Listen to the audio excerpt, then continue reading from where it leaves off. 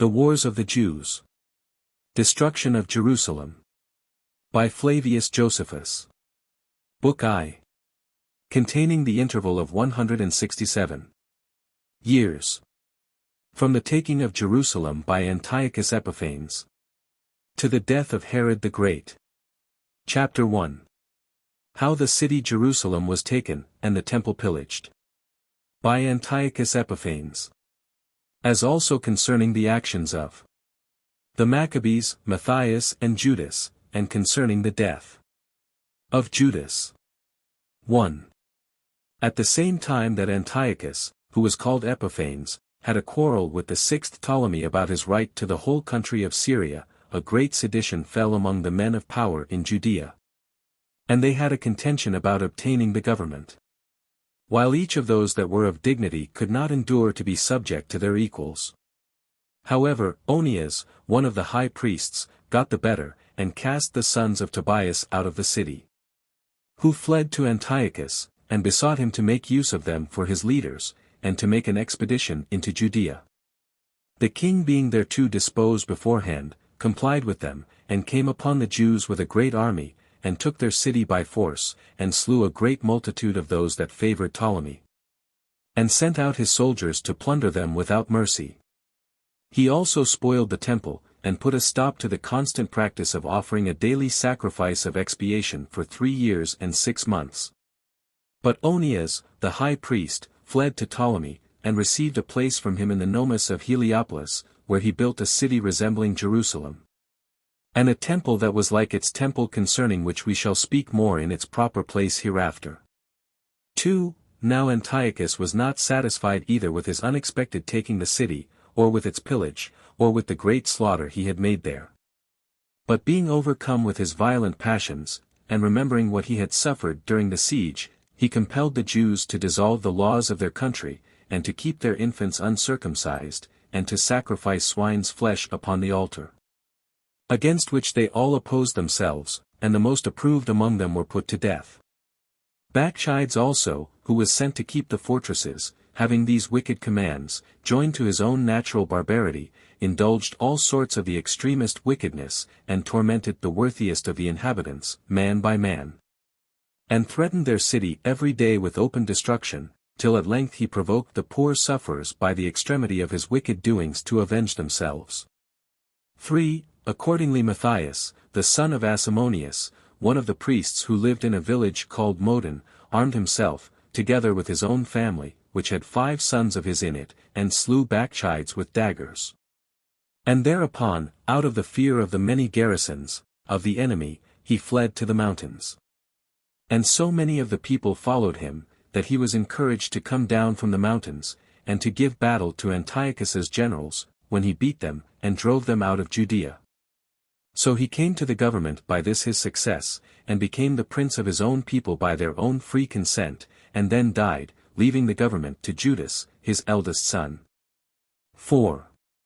Now Judas, supposing that Antiochus would not lie still, gathered an army out of his own countrymen, and was the first that made a league of friendship with the Romans. And drove Epiphanes out of the country when he had made a second expedition into it, and this by giving him a great defeat there.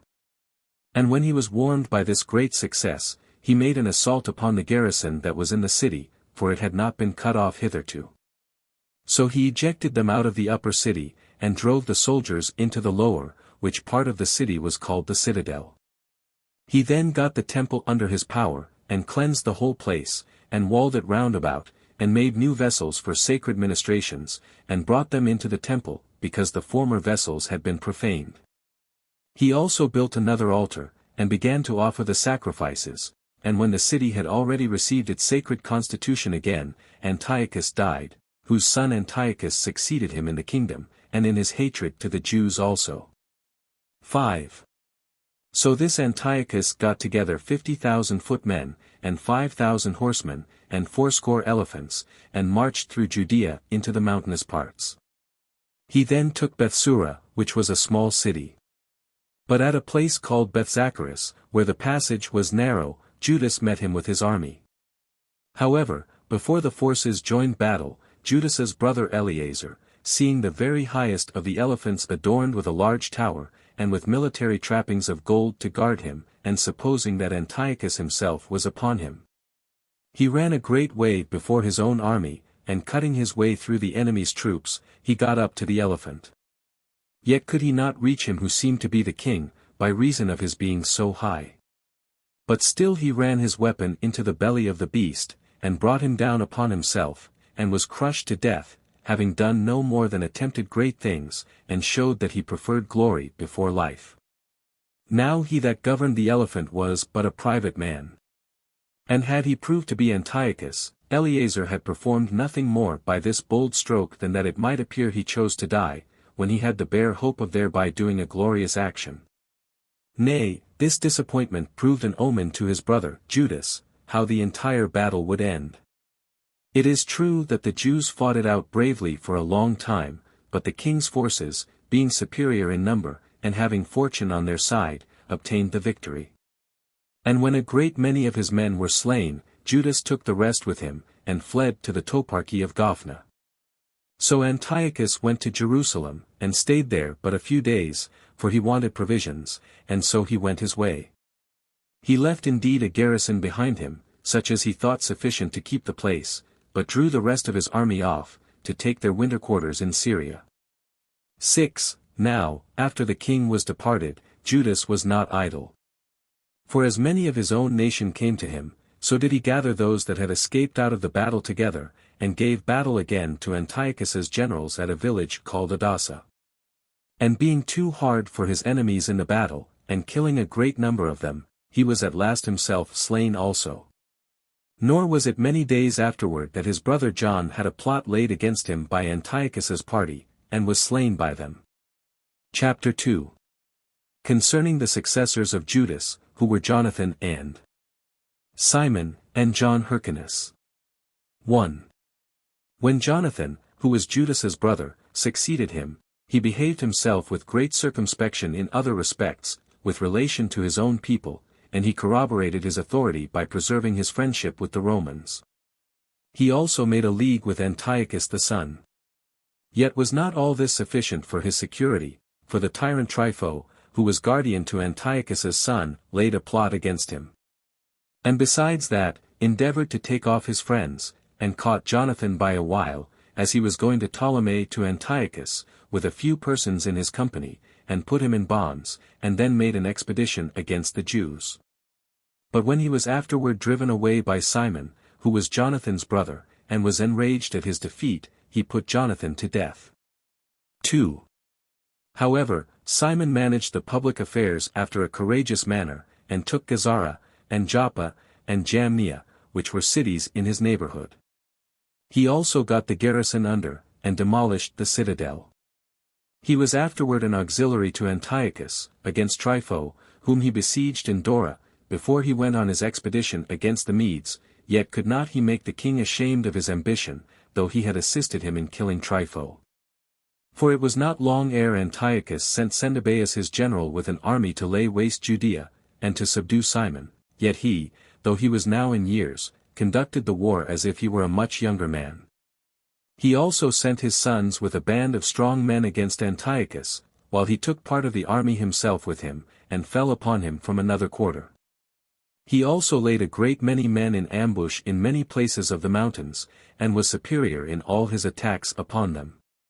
And when he had been conqueror after so glorious a manner, he was made high priest, and also freed the Jews from the dominion of the Macedonians, after 170 years of the empire of Seleucus. 3. This Simon also had a plot laid against him, and was slain at a feast by his son-in-law Ptolemy, who put his wife and 2 sons into prison, and sent some persons to kill John, who was also called Hyrcanus. But when the young man was informed of their coming beforehand, he made haste to get to the city, as having a very great confidence in the people there, both on account of the memory of the glorious actions of his father, and of the hatred they could not but bear to the injustice of Ptolemy. Ptolemy also made an attempt to get into the city by another gate, but was repelled by the people, who had just then admitted of Hyrcanus, so he retired presently to one of the fortresses that were about Jericho, which was called Dagon. Now when Hyrcanus had received the high priesthood, which his father had held before, and had offered sacrifice to God, he made great haste to attack Ptolemy, that he might afford relief to his mother and brethren. 4. So he laid siege to the fortress, and was superior to Ptolemy in other respects, but was overcome by him as to the just affection he had for his relations. For when Ptolemy was distressed, he brought forth his mother, and his brethren, and set them upon the wall, and beat them with rods in everybody's sight, and threatened, that unless he would go away immediately, he would throw them down headlong.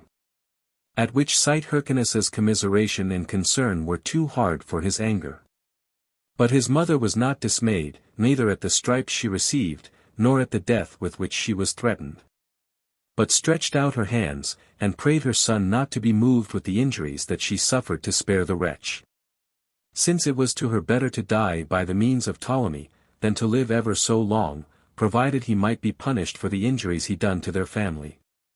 Now John's case was this: when he considered the courage of his mother, and heard her entreaty, he set about his attacks, but when he saw her beaten, and torn to pieces with the stripes, he grew feeble, and was entirely overcome by his affections. And as the siege was delayed by this means, the year of rest came on, upon which the Jews rest every 7th year as they do on every 7th day. On this year, therefore, Ptolemy was freed from being besieged, and slew the brethren of John, with their mother, and fled to Zeno, who was also called Catullus, who was tyrant of Philadelphia. 5. And now Antiochus was so angry at what he had suffered from Simon, that he made an expedition into Judea, and sat down before Jerusalem and besieged Hyrcanus. But Hyrcanus opened the sepulchre of David, who was the richest of all kings, and took thence about 3,000 talents in money, and induced Antiochus, by the promise of 3,000 talents, to raise the siege.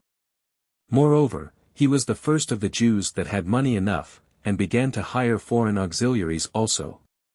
6. However, at another time, when Antiochus was gone upon an expedition against the Medes, and so gave Hyrcanus an opportunity of being revenged upon him, he immediately made an attack upon the cities of Syria, as thinking, what proved to be the case with them, that he should find them empty of good troops.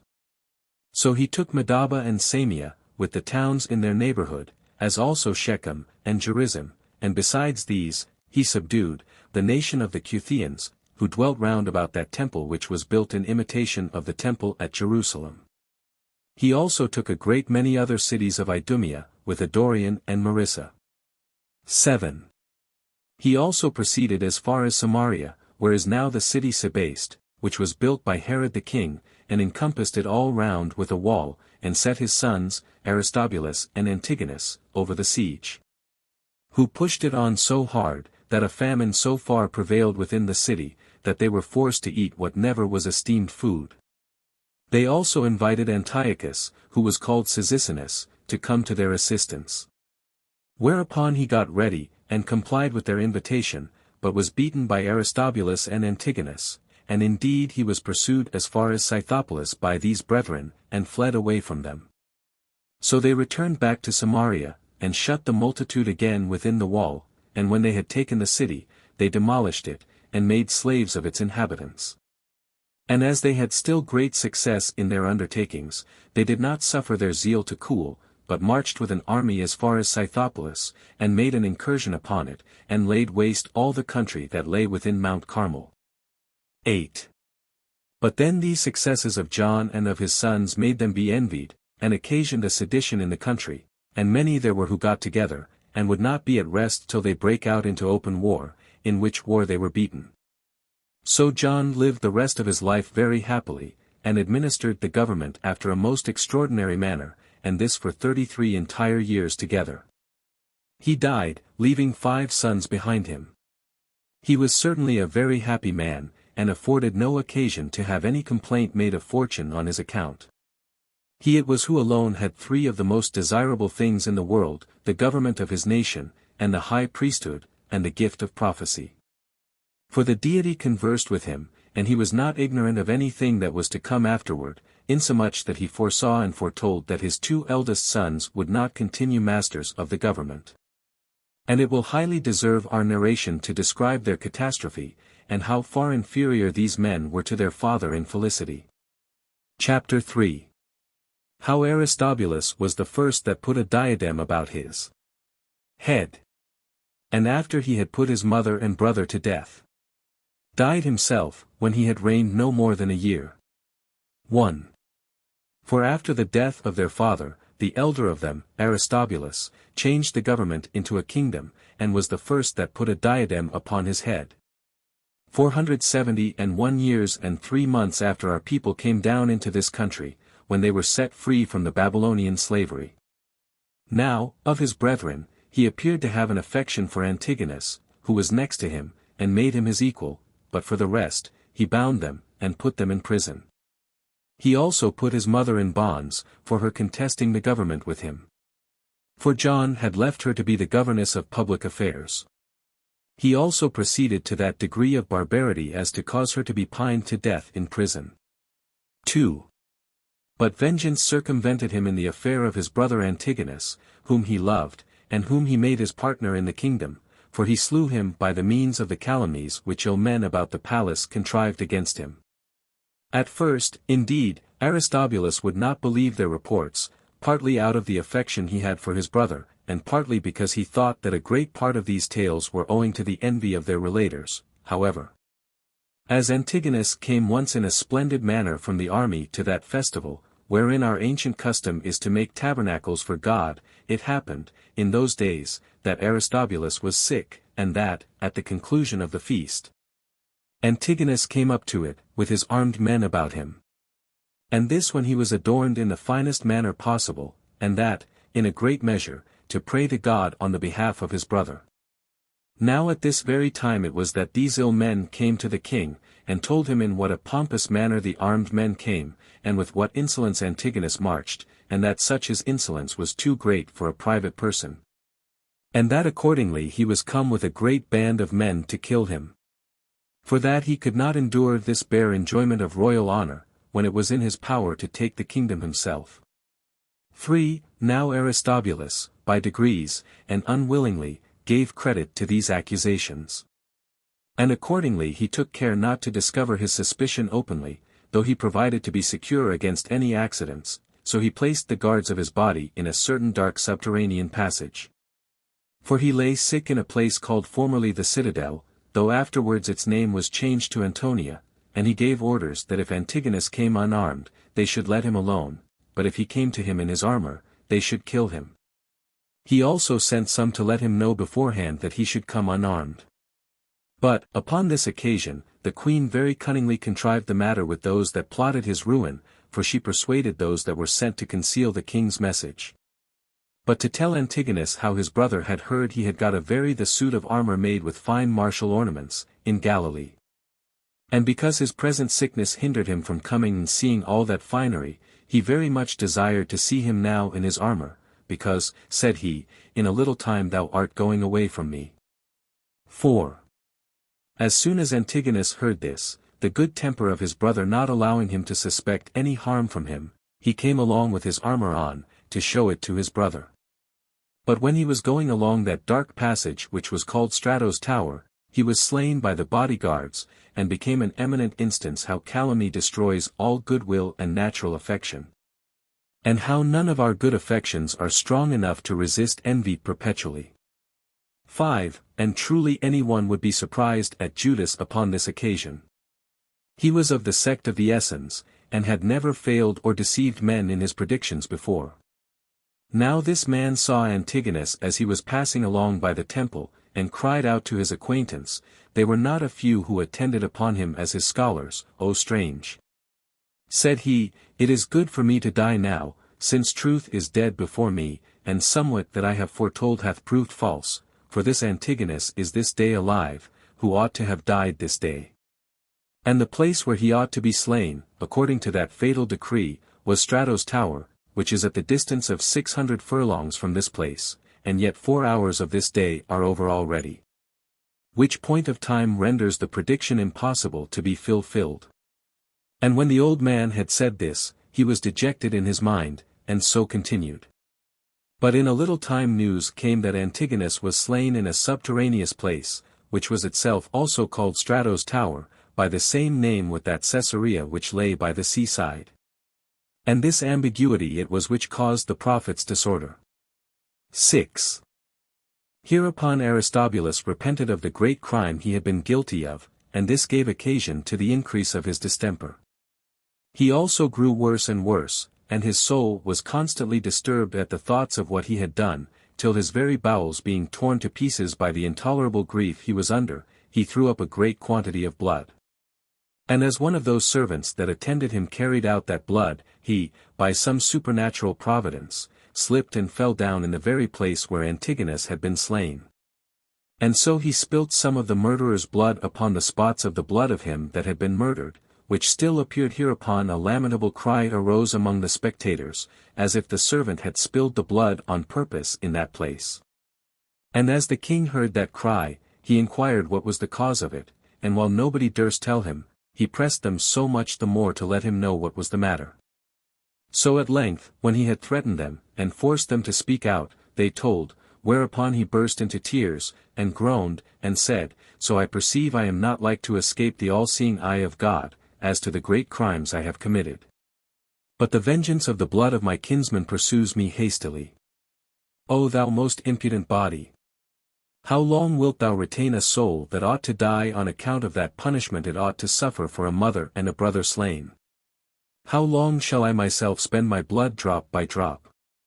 Let them take it all at once, and let their ghosts no longer be disappointed by a few parcels of my bowels offered to them.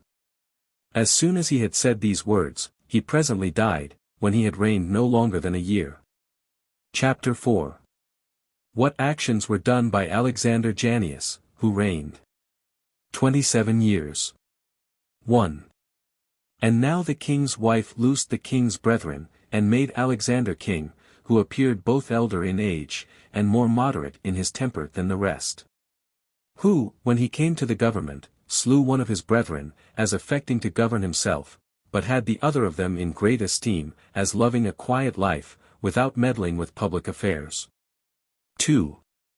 Now it happened that there was a battle between him and Ptolemy, who was called Lathyrus, who had taken the city Asochus. He indeed slew a great many of his enemies, but the victory rather inclined to Ptolemy. But when this Ptolemy was pursued by his mother Cleopatra, and retired into Egypt, Alexander besieged Gadara, and took it. As also he did Amathus, which was the strongest of all the fortresses that were about Jordan, and therein were the most precious of all the possessions of Theodorus, the son of Zeno. Whereupon Theodorus marched against him, and took what belonged to himself as well as the king's baggage, and slew 10,000 of the Jews. However, Alexander recovered this blow, and turned his force towards the maritime parts, and took Raphia and Gaza, with Anthedon also, which was afterwards called Agrippias by King Herod. 3. But when he had made slaves of the citizens of all these cities, the nation of the Jews made an insurrection against him at a festival, for at those feasts seditions are generally begun.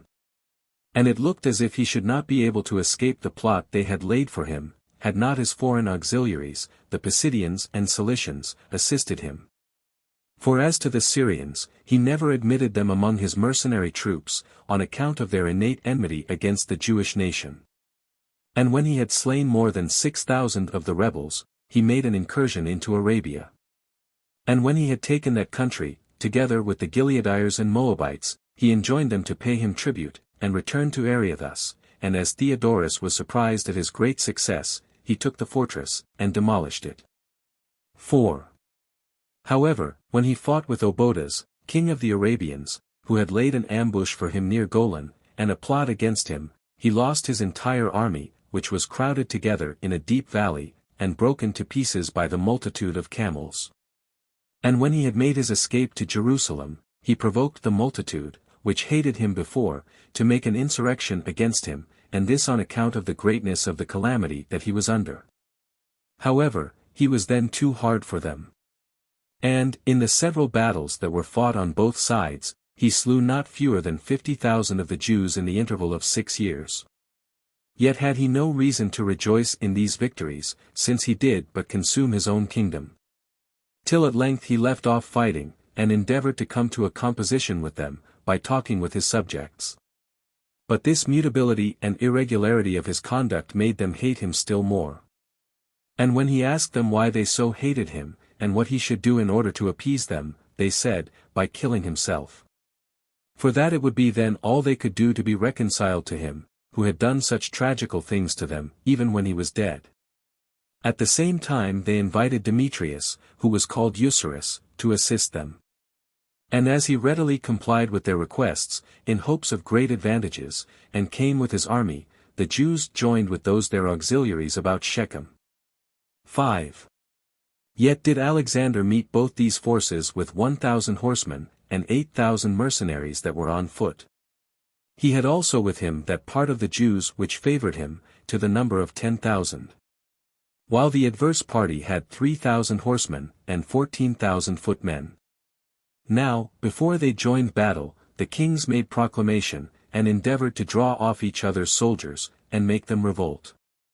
While Demetrius hoped to induce Alexander's mercenaries to leave him, and Alexander hoped to induce the Jews that were with Demetrius to leave him. But since neither the Jews would leave off their rage, nor the Greeks prove unfaithful, they came to an engagement, and to a close fight with their weapons. In which battle Demetrius was the conqueror, although Alexander's mercenaries showed the greatest exploits, both in soul and body. Yet did the upshot of this battle prove different from what was expected, as to both of them. For neither did those that invited Demetrius to come to them continue firm to him, though he was conqueror, and 6,000 Jews, out of pity to the change of Alexander's condition, when he was fled to the mountains, came over to him.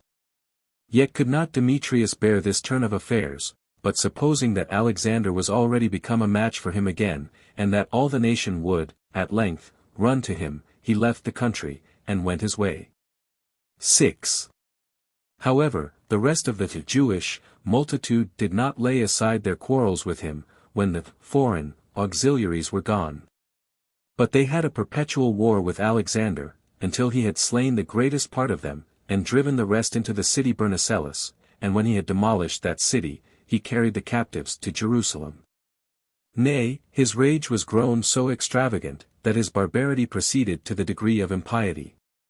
For when he had ordered 800 to be hung upon crosses in the midst of the city, he had the throats of their wives and children cut before their eyes, and these executions he saw as he was drinking and lying down with his concubines.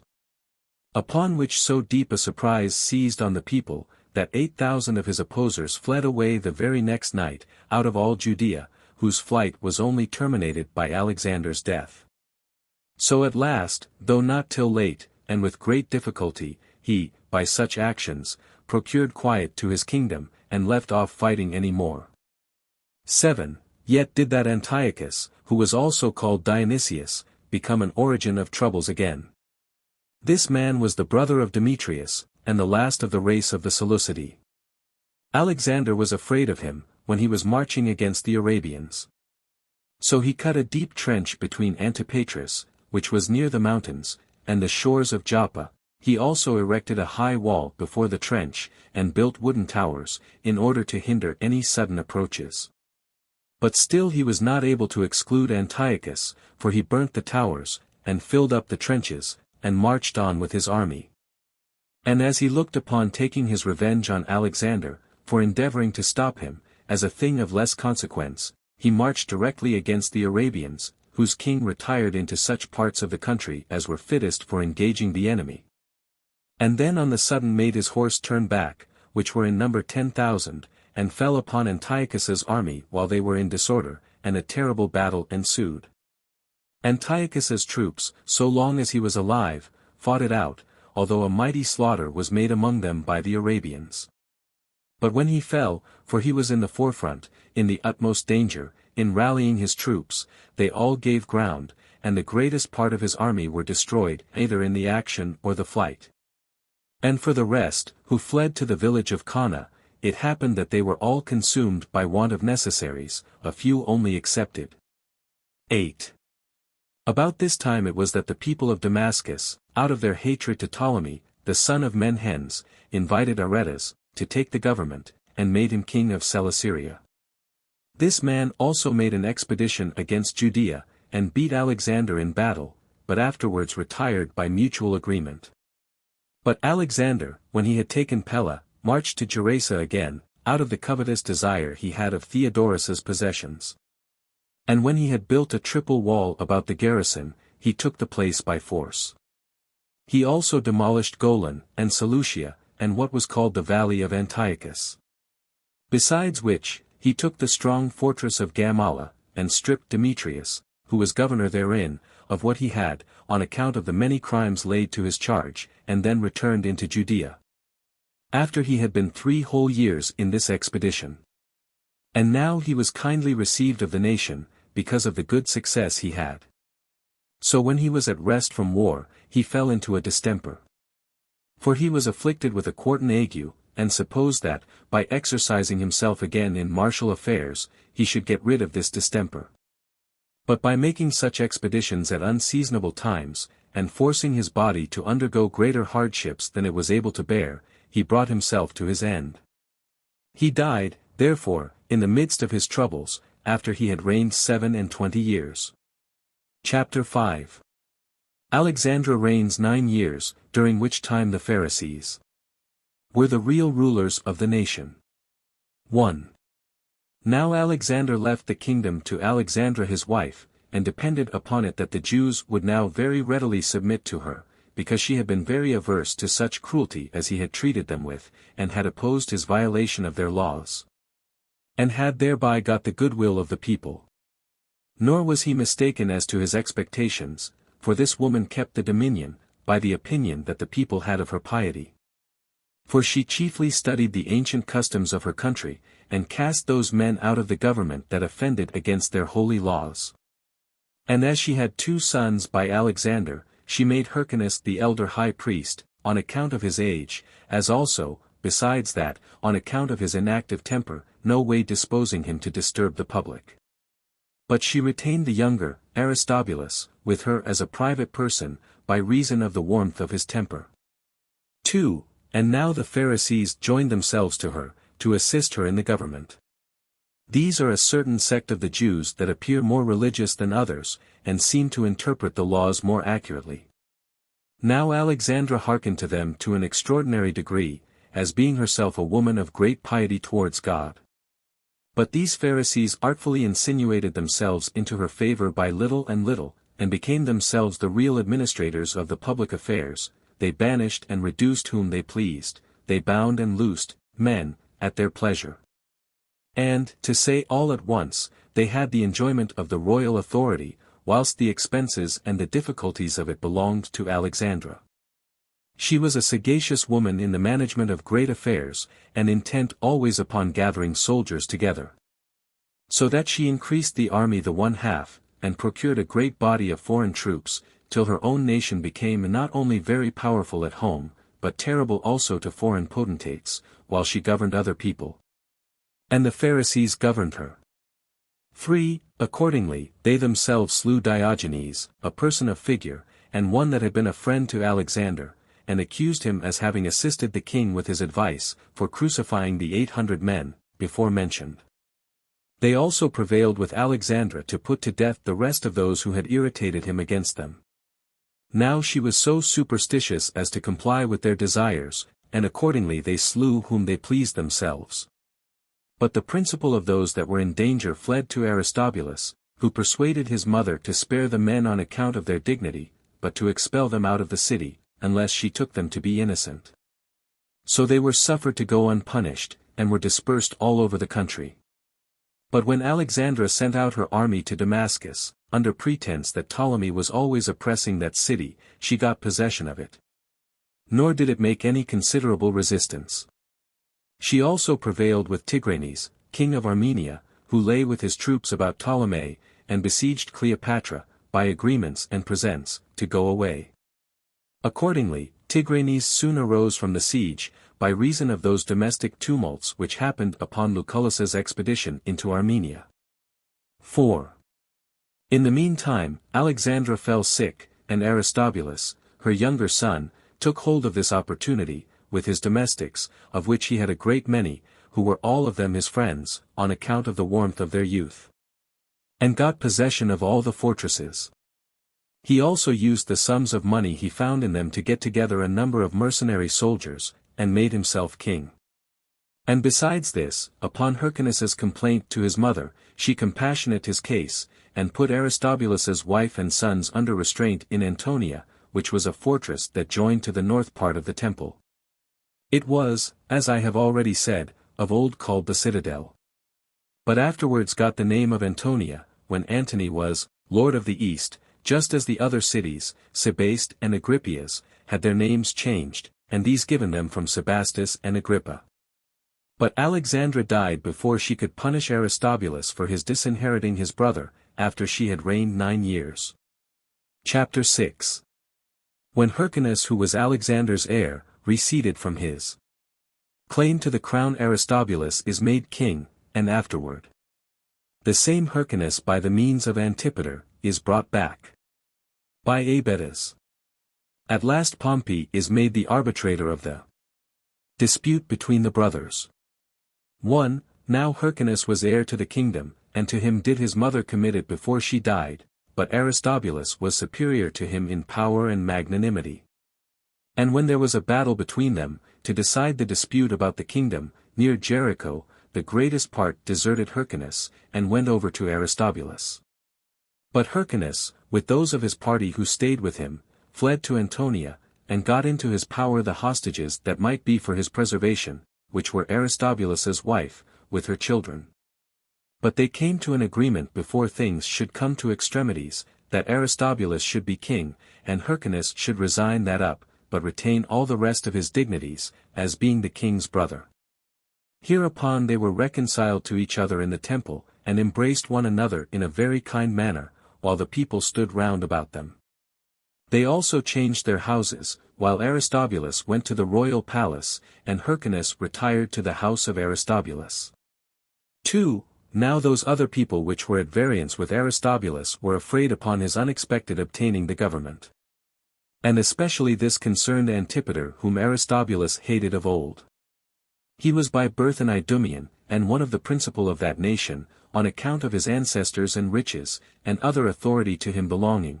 He also persuaded Hyrcanus to fly to Aretas, the king of Arabia, and to lay claim to the kingdom.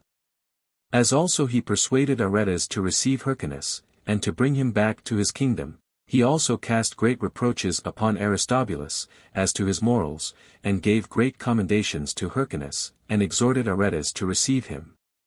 And told him how becoming a filing it would be for him, who ruled so great a kingdom, to afford his assistance to such as are injured.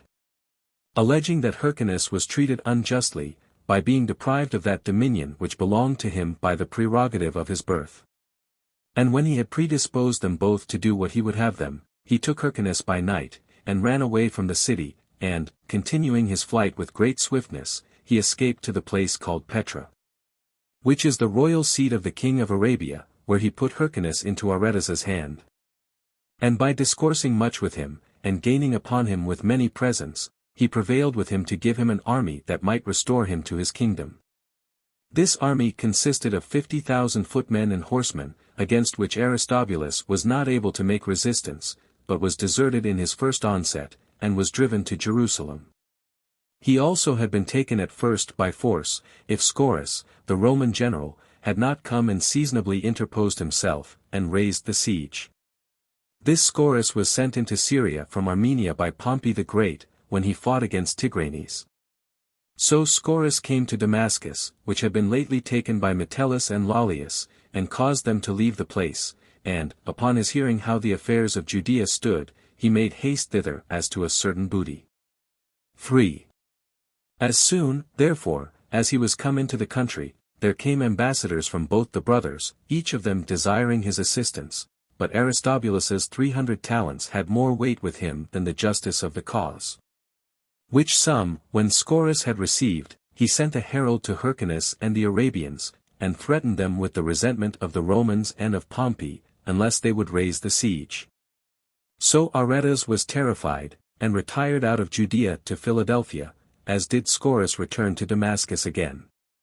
Nor was Aristobulus satisfied with escaping, out of his brother's hands, but gathered all his forces together, and pursued his enemies, and fought them at a place called Paparon, and slew about 6,000 of them, and together with them Antipater's brother Phalion. 4. When Hyrcanus and Antipater were thus deprived of their hopes from the Arabians, they transferred the same to their adversaries, and because Pompey had passed through Syria, and was come to Damascus, they fled to him for assistance. And, without any bribes, they made the same equitable pleas that they had used to Aretas, and besought him to hate the violent behavior of Aristobulus, and to bestow the kingdom on him to whom it justly belonged, both on account of his good character and on account of his superiority in age. However, neither was Aristobulus wanting to himself in this case, as relying on the bribes that Scaurus had received, he was also there himself, and adorned himself after a manner the most agreeable to royalty that he was able. But he soon thought it beneath him to come in such a servile manner, and could not endure to serve his own ends in a way so much more abject than he was used to, so he departed from Diospolis. 5. At this his behavior Pompey had great indignation. Hyrcanus also and his friends made great intercessions to Pompey, so he took not only his Roman forces, but many of his Syrian auxiliaries, and marched against Aristobulus. But when he had passed by Pella and Scythopolis, and was come to Corea, where you enter into the country of Judea, when you go up to it through the Mediterranean parts, he heard that Aristobulus was fled to Alexandrium, which is a stronghold fortified with the utmost magnificence, and situated upon a high mountain. And he sent to him, and commanded him to come down. Now his inclination was to try his fortune in a battle, since he was called in such an imperious manner, rather than to comply with that call. However, he saw the multitude were in great fear, and his friends exhorted him to consider what the power of the Romans was, and how it was irresistible, so he complied with their advice, and came down to Pompey. And when he had made a long apology for himself, and for the justness of his cause in taking the government, he returned to the fortress. And when his brother invited him again, to plead his cause, he came down and spake about the justice of it, and then went away without any hindrance from Pompey, so he was between hope and fear. And when he came down, it was to prevail with Pompey to allow him the government entirely, and when he went up to the citadel, it was that he might not appear to debase himself too low. However, Pompey commanded him to give up his fortified places, and forced him to write to every one of their governors to yield them up, they having had this charge given them, to obey no letters but what were of his own handwriting. Accordingly he did what he was ordered to do, but had still an indignation at what was done, and retired to Jerusalem, and prepared to fight with Pompey. 6. But Pompey did not give him time to make any preparations for a siege, but followed him at his heels. He was also obliged to make haste in his attempt, by the death of Mithridates, of which he was informed about Jericho. Now here is the most fruitful country of Judea, which bears a vast number of palm trees besides the balsam tree, whose sprouts they cut with sharp stones, and at the incisions they gather the juice, which drops down like tears. So Pompey pitched his camp in that place one night, and then hasted away the next morning to Jerusalem, but Aristobulus was so affrighted at his approach, that he came and met him by way of supplication. He also promised him money, and that he would deliver up both himself and the city into his disposal, and thereby mitigated the anger of Pompey. Yet did not he perform any of the conditions he had agreed to. For Aristobulus's party would not so much as admit Gabinius into the city, who was sent to receive the money that he had promised. Chapter 7. How Pompey had the city of Jerusalem delivered up to him but took the temple by force. How he went into the Holy of Holies, as also what were his other exploits in Judea. 1. At this treatment Pompey was very angry, and took Aristobulus into custody. And when he was come to the city, he looked about where he might make his attack, for he saw the walls were so firm, that it would be hard to overcome them, and that the valley before the walls was terrible.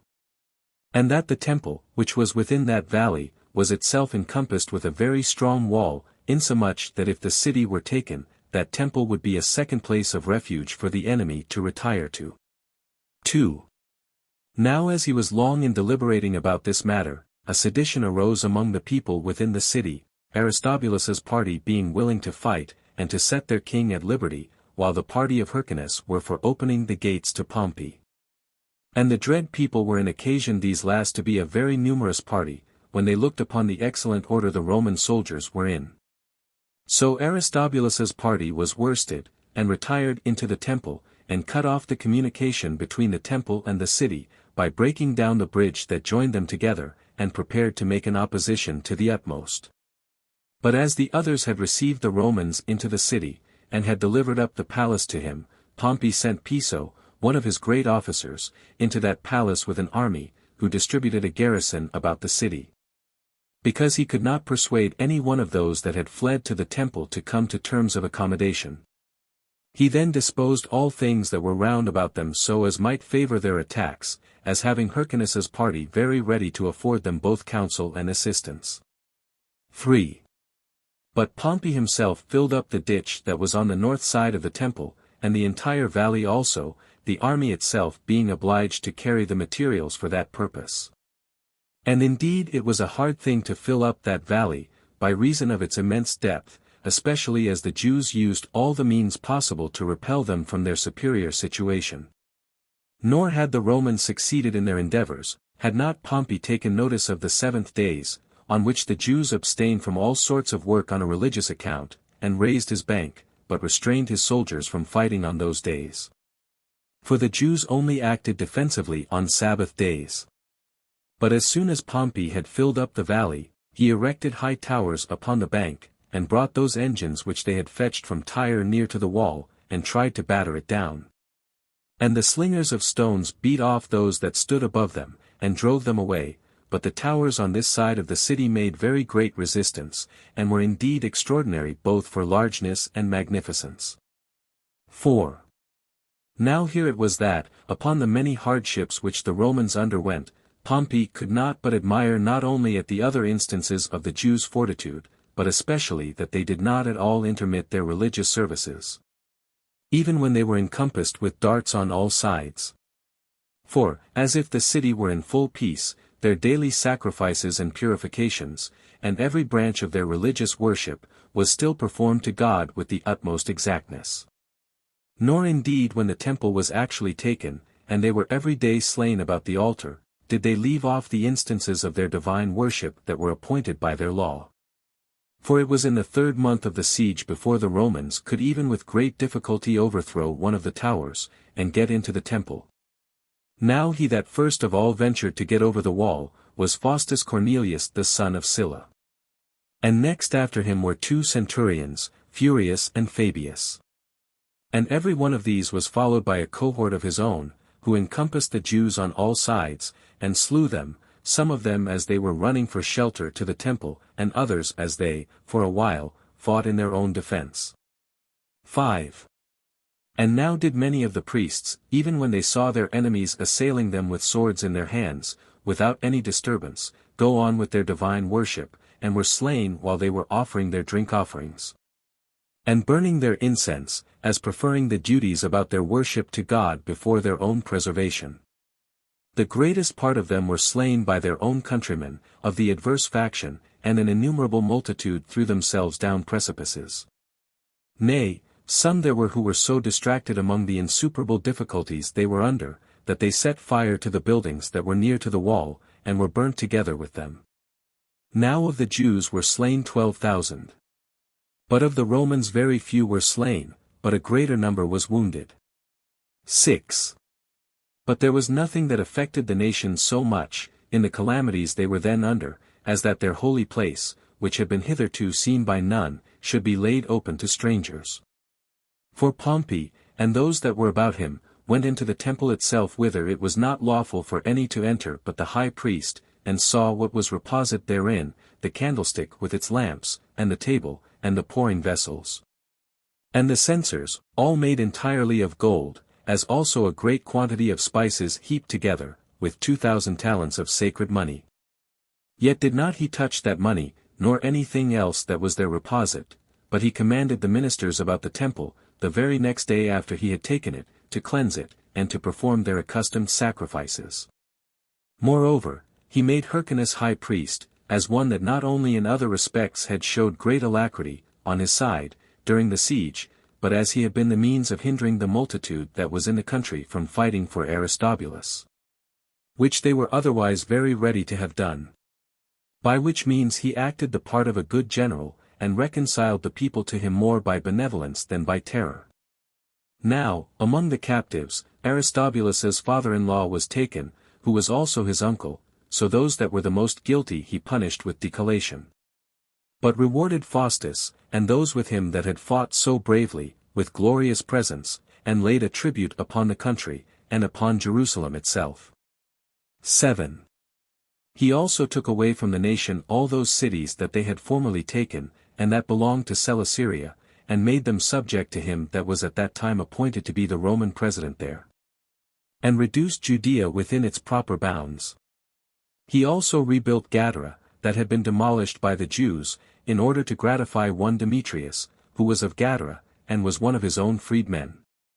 He also made other cities free from their dominion, that lay in the midst of the country, such, as they had not demolished before that time, Hippos, and Scythopolis, as also Pella, and Samaria, and Marissa.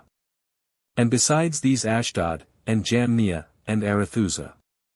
And in like manner dealt he with the maritime cities, Gaza, and Joppa, and Dora, and that which was anciently called Strato's Tower, but was afterward rebuilt with the most magnificent edifices, and had its name changed to Caesarea, by King Herod. All which he restored to their own citizens, and put them under the province of Syria. Which province, together with Judea, and the countries as far as Egypt and Euphrates, he committed to Scoras as their governor, and gave him 2 legions to support him. While he made all the haste he could himself to go through Cilicia, in his way to Rome, having Aristobulus and his children along with him as his captives. They were 2 daughters and 2 sons. The one of which sons, Alexander, ran away as he was going, but the younger, Antigonus, with his sisters, were carried to Rome. Chapter 8. Alexander, the son of Aristobulus, who ran away from Pompey, makes an expedition against Hyrcanus, but being overcome by Gabinius he delivers up the fortresses to him. After this, Aristobulus escapes from Rome and gathers an army together. But being beaten by the Romans, he is brought back to Rome. With other things relating to Gabinius, Crassus and Cassius. 1. In the meantime, Scoras made an expedition into Arabia, but was stopped by the difficulty of the places about Petra. However, he laid waste the country about Pella, though even there he was under great hardship. For his army was afflicted with famine. In order to supply which want, Hyrcanus afforded him some assistance, and sent him provisions by the means of Antipater. Whom also Scoras sent to Aretas, as one well acquainted with him, to induce him to pay him money to buy his peace. The king of Arabia complied with the proposal, and gave him 300 talents, upon which Scoras drew his army out of Arabia. 2. But as for Alexander, that son of Aristobulus who ran away from Pompey, in some time he got a considerable band of men together, and lay heavy upon Hyrcanus, and overran Judea, and was likely to overturn him quickly. And indeed he had come to Jerusalem, and had ventured to rebuild its wall that was thrown down by Pompey, had not Gabinius, who was sent as successor to Scoras into Syria, showed his bravery, as in many other points. So in making an expedition against Alexander, who, as he was afraid that he would attack him, so he got together a large army, composed of 10,000 armed footmen, and 1,500 horsemen. He also built walls about proper places, Alexandrium, and Hyrcanium, and Machaerus, that lay upon the mountains of Arabia. 3. However, Gabinius sent before him Marcus Antonius, and followed himself with his whole army. But for the select body of soldiers that were about Antipater, and another body of Jews under the command of Malichus and Pythalas, these joined themselves to those captains that were about Marcus Antonius, and met Alexander. To which body came Gabinius with his main army soon afterward, and as Alexander was not able to sustain the charge of the enemy's forces, now they were joined, he retired. But when he was come near to Jerusalem, he was forced to fight, and lost 6,000 men in the battle, 3,000 of which fell down dead, and 3,000 were taken alive, so he fled with the remainder to Alexandrium. 4. Now when Gabinius was come to Alexandrium, because he found a great many there encamped, he tried, by promising them pardon for their former offenses, to induce them to come over to him before it came to a fight. But when they would hearken to no terms of accommodation, he slew a great number of them, and shut up a great number of them in the citadel. Now Marcus Antonius, their leader, signalized himself in this battle, who, as he always showed great courage, so did he never show it so much as now. But Gabinius, leaving forces to take the citadel, went away himself, and settled the cities that had not been demolished, and rebuilt those that had been destroyed. Accordingly, upon his injunctions, the following cities were restored: Scythopolis, and Samaria, and Anthedon, and Apollonia, and Jamnia, and Raphia, and Mariassa, and Adorius, and Gamala, and Ashdod, and many others. While a great number of men readily ran to each of them, and became their inhabitants. 5. When Gabinius had taken care of these cities, he returned to Alexandrium, and pressed on the siege. So when Alexander despaired of ever obtaining the government, he sent ambassadors to him, and prayed him to forgive what he had offended him in, and gave up to him the remaining fortresses, Hyrcanium and Machaerus. As he put Alexandrium into his hands afterwards. All which Gabinius demolished, at the persuasion of Alexander's mother, that they might not be receptacles of men in a second war. She was now there in order to mollify Gabinius, out of her concern for her relations that were captives at Rome, which were her husband and her other children. After this Gabinius brought Hyrcanus to Jerusalem, and committed the care of the temple to him, but ordained the other political government to be by an aristocracy. He also parted the whole nation into 5 conventions, assigning one portion to Jerusalem, another to Gadara, that another should belong to Amathus, a 4th to Jericho, and to the 5th division was allotted Sepphoris, a city of Galilee. So the people were glad to be thus freed from monarchical government, and were governed for the future by all aristocracy. 6. Yet did Aristobulus afford another foundation for new disturbances. He fled away from Rome, and got together again many of the Jews that were desirous of a change, such as had borne an affection to him of old, and when he had taken Alexandrium in the first place, he attempted to build a wall about it. But as soon as Gabinius had sent an army against him under Siscuria, and Antonius, and Servilius, he was aware of it, and retreated to Machaerus. And as for the unprofitable multitude, he dismissed them, and only marched on with those that were armed, being to the number of 8,000, among whom was Pythilaus, who had been the lieutenant at Jerusalem. But deserted to Aristobulus with 1,000 of his men. So the Romans followed him, and when it came to a battle, Aristobulus's party for a long time fought courageously. But at length they were overborne by the Romans, and of them 5,000 fell down dead, and about 2,000 fled to a certain little hill, but the 1,000 that remained with Aristobulus brake through the Roman army, and marched together to Machaerus. And when the king had lodged the first night upon its ruins, he was in hopes of raising another army, if the war would but cease a while. Accordingly, he fortified that strong hold, though it was done after a poor manner.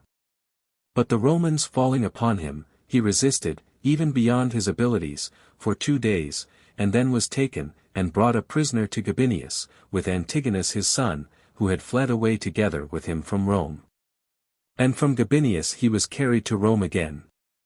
Wherefore the Senate put him under confinement, but returned his children back to Judea, because Gabinius informed them by letters that he had promised Aristobulus's mother to do so, for her delivering the fortresses up to him. 7. But now as Gabinius was marching to the war against the Parthians, he was hindered by Ptolemy, whom, upon his return from Euphrates, he brought back into Egypt, making use of Hyrcanus and Antipater to provide everything that was necessary for this expedition. For Antipater furnished him with money, and weapons, and corn, and auxiliaries. He also prevailed with the Jews that were there, and guarded the avenues at Pelusium, to let them pass. But now, upon Gabinius's absence, the other part of Syria was in motion, and Alexander, the son of Aristobulus, brought the Jews to revolt again. Accordingly, he got together a very great army, and set about killing all the Romans that were in the country. Hereupon Gabinius was afraid, for he was come back already out of Egypt, and obliged to come back quickly by these tumults, and sent Antipater, who prevailed with some of the revolters to be quiet. However, 30,000 still continued with Alexander, who was himself eager to fight also. Accordingly, Gabinius went out to fight, when the Jews met him. And as the battle was fought near Mount Tabor, 10,000 of them were slain, and the rest of the multitude dispersed themselves, and fled away. So Gabinius came to Jerusalem, and settled the government as Antipater would have it. Thence he marched, and fought and beat the Nabateans. As for Mithridates and Orsanes, who fled out of Parthin, he sent them away privately, but gave it out among the soldiers that they had run away. 8. In the meantime, Crassus came as successor to Gabinius in Syria. He took away all the rest of the gold belonging to the temple of Jerusalem, in order to furnish himself for his expedition against the Parthians. He also took away the 2,000 talents which Pompey had not touched, but when he had passed over Euphrates, he perished himself and his army with him, concerning which affairs this is not a proper time to speak more largely. 9.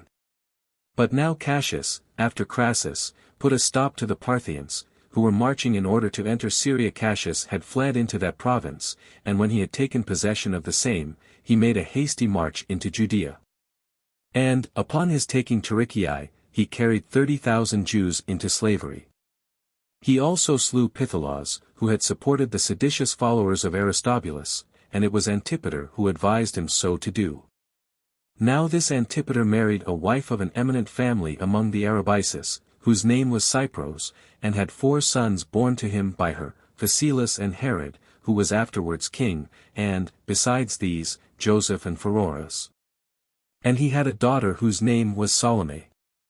Now as he made himself friends among the men of power everywhere, by the kind offices he did them, and the hospitable manner that he treated them, so did he contract the greatest friendship with the king of Arabia, by marrying his relation, insomuch that when he made war with Aristobulus, he sent and entrusted his children with him.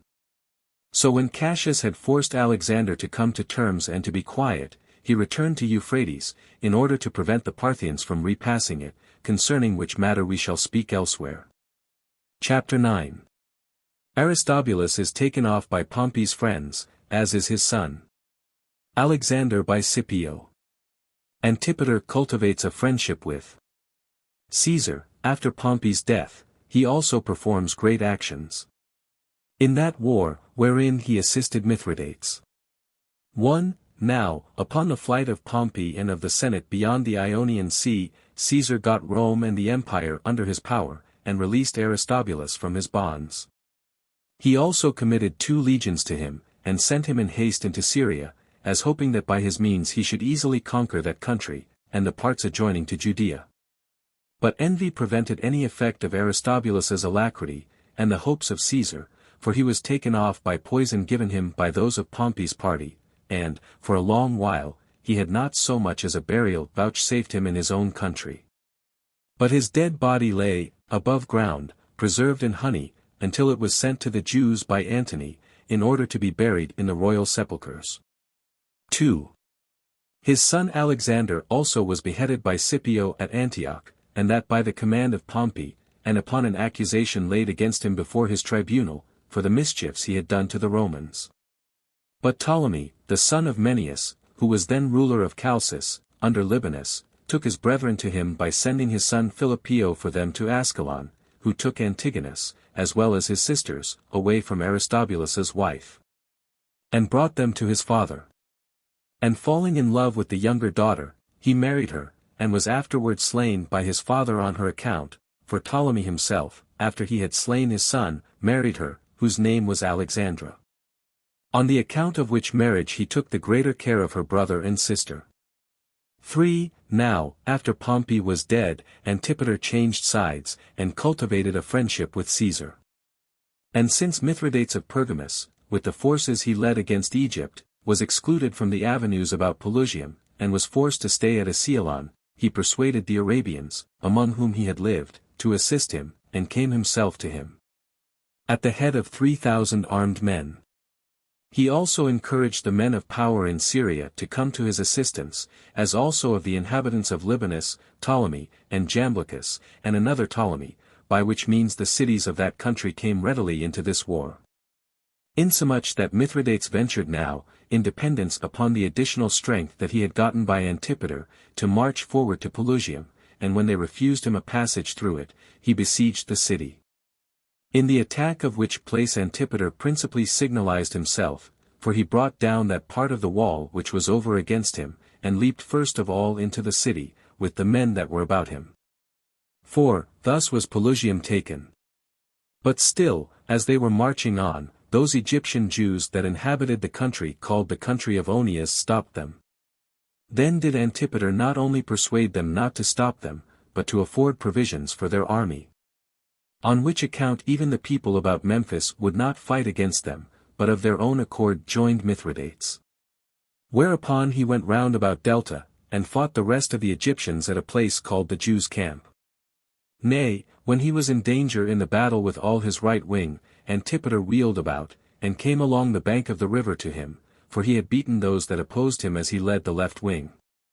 After which success he fell upon those that pursued Mithridates, and slew a great many of them, and pursued the remainder so far that he took their camp, while he lost no more than 80 of his own men. As Mithridates lost, during the pursuit that was made after him, about 800. He was also himself saved unexpectedly, and became an unreproachable witness to Caesar of the great actions of Antipater. 5. Whereupon Caesar encouraged Antipater to undertake other hazardous enterprises for him, and that by giving him great commendations and hopes of reward. In all which enterprises he readily exposed himself to many dangers, and became a most courageous warrior, and had many wounds almost all over his body, as demonstrations of his valor. And when Caesar had settled the affairs of Egypt, and was returning into Syria again, he gave him the privilege of a Roman citizen, and freedom from taxes. And rendered him an object of admiration by the honors and marks of friendship he bestowed upon him. On this account it was that he also confirmed Hyrcanus in the high priesthood. Chapter 10. Caesar makes Antipater procurator of Judea, as does Antipater appoint Phasaelus to be governor of Jerusalem, and Herod governor of Galilee, who, in some time, was called to answer for himself, before the Sanhedrim, where he is acquitted. Sextus Caesar is treacherously killed by Bassus, and is succeeded by Marcus. 1.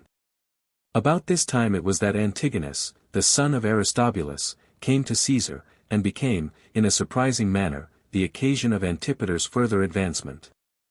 For whereas he ought to have lamented that his father appeared to have been poisoned on account of his quarrels with Pompey, and to have complained of Scipio's barbarity towards his brother, and not to mix any invidious passion when he was suing for mercy. Besides those things, he came before Caesar, and accused Hyrcanus and Antipater, how they had driven him and his brethren entirely out of their native country, and had acted in a great many instances unjustly and extravagantly with relation to their nation. And that as to the assistance they had sent him into Egypt, it was not done out of good will to him, but out of the fear they were in from former quarrels, and in order to gain pardon for their friendship to his enemy, Pompey. 2. Hereupon Antipater threw away his garments, and showed the multitude of the wounds he had, and said, that as to his good will to Caesar, he had no occasion to say a word, because his body cried aloud, though he said nothing himself. That he wondered at Antigonus's boldness, while he was himself no other than the son of an enemy to the Romans, and of a fugitive, and had it by inheritance from his father to be fond of innovations and seditions. That he should undertake to accuse other men before the Roman governor, and endeavor to gain some advantages to himself, when he ought to be contented that he was suffered to live. For that the reason of his desire of governing public affairs was not so much because he was in want of it, but because, if he could once obtain the same, he might stir up a sedition among the Jews, and use what he should gain from the Romans to the disservice of those that gave it him. 3. When Caesar heard this, he declared Hyrcanus to be the most worthy of the high priesthood, and gave leave to Antipater to choose what authority he pleased, but he left the determination of such dignity to him that bestowed the dignity upon him. So he was constituted procurator of all Judea, and obtained leave, moreover, to rebuild those walls of his country that had been thrown down. These honorary grants Caesar sent orders to have engraved in the Capitol, that they might stand there as indications of his own justice, and of the virtue of Antipater. 4. But as soon as Antipater had conducted Caesar out of Syria, he returned to Judea, and the first thing he did was to rebuild that wall of his own country, Jerusalem, which Pompey had overthrown, and then to go over the country, and to quiet the tumults that were therein. Where he partly threatened, and partly advised, every one, and told them that in case they would submit to Hyrcanus, they would live happily and peaceably, and enjoy what they possessed, and that with universal peace and quietness. But that in case they hearkened to such as had some frigid hopes by raising new troubles to get themselves some gain, they should then find him to be their lord instead of their procurator, and find Hyrcanus to be a tyrant instead of a king. And both the Romans and Caesar to be their enemies, instead of rulers, for that they would not suffer him to be removed from the government, whom they had made their governor. And, at the same time that he said this, he settled the affairs of the country by himself, because he saw that Hyrcanus was inactive, and not fit to manage the affairs of the kingdom. So he constituted his eldest son, Phasaelus, governor of Jerusalem, and of the parts about it. He also sent his next son, Herod, who was very young, with equal authority into Galilee. 5. Now Herod was an active man, and soon found proper materials for his active spirit to work upon. As therefore he found that Hezekias, the head of the robbers, ran over the neighboring parts of Syria with a great band of men, he caught him and slew him, and many more of the robbers with him. Which exploit was chiefly grateful to the Syrians, insomuch that hymns were sung in Herod's commendation, both in the villages and in the cities, as having procured their quietness, and having preserved what they possessed to them. On which occasion he became acquainted with Sextus Caesar, a kinsman of the great Caesar, and president of Syria. A just emulation of his glorious actions excited Phasaelus also to imitate him. Accordingly, he procured the goodwill of the inhabitants of Jerusalem, by his own management of the city affairs, and did not abuse his power in any disagreeable manner. Whence it came to pass that the nation paid Antipater the respects that were due only to a king, and the honors they all yielded him were equal to the honors due to an absolute lord. Yet did he not abate any part of that goodwill or fidelity which he owed to Hyrcanus. 6. However, he found it impossible to escape envy in such his prosperity. For the glory of these young men affected even Hyrcanus himself already privately, though he said nothing of it to any body. But what he principally was grieved at was the great actions of Herod, and that so many messengers came one before another, and informed him of the great reputation he got in all his undertakings. There were also many people in the royal palace itself who inflamed his envy at him, those, I mean, who were obstructed in their designs by the prudence either of the young men, or of Antipater. These men said, that by committing the public affairs to the management of Antipater and of his sons, he sat down with nothing but the bare name of a king, without any of its authority. And they asked him how long he would so far mistake himself, as to breed up kings against his own interest. For that they did not now conceal their government of affairs any longer, but were plainly lords of the nation, and had thrust him out of his authority. That this was the case when Herod slew so many men without his giving him any command to do it, either by word of mouth, or by his letter, and this in contradiction to the law of the Jews. Who therefore, in case he be not a king, but a private man, still ought to come to his trial, and answer it to him, and to the laws of his country, which do not permit any one to be killed till he hath been condemned in judgment. 7. Now Hyrcanus was, by degrees, inflamed with these discourses, and at length could bear no longer, but he summoned Herod to take his trial. Accordingly, by his father's advice, and as soon as the affairs of Galilee would give him leave, he came up to Jerusalem, when he had first placed garrisons in Galilee. However, he came with a sufficient body of soldiers, so many indeed that he might not appear to have with him an army able to overthrow Hyrcanus's government, nor yet so few as to expose him to the insults of those that envied him. However, Sextus Caesar was in fear for the young man, lest he should be taken by his enemies, and brought to punishment, so he sent some to denounce expressly to Hyrcanus that he should acquit Herod of the capital charge against him. Who acquitted him accordingly, as being otherwise inclined also so to do, for he loved Herod. 8. But Herod, supposing that he had escaped punishment without the consent of the king, retired to Sextus, to Damascus, and got everything ready, in order not to obey him if he should summon him again. Whereupon those that were evil disposed irritated Hyrcanus, and told him that Herod was gone away in anger, and was prepared to make war upon him. And as the king believed what they said, he knew not what to do, since he saw his antagonist was stronger than he was himself. And now, since Herod was made general of Coele-Syria and Samaria by Sextus Caesar, he was formidable, not only from the goodwill which the nation bore him, but by the power he himself had. Insomuch that Hyrcanus fell into the utmost degree of terror, and expected he would presently march against him with his army. 9. Nor was he mistaken in the conjecture he made. For Herod got his army together, out of the anger he bare him for his threatening him with the accusation in a public court, and led it to Jerusalem, in order to throw Hyrcanus down from his kingdom. And this he had soon done, unless his father and brother had gone out together and broken the force of his fury, and this by exhorting him to carry his revenge no further than to threatening and affrighting, but to spare the king, under whom he had been advanced to such a degree of power. And that he ought not to be so much provoked at his being tried, as to forget to be thankful that he was acquitted, nor so long to think upon what was of a melancholy nature, as to be ungrateful for his deliverance. And if we ought to reckon that God is the arbitrator of success in war, an unjust cause is of more disadvantage than an army can be of advantage. And that therefore he ought not to be entirely confident of success in a case where he is to fight against his king, his supporter, and one that had often been his benefactor, and that had never been severe to him, any otherwise than as he had hearkened to evil counselors, and this no further than by bringing a shadow of injustice upon him. So Herod was prevailed upon by these arguments, and supposed that what he had already done was sufficient for his future hopes, and that he had enough shown his power to the nation. 10. In the meantime, there was a disturbance among the Romans about Apamea, and a civil war occasioned by the treacherous slaughter of Sextus Caesar, by Caecilius Bassus, which he perpetrated out of his goodwill to Pompey. He also took the authority over his forces.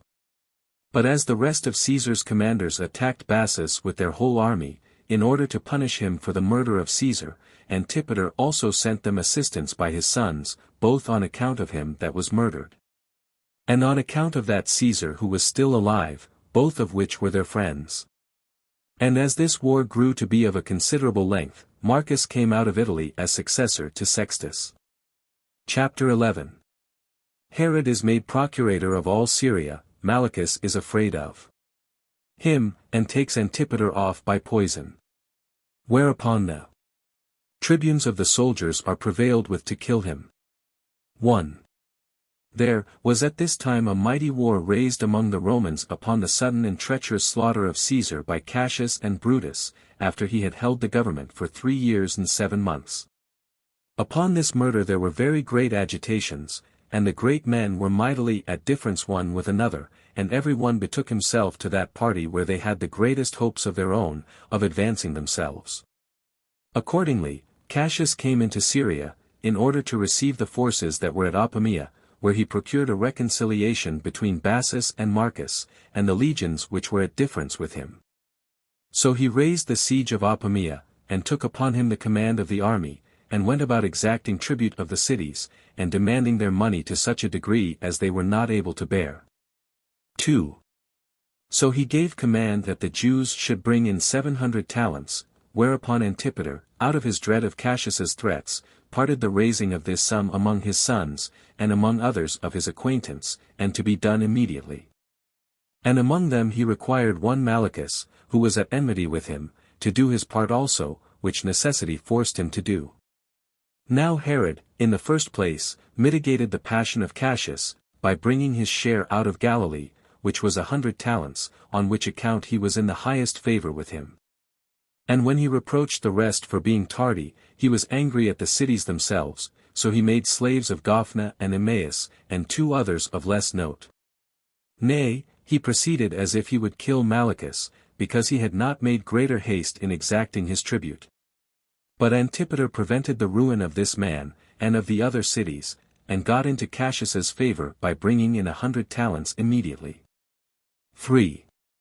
However, when Cassius was gone, Malichus forgot the kindness that Antipater had done him, and laid frequent plots against him that had saved him, as making haste to get him out of the way, who was an obstacle to his wicked practices.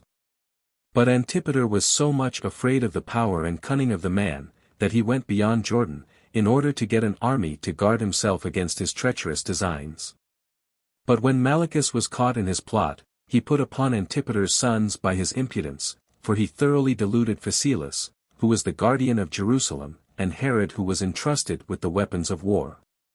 And this by a great many excuses and oaths, and persuaded them to procure his reconciliation to his father. Thus was he preserved again by Antipater, who dissuaded Marcus, the then president of Syria, from his resolution of killing Malichus, on account of his attempts for innovation. 4.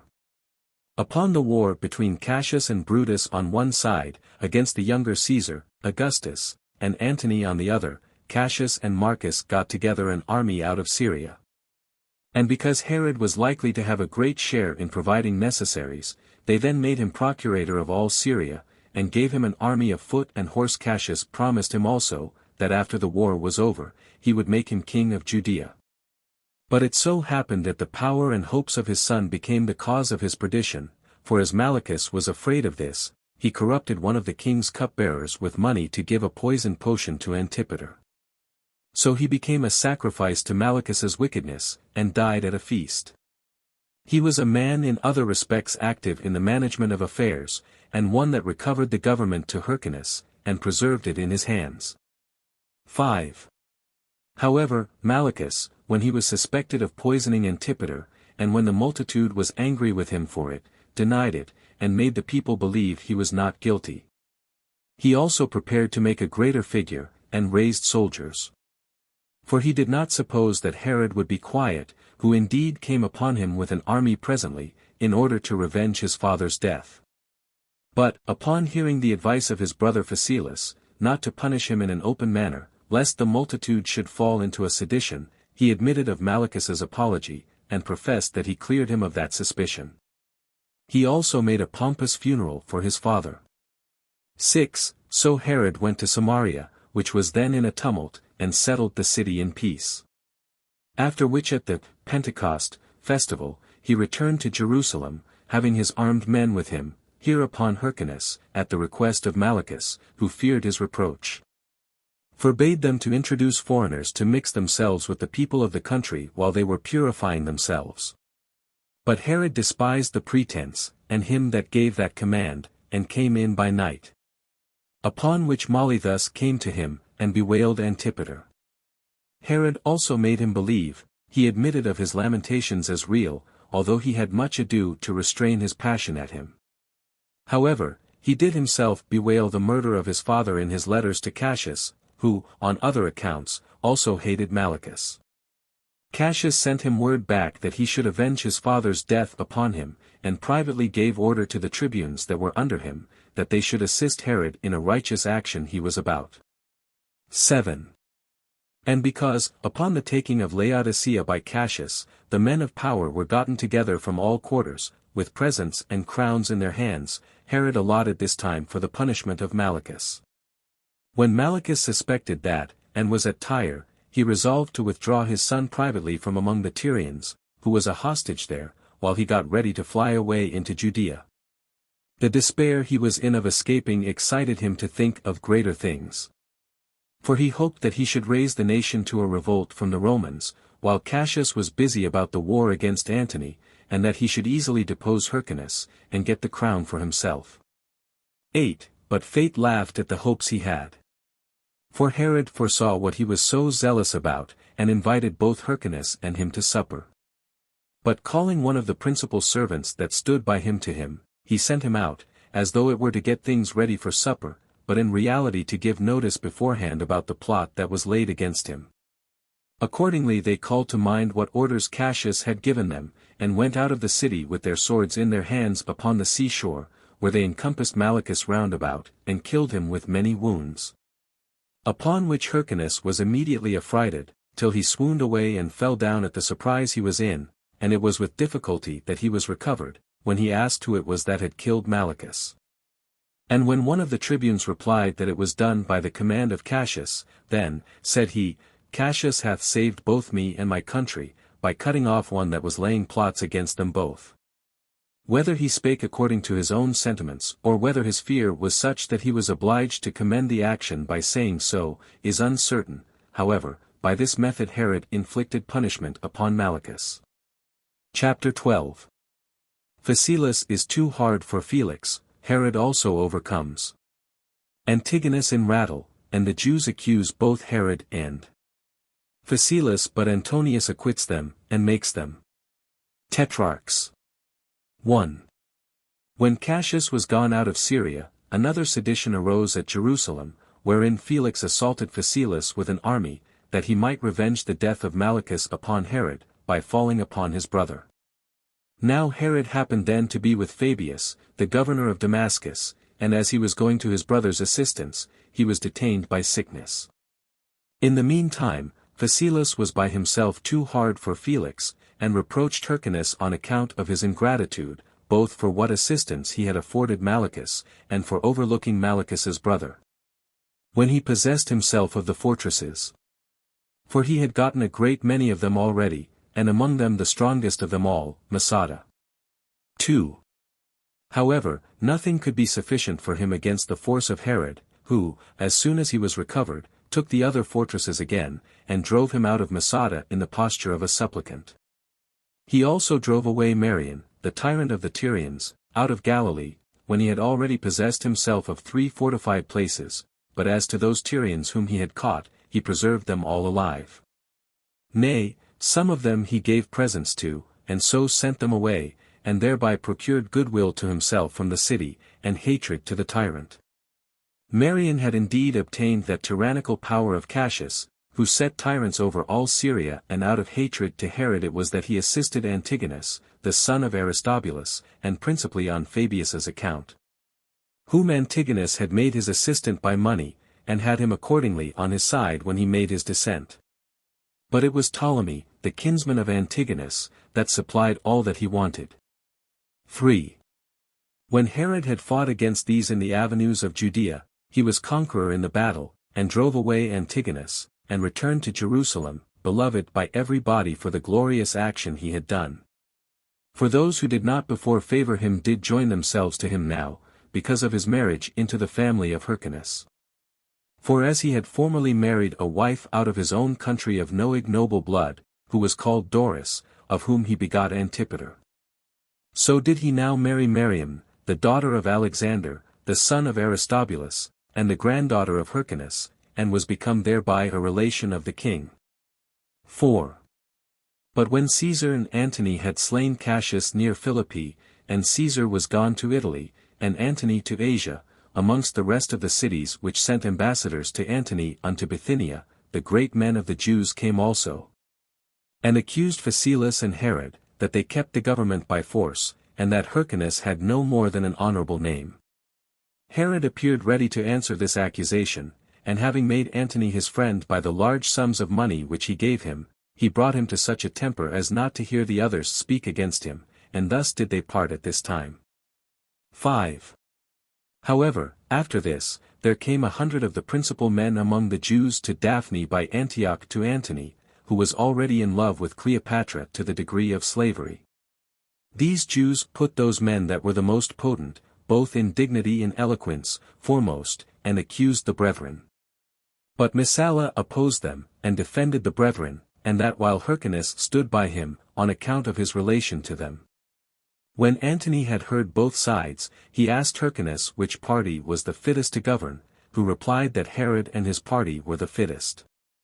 Antony was glad of that answer, for he had been formerly treated in an hospitable and obliging manner by his father Antipater, when he marched into Judea with Gabinius. So he constituted the brethren tetrarchs, and committed to them the government of Judea. 6. But when the ambassadors had indignation at this procedure, Antony took 15 of them, and put them into custody, whom he was also going to kill presently, and the rest he drove away with disgrace. On which occasion a still greater tumult arose at Jerusalem, so they sent again 1,000 ambassadors to Tyre, where Antony now abode, as he was marching to Jerusalem. Upon these men who made a clamor he sent out the governor of Tyre, and ordered him to punish all that he could catch of them, and to settle those in the administration whom he had made tetrarchs. 7. But before this, Herod and Hyrcanus went out upon the seashore, and earnestly desired of these ambassadors that they would neither bring ruin upon themselves, nor war upon their native country, by their rash contentions.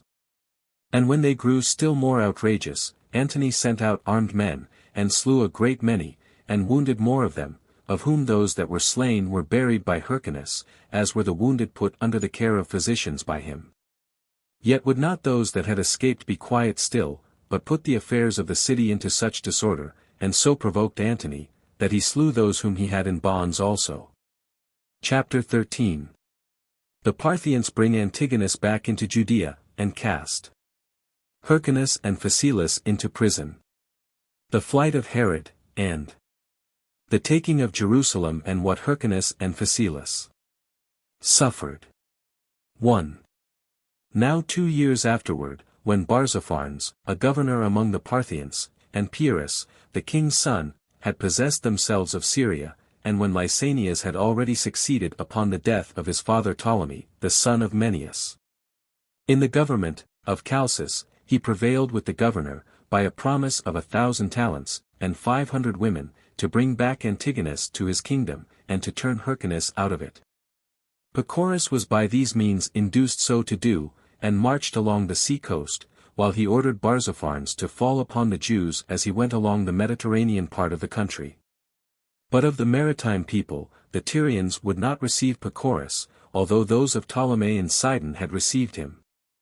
So he committed a troop of his horse to a certain cupbearer belonging to the royal family, of his own name, Pacorus, and gave him orders to march into Judea, in order to learn the state of affairs among their enemies, and to help Antigonus when he should want his assistance. 2. Now as these men were ravaging Carmel, many of the Jews ran together to Antigonus, and showed themselves ready to make an incursion into the country, so he sent them before into that place called Drymus, the woodland, to seize upon the place.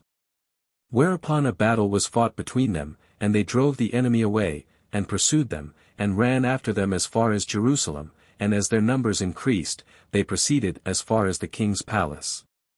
But as Hyrcanus and Phasaelus received them with a strong body of men, there happened a battle in the marketplace, in which Herod's party beat the enemy, and shut them up in the temple, and set 60 men in the houses adjoining as a guard to them. But the people that were tumultuous against the brethren came in, and burnt those men.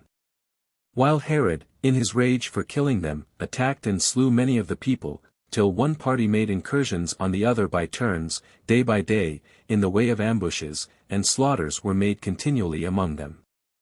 3.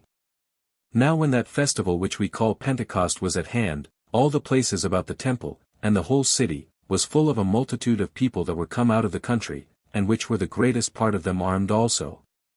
At which time Phasaelus guarded the wall, and Herod, with a few, guarded the royal palace. And when he made an assault upon his enemies, as they were out of their ranks, on the north quarter of the city, he slew a very great number of them, and put them all to flight. And some of them he shut up within the city, and others within the outward rampart. In the meantime, Antigonus desired that Pacorus might be admitted to be a reconciler between them. And Phasaelus was prevailed upon to admit the Parthian into the city with 500 horse, and to treat him in an hospitable manner, who pretended that he came to quell the tumult, but in reality he came to assist Antigonus. However, he laid a plot for Phasaelus, and persuaded him to go as an ambassador to Barzapharnes, in order to put an end to the war, although Herod was very earnest with him to the contrary, and exhorted him to kill the plotter, but not expose himself to the snares he had laid for him, because the barbarians are naturally perfidious. However, Pacorus went out and took Hyrcanus with him, that he might be the less suspected. He also left some of the horsemen, called the freemen, with Herod, and conducted Phasaelus with the rest. 4. But now, when they were come to Galilee, they found that the people of that country had revolted, and were in arms, who came very cunningly to their leader, and besought him to conceal his treacherous intentions by an obliging behavior to them. Accordingly, he at first made them presents, and afterward, as they went away, laid ambushes for them, and when they were come to one of the maritime cities called Ectopon, they perceived that a plot was laid for them. For they were there informed of the promise of 1,000 talents, and how Antigonus had devoted the greatest number of the women that were there with them, among the 500, to the Parthians. They also perceived that an ambush was always laid for them by the barbarians in the night time. They had also been seized on before this, unless they had waited for the seizure of Herod first at Jerusalem, because if he were once informed of this treachery of theirs, he would take care of himself. Nor was this a mere report, but they saw the guards already not far off them. 5. Nor would Phasaelus think of forsaking Hyrcanus and flying away, although Aphelius earnestly persuaded him to it. For this man had learned the whole scheme of the plot from Saramalla, the richest of all the Syrians. But Phasaelus went up to the Parthilian governor, and reproached him to his face for laying this treacherous plot against them, and chiefly because he had done it for money. And he promised him that he would give him more money for their preservation, than Antigonus had promised to give for the kingdom. But the sly Parthian endeavored to remove all this suspicion by apologies and by oaths, and then went, to the other, Pacorus. Immediately after which those Parthians who were left, and had it in charge, seized upon Phasaelus and Hyrcanus, who could do no more than curse their perfidiousness and their perjury. 6. In the meantime, the cupbearer was sent back, and laid a plot how to seize upon Herod, by deluding him, and getting him out of the city, as he was commanded to do, but Herod suspected the barbarians from the beginning. And having then received intelligence that a messenger, who was to bring him the letters that informed him of the treachery intended, had fallen among the enemy, he would not go out of the city. Though Pacorus said very positively that he ought to go out, and meet the messengers that brought the letters, for that the enemy had not taken them, and that the contents of them were not accounts of any plots upon them, but of what Phasaelus had done. Yet had he heard from others that his brother was seized. And Alexandra, the shrewdest woman in the world, Hyrcanus's daughter, begged of him that he would not go out, nor trust himself to those barbarians, who now were come to make an attempt upon him openly. 7. Now as Pacorus and his friends were considering how they might bring their plot to bear privately, because it was not possible to circumvent a man of so great prudence by openly attacking him, Herod prevented them. And went off with the persons that were the most nearly related to him by night, and this without their enemies being apprised of it. But as soon as the Parthians perceived it, they pursued after them. And as he gave orders for his mother, and sister, and the young woman who was betrothed to him, with her mother, and his youngest brother, to make the best of their way, he himself, with his servants, took all the care they could to keep off the barbarians. And when at every assault he had slain a great many of them, he came to the stronghold of Masada. 8. Nay, he found by experience that the Jews fell more heavily upon him than did the Parthians, and created him troubles perpetually, and this ever since he was gotten 60 furlongs from the city. These sometimes brought it to a sort of a regular battle. Now in the place where Herod beat them, and killed a great number of them, there he afterward built a citadel, in memory of the great actions he did there, and adorned it with the most costly palaces, and erected very strong fortifications. And called it, from his own name, Herodium. Now as they were in their flight, many joined themselves to him every day. And at a place called Thressa of Idumea his brother Joseph met him, and advised him to ease himself of a great number of his followers, because Masada would not contain so great a multitude, which were above 9,000. Herod complied with this advice, and sent away the most cumbersome part of his retinue, that they might go into Idumea, and gave them provisions for their journey. But he got safe to the fortress with his nearest relations, and retained with him only the stoutest of his followers, and there it was that he left 800 of his men as a guard for the women, and provisions sufficient for a siege. But he made haste himself to Petra of Arabia. 9. As for the Parthians in Jerusalem, they betook themselves to plundering, and fell upon the houses of those that were fled, and upon the king's palace, and spared nothing but Hyrcanus's money, which was not above 300 talents. They lighted on other men's money also, but not so much as they hoped for. For Herod, having a long while had a suspicion of the perfidiousness of the barbarians, had taken care to have what was most splendid among his treasures conveyed into Idumea, as every one belonging to him had in like manner done also. But the Parthians proceeded to that degree of injustice, as to fill all the country with war without denouncing it, and to demolish the city Marissa, and not only to set up Antigonus for king, but to deliver Phasaelus and Hyrcanus bound into his hands, in order to their being tormented by him. Antigonus himself also bit off Hyrcanus's ears with his own teeth, as he fell down upon his knees to him, that so he might never be able upon any mutation of affairs to take the high priesthood again. For the high priests that officiated were to be complete, and without blemish. 10. However, he failed in his purpose of abusing Phasaelus, by reason of his courage, for though he neither had the command of his sword nor of his hands, he prevented all abuses by dashing his head against a stone. So he demonstrated himself to be Herod's own brother, and Hyrcanus a most degenerate relation, and died with great bravery, and made the end of his life agreeable to the actions of it. There is also another report about his end, viz. that he recovered of that stroke, and that a surgeon, who was sent by Antigonus to heal him, filled the wound with poisonous ingredients, and so killed him, whichsoever of these deaths he came to, the beginning of it was glorious.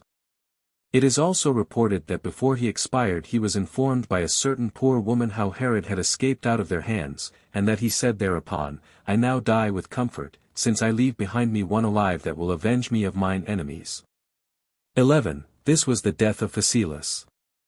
But the Parthians, although they had failed of the women they chiefly desired, yet did they put the government of Jerusalem into the hands of Antigonus, and took away Hyrcanus, and bound him, and carried him to Parthia. Chapter 14.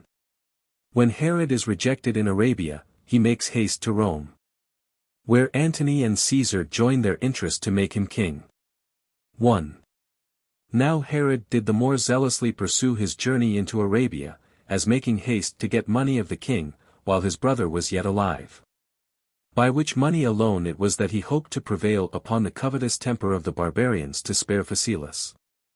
For he reasoned thus with himself, that if the Arabian king was too forgetful of his father's friendship with him, and was too covetous to make him a free gift, he would however borrow of him as much as might redeem his brother, and put into his hands, as a pledge, the son of him that was to be redeemed.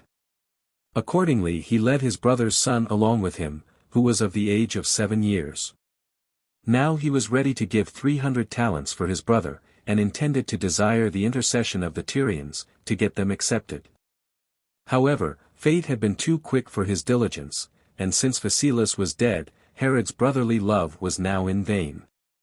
Moreover, he was not able to find any lasting friendship among the Arabians. For their king, Malichus, sent to him immediately, and commanded him to return back out of his country, and used the name of the Parthians as a pretense for so doing, as though these had denounced to him by their ambassadors to cast Herod out of Arabia, while in reality they had a mind to keep back what they owed to Antipater, and not be obliged to make requitals to his sons for the free gifts the father had made them. He also took the impudent advice of those who, equally with himself, were willing to deprive Herod of what Antipater had deposited among them, and these men were the most potent of all whom he had in his kingdom. 2. So when Herod had found that the Arabians were his enemies, and this for those very reasons whence he hoped they would have been the most friendly, and had given them such an answer as his passion suggested, he returned back, and went for Egypt. Now he lodged the first evening at one of the temples of that country, in order to meet with those whom he left behind. But on the next day word was brought him, as he was going to Rhinocura, that his brother was dead, and how he came by his death. And when he had lamented him as much as his present circumstances could bear, he soon laid aside such cares, and proceeded on his journey. But now, after some time, the king of Arabia repented of what he had done, and sent presently away messengers to call him back. Herod had prevented them, and was come to Pelusium, where he could not obtain a passage from those that lay with the fleet, so he besought their captains to let him go by them. Accordingly, out of the reverence they bore to the fame and dignity of the man, they conducted him to Alexandria. And when he came into the city, he was received by Cleopatra with great splendor, who hoped he might be persuaded to be commander of her forces in the expedition she was now about. But he rejected the queen's solicitations, and being neither affrighted at the height of that storm which then happened, nor at the tumults that were now in Italy, he sailed for Rome. 3. But as he was in peril about Pamphylia, and obliged to cast out the greatest part of the ship's lading, he with difficulty got safe to Rhodes, a place which had been grievously harassed in the war with Cassius. He was there received by his friends, Ptolemy and Sapinius. And although he was then in want of money, he fitted up a 3-decked ship of very great magnitude, wherein he and his friends sailed to Brundusium, and went thence to Rome with all speed. Where he first of all went to Antony, on account of the friendship his father had with him, and laid before him the calamities of himself and his family. And that he had left his nearest relations besieged in a fortress, and had sailed to him through a storm, to make supplication to him for assistance. 4. Hereupon Antony was moved to compassion at the change that had been made in Herod's affairs, and this both upon his calling to mind how hospitably he had been treated by Antipater, but more especially on account of Herod's own virtue. So he then resolved to get him made king of the Jews, whom he had himself formerly made tetrarch. The contest also that he had with Antigonus was another inducement, and that of no less weight than the great regard he had for Herod. For he looked upon Antigonus as a seditious person, and an enemy of the Romans. And as for Caesar, Herod found him better prepared than Antony, as remembering very fresh the wars he had gone through together with his father, the hospitable treatment he had met with from him, and the entire goodwill he had showed to him. Besides the activity which he saw in Herod himself. So he called the Senate together, wherein Messalas, and after him Atratinus, produced Herod before them, and gave a full account of the merits of his father, and his own goodwill to the Romans. At the same time they demonstrated that Antigonus was their enemy, not only because he soon quarreled with them, but because he now overlooked the Romans, and took the government by the means of the Parthians. These reasons greatly moved the Senate. At which juncture Antony came in, and told them that it was for their advantage in the Parthian war that Herod should be king, so they all gave their votes for it. And when the Senate was separated, Antony and Caesar went out, with Herod between them, while the consul and the rest of the magistrates went before them, in order to offer sacrifices, and to lay the decree in the Capitol. Antony also made a feast for Herod on the first day of his reign. Chapter 15. Antigonus besieges those that were in Masada, whom Herod frees from confinement when he came back from Rome, and presently marches to Jerusalem where he finds Silo corrupted by bribes. 1. Now during this time Antigonus besieged those that were in Masada, who had all other necessaries in sufficient quantity, but were in want of water. On which account Joseph, Herod's brother, was disposed to run away to the Arabians, with 200 of his own friends, because he had heard that Malichus repented of his offenses with regard to Herod. And he had been so quick as to have been gone out of the fortress already, unless, on that very night when he was going away, there had fallen a great deal of rain, insomuch that his reservoirs were full of water. And so he was under no necessity of running away. After which, therefore, they made an irruption upon Antigonus's party, and slew a great many of them, some in open battles, and some in private ambush, nor had they always success in their attempts, for sometimes they were beaten, and ran away. 2. In the meantime Ventidius, the Roman general, was sent out of Syria, to restrain the incursions of the Parthians. And after he had done that, he came into Judea, in pretense indeed to assist Joseph and his party, but in reality to get money of Antigonus. And when he had pitched his camp very near to Jerusalem, as soon as he had got money enough, he went away with the greatest part of his forces. Yet still did he leave Silo with some part of them, lest if he had taken them all away, his taking of bribes might have been too openly discovered.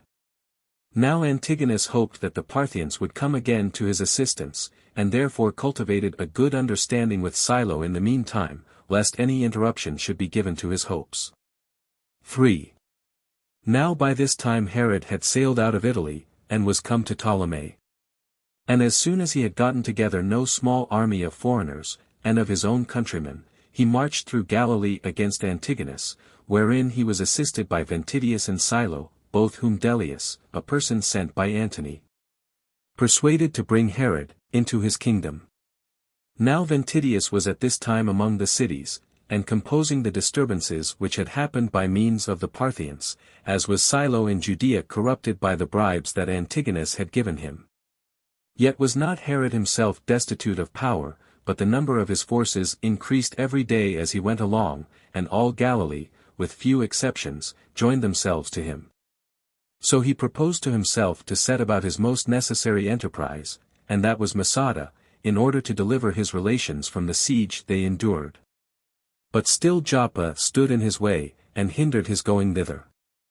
For it was necessary to take that city first, which was in the enemy's hands, that when he should go to Jerusalem, no fortress might be left in the enemy's power behind him.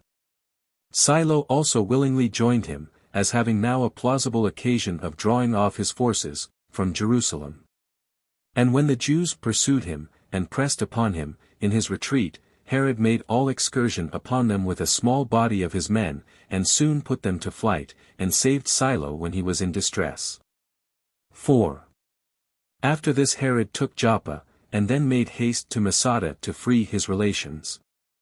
Now, as he was marching, many came in to him, induced by their friendship to his father, some by the reputation he had already gained himself, and some in order to repay the benefits they had received from them both. But still what engaged the greatest number on his side, was the hopes from him when he should be established in his kingdom, so that he had gotten together already an army hard to be conquered. But Antigonus laid an ambush for him as he marched out, in which he did little or no harm to his enemies. However, he easily recovered his relations again that were in Masada, as well as the fortress Ressa, and then marched to Jerusalem, where the soldiers that were with Silo joined themselves to his own, as did many out of the city, from a dread of his power. 5. Now when he had pitched his camp on the west side of the city, the guards that were there shot their arrows and threw their darts at them, while others ran out in companies, and attacked those in the forefront. But Herod commanded proclamation to be made at the wall, that he was come for the good of the people and the preservation of the city, without any design to be revenged on his open enemies, but to grant oblivion to them, though they had been the most obstinate against him. Now the soldiers that were for Antigonus made a contrary clamor, and did neither permit any body to hear that proclamation, nor to change their party, so Antigonus gave order to his forces to beat the enemy from the walls. Accordingly, they soon threw their darts at them from the towers, and put them to flight. 6. And here it was that Silo discovered he had taken bribes. For he set many of the soldiers to clamor about their want of necessaries, and to require their pay, in order to buy themselves food, and to demand that he would lead them into places convenient for their winter quarters. Because all the parts about the city were laid waste by the means of Antigonus's army, which had taken all things away. By this he moved the army, and attempted to get them off the siege. But Herod went to the captains that were under Silo, and to a great many of the soldiers, and begged of them not to leave him, who was sent thither by Caesar, and Antony, and the Senate. For that he would take care to have their wants supplied that very day. After the making of which entreaty, he went hastily into the country, and brought thither so great an abundance of necessaries, that he cut off all Silo's pretenses. And in order to provide that for the following days they should not want supplies, he sent to the people that were about Samaria, which city had joined itself to him, to bring corn, and wine, and oil, and cattle to Jericho. When Antigonus heard of this, he sent some of his party with orders to hinder, and lay ambushes for these collectors of corn. This command was obeyed, and a great multitude of armed men were gathered together about Jericho, and lay upon the mountains, to watch those that brought the provisions. Yet was Herod not idle, but took with him 10 cohorts, 5 of them were Romans, and 5 were Jewish cohorts, together with some mercenary troops intermixed among them, and besides those a few horsemen, and came to Jericho. And when he came, he found the city deserted, but that there were 500 men, with their wives and children, who had taken possession of the tops of the mountains. These he took, and dismissed them, while the Romans fell upon the rest of the city, and plundered it, having found the houses full of all sorts of good things.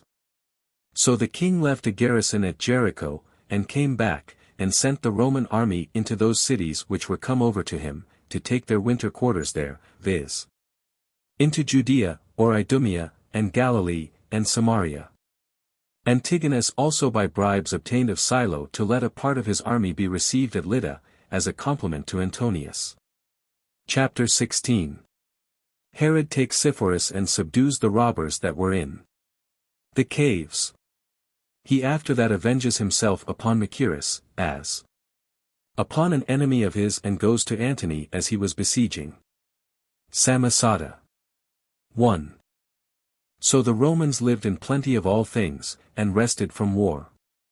However, Herod did not lie at rest, but seized upon Idumea, and kept it, with 2,000 footmen, and 400 horsemen, and this he did by sending his brother Joseph thither, that no innovation might be made by Antigonus. He also removed his mother, and all his relations, who had been in Masada, to Samaria, and when he had settled them securely, he marched to take the remaining parts of Galilee, and to drive away the garrisons placed there by Antigonus. 2. But when Herod had reached Sepphoris, in a very great snow, he took the city without any difficulty, the guards that should have kept it flying away before it was assaulted. Where he gave an opportunity to his followers that had been in distress to refresh themselves, there being in that city a great abundance of necessaries. After which he hasted away to the robbers that were in the caves, who overran a great part of the country, and did as great mischief to its inhabitants as a war itself could have done. Accordingly, he sent beforehand 3 cohorts of footmen, and 1 troop of horsemen, to the village Arbela, and came himself 40 days afterwards with the rest of his forces, yet were not the enemy affrighted at his assault but met him in arms. For their skill was that of warriors, but their boldness was the boldness of robbers. When therefore it came to a pitched battle, they put to flight Herod's left wing with their right one. But Herod, wheeling about on the sudden from his own right wing, came to their assistance, and both made his own left wing return back from its flight, and fell upon the pursuers, and cooled their courage, till they could not bear the attempts that were made directly upon them, and so turned back and ran away. 3. But Herod followed them, and slew them as he followed them, and destroyed a great part of them, till those that remained were scattered beyond the river, Jordan. And Galilee was freed from the terrors they had been under, excepting from those that remained, and lay concealed in caves, which required longer time ere they could be conquered. In order to which Herod, in the first place, distributed the fruits of their former labors to the soldiers, and gave every one of them 150 drachmae of silver, and a great deal more to their commanders. And sent them into their winter quarters. He also sent to his youngest brother Pharoas, to take care of a good market for them, where they might buy themselves provisions, and to build a wall about Alexandrium, who took care of both those injunctions accordingly. 4. In the meantime Antony abode at Athens, while Ventidius called for Silo and Herod to come to the war against the Parthians, but ordered them first to settle the affairs of Judea. So Herod willingly dismissed Silo to go to Ventidius, but he made an expedition himself against those that lay in the caves. Now these caves were in the precipices of craggy mountains, and could not be come at from any side, since they had only some winding pathways, very narrow, by which they got up to them. But the rock that lay on their front had beneath it valleys of a vast depth, and of an almost perpendicular declivity. Insomuch that the king was doubtful for a long time what to do, by reason of a kind of impossibility there was of attacking the place. Yet did he at length make use of a contrivance that was subject to the utmost hazard. For he let down the most hardy of his men in chests, and set them at the mouths of the dens. Now these men slew the robbers and their families, and when they made resistance, they sent in fire upon them, and burnt them. And as Herod was desirous of saving some of them, he had proclamation made, that they should come and deliver themselves up to him, but not one of them came willingly to him. And of those that were compelled to come, many preferred death to captivity. And here a certain old man, the father of 7 children, whose children, together with their mother, desired him to give them leave to go out, upon the assurance and right hand that was offered them. Slew them after the following manner: he ordered every one of them to go out, while he stood himself at the cave's mouth, and slew that son of his perpetually who went out. Herod was near enough to see this sight, and his bowels of compassion were moved at it, and he stretched out his right hand to the old man, and besought him to spare his children. Yet did not he relent at all upon what he said, but over and above reproached Herod on the lowness of his descent, and slew his wife as well as his children. And when he had thrown their dead bodies down the precipice, he at last threw himself down after them. 5. By this means Herod subdued these caves, and the robbers that were in them. He then left there a part of his army, as many as he thought sufficient to prevent any sedition, and made Ptolemy their general, and returned to Samaria. He led also with him 3,000 armed footmen, and 600 horsemen, against Antigonus. Now hear those that used to raise tumults in Galilee, having liberty so to do upon his departure, fell unexpectedly upon Ptolemy, the general of his forces, and slew him. They also laid the country waste, and then retired to the bogs, and to places not easily to be found. But when Herod was informed of this insurrection, he came to the assistance of the country immediately, and destroyed a great number of the seditions, and raised the sieges of all those fortresses they had besieged. He also exacted the tribute of 100 talents of his enemies, as a penalty for the mutations they had made in the country. 6. By this time, the Parthians being already driven out of the country, and Pacorus slain, Ventidius, by Antony's command, sent 1,000 horsemen, and 2 legions, as auxiliaries to Herod, against Antigonus. Now Antigonus besought Macherus, who was their general, by letter, to come to his assistance, and made a great many mournful complaints about Herod's violence, and about the injuries he did to the kingdom. And promised to give him money for such his assistance, but he complied not with his invitation to betray his trust, for he did not contemn him that sent him, especially while Herod gave him more money than the other offered. So he pretended friendship to Antigonus, but came as a spy to discover his affairs, although he did not herein comply with Herod, who dissuaded him from so doing. But Antigonus perceived what his intentions were beforehand, and excluded him out of the city, and defended himself against him as against an enemy, from the walls, till Macherus was ashamed of what he had done, and retired to Emmaus to Herod. And as he was in a rage at his disappointment, he slew all the Jews whom he met with, without sparing those that were for Herod, but using them all as if they were for Antigonus. 7. Hereupon Herod was very angry at him, and was going to fight against Macherus as his enemy, but he restrained his indignation, and marched to Antony to accuse Macherus of maladministration. But Macherus was made sensible of his offenses, and followed after the king immediately, and earnestly begged and obtained that he would be reconciled to him. However, Herod did not desist from his resolution of going to Antony. But when he heard that he was besieging Samosata with a great army, which is a strong city near to Euphrates, he made the greater haste. As observing that this was a proper opportunity for showing at once his courage, and for doing what would greatly oblige Antony. Indeed, when he came, he soon made an end of that siege, and slew a great number of the barbarians, and took from them a large prey, insomuch that Antony, who admired his courage formerly, did now admire it still more. Accordingly, he heaped many more honors upon him, and gave him more assured hopes that he should gain his kingdom, and now King Antiochus was forced to deliver up Samosata. Chapter 17.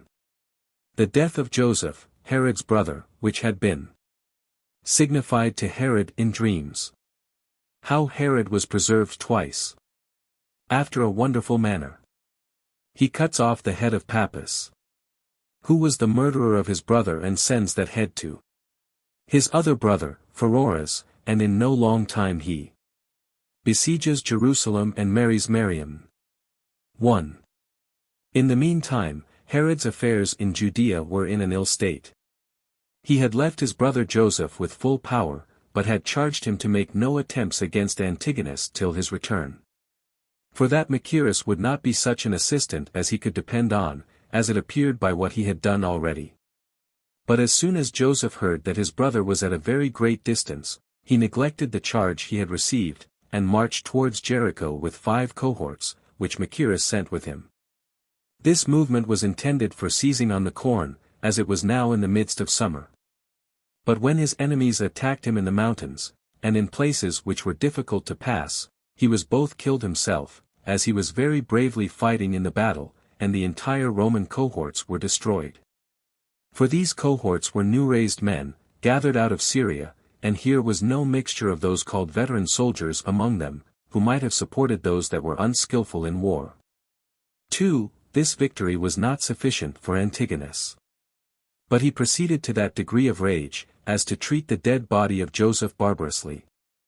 For when he had got possession of the bodies of those that were slain, he cut off his head, although his brother Pheroras would have given 50 talents as a price of redemption for it. And now the affairs of Galilee were put in such disorder after this victory of Antigonus's, that those of Antigonus's party brought the principal men that were on Herod's side to the lake, and there drowned them. There was a great change made also in Idumea, where Machaerus was building a wall about one of the fortresses, which was called Gidda. But Herod had not yet been informed of these things. For after the taking of Samosata, and when Antony had set Sosius over the affairs of Syria, and had given him orders to assist Herod against Antigonus, he departed into Egypt. But Sosius sent 2 legions before him into Judea to assist Herod, and followed himself soon after with the rest of his army. 3. Now when Herod was at Daphne, by Antioch, he had some dreams which clearly foreboded his brother's death. And as he leaped out of his bed in a disturbed manner, there came messengers that acquainted him with that calamity. So when he had lamented this misfortune for a while, he put off the main part of his mourning, and made haste to march against his enemies. And when he had performed a march that was above his strength, and was gone as far as Libanus, he got him 800 men of those that lived near to that mountain as his assistants, and joined with them 1 Roman legion, with which, before it was day, he made an irruption into Galilee, and met his enemies, and drove them back to the place which they had left. He also made an immediate and continual attack upon the fortress. Yet was he forced by a most terrible storm to pitch his camp in the neighboring villages before he could take it. But when, after a few days' time, the 2nd legion, that came from Antony, joined themselves to him, the enemy were affrighted at his power, and left their fortifications in the night time. 4. After this he marched through Jericho, as making what haste he could to be avenged on his brother's murderers. Where happened to him a providential sign, out of which, when he had unexpectedly escaped, he had the reputation of being very dear to God, for that evening there feasted with him many of the principal men. And after that feast was over, and all the guests were gone out, the house fell down immediately. And as he judged this to be a common signal of what dangers he should undergo, and how he should escape them in the war that he was going about, he, in the morning, set forward with his army. When about 6,000 of his enemies came running down from the mountains, and began to fight with those in his forefront. Yet durst they not be so very bold as to engage the Romans hand to hand, but threw stones and darts at them at a distance, by which means they wounded a considerable number, in which action Herod's own side was wounded with a dart. 5. Now as Antigonus had a mind to appear to exceed Herod, not only in the courage, but in the number of his men, he sent Pappus, one of his companions, with an army against Samaria, whose fortune it was to oppose Machaerus. But Herod overran the enemy's country, and demolished 5 little cities, and destroyed 2,000 men that were in them, and burned their houses, and then returned to his camp, but his headquarters were at the village called Cana. 6. Now a great multitude of Jews resorted to him every day, both out of Jericho and the other parts of the country. Some were moved so to do out of their hatred to Antigonus, and some out of regard to the glorious actions Herod had done. But others were led on by an unreasonable desire of change, so he fell upon them immediately. As for Pappus and his party, they were not terrified either at their number or at their zeal, but marched out with great alacrity to fight them. And it came to a close fight. Now other parts of their army made resistance for a while. But Herod, running the utmost hazard, out of the rage he was in at the murder of his brother, that he might be avenged on those that had been the authors of it, soon beat those that opposed him. And after he had beaten them, he always turned his force against those that stood to it still, and pursued them all, so that a great slaughter was made, while some were forced back into that village whence they came out. He also pressed hard upon the hindermost, and slew a vast number of them. He also fell into the village with the enemy, where every house was filled with armed men, and the upper rooms were crowded above with soldiers for their defense. And when he had beaten those that were on the outside, he pulled the houses to pieces, and plucked out those that were within. Upon many he had the roofs shaken down, whereby they perished by heaps. And as for those that fled out of the ruins, the soldiers received them with their swords in their hands, and the multitude of those slain and lying on heaps was so great, that the conquerors could not pass along the roads. Now the enemy could not bear this blow, so that when the multitude of them which was gathered together saw that those in the village were slain, they dispersed themselves, and fled away. Upon the confidence of which victory, Herod had marched immediately to Jerusalem, unless he had been hindered by the depth of winters, coming on. This was the impediment that lay in the way of this his entire glorious progress, and was what hindered Antigonus from being now conquered, who was already disposed to forsake the city. 7. Now when at the evening Herod had already dismissed his friends to refresh themselves after their fatigue, and when he was gone himself, while he was still hot in his armor, like a common soldier, to bathe himself, and had but one servant that attended him, and before he was gotten into the bath, one of the enemies met him in the face with a sword in his hand, and then a second, and then a third, and after that more of them. These were men who had run away out of the battle into the bath in their armor, and they had lain there for some time in great terror, and in privacy. And when they saw the king, they trembled for fear, and ran by him in a flight, although he was naked, and endeavored to get off into the public road. Now there was by chance nobody else at hand that might seize upon these men. And for Herod, he was contented to have come to no harm himself, so that they all got away in safety. 8. But on the next day Herod had Pappus's head cut off, who was the general for Antigonus, and was slain in the battle, and sent it to his brother Pheroras, by way of punishment for their slain brother, for he was the man that slew Joseph. Now as winter was going off, Herod marched to Jerusalem, and brought his army to the wall of it. This was the 3rd year since he had been made king at Rome. So he pitched his camp before the temple, for on that side it might be besieged, and there it was that Pompey took the city. So he parted the work among the army, and demolished the suburbs, and raised 3 banks, and gave orders to have towers built upon those banks, and left the most laborious of his acquaintance at the works. But he went himself to Samaria, to take the daughter of Alexander, the son of Aristobulus, to wife, who had been betrothed to him before, as we have already said. And thus he accomplished this by the by, during the siege of the city, for he had his enemies in great contempt already. 9. When he had thus married Miriam, he came back to Jerusalem with a greater army. Sosius also joined him with a large army, both of horsemen and footmen, which he sent before him through the midland parts, while he marched himself along Phoenicia. And when the whole army was gotten together, which were 11 regiments of footmen, and 6,000 horsemen, besides the Syrian auxiliaries, which were no small part of the army, they pitched their camp near to the north wall. Herod's dependence was upon the decree of the Senate, by which he was made king, and Sosius relied upon Antony, who sent the army that was under him to Herod's assistance. Chapter 18. How Herod and Sosius took Jerusalem by force. And what death Antigonus came to. Also concerning Cleopatra's avaricious temper. 1. Now the multitude of the Jews that were in the city were divided into several factions. For the people that crowded about the temple, being the weaker part of them, gave it out that, as the times were, he was the happiest and most religious man who should die first. But as to the more bold and hardy men, they got together in bodies, and fell a-robbing others after various manners, and these particularly plundered the places that were about the city. And this because there was no food left either for the horses or the men. Yet some of the warlike men, who were used to fight regularly, were appointed to defend the city during the siege, and these drove those that raised the banks away from the wall. And these were always inventing some engine or another to be a hindrance to the engines of the enemy, nor had they so much success any way as in the mines underground. 2. Now as for the robberies which were committed, the king contrived that ambushes should be so laid, that they might restrain their excursions, and as for the want of provisions, he provided that they should be brought to them from great distances. He was also too hard for the Jews, by the Roman skill in the art of war, although they were bold to the utmost degree, now they durst not come to a plain battle with the Romans, which was certain death.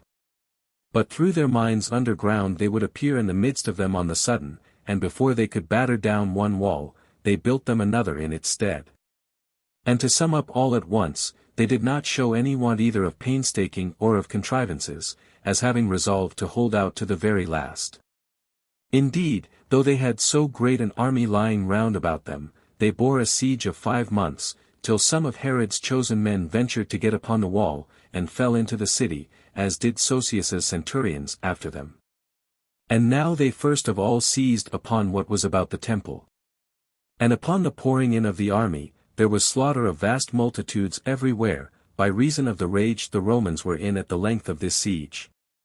And by reason that the Jews who were about Herod earnestly endeavored that none of their adversaries might remain. So they were cut to pieces by great multitudes, as they were crowded together in narrow streets, and in houses, or were running away to the temple, nor was there any mercy showed either to infants, or to the aged, or to the weaker sex. Insomuch that although the king sent about and desired them to spare the people, nobody could be persuaded to withhold their right hand from slaughter, but they slew people of all ages, like madmen. Then it was that Antigonus, without any regard to his former or to his present fortune, came down from the citadel, and fell at Sosius's feet, who without pitying him at all, upon the change of his condition, laughed at him beyond measure. And called him Antigona. Yet did he not treat him like a woman, or let him go free, but put him into bonds, and kept him in custody. 3. But Herod's concern at present, now he had gotten his enemies under his power, was to restrain the zeal of his foreign auxiliaries. For the multitude of the strange people were very eager to see the temple, and what was sacred in the holy house itself. But the king endeavored to restrain them, partly by his exhortations, partly by his threatenings, nay, partly by force, as thinking the victory worse than a defeat to him, if anything that ought not to be seen were seen by them. He also forbade, at the same time, the spoiling of the city, asking Sosius in the most earnest manner, whether the Romans, by thus emptying the city of money and men, had a mind to leave him king of a desert. And told him that he judged the dominion of the habitable earth too small a compensation for the slaughter of so many citizens. And when Sosius said that it was but just to allow the soldiers this plunder as a reward for what they suffered during the siege, Herod made answer, that he would give every one of the soldiers a reward out of his own money. So he purchased the deliverance of his country, and performed his promises to them, and made presents after a magnificent manner to each soldier, and proportionably to their commanders, and with a most royal bounty to Sosius himself. Whereby nobody went away but in a wealthy condition. Hereupon Sosius dedicated a crown of gold to God, and then went away from Jerusalem, leading Antigonus away in bonds to Antony. Then did the axe bring him to his end, who still had a fond desire of life, and some frigid hopes of it to the last, but by his cowardly behavior well deserved to die by it. 4. Hereupon King Herod distinguished the multitude that was in the city. And for those that were of his side, he made them still more his friends by the honors he conferred on them, but for those of Antigonus's party, he slew them. And as his money ran low, he turned all the ornaments he had into money, and sent it to Antony, and to those about him. Yet could he not hereby purchase an exemption from all sufferings. For Antony was now bewitched by his love to Cleopatra, and was entirely conquered by her charms. Now Cleopatra had put to death all her kindred, till no one near her in blood remained alive, and after that she fell a slaying those no way related to her. So she calumniated the principal men among the Syrians to Antony, and persuaded him to have them slain, that so she might easily gain to be mistress of what they had. Nay, she extended her avaricious humor to the Jews and Arabians, and secretly labored to have Herod and Malichus, the kings of both those nations, slain by his order. 5. Now as to these her injunctions to Antony, he complied in part. For though he esteemed it too abominable a thing to kill such good and great kings, yet was he thereby alienated from the friendship he had for them. He also took away a great deal of their country. Nay, even the plantation of palm trees at Jericho, where also grows the balsam tree, and bestowed them upon her, as also all the cities on this side the river Eleutheris, Tyre and Sidon excepted. And when she was become mistress of these, and had conducted Antony in his expedition against the Parthians as far as Euphrates, she came by Apamea and Damascus into Judea, and there did Herod pacify her indignation at him by large presents. He also hired of her those places that had been torn away from his kingdom, at the yearly rent of 200 talents. He conducted her also as far as Pelusium, and paid her all the respects possible. Now it was not long after this that Antony was come back from Parthia, and led with him Artabazus, Tigranes' son, captive, as a present for Cleopatra. For this Parthian was presently given her, with his money, and all the prey that was taken with him. Chapter 19. How Antony at the persuasion of Cleopatra sent Herod to fight against the Arabians. And now after several battles, he at length got the victory. As also concerning a great earthquake. 1. Now when the war about Actium was begun, Herod prepared to come to the assistance of Antony, as being already freed from his troubles in Judea, and having gained Hyrcania, which was a place that was held by Antigonus's sister. However, he was cunningly hindered from partaking of the hazards that Antony went through by Cleopatra. For since, as we have already noted, she had laid a plot against the kings of Judea and Arabia, she prevailed with Antony to commit the war against the Arabians to Herod. That so, if he got the better, she might become mistress of Arabia, or, if he were worsted, of Judea, and that she might destroy one of those kings by the other. 2. However, this contrivance tended to the advantage of Herod. For at the very first he took hostages from the enemy, and got together a great body of horse, and ordered them to march against them about Diaspus, and he conquered that army, although it fought resolutely against him. After which defeat, the Arabians were in great motion, and assembled themselves together at Canatha, a city of Celesyria, in vast multitudes, and waited for the Jews. And when Herod was come thither, he tried to manage this war with particular prudence, and gave orders that they should build a wall about their camp. Yet did not the multitude comply with those orders, but were so emboldened by their foregoing victory, that they presently attacked the Arabians, and beat them at the first onset, and then pursued them. Yet were there snares laid for Herod in that pursuit, while Athenio, who was one of Cleopatra's generals, and always an antagonist to Herod, sent out of Canatha the men of that country against him. For, upon this fresh onset, the Arabians took courage, and returned back, and both joined their numerous forces about stony places, that were hard to be gone over, and there put Herod's men to the rout, and made a great slaughter of them. But those that escaped out of the battle fled to Ormizah, where the Arabians surrounded their camp, and took it, with all the men in it. 3. In a little time after this calamity, Herod came to bring them succors, but he came too late. Now the occasion of that blow was this, that the officers would not obey orders. For had not the fight begun so suddenly, Athenio had not found a proper season for the snares he laid for Herod. However, he was even with the Arabians afterward, and overran their country, and did them more harm than their single victory could compensate. But as he was avenging himself on his enemies, there fell upon him another providential calamity. For in the 7th year of his reign, when the war about Actium was at the height, at the beginning of the spring, the earth was shaken, and destroyed an immense number of cattle, with 30,000 men. But the army received no harm, because it lay in the open air. In the meantime, the fame of this earthquake elevated the Arabians to greater courage, and this by augmenting it to a fabulous height, as is constantly the case in melancholy accidents, and pretending that all Judea was overthrown. Upon this supposal, therefore, that they should easily get a land that was destitute of inhabitants into their power, they first sacrificed those ambassadors who were come to them from the Jews, and then marched into Judea immediately. Now the Jewish nation were affrighted at this invasion, and quite dispirited at the greatness of their calamities one after another. Whom yet Herod got together, and endeavored to encourage to defend themselves by the following speech which he made to them. For, the present dread you are under seems to me to have seized upon you very unreasonably. It is true, you might justly be dismayed at that providential chastisement which hath befallen you, but to suffer yourselves to be equally terrified at the invasion of men is unmanly. As for myself, I am so far from being affrighted at our enemies after this earthquake, that I imagine that God hath thereby laid a bait for the Arabians, that we may be avenged on them. For their present invasion proceeds more from our accidental misfortunes, than that they have any great dependence on their weapons, or their own fitness for action. Now that hope which depends not on men's own power, but on others' ill success, is a very ticklish thing, for there is no certainty among men either in their bad or good fortunes.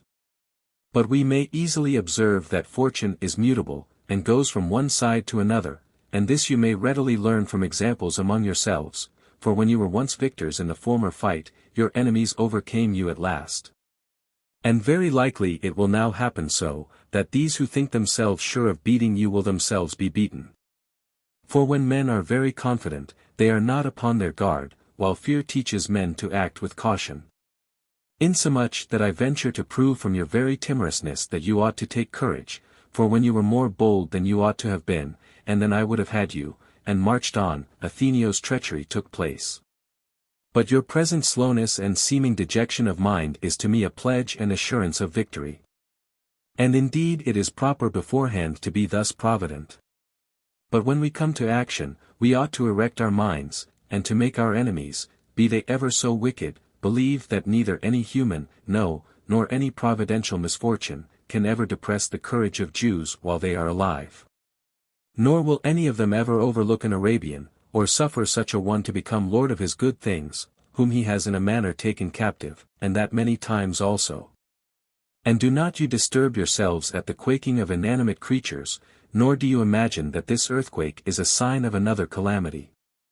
For such affections of the elements are according to the course of nature, nor does it import anything further to men, than what mischief it does immediately of itself.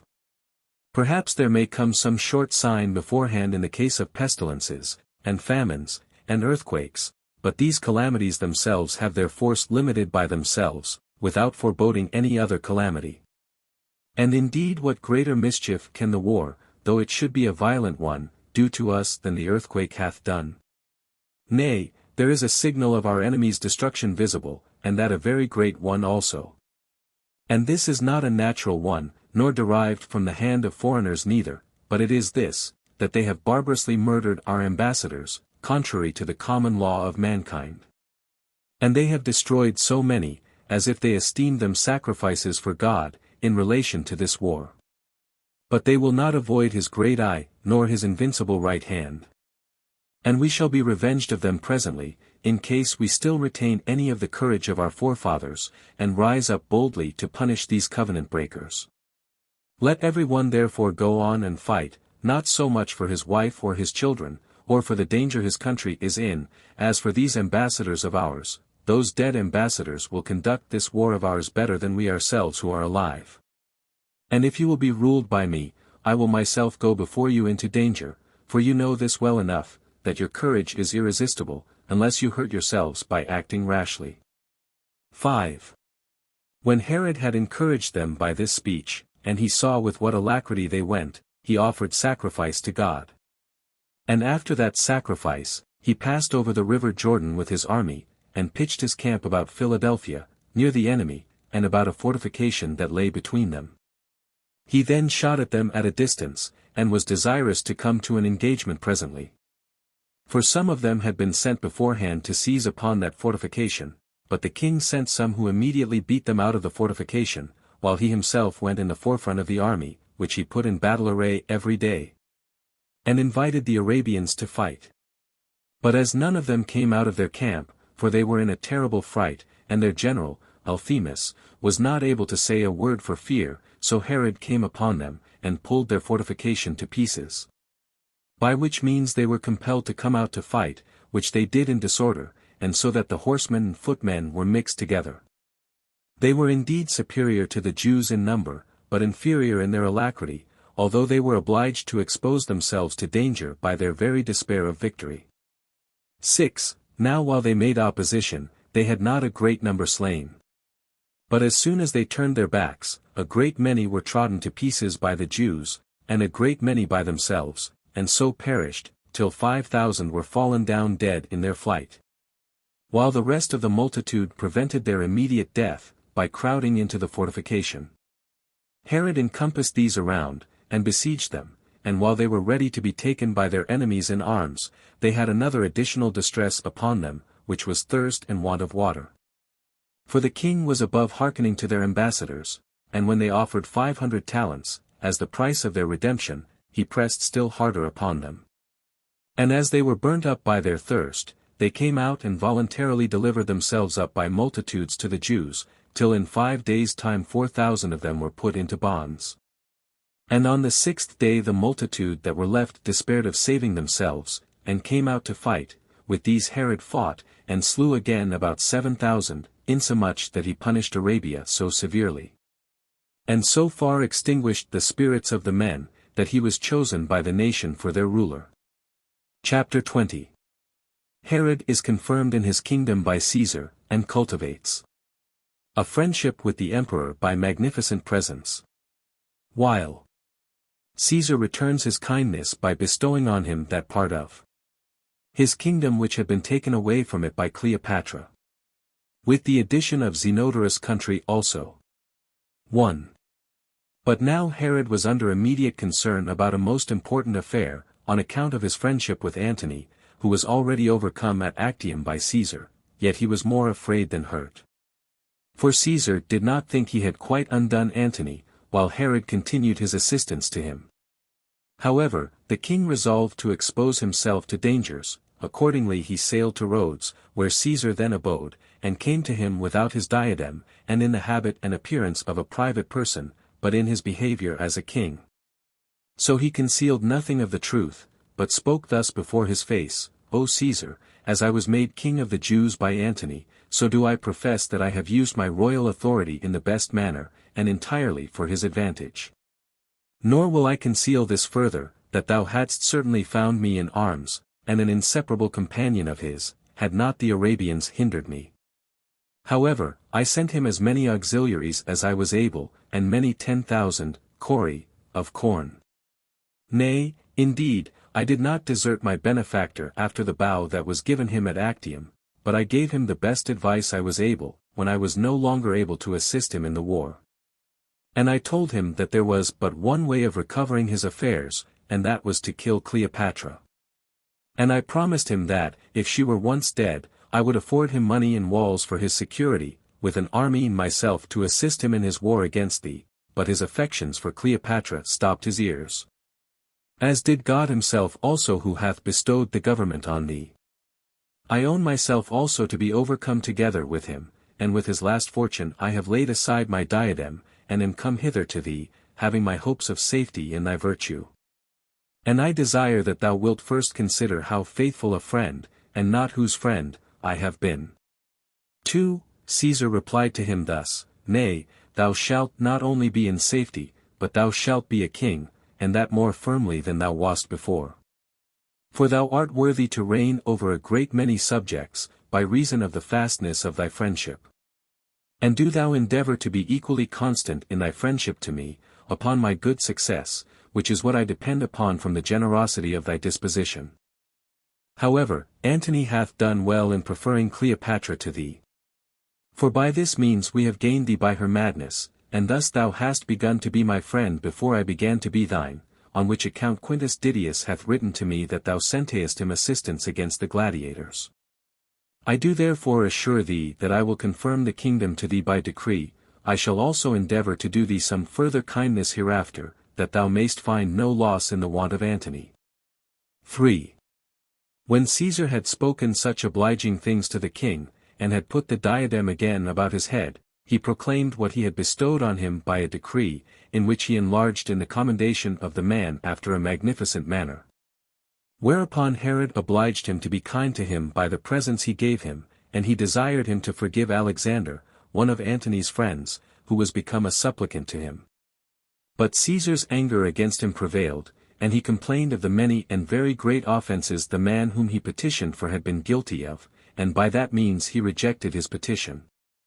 After this Caesar went for Egypt through Syria, when Herod received him with royal and rich entertainments.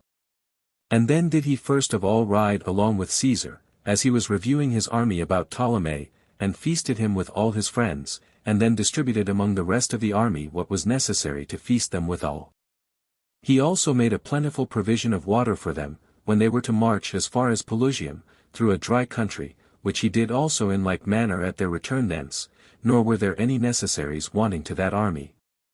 It was therefore the opinion, both of Caesar and of his soldiers, that Herod's kingdom was too small for those generous presents he made them.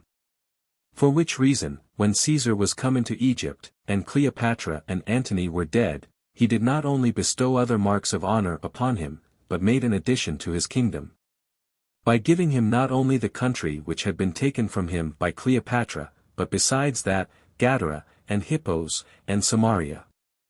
And moreover, of the maritime cities, Gaza and Anthedon, and Joppa, and Strato's tower he also made him a present of 400 Gauls, Galatians, as a guard for his body, which they had been to Cleopatra before. Nor did anything so strongly induce Caesar to make these presents as the generosity of him that received them. 4.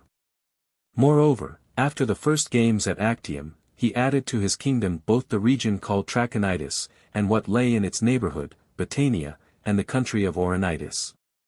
And that on the following occasion, Zenodorus, who had hired the house of Lysanias, had all along sent robbers out of Trachonitis among the Damascenes, who thereupon had recourse to Varro, the president of Syria, and desired of him that he would represent the calamity they were in to Caesar. When Caesar was acquainted with it, he sent back orders that this nest of robbers should be destroyed. Varro therefore made an expedition against them, and cleared the land of those men, and took it away from Zenodorus. Caesar did also afterward bestow it on Herod, that it might not again become a receptacle for those robbers that had come against Damascus. He also made him a procurator of all Syria, and this on the 10th year afterward, when he came again into that province.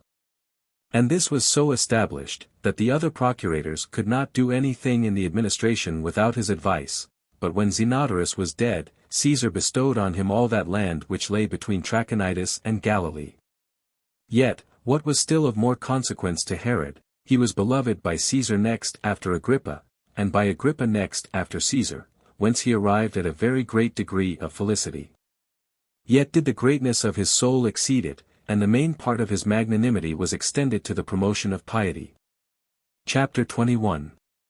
Of the temple and cities that were built by Herod and erected from the very foundations, as also of those other edifices that were erected by him, and what magnificence he showed to foreigners, and how fortune was in all things favorable to him. 1. Accordingly, in the 15th year of his reign, Herod rebuilt the temple, and encompassed a piece of land about it with a wall, which land was twice as large as that before enclosed. The expenses he laid out upon it were vastly large also, and the riches about it were unspeakable. A sign of which you have in the great cloisters that were erected about the temple, and the citadel which was on its north side. The cloisters he built from the foundation, but the citadel he repaired at a vast expense, nor was it other than a royal palace, which he called Antonia, in honor of Antony. He also built himself a palace in the upper city, containing 2 very large and most beautiful apartments, to which the holy house itself could not be compared, in largeness. The one apartment he named Caesarium, and the other Agrippium, from his 2 great friends. 2. Yet did he not preserve their memory by particular buildings only, with their names given them, but his generosity went as far as entire cities. For when he had built a most beautiful wall round a country in Samaria, 20 furlongs long, and had brought 6,000 inhabitants into it, and had allotted to it a most fruitful piece of land, and in the midst of this city, thus built, had erected a very large temple to Caesar, and had laid round about it a portion of sacred land of 3 furlongs and a half, he called the city Sebaste, from Sebastus, or Augustus, and settled the affairs of the city after a most regular manner. 3. And when Caesar had further bestowed upon him another additional country, he built there also a temple of white marble, hard by the fountains of Jordan. The place is called Panium, where is a top of a mountain that is raised to an immense height. And at its side, beneath, or at its bottom, a dark cave opens itself, within which there is a horrible precipice, that descends abruptly to a vast depth. It contains a mighty quantity of water, which is immovable. And when any body lets down anything to measure the depth of the earth beneath the water, no length of cord is sufficient to reach it. Now the fountains of Jordan rise at the roots of this cavity outwardly. And, as some think, this is the utmost origin of Jordan, but we shall speak of that matter more accurately in our following history. 4. But the king erected other places at Jericho also, between the citadel Cypros and the former palace, such as were better and more useful than the former for travelers, and named them from the same friends of his. To say all at once, there was not any place of his kingdom fit for the purpose that was permitted to be without somewhat that was for Caesar's honor. And when he had filled his own country with temples, he poured out the like plentiful marks of his esteem into his province, and built many cities which he called Caesareas. 5. And when he observed that there was a city by the seaside that was much decayed, its name was Strato's Tower, but that the place, by the happiness of its situation, was capable of great improvements from his liberality, he rebuilt it all with white stone, and adorned it with several most splendid palaces, wherein he especially demonstrated his magnanimity. For the case was this, that all the seashore between Dora and Joppa, in the middle, between which this city is situated, had no good haven, insomuch that every one that sailed from Phoenicia for Egypt was obliged to lie in the stormy sea, by reason of the south winds that threatened them. Which wind, if it blew but a little fresh, such vast waves are raised, and dash upon the rocks, that upon their retreat the sea is in a great ferment for a long way. But the king, by the expenses he was at, and the liberal disposal of them, overcame nature, and built a haven larger than was the Pyrrhicum, at Athens, and in the inner retirements of the water he built other deep stations, for the ships also. 6. Now although the place where he built was greatly opposite to his purposes, yet did he so fully struggle with that difficulty, that the firmness of his building could not easily be conquered by the sea. And the beauty and ornament of the works were such, as though he had not had any difficulty in the operation.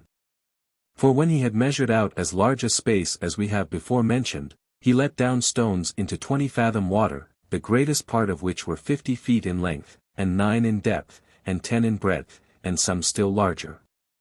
But when the haven was filled up to that depth, he enlarged that wall which was thus already extant above the sea, till it was 200 feet wide. 100 of which had buildings before it, in order to break the force of the waves, whence it was called Procumatia, or the first breaker of the waves, but the rest of the space was under a stone wall that ran round it. On this wall were very large towers, the principal and most beautiful of which was called Drusium, from Drusus, who was son-in-law to Caesar. 7. There were also a great number of arches, where the mariners dwelt.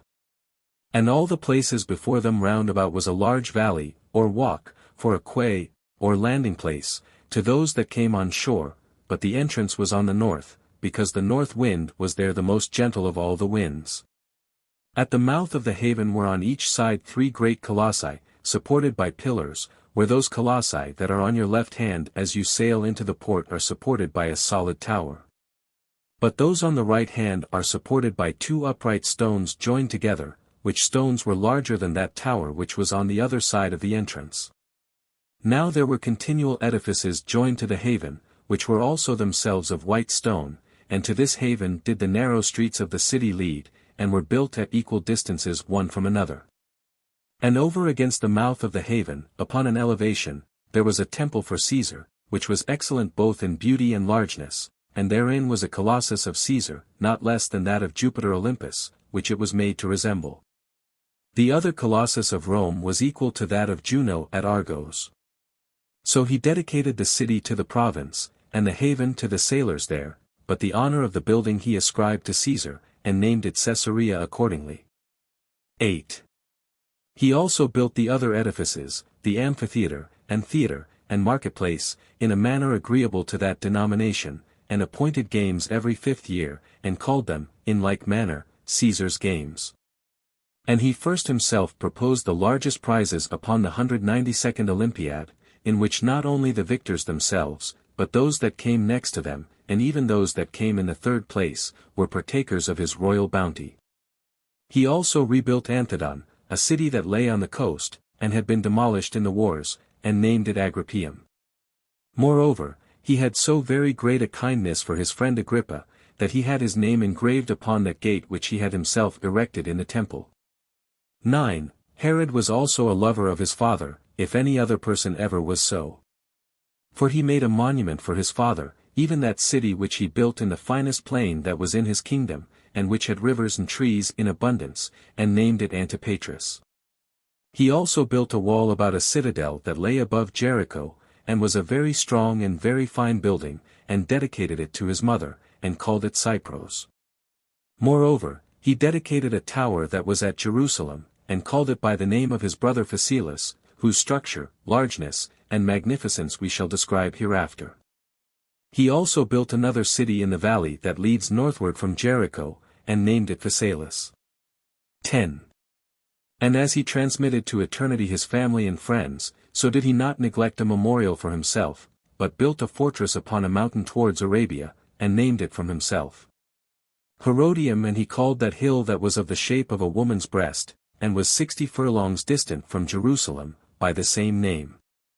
He also bestowed much curious art upon it, with great ambition, and built round towers all about the top of it, and filled up the remaining space with the most costly palaces round about.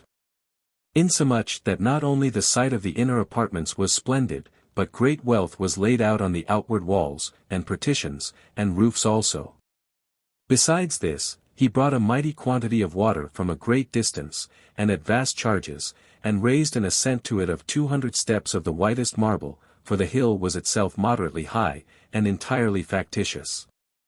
He also built other palaces about the roots of the hill, sufficient to receive the furniture that was put into them, with his friends also, insomuch that, on account of its containing all necessaries, the fortress might seem to be a city, but by the bounds it had, a palace only. 11. And when he had built so much, he showed the greatness of his soul to no small number of foreign cities. He built palaces for exercise at Tripoli, and Damascus, and Ptolemy. He built a wall about Byblus, as also large rooms, and cloisters, and temples, and marketplaces at Berytus and Tyre, with theatres at Sidon and Damascus. He also built aqueducts for those Laodiceans who lived by the seaside.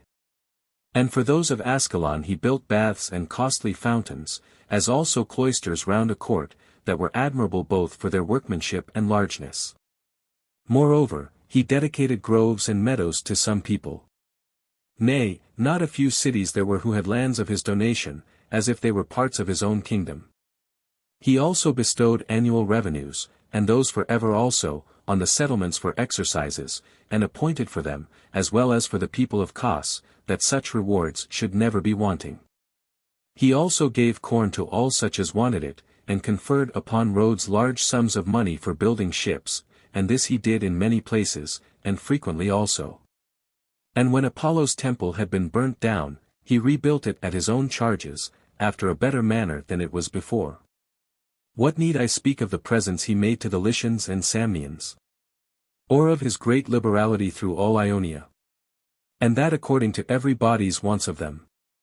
And are not the Athenians, and Lacedaemonians, and Nicopolitans, and that Pergamus which is in Mysia, full of donations that Herod presented them withal? And as for that large open place belonging to Antioch in Syria, did not he pave it with polished marble, though it were 20 furlongs long? And this when it was shunned by all men before, because it was full of dirt and filthiness, when he besides adorned the same place with a cloister of the same length. 12. It is true, a man may say, these were favors peculiar to those particular places on which he bestowed his benefits. But then what favors he bestowed on the Hellenes was a donation not only in common to all Greece, but to all the habitable earth, as far as the glory of the Olympic games reached. For when he perceived that they were come to nothing, for want of money, and that the only remains of ancient Greece were in a manner gone, he not only became one of the combatants in that return of the 5th year games, which in his sailing to Rome he happened to be present at, but he settled upon them revenues of money for perpetuity, insomuch that his memorial as a combatant there can never fail. It would be an infinite task if I should go over his payments of people's debts, or tributes, for them, as he eased the people of Phasaelus, of Batanea, and of the small cities about Cilicia, of those annual pensions they before paid. However, the fear he was in much disturbed the greatness of his soul, lest he should be exposed to envy, or seem to hunt after greater filings than he ought, while he bestowed more liberal gifts upon these cities than did their owners themselves. 13. Now Herod had a body suited to his soul, and was ever a most excellent hunter, where he generally had good success, by the means of his great skill in riding horses. For in one day he caught 40 wild beasts. That country breeds also bears, and the greatest part of it is replenished with stags and wild asses. He was also such a warrior as could not be withstood. Many men, therefore, there are who have stood amazed at his readiness in his exercises, when they saw him throw the javelin directly forward, and shoot the arrow upon the mark. And then, besides these performances of his depending on his own strength of mind and body, fortune was also very favorable to him, for he seldom failed of success in his wars. And when he failed, he was not himself the occasion of such failings, but he either was betrayed by some, or the rashness of his own soldiers procured his defeat. Chapter 22. The murder of Aristobulus and Hyrcanus, the high priests, as also of Miriam the queen. 1. However, fortune was avenged on Herod in his external great successes, by raising him up domestical troubles. And he began to have wild disorders in his family, on account of his wife, of whom he was so very fond. For when he came to the government, he sent away her whom he had before married when he was a private person, and who was born at Jerusalem, whose name was Doris, and married Miriam, the daughter of Alexander, the son of Aristobulus. On whose account disturbances arose in his family, and that in part very soon, but chiefly after his return from Rome. For, first of all, he expelled Antipater the son of Doris, for the sake of his sons by Miriam, out of the city, and permitted him to come thither at no other times than at the festivals. After this he slew his wife's grandfather, Hyrcanus, when he was returned out of Parthin to him, under this pretense, that he suspected him of plotting against him. Now this Hyrcanus had been carried captive to Barzapharnes, when he overran Syria. But those of his own country beyond Euphrates were desirous he would stay with them, and this out of the commiseration they had for his condition. And had he complied with their desires, when they exhorted him not to go over the river to Herod, he had not perished, but the marriage of his granddaughter, to Herod, was his temptation. For as he relied upon him, and was overfond of his own country, he came back to it. Herod's provocation was this, not that Hyrcanus made any attempt to gain the kingdom, but that it was fitter for him to be their king than for Herod. 2.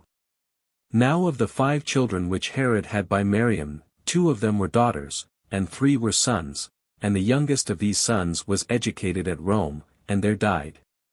But the 2 eldest he treated as those of royal blood, on account of the nobility of their mother, and because they were not born till he was king.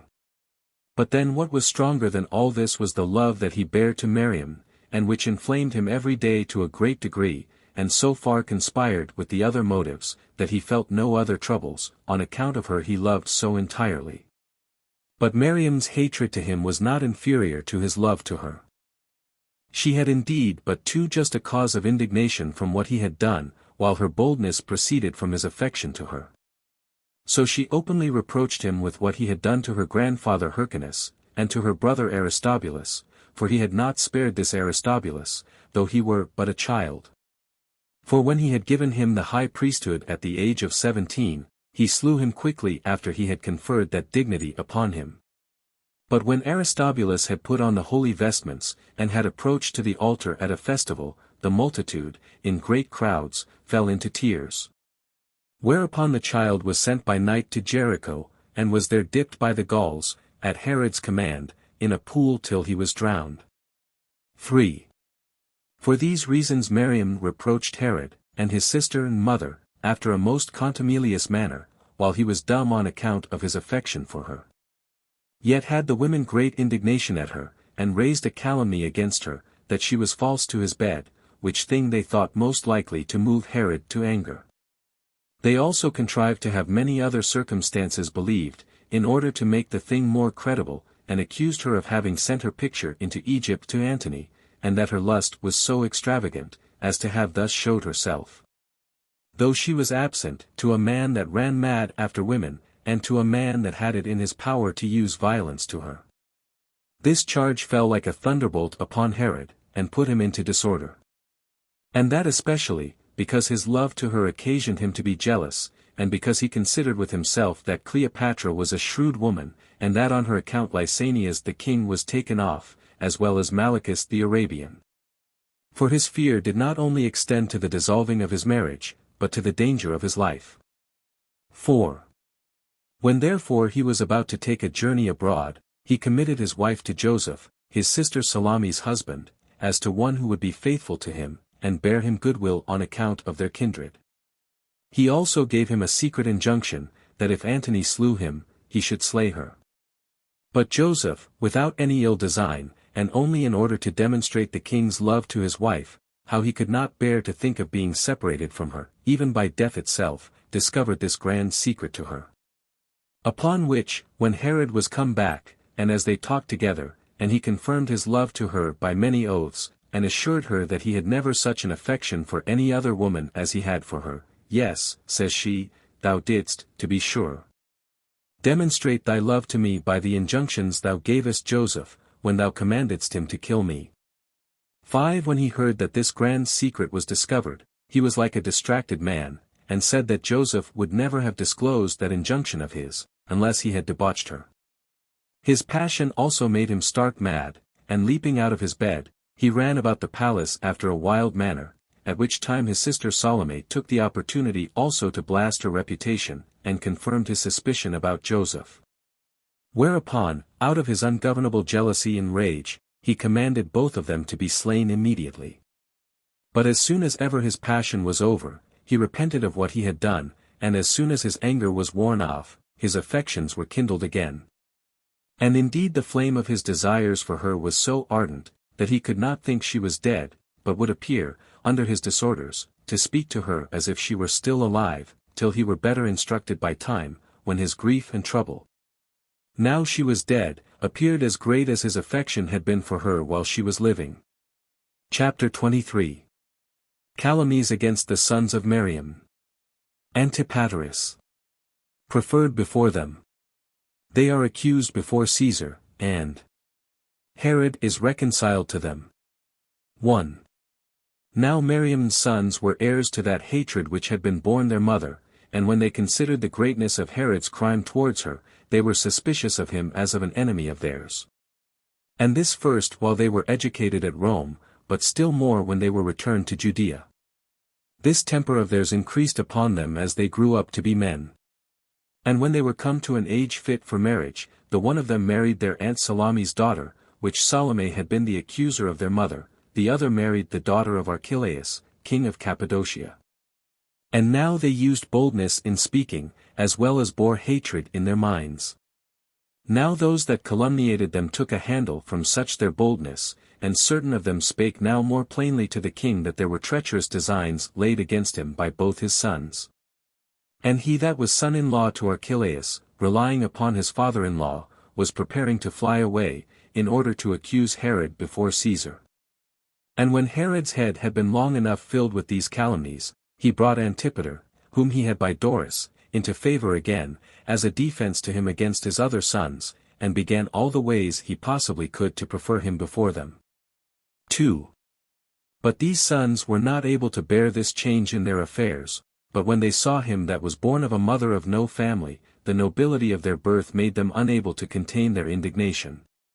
But whensoever they were uneasy, they showed the anger they had at it.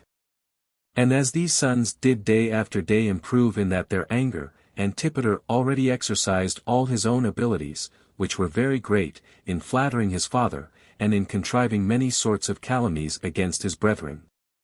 While he told some stories of them himself, and put it upon other proper persons to raise other stories against them, till at length he entirely cut his brethren off from all hopes of succeeding to the kingdom. For he was already publicly put into his father's will as his successor. Accordingly, he was sent with royal ornaments and other marks of royalty, to Caesar, excepting the diadem. He was also able in time to introduce his mother again into Miriam's bed. The two sorts of weapons he made use of against his brethren were flattery and calumny, whereby he brought matters privately to such a pass, that the king had thoughts of putting his sons to death. 3. So the father drew Alexander as far as Rome, and charged him with an attempt of poisoning him before Caesar. Alexander could hardly speak for lamentation. But having a judge that was more skillful than Antipater, and more wise than Herod, he modestly avoided laying any imputation upon his father, but with great strength of reason confuted the calumnies laid against him. And when he had demonstrated the innocency of his brother, who was in the like danger with himself, he at last bewailed the craftiness of Antipater, and the disgrace they were under. He was enabled also to justify himself, not only by a clear conscience, which he carried within him, but by his eloquence, for he was a shrewd man in making speeches. And upon his saying at last, that if his father objected this crime to them, it was in his power to put them to death, he made all the audience weep.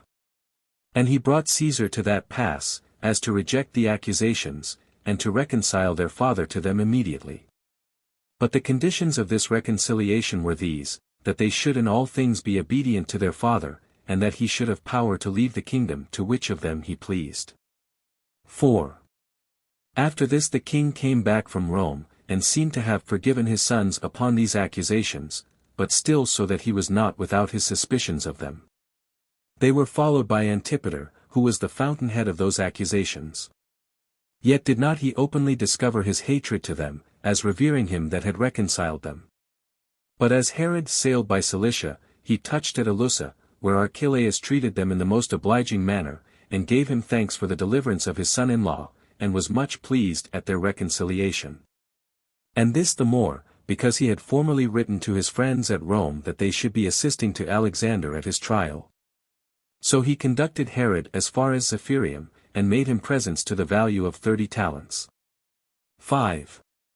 Now when Herod was come to Jerusalem, he gathered the people together, and presented to them his 3 sons, and gave them an apologetic account of his absence, and thanked God greatly, and thanked Caesar greatly also, for settling his house when it was under disturbances, and had procured concord among his sons, which was of greater consequence than the kingdom itself, and which I will render still more firm. For Caesar hath put into my power to dispose of the government, and to appoint my successor. Accordingly, in way of requital for his kindness, and in order to provide for mine own advantage, I do declare that these 3 sons of mine shall be kings. And, in the first place, I pray for the approbation of God to what I am about, and, in the next place, I desire your approbation also. The age of one of them, and the nobility of the other 2, shall procure them the succession. Nay, indeed, my kingdom is so large that it may be sufficient for more kings. Now do you keep those in their places whom Caesar hath joined, and their father hath appointed. And do not you pay undue or unequal respects to them, but to every one according to the prerogative of their births. For he that pays such respects unduly, will thereby not make him that is honored beyond what his age requires so joyful, as he will make him that is dishonored sorrowful. As for the kindred and friends that are to converse with them, I will appoint them to each of them, and will so constitute them, that they may be securities for their concord. As well knowing that the ill tempers of those with whom they converse will produce quarrels and contentions among them, but that if these with whom they converse be of good tempers, they will preserve their natural affections for one another. But still I desire that not these only, but all the captains of my army, have for the present their hopes placed on me alone, for I do not give away my kingdom to these my sons, but give them royal honors only. Whereby it will come to pass that they will enjoy the sweet parts of government as rulers themselves, but that the burden of administration will rest upon myself whether I will or not. And let every one consider what age I am of, how I have conducted my life, and what piety I have exercised, for my age is not so great that men may soon expect the end of my life. Nor have I indulged such a luxurious way of living as cuts men off when they are young, and we have been so religious towards God, that we have reason to hope we may arrive at a very great age. But for such as cultivate a friendship with my sons, so as to aim at my destruction, they shall be punished by me on their account. I am not one who envy my own children, and therefore forbid men to pay them great respect. But I know that such, extravagant, respects are the way to make them insolent. And if every one that comes near them does but revolve this in his mind, that if he prove a good man, he shall receive a reward from me, but that if he prove seditious, his ill-intended complaisance shall get him nothing from him to whom it is shown, I suppose they will all be of my side, that is, of my son's side. For it will be for their advantage that I reign, and that I be at concord with them. But do you, O my good children, reflect upon the holiness of nature itself, by whose means natural affection is preserved, even among wild beasts. In the next place, reflect upon Caesar, who hath made this reconciliation among us, and in the third place, reflect upon me, who entreat you to do what I have power to command you. Continue, brethren. I give you royal garments, and royal honors. And I pray to God to preserve what I have determined, in case you be at concord one with another. When the king had thus spoken, and had saluted every one of his sons after an obliging manner, he dismissed the multitude. Some of which gave their assent to what he had said, and wished it might take effect accordingly, but for those who wished for a change of affairs, they pretended they did not so much as hear what he said. Chapter 24. The malice of Antipater and Doris. Alexander is very uneasy. On Glaphar's account. Herod pardons Pheroras, whom he suspected, and Salome whom he knew to make mischief among them. Herod's eunuchs are tortured and Alexander is bound. 1. But now the quarrel that was between them still accompanied these brethren when they parted, and the suspicions they had one of the other grew worse. Alexander and Aristobulus were much grieved that the privilege of the firstborn was confirmed to Antipater, as was Antipater very angry at his brethren that they were to succeed him. But then this last being of a disposition that was mutable and politic, he knew how to hold his tongue, and used a great deal of cunning, and thereby concealed the hatred he bore to them. While the former, depending on the nobility of their births, had everything upon their tongues which was in their minds. Many also there were who provoked them further, and many of their seeming friends insinuated themselves into their acquaintance, to spy out what they did. Now everything that was said by Alexander was presently brought to Antipater, and from Antipater it was brought to Herod with additions.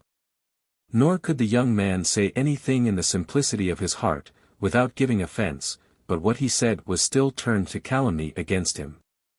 And if he had been at any time a little free in his conversation, great imputations were forged from the smallest occasions. Antipater also was perpetually setting some to provoke him to speak, that the lies he raised of him might seem to have some foundation of truth. And if, among the many stories that were given out, but one of them could be proved true, that was supposed to imply the rest to be true also. And as to Antipater's friends, they were all either naturally so cautious in speaking, or had been so far bribed to conceal their thoughts, that nothing of these grand secrets got abroad by their means. Nor should one be mistaken if he called the life of Antipater a mystery of wickedness, for he either corrupted Alexander's acquaintance with money, or got into their favor by flatteries. By which two means he gained all his designs, and brought them to betray their master, and to steal away, and reveal what he either did or said. Thus did he act a part very cunningly in all points, and wrought himself a passage by his calumnies with the greatest shrewdness. While he put on a face as if he were a kind brother to Alexander and Aristobulus, but suborned other men to inform of what they did to Herod. And when anything was told against Alexander, he would come in, and pretend to be of his side, and would begin to contradict what was said, but would afterward contrive matters so privately, that the king should have an indignation at him. His general aim was this, to lay a plot, and to make it believed that Alexander lay in wait to kill his father, for nothing afforded so great a confirmation to these calumnies as did Antipater's apologies for him. 2.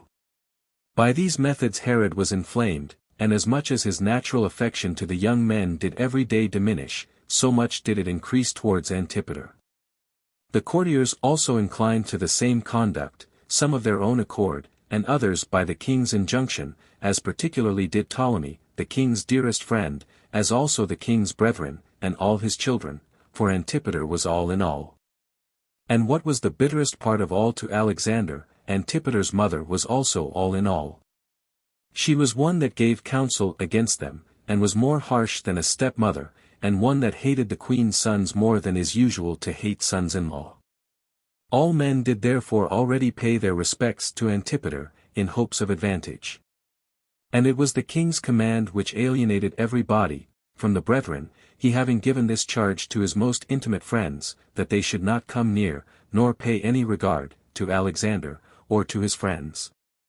Herod was also become terrible, not only to his domestics about the court, but to his friends abroad. For Caesar had given such a privilege to no other king as he had given to him, which was this, that he might fetch back any one that fled from him, even out of a city that was not under his own jurisdiction.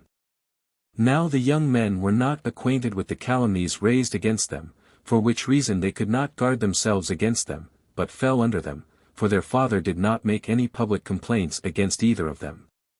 Though in a little time they perceived how things were by his coldness to them, and by the great uneasiness he showed upon anything that troubled him. Antipater had also made their uncle Pheroras to be their enemy, as well as their aunt Salome, while he was always talking with her, as with a wife, and irritating her against them. Moreover, Alexander's wife, Glaphyra, augmented this hatred against them, by deriving her nobility and genealogy from great persons, and pretending that she was a lady superior to all others in that kingdom. As being derived by her father's side from Temenus, and by her mother's side from Darius, the son of Hystaspes. She also frequently reproached Herod's sister and wives with the ignobility of their descent, and that they were every one chosen by him for their beauty, but not for their family. Now those wives of his were not a few. It being of old permitted to the Jews to marry many wives, and this king delighting in many, all which hated Alexander, on account of Glaphyra's boasting and reproaches. 3. Nay, Aristobulus had raised a quarrel between himself and Salome, who was his mother-in-law, besides the anger he had conceived at Glaphyra's reproaches. For he perpetually upbraided his wife with the meanness of her family, and complained, that as he had married a woman of a low family, so had his brother Alexander married one of royal blood. At this Salome's daughter wept, and told it her with this addition, that Alexander threatened the mothers of his other brethren, that when he should come to the crown, he would make them weave with their maidens. And would make those brothers of his country schoolmasters. And break this jest upon them, that they had been very carefully instructed, to fit them for such an employment. Hereupon Salome could not contain her anger, but told all to Herod. Nor could her testimony be suspected, since it was against her own son-in-law. There was also another calumny that ran abroad and inflamed the king's mind. For he heard that these sons of his were perpetually speaking of their mother, and, among their lamentations for her, did not abstain from cursing him. And that when he made presents of any of Miriam's garments to his later wives, these threatened that in a little time, instead of royal garments, they would clothe theft in no better than haircloth. 4. Now upon these accounts, though Herod was somewhat afraid of the young men's high spirit, yet did he not despair of reducing them to a better mind. But before he went to Rome, whither he was now going by sea, he called them to him, and partly threatened them a little, as a king. But for the main, he admonished them as a father, and exhorted them to love their brethren, and told them that he would pardon their former offenses, if they would amend for the time to come. But they refuted the calumnies that had been raised of them, and said they were false, and alleged that their actions were sufficient for their vindication. And said withal, that he himself ought to shut his ears against such tales, and not be too easy in believing them, for that there would never be wanting those that would tell lies to their disadvantage, as long as any would give ear to them. 5. When they had thus soon pacified him, as being their father, they got clear of the present fear they were in, yet did they see occasion for sorrow in some time afterward. For they knew that Salome, as well as their uncle Pheroras, were their enemies, who were both of them heavy and severe persons, and especially Pheroras, who was a partner with Herod in all the affairs of the kingdom, excepting his diadem. He had also 100 talents of his own revenue, and enjoyed the advantage of all the land beyond Jordan, which he had received as a gift from his brother, who had asked of Caesar to make him a tetrarch, as he was made accordingly. Herod had also given him a wife out of the royal family, who was no other than his own wife's sister, and after her death had solemnly espoused to him his own eldest daughter, with a dowry of 300 talents. But Pheroras refused to consummate this royal marriage, out of his affection to a maidservant of his. Upon which account Herod was very angry, and gave that daughter in marriage to a brother's son of his, Joseph, who was slain afterward by the Parthians. But in some time he laid aside his anger against Pheroras, and pardoned him, as one not able to overcome his foolish passion for the maidservant. 6. Nay, Pheroras had been accused long before, while the queen, Mariam, was alive, as if he were in a plot to poison Herod. And there came then so great a number of informers, that Herod himself, though he was an exceeding lover of his brethren, was brought to believe what was said, and to be afraid of it also. And when he had brought many of those that were under suspicion to the torture, he came at last to Pheroras's own friends. None of which did openly confess the crime, but they owned that he had made preparation to take her whom he loved, and run away to the Parthians. Costobarus also, the husband of Salome, to whom the king had given her in marriage, after her former husband had been put to death for adultery, was instrumental in bringing about this contrivance and flight of his. Nor did Salome escape all calumny upon herself, for her brother Pheroras accused her that she had made an agreement to marry Silius, the procurator of Obodas, king of Arabia, who was at bitter enmity with Herod. But when she was convicted of this, and of all that Pheroras had accused her of, she obtained her pardon. The king also pardoned Pheroras himself the crimes he had been accused of. 7. But the storm of the whole family was removed to Alexander, and all of it rested upon his head. There were 3 eunuchs who were in the highest esteem with the king, as was plain by the offices they were in about him. For one of them was appointed to be his butler, another of them got his supper ready for him, and the third put him into bed, and lay down by him. Now Alexander had prevailed with these men, by large gifts, to let him use them after an obscene manner, which, when it was told to the king, they were tortured, and found guilty, and presently confessed the criminal conversation he had with them. They also discovered the promises by which they were induced so to do, and how they were deluded by Alexander, who had told them that they ought not to fix their hopes upon Herod, an old man, and one so shameless as to color his hair, unless they thought that would make him young again. But that they ought to fix their attention to him who was to be his successor in the kingdom, whether he would or not. And who in no long time would avenge himself on his enemies, and make his friends happy and blessed, and themselves in the first place. That the men of power did already pay respects to Alexander privately, and that the captains of the soldiery, and the officers, did secretly come to him. 8. These confessions did so terrify Herod, that he durst not immediately publish them. But he sent spies abroad privately, by night and by day, who should make a close inquiry after all that was done and said. And when any were but suspected of treason, he put them to death, insomuch that the palace was full of horribly unjust proceedings, for every body forged calumnies, as they were themselves in a state of enmity or hatred against others. And many there were who abused the king's bloody passion to the disadvantage of those with whom they had quarrels, and lies were easily believed, and punishments were inflicted sooner than the calumnies were forged. He who had just then been accusing another was accused himself, and was led away to execution together with him whom he had convicted, for the danger the king was in of his life made examinations be very short. He also proceeded to such a degree of bitterness, that he could not look on any of those that were not accused with a pleasant countenance, but was in the most barbarous disposition towards his own friends. Accordingly, he forbade a great many of them to come to court, and to those whom he had not power to punish actually he spake harshly. But for Antipater, he insulted Alexander, now he was under his misfortunes, and got a stout company of his kindred together, and raised all sorts of calumny against him. And for the king, he was brought to such a degree of terror by those prodigious slanders and contrivances, that he fancied he saw Alexander coming to him with a drawn sword in his hand. So he caused him to be seized upon immediately, and bound, and fell to examining his friends by torture, many of whom died, under the torture, but would discover nothing, nor say anything against their consciences. But some of them, being forced to speak falsely by the pains they endured, said that Alexander, and his brother Aristobulus, plotted against him, and waited for an opportunity to kill him as he was hunting, and then fly away to Rome.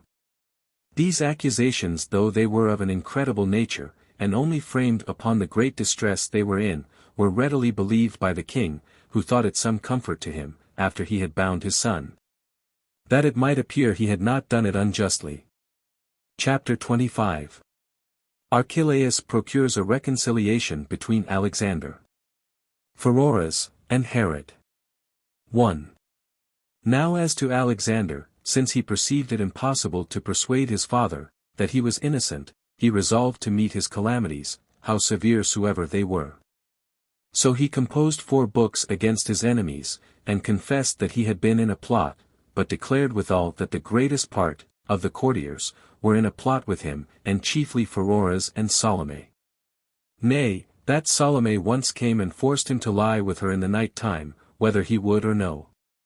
These books were put into Herod's hands, and made a great clamor against the men in power.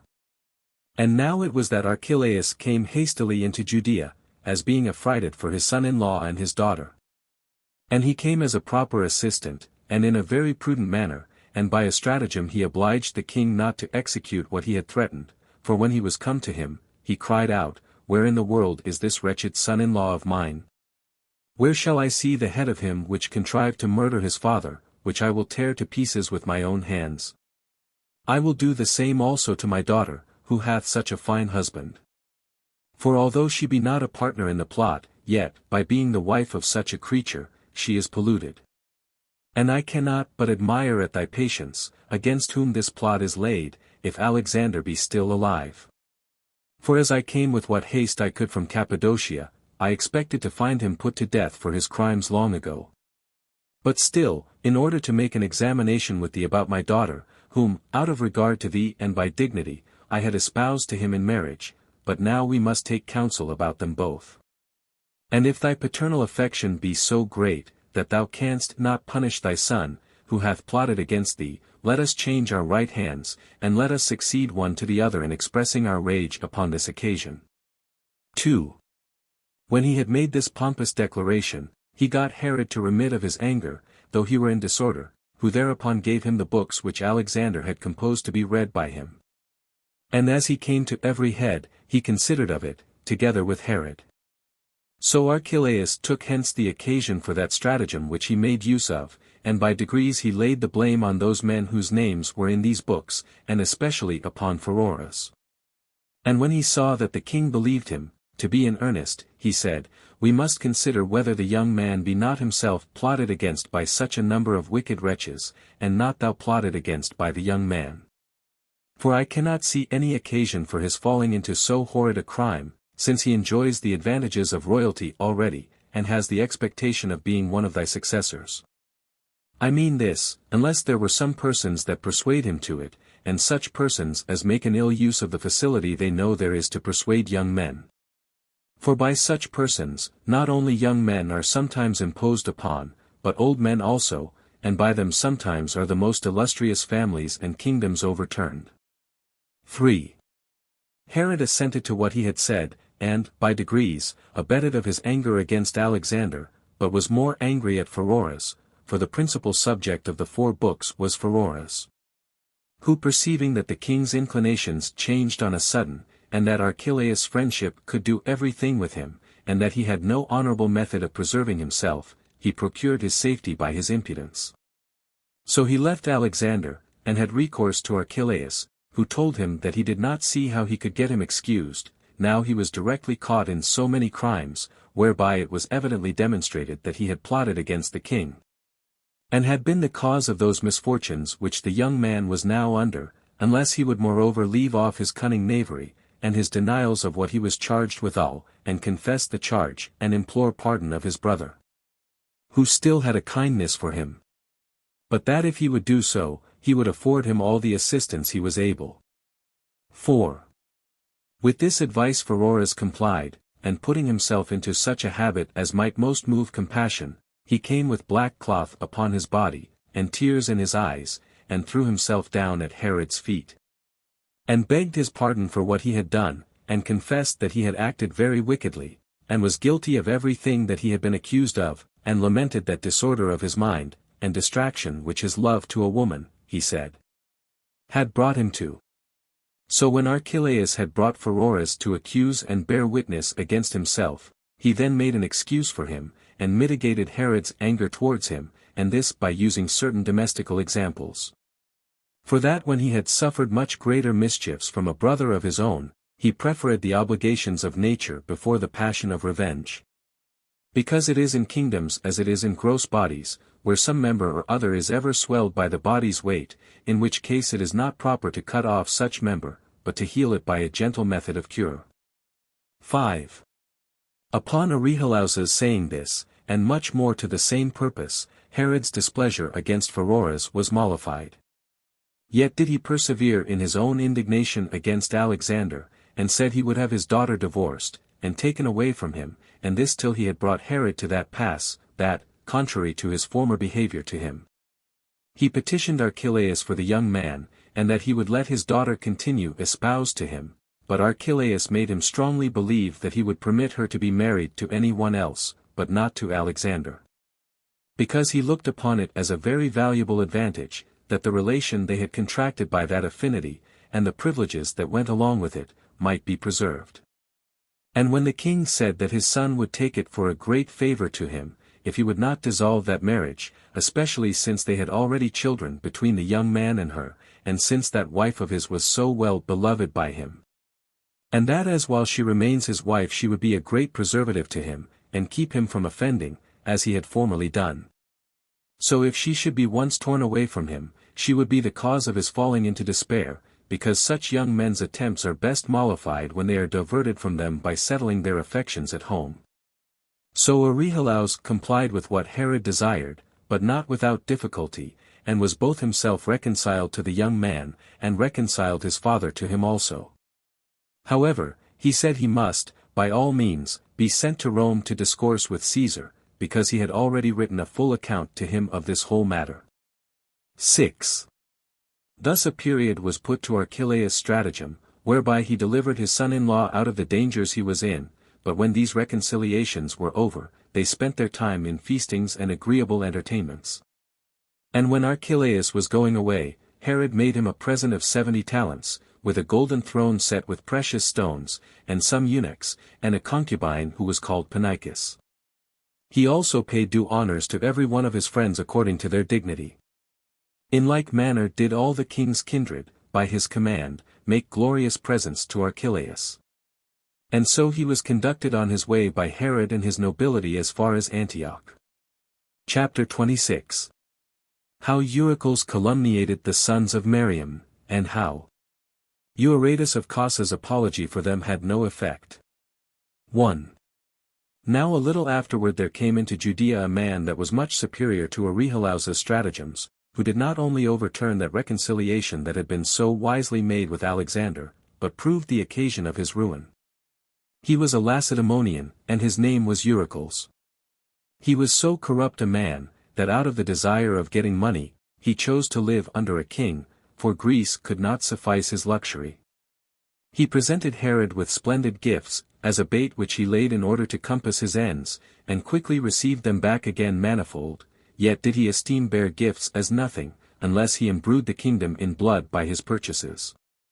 Accordingly, he imposed upon the king by flattering him, and by talking subtly to him, as also by the lying encomiums which he made upon him. For as he soon perceived Herod's blind side, so he said and did everything that might please him, and thereby became one of his most intimate friends. For both the king and all that were about him had a great regard for this Spartan, on account of his country. 2.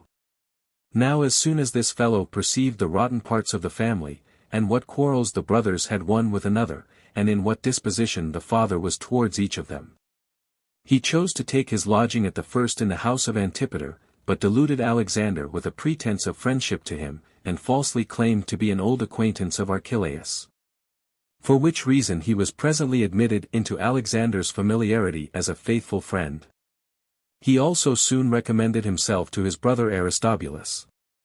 And when he had thus made trial of these several persons, he imposed upon one of them by one method, and upon another by another. But he was principally hired by Antipater, and so betrayed Alexander, and this by reproaching Antipater, because, while he was the eldest son, he overlooked the intrigues of those who stood in the way of his expectations.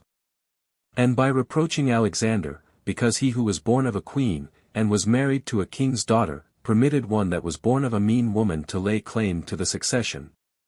And this when he had Archelaus to support him in the most complete manner. Nor was his advice thought to be other than faithful by the young man, because of his pretended friendship with Archelaus. On which account it was that Alexander lamented to him Antipater's behavior with regard to himself, and this without concealing anything from him. And how it was no wonder if Herod, after he had killed their mother, should deprive them of her kingdom. Upon this Eurycles pretended to commiserate his condition, and to grieve with him. He also, by a bait that he laid for him, procured Aristobulus to say the same things. Thus did he inveigle both the brothers to make complaints of their father, and then went to Antipater, and carried these grand secrets to him. He also added a fiction of his own, as if his brothers had laid a plot against him, and were almost ready to come upon him with their drawn swords. For this intelligence he received a great sum of money, and on that account he commended Antipater before his father, and at length undertook the work of bringing Alexander and Aristobulus to their graves, and accused them before their father. So he came to Herod, and told him that he would save his life, as a requital for the favors he had received from him, and would preserve his light, of life, by way of retribution for his kind entertainment. For that a sword had been long whetted, and Alexander's right hand had been long stretched out against him.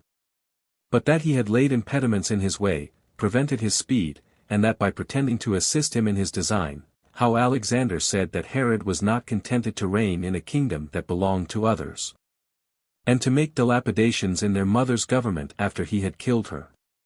But besides all this, that he introduced a spurious successor, and proposed to give the kingdom of their ancestors to that pestilent fellow Antipater, that he would now appease the ghosts of Hyrcanus and Miriam, by taking vengeance on him. For that it was not fit for him to take the succession to the government from such a father without bloodshed, that many things happen every day to provoke him so to do, insomuch that he can say nothing at all. But it affords occasion for calumny against him. For that if any mention be made of nobility of birth, even in other cases, he is abused unjustly, while his father would say that nobody, to be sure, is of noble birth but Alexander, and that his father was inglorious for want of such nobility. If they be at any time hunting, and he says nothing, he gives offense, and if he commends any body, they take it in way of jest that they always find their father unmercifully severe, and have no natural affection for any of them but for Antipater. On which accounts, if this plot does not take, he is very willing to die, but that in case he kill his father, he hath sufficient opportunities for saving himself. In the first place, he hath Archelaus his father-in-law to whom he can easily fly. And in the next place, he hath Caesar, who had never known Herod's character to this day, for that he shall not appear then before him with that dread he used to do when his father was there to terrify him. And that he will not then produce the accusations that concern himself alone, but would, in the first place, openly insist on the calamities of their nation, and how they are taxed to death. And in what ways of luxury and wicked practices that wealth is spent which was gotten by bloodshed.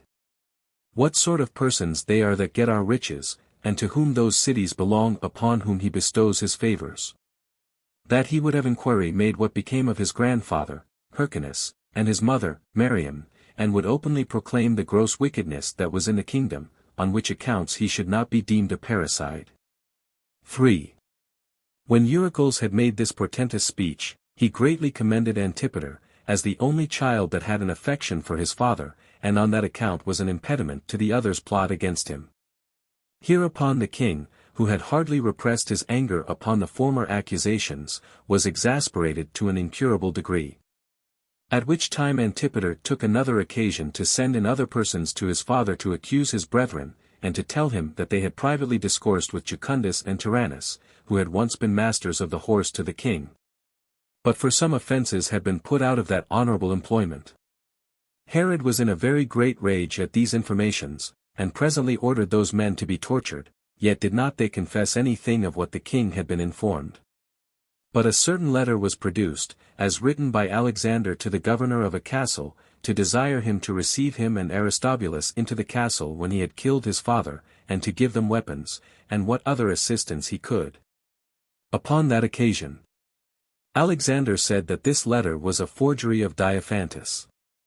This Diophantus was the king's secretary, a bold man, and cunning in counterfeiting any one's hand, and after he had counterfeited a great number, he was at last put to death for it. Herod did also order the governor of the castle to be tortured, but got nothing out of him of what the accusation suggested. For, however, although Herod found the proofs too weak, he gave order to have his sons kept in custody. For till now they had been at liberty. He also called that pest of his family, and forger of all this vile accusation, Eurycles, his savior and benefactor, and gave him a reward of 50 talents. Upon which he prevented any accurate accounts that could come of what he had done, by going immediately into Cappadocia, and there he got money of Archelaus, having the impudence to pretend that he had reconciled Herod to Alexander. He thence passed over into Greece, and used what he had thus wickedly gotten to the like wicked purposes. Accordingly, he was twice accused before Caesar, that he had filled Achaia with sedition, and had plundered its cities. And so he was sent into banishment. And thus was he punished for what wicked actions he had been guilty of about Aristobulus and Alexander. 5. But it will now be worth while to put Euaratus of Cos in opposition to this Spartan. For as he was one of Alexander's most intimate friends, and came to him in his travels at the same time that Eurycles came, so the king put the question to him, whether those things of which Alexander was accused were true. He assured him upon oath that he had never heard any such things from the young men, yet did this testimony avail nothing for the clearing those miserable creatures. For Herod was only disposed and most ready to hearken to what made against them, and every one was most agreeable to him that would believe they were guilty, and showed their indignation at them. Chapter 27. Herod by Caesar's direction accuses his sons at Eurytus. They are not produced before the courts but yet are condemned. And in a little time they are sent to Sebaste, and strangled. There. 1. Moreover, Salome exasperated Herod's cruelty against his sons, for Aristobulus was desirous to bring her, who was his mother-in-law and his aunt, into the like dangers with themselves. So he sent to her to take care of her own safety, and told her that the king was preparing to put her to death, on account of the accusation that was laid against her, as if when she formerly endeavored to marry herself to Silius the Arabian. She had discovered the king's grand secrets to him, who was the king's enemy. And this it was that came as the last storm, and entirely sunk the young men when they were in great danger before. For Salome came running to the king, and informed him of what admonition had been given her. Whereupon he could bear no longer, but commanded both the young men to be bound, and kept the one asunder from the other.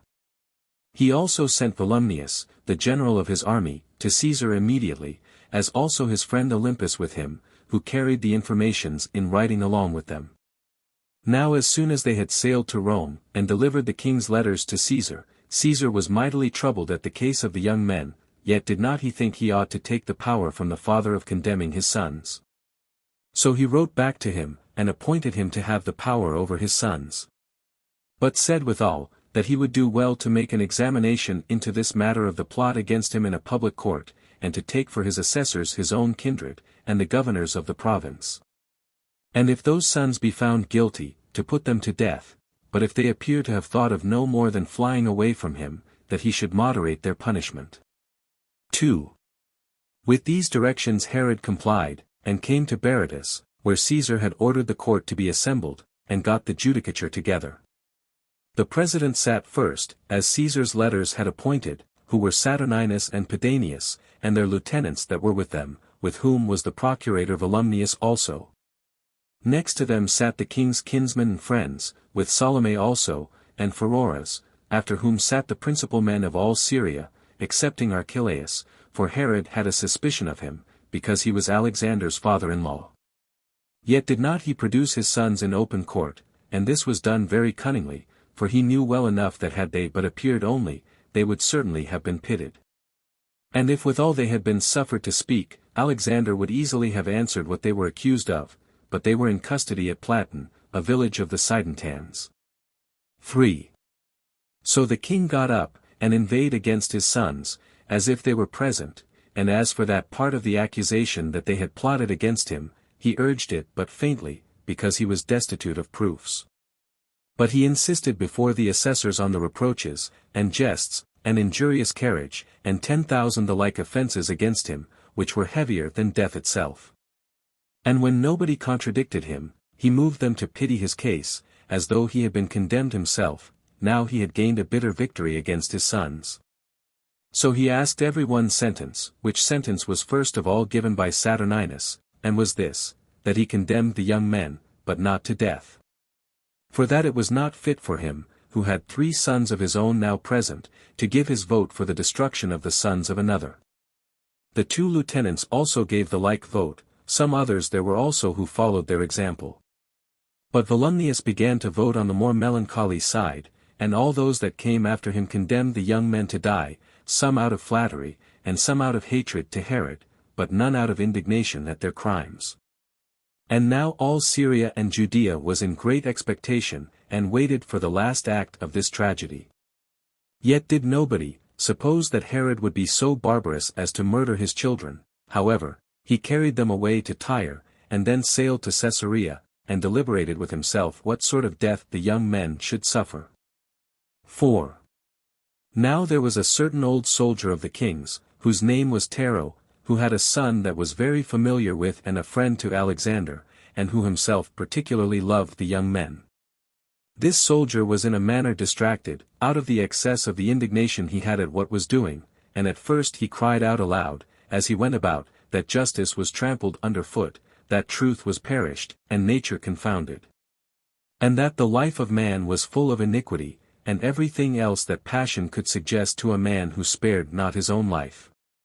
And at last he ventured to go to the king, and said, Truly I think thou art a most miserable man, when thou hearkenest to most wicked wretches, against those that ought to be dearest to thee.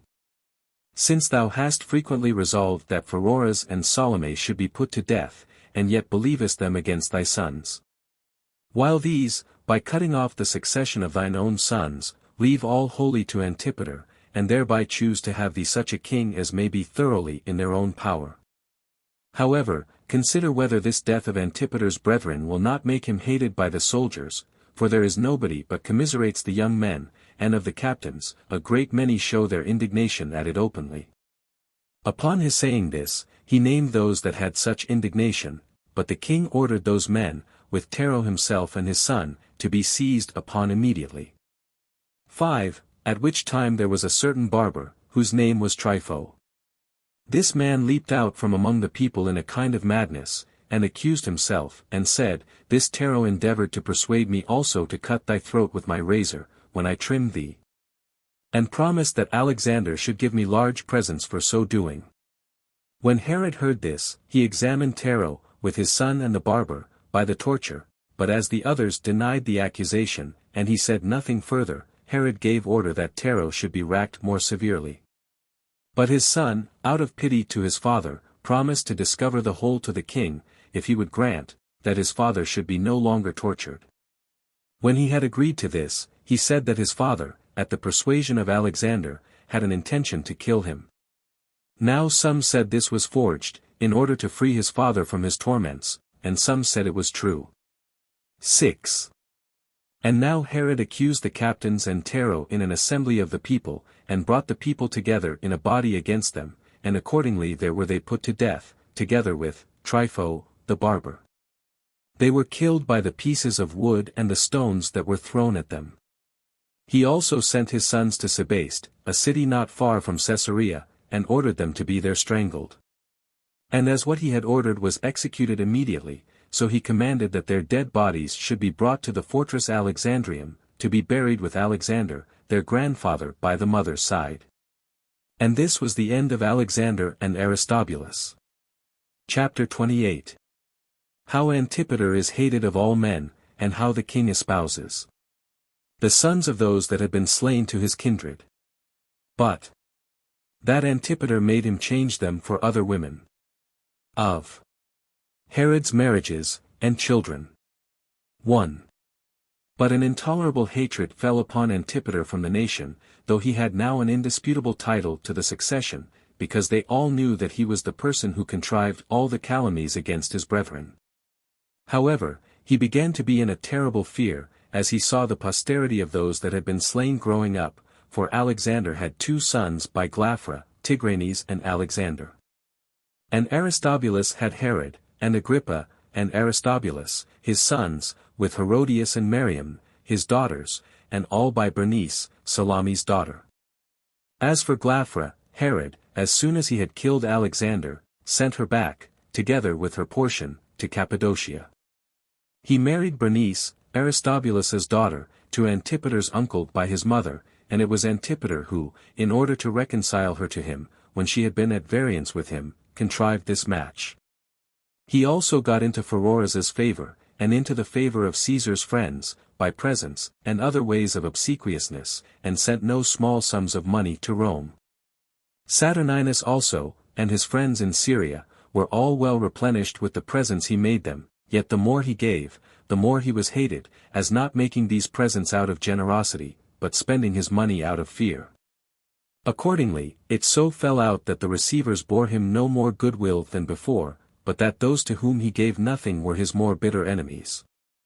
However, he bestowed his money every day more and more profusely, on observing that, contrary to his expectations, the king was taking care about the orphans, and discovering at the same time his repentance for killing their fathers, by his commiseration of those that sprang from them. 2. Accordingly, Herod got together his kindred and friends, and set before them the children, and, with his eyes full of tears, said thus to them, It was an unlucky fate that took away from me these children's fathers, which children are recommended to me by that natural commiseration which their orphan condition requires. However, I will endeavor, though I have been a most unfortunate father, to appear a better grandfather, and to leave these children such curators after myself as are dearest to me.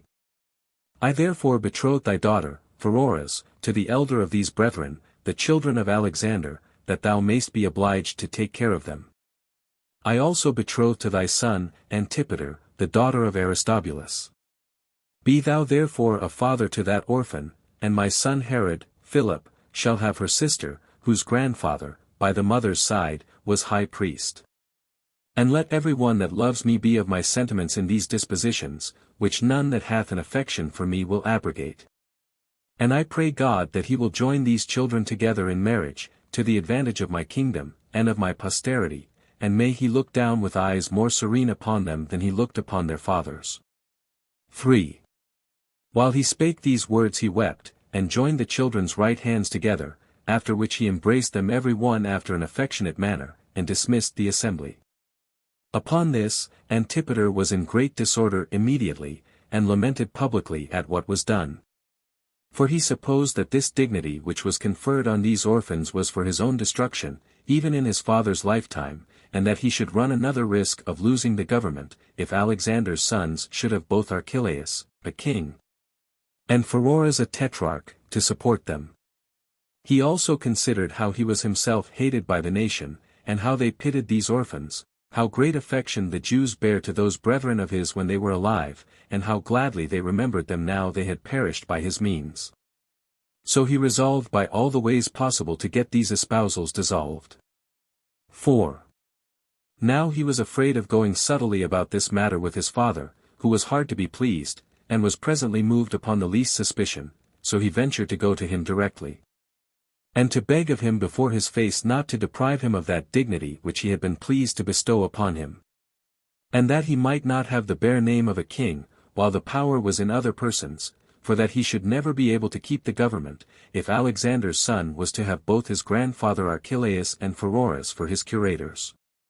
And he besought him earnestly, since there were so many of the royal family alive, that he would change those intended marriages. Now the king had 9 wives, and children by 7 of them. Antipater was himself born of Doris, and Herod Philip of Miriam, the high priest's daughter. Antipas also and Archelaus were by Malthace, the Samaritan, as was his daughter Olympias, which his brother Joseph's son had married. By Cleopatra of Jerusalem he had Herod and Philip, and by Pallas, Phasaelus, he had also 2 daughters, Roxana and Salome, the one by Phaedra, and the other by Elpis. He had also 2 wives that had no children, the one his first cousin, and the other his niece, and besides these he had 2 daughters, the sisters of Alexander and Aristobulus, by Mariam. Since, therefore, the royal family was so numerous, Antipater prayed him to change these intended marriages. 5. When the king perceived what disposition he was in towards these orphans, he was angry at it, and a suspicion came into his mind as to those sons whom he had put to death, whether that had not been brought about by the false tales of Antipater. So that at that time he made Antipater a long and a peevish answer, and bid him begone. Yet was he afterwards prevailed upon cunningly by his flatteries, and changed the marriages. He married Aristobulus's daughter to him, and his son to Pheroras's daughter. 6. Now one may learn, in this instance, how very much this flattering Antipater could do, even what Salome in the like circumstances could not do. For when she, who was his sister, and who, by the means of Julia, Caesar's wife, earnestly desired leave to be married to Silius the Arabian, Herod swore he would esteem her his bitter enemy. Unless she would leave off that project, he also caused her, against her own consent, to be married to Alexas, a friend of his, and that one of her daughters should be married to Alexas's son, and the other to Antipater's uncle by the mother's side. And for the daughters the king had by Mariam, the one was married to Antipater, his sister's son, and the other to his brother's son, Phasaelus. Chapter 29. Antipater becomes intolerable. He is sent to Rome, and carries Herod's testament with him. Pheroras leaves his brother, that he may keep his wife. He dies at home. 1. Now when Antipater had cut off the hopes of the orphans, and had contracted such affinities as would be most for his own advantage, he proceeded briskly, as having a certain expectation of the kingdom. And as he had now assurance added to his wickedness, he became intolerable, for not being able to avoid the hatred of all people, he built his security upon the terror he struck into them. Pheroras also assisted him in his designs, looking upon him as already fixed in the kingdom. There was also a company of women in the court, which excited new disturbances. For Pheroras's wife, together with her mother and sister, as also Antipater's mother, grew very impudent in the palace. She also was so insolent as to affront the king's 2 daughters, on which account the king hated her to a great degree. Yet although these women were hated by him, they domineered over others. There was only Salome who opposed their good agreement, and informed the king of their meetings, as not being for the advantage of his affairs. And when those women knew what calumnies she had raised against them, and how much Herod was displeased, they left off their public meetings, and friendly entertainments of one another. Nay, on the contrary, they pretended to quarrel one with another when the king was within hearing. The like dissimulation did Antipater make use of, and when matters were public, he opposed Pheroras. But still they had private cabals and merry meetings in the night time, nor did the observation of others do any more than confirm their mutual agreement. However, Salome knew everything they did, and told everything to Herod. 2. But he was inflamed with anger at them, and chiefly at Pheroras's wife, for Salome had principally accused her.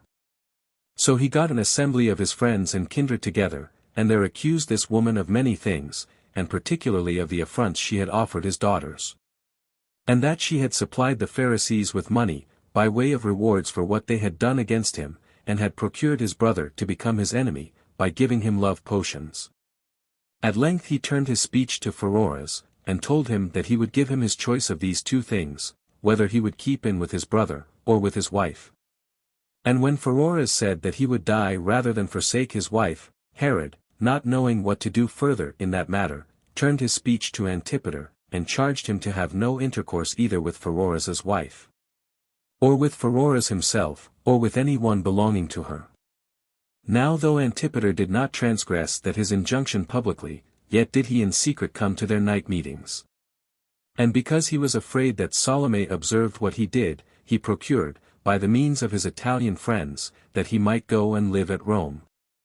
For when they wrote that it was proper for Antipater to be sent to Caesar for some time, Herod made no delay, but sent him, and that with a splendid attendance, and a great deal of money, and gave him his testament to carry with him. wherein Antipater had the kingdom bequeathed to him, and wherein Herod was named for Antipater's successor. That Herod, I mean, who was the son of Mariam, the high priest's daughter. 3. Silius also, the Arabian, sailed to Rome, without any regard to Caesar's injunctions, and this in order to oppose Antipater with all his might, as to that lawsuit which Nicholas had with him before. This Silius had also a great contest with Aretas his own king, for he had slain many others of Aretas's friends, and particularly Sohemus, the most potent man in the city Petra. Moreover, he had prevailed with Phobatus, who was Herod's steward, by giving him a great sum of money, to assist him against Herod. But when Herod gave him more, he induced him to leave Silius, and by this means he demanded of him all that Caesar had required of him to pay. But when Silius paid nothing of what he was to pay, and did also accuse Phobatus to Caesar, and said that he was not a steward for Caesar's advantage, but for Herod's, Phobatus was angry at him on that account.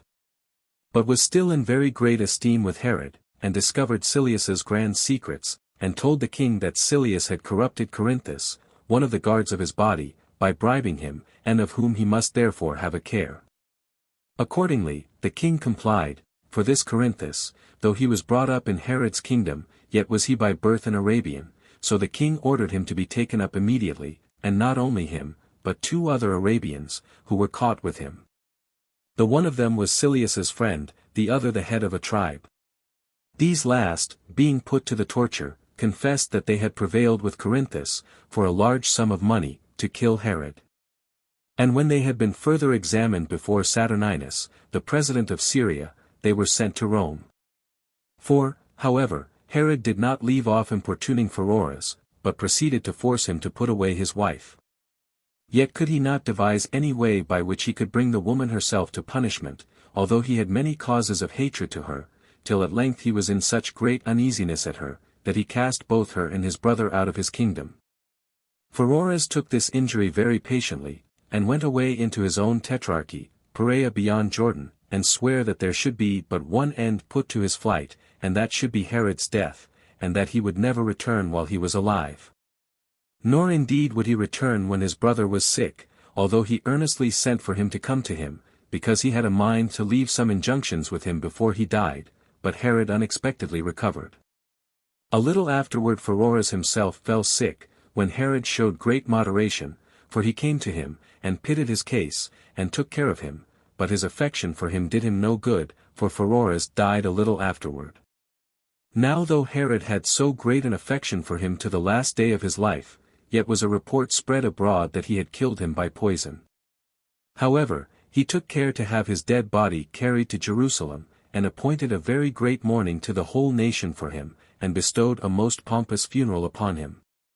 And this was the end that one of Alexander's and Aristobulus's murderers came to. Chapter 30. When Herod made inquiry about Pheroras's death, a discovery was made that Antipater had prepared a poisonous draught for him. Herod casts Doris and her accomplices, as also Mariam, out of the palace and blots her son Herod out of his testament. 1. But now the punishment was transferred unto the original author, Antipater, and took its rise from the death of Pheroras. For certain of his freedmen came with a sad countenance to the king, and told him that his brother had been destroyed by poison, and that his wife had brought him somewhat that was prepared after an unusual manner, and that, upon his eating it, he presently fell into his distemper. That Antipater's mother and sister, 2 days before, brought a woman out of Arabia that was skillful in mixing such drugs, that she might prepare a love potion for Pheroras, and that instead of a love potion, she had given him deadly poison. And that this was done by the management of Silius, who was acquainted with that woman. 2. The king was deeply affected with so many suspicions, and had the maidservants and some of the free women also tortured. One of which cried out in her agonies, "May that God that governs the earth and the heaven punish this author of all these our miseries, Antipater's mother." The king took a handle from this confession, and proceeded to inquire further into the truth of the matter. So this woman discovered the friendship of Antipater's mother to Pheroras, and Antipater's women, as also their secret meetings, and that Pheroras and Antipater had drunk with them for a whole night together as they returned from the king, and would not suffer any body, either manservant or maidservant, to be there. While one of the free women discovered the matter. 3. Upon this Herod tortured the maidservants every one by themselves separately, who all unanimously agreed in the foregoing discoveries, and that accordingly by agreement they went away, Antipater to Rome, and Pheroras to Perea. For that they oftentimes talked to one another thus, that after Herod had slain Alexander and Aristobulus, he would fall upon them, and upon their wives, because, after he Miriam and her children he would spare nobody. And that for this reason it was best to get as far off the wild beast as they were able, and that Antipater oftentimes lamented his own case before his mother, and said to her, that he had already grey hairs upon his head.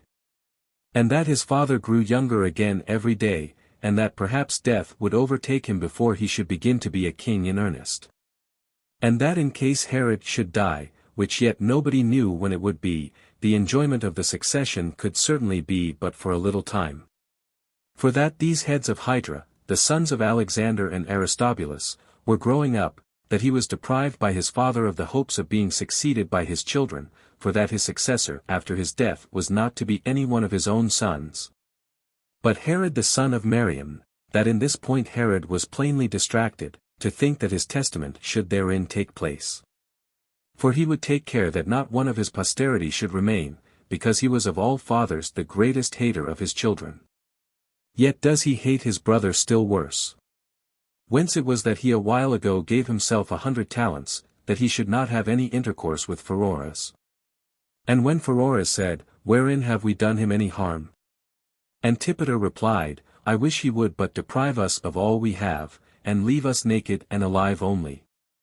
But it is indeed impossible to escape this wild beast, who is thus given to murder, who will not permit us to love any person openly, although we be together privately, yet may we be so openly too, if we have but the courage and the hands of men. 4. These things were said by the women upon the torture, as also that Pheroras resolved to fly with them to Perea. Now Herod gave credit to all they said, on account of the affair of the 100 talents. For he had no discourse with any body about them, but only with Antipater. So he vented his anger first of all against Antipater's mother, and took away from her all the ornaments which he had given her, which cost a great many talents, and cast her out of the palace a second time. He also took care of Pheroras's women after their tortures, as being now reconciled to them. But he was in great consternation himself, and inflamed upon every suspicion, and had many innocent persons led to the torture, out of his fear lest he should leave any guilty person untortured. 5.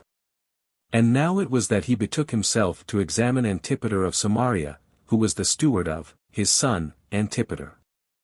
And upon torturing him, he learned that Antipater had sent for a potion of deadly poison for him out of Egypt, by Antipholus, a companion of his, that Thudio, the uncle of Antipater, had it from him, and delivered it to Pheroras.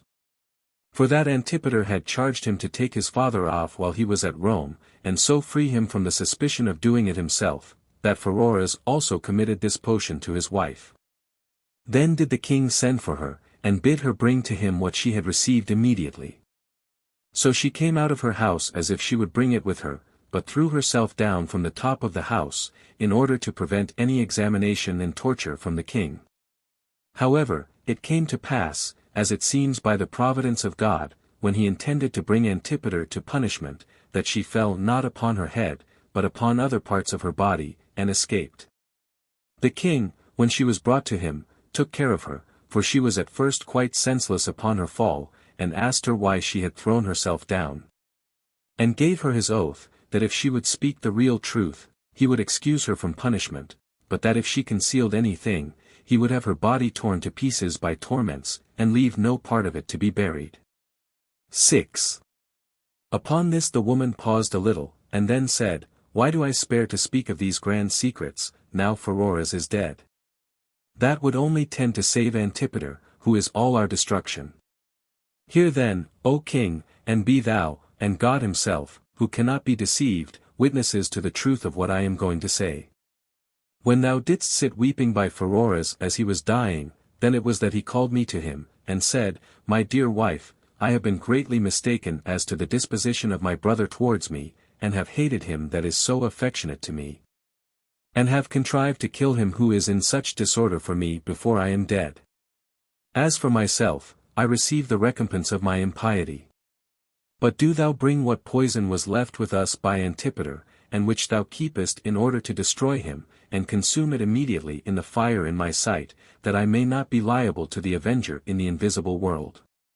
This I brought as he bid me, and emptied the greatest part of it into the fire, but reserved a little of it for my own use against uncertain futurity, and out of my fear of thee. 7. When she had said this, she brought the box, which had a small quantity of this potion in it, but the king let her alone, and transferred the tortures to Antipholus' mother and brother, who both confessed that Antipholus brought the box out of Egypt, and that they had received the potion from a brother of his, who was a physician at Alexandria.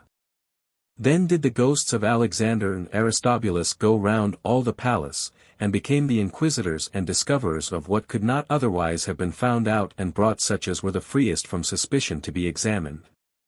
Whereby it was discovered that Miriam, the high priest's daughter, was conscious of this plot, and her very brothers, when they were tortured, declared it so to be.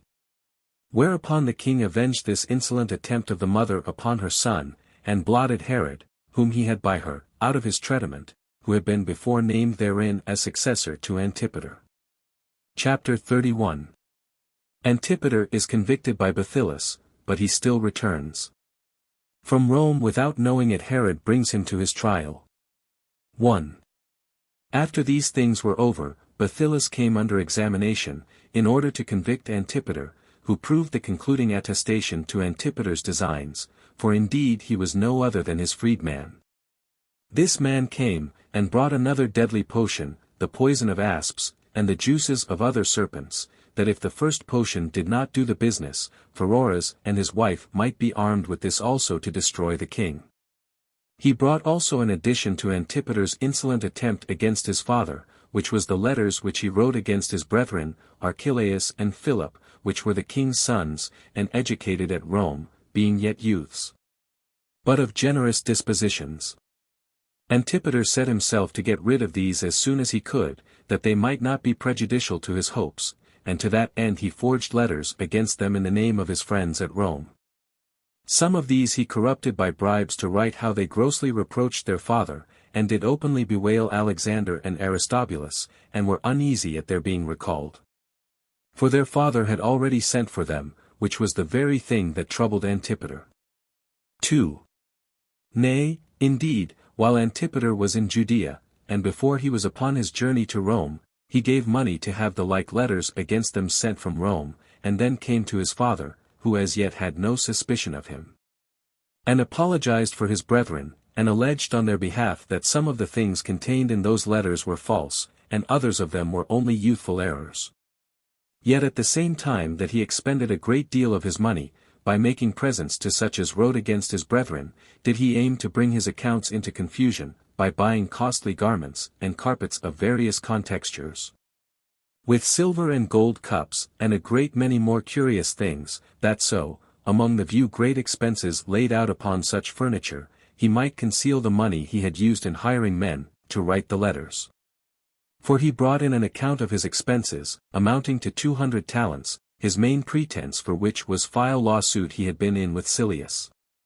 So while all his rogueries, even those of a lesser sort also, were covered by his greater villainy, while all the examinations by torture proclaimed his attempt to murder his father, and the letters proclaimed his second attempt to murder his brethren. Yet did no one of those that came to Rome inform him of his misfortunes in Judea, although 7 months had intervened between his conviction and his return, so great was the hatred which they all bore to him. And perhaps they were the ghosts of those brethren of his that had been murdered that stopped the mouths of those that intended to have told him.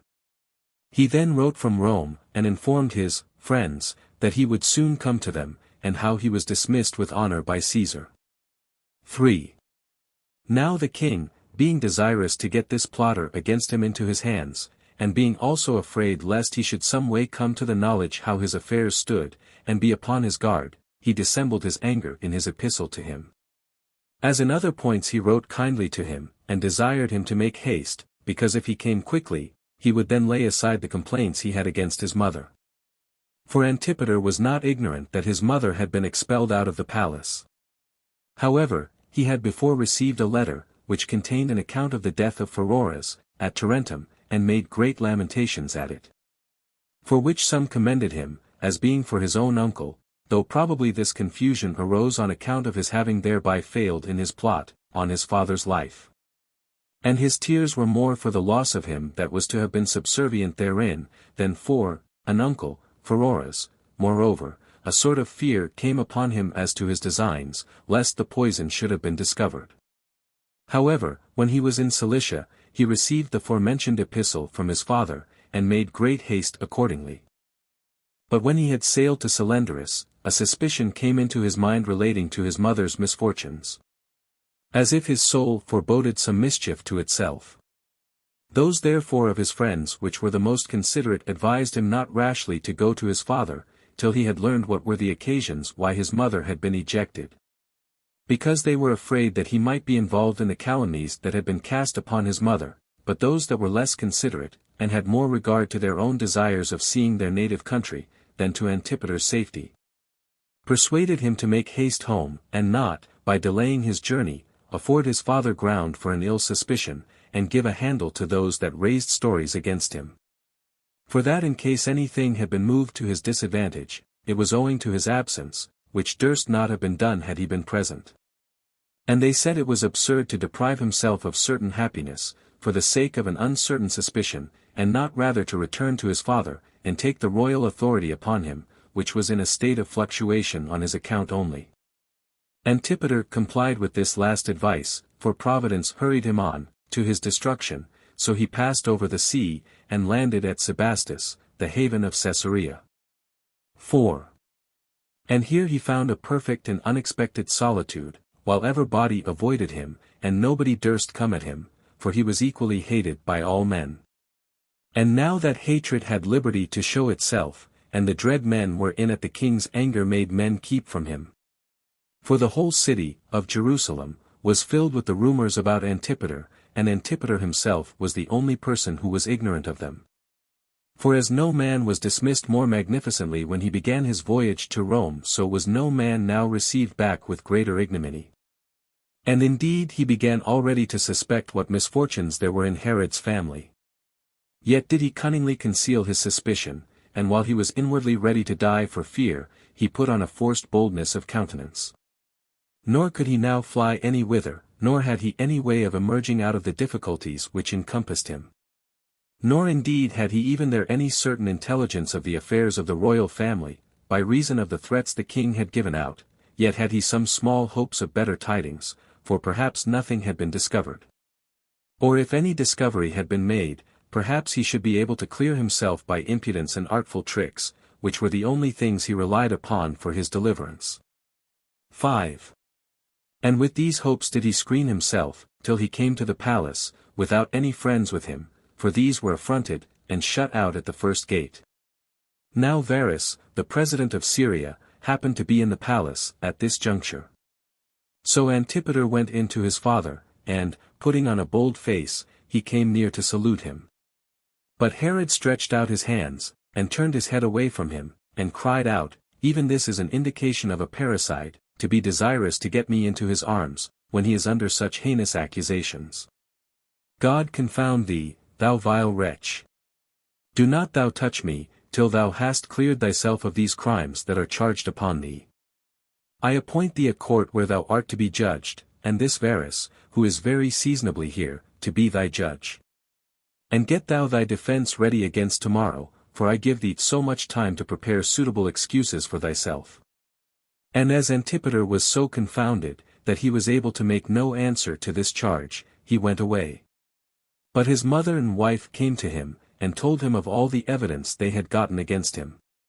Hereupon he recollected himself, and considered what defense he should make against the accusations. Chapter 32.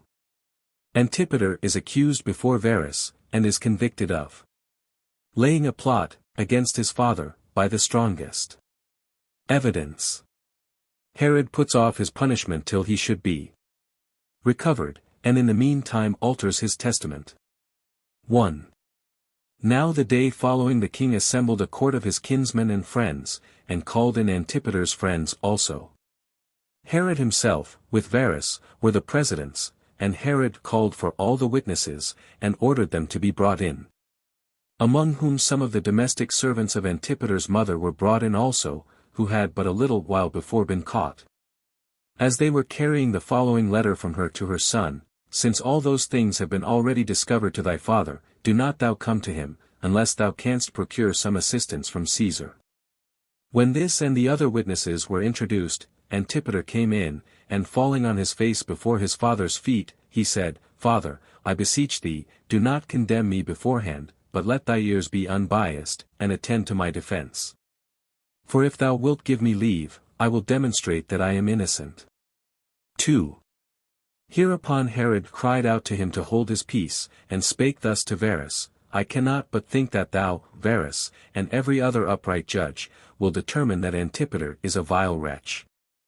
I am also afraid that thou wilt abhor my ill fortune, and judge me also myself worthy of all sorts of calamity for begetting such children, while yet I ought rather to be pitied, who have been so affectionate a father to such wretched sons.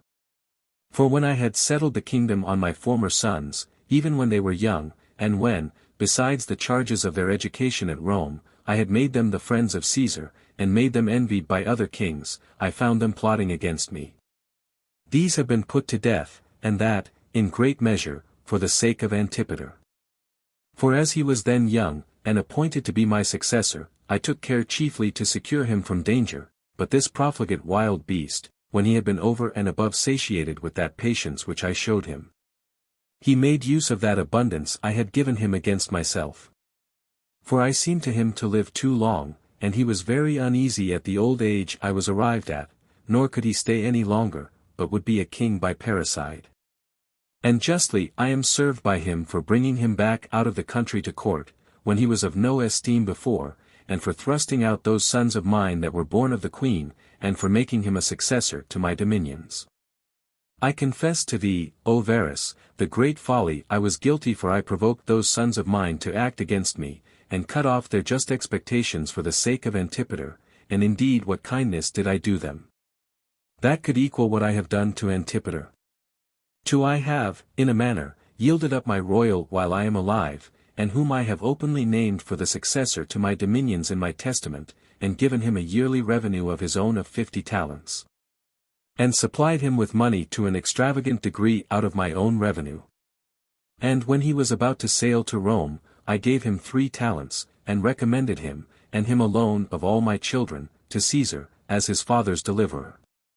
Now what crimes were those other sons of mine guilty of like these of Antipater?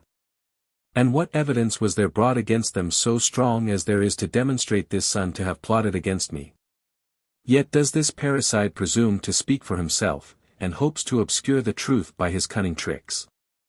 Thou, O Varus, must guard thyself against him, for I know the wild beast, and I foresee how plausibly he will talk, and his counterfeit lamentation.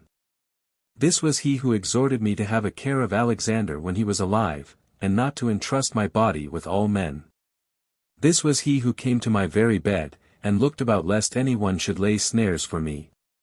This was he who took care of my sleep, and secured me from fear of danger, who comforted me under the trouble I was in upon the slaughter of my sons, and looked to see what affection my surviving brethren bore me. This was my protector, and the guardian of my body.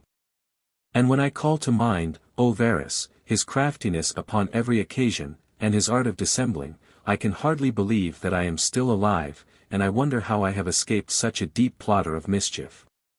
However, since some fate or other makes my house desolate, and perpetually raises up those that are dearest to me against me, I will, with tears, lament my hard fortune, and privately groan under my lonesome condition.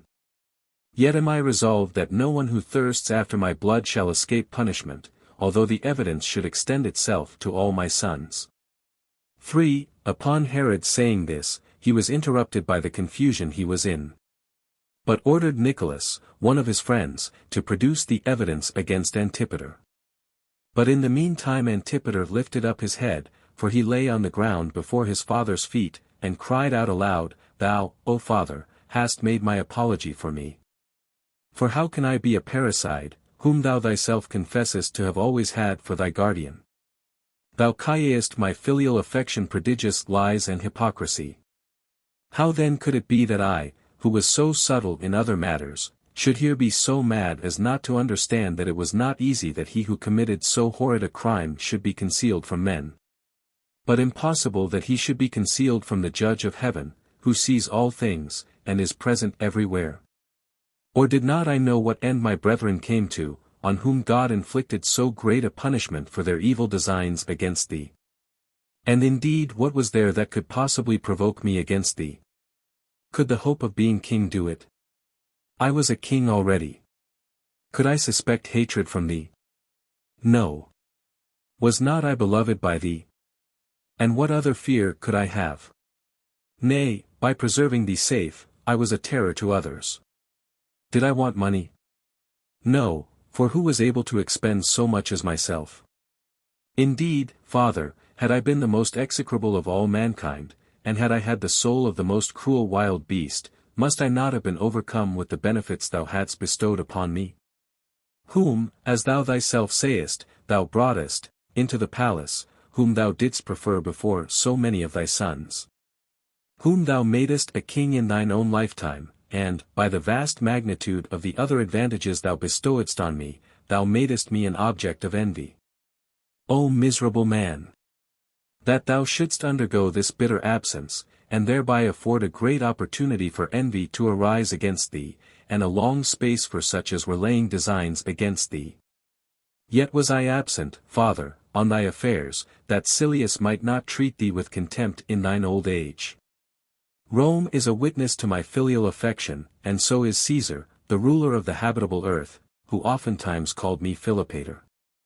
Take here the letters he hath sent thee, they are more to be believed than the calumnies raised here. These letters are my only apology, these I use as the demonstration of that natural affection I have to thee. Remember that it was against my own choice that I sailed to Rome, as knowing the latent hatred that was in the kingdom against me. It was thou, O Father, however unwillingly, who hast been my ruin, by forcing me to allow time for calumnies against me, and envy at me. However, I am come hither, and am ready to hear the evidence there is against me. If I be a parricide, I have passed by land and by sea, without suffering any misfortune on either of them, but this method of trial is no advantage to me, for it seems, O Father, that I am already condemned, both before God and before thee. And as I am already condemned, I beg that thou wilt not believe the others that have been tortured, but let fire be brought to torment me, let the racks march through my bowels, have no regard to any lamentations that this polluted body can make. For if I be a parricide, I ought not to die without torture. Thus did Antipater cry out with lamentation and weeping, and moved all the rest, and Varus in particular, to commiserate his case. Herod was the only person whose passion was too strong to permit him to weep, as knowing that the testimonies against him were true. 4. And now it was that, at the king's command, Nicholas, when he had premised a great deal about the craftiness of Antipater, and had prevented the effects of their commiseration to him, afterwards brought in a bitter and large accusation against him, ascribing all the wickedness that had been in the kingdom to him, and especially the murder of his brethren, and demonstrated that they had perished by the calumnies he had raised against them. He also said that he had laid designs against them that were still alive, as if they were laying plots for the succession. And, said he, how can it be supposed that he who prepared poison for his father should abstain from mischief as to his brethren? He then proceeded to convict him of the attempt to poison Herod, and gave an account in order of the several discoveries that had been made. And had great indignation as to the affair of Pheroras, because Antipater had been for making him murder his brother, and had corrupted those that were dearest to the king, and filled the whole palace with wickedness. And when he had insisted on many other accusations, and the proofs for them, he left off. 5. Then Varus bid Antipater make his defense, but he lay along in silence, and said no more but this, God is my witness that I am entirely innocent. So Varus asked for the potion, and gave it to be drunk by a condemned malefactor, who was then in prison, who died upon the spot. So Varus, when he had had a very private discourse with Herod, and had written an account of this assembly to Caesar, went away, after a day's stay. The king also bound Antipater, and sent away to inform Caesar of his misfortunes. 6. Now after this it was discovered that Antipater had laid a plot against Salome also, for one of Antiphilus's domestic servants came, and brought letters from Rome, from a maidservant of Julia, Caesar's wife, whose name was Acme. By her a message was sent to the king, that she had found a letter written by Salome, among Julia's papers, and had sent it to him privately, out of her goodwill to him. This letter of Salome contained the most bitter reproaches of the king, and the highest accusations against him. Antipater had forged this letter, and had corrupted Acme, and persuaded her to send it to Herod. This was proved by her letter to Antipater, for thus did this woman write to him, As thou desirest, I have written a letter to thy father, and have sent that letter, and am persuaded that the king will not spare his sister when he reads it. Thou wilt do well to remember what thou hast promised when all is accomplished. 7. When this epistle was discovered, and what the epistle forged against Salome contained, a suspicion came into the king's mind, that perhaps the letters against Alexander were also forged. He was moreover greatly disturbed, and in a passion, because he had almost slain his sister on Antipater's account.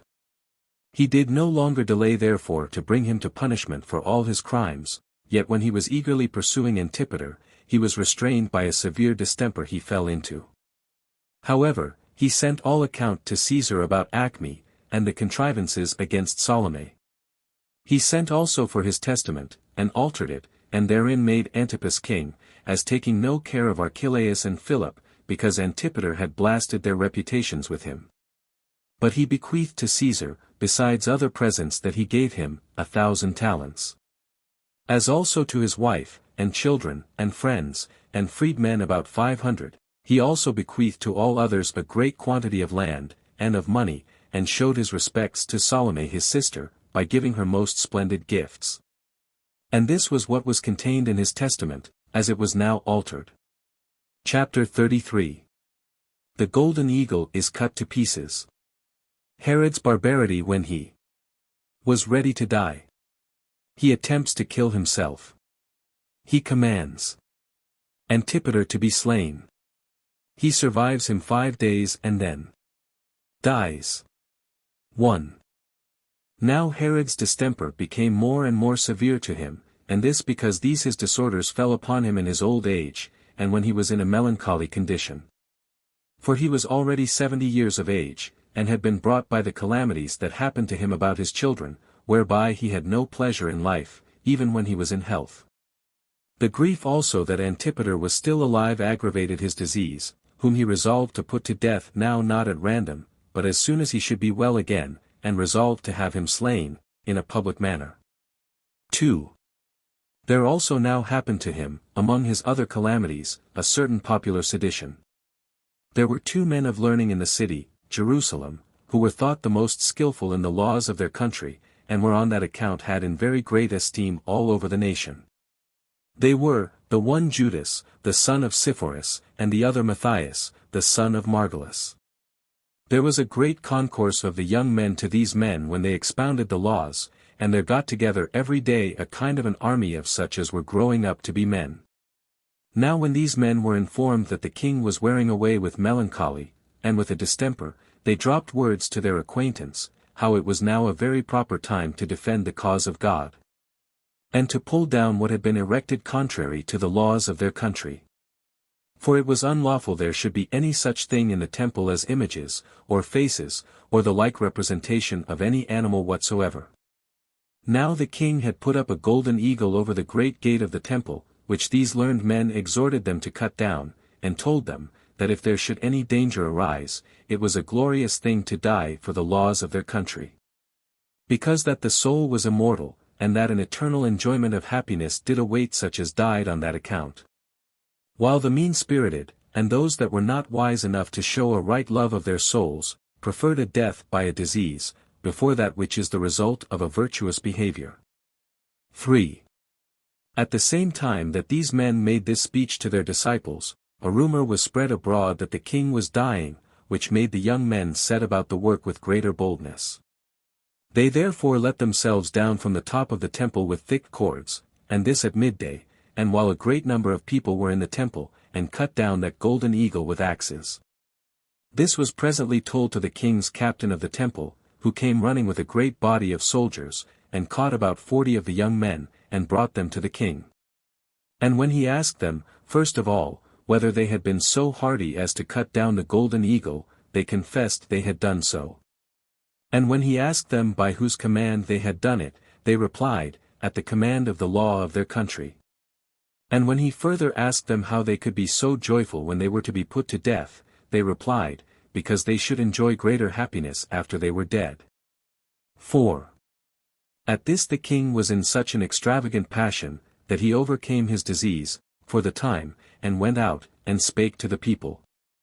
Wherein he made a terrible accusation against those men, as being guilty of sacrilege, and as making greater attempts under pretense of their law, and he thought they deserved to be punished as impious persons. Whereupon the people were afraid lest a great number should be found guilty, and desired that when he had first punished those that put them upon this work, and then those that were caught in it, he would leave off his anger as to the rest. With this the king complied, though not without difficulty, and ordered those that had let themselves down, together with their rabbins, to be burnt alive, but delivered the rest that were caught to the proper officers, to be put to death by them. 5. After this, the distemper seized upon his whole body, and greatly disordered all its parts with various symptoms. For there was a gentle fever upon him, and an intolerable itching over all the surface of his body, and continual pains in his colon, and dropsical turnouts about his feet, and an inflammation of the abdomen, and a putrefaction of his privy member, that produced worms. Besides which he had a difficulty of breathing upon him, and could not breathe but when he sat upright, and had a convulsion of all his members. Insomuch that the diviners said those diseases were a punishment upon him for what he had done to the rabbins. Yet did he struggle with his numerous disorders, and still had a desire to live, and hoped for recovery, and considered of several methods of cure. Accordingly, he went over Jordan, and made use of those hot baths at Coliroi, which ran into the lake Asphaltites, but are themselves sweet enough to be drunk. And here the physicians thought proper to bathe his whole body in warm oil, by letting it down into a large vessel full of oil, whereupon his eyes failed him, and he came and went as if he was dying. And as a tumult was then made by his servants, at their voice he revived again. Yet did he after this despair of recovery, and gave orders that each soldier should have 50 drachmae apiece, and that his commanders and friends should have great sums of money given them. 6. He then returned back and came to Jericho, in such a melancholy state of body as almost threatened him with present death, when he proceeded to attempt a horrid wickedness. For he got together the most illustrious men of the whole Jewish nation, out of every village, into a place called the Hippodrome, and there shut them in.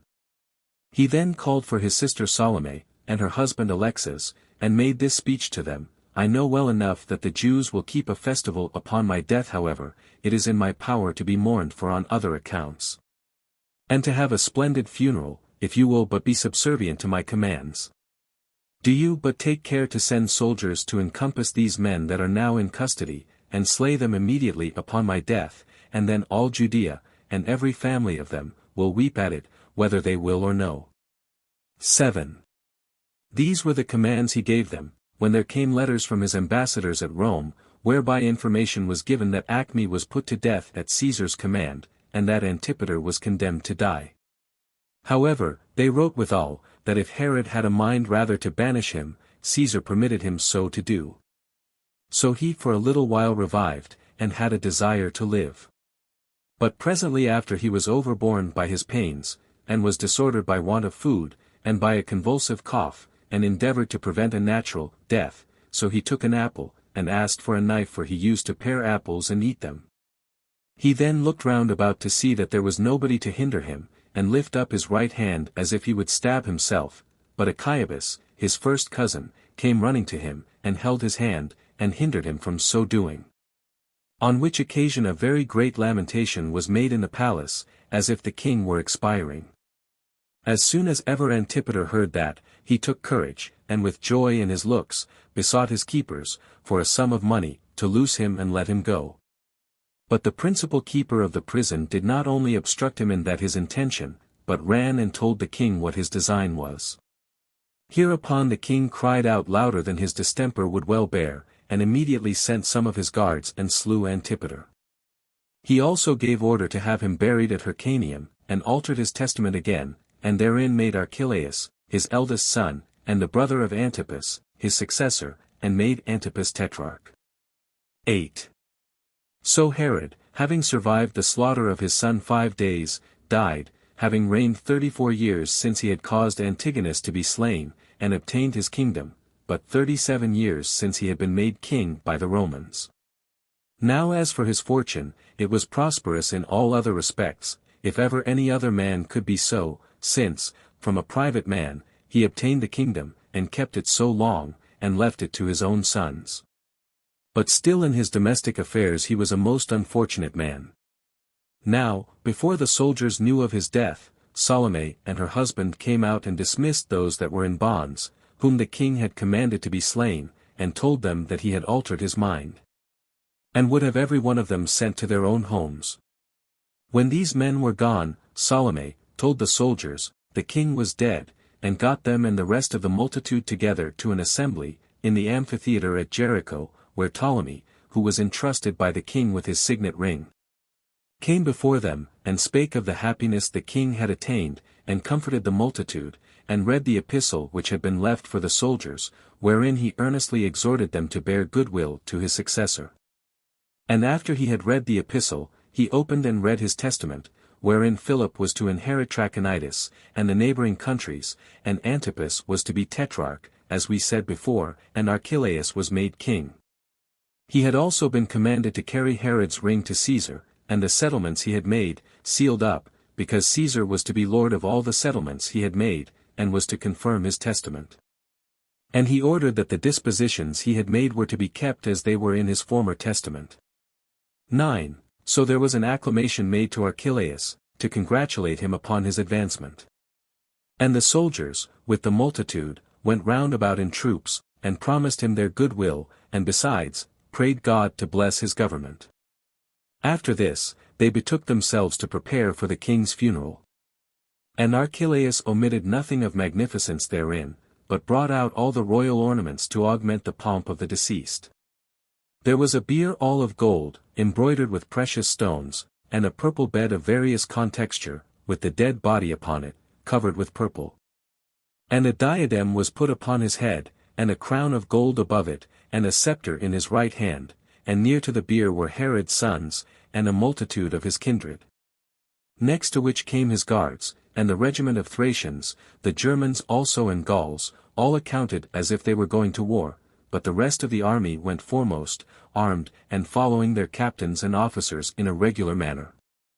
After whom 500 of his domestic servants and freedmen followed, with sweet spices in their hands, and the body was carried 200 furlongs, to Herodium, where he had given order to be buried. And this shall suffice for the conclusion of the life of Herod. War Book 1 Footnotes 1. I see little difference in the several accounts in Josephus about the Egyptian temple onion, of which large complaints are made by his commentators. Onias, it seems, hoped to have made it very like that at Jerusalem, and of the same dimensions, and so he appears to have really done, as far as he was able and thought proper. Of this temple, see Antique, B. 13. Ch. 3, Sect. 1, 3, N of the War, B. 7, Ch. 10, Sect. 8. 2. Why this John, the son of Simon, the high priest and governor of the Jews, was called Hyrcanus, Josephus nowhere informs us, nor is he called other than John at the end of the first book of the Maccabees.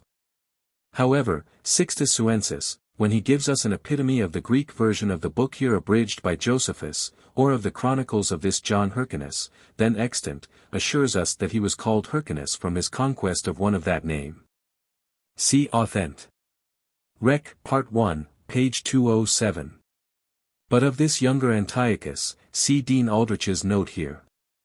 3. Josephus here calls this Antiochus the last of the Seleucidae, although there remained still a shadow of another king of that family, Antiochus Asiaticus, or Commagenus, who reigned, or rather lay hid, till Pompey quite turned him out. As Dean Aldrich here notes from Appian and Justin. 4. Matthew 16 verse 19, 18:18. Here we have the oldest and most authentic Jewish exposition of binding and loosing, for punishing or absolving men, not for declaring actions lawful or unlawful, as some more modern Jews and Christians vainly pretend. 5. Strabo, b. 16. Page 740, relates, that this Selene Cleopatra was besieged by Tigranes, not in Ptolemy, as here, but after she had left Syria, in Seleucia, a citadel in Mesopotamia. And adds, that when he had kept her a while in prison, he put her to death. Dean Aldrich supposes here that Strabo contradicts Josephus, which does not appear to me, for although Josephus says both here and in the Antiquities, b. 13. Ch. 16, sect. 4. That Tigranes besieged her now in Ptolemy, and that he took the city, as the Antiquities inform us, yet does he know where intimate that he now took the queen herself.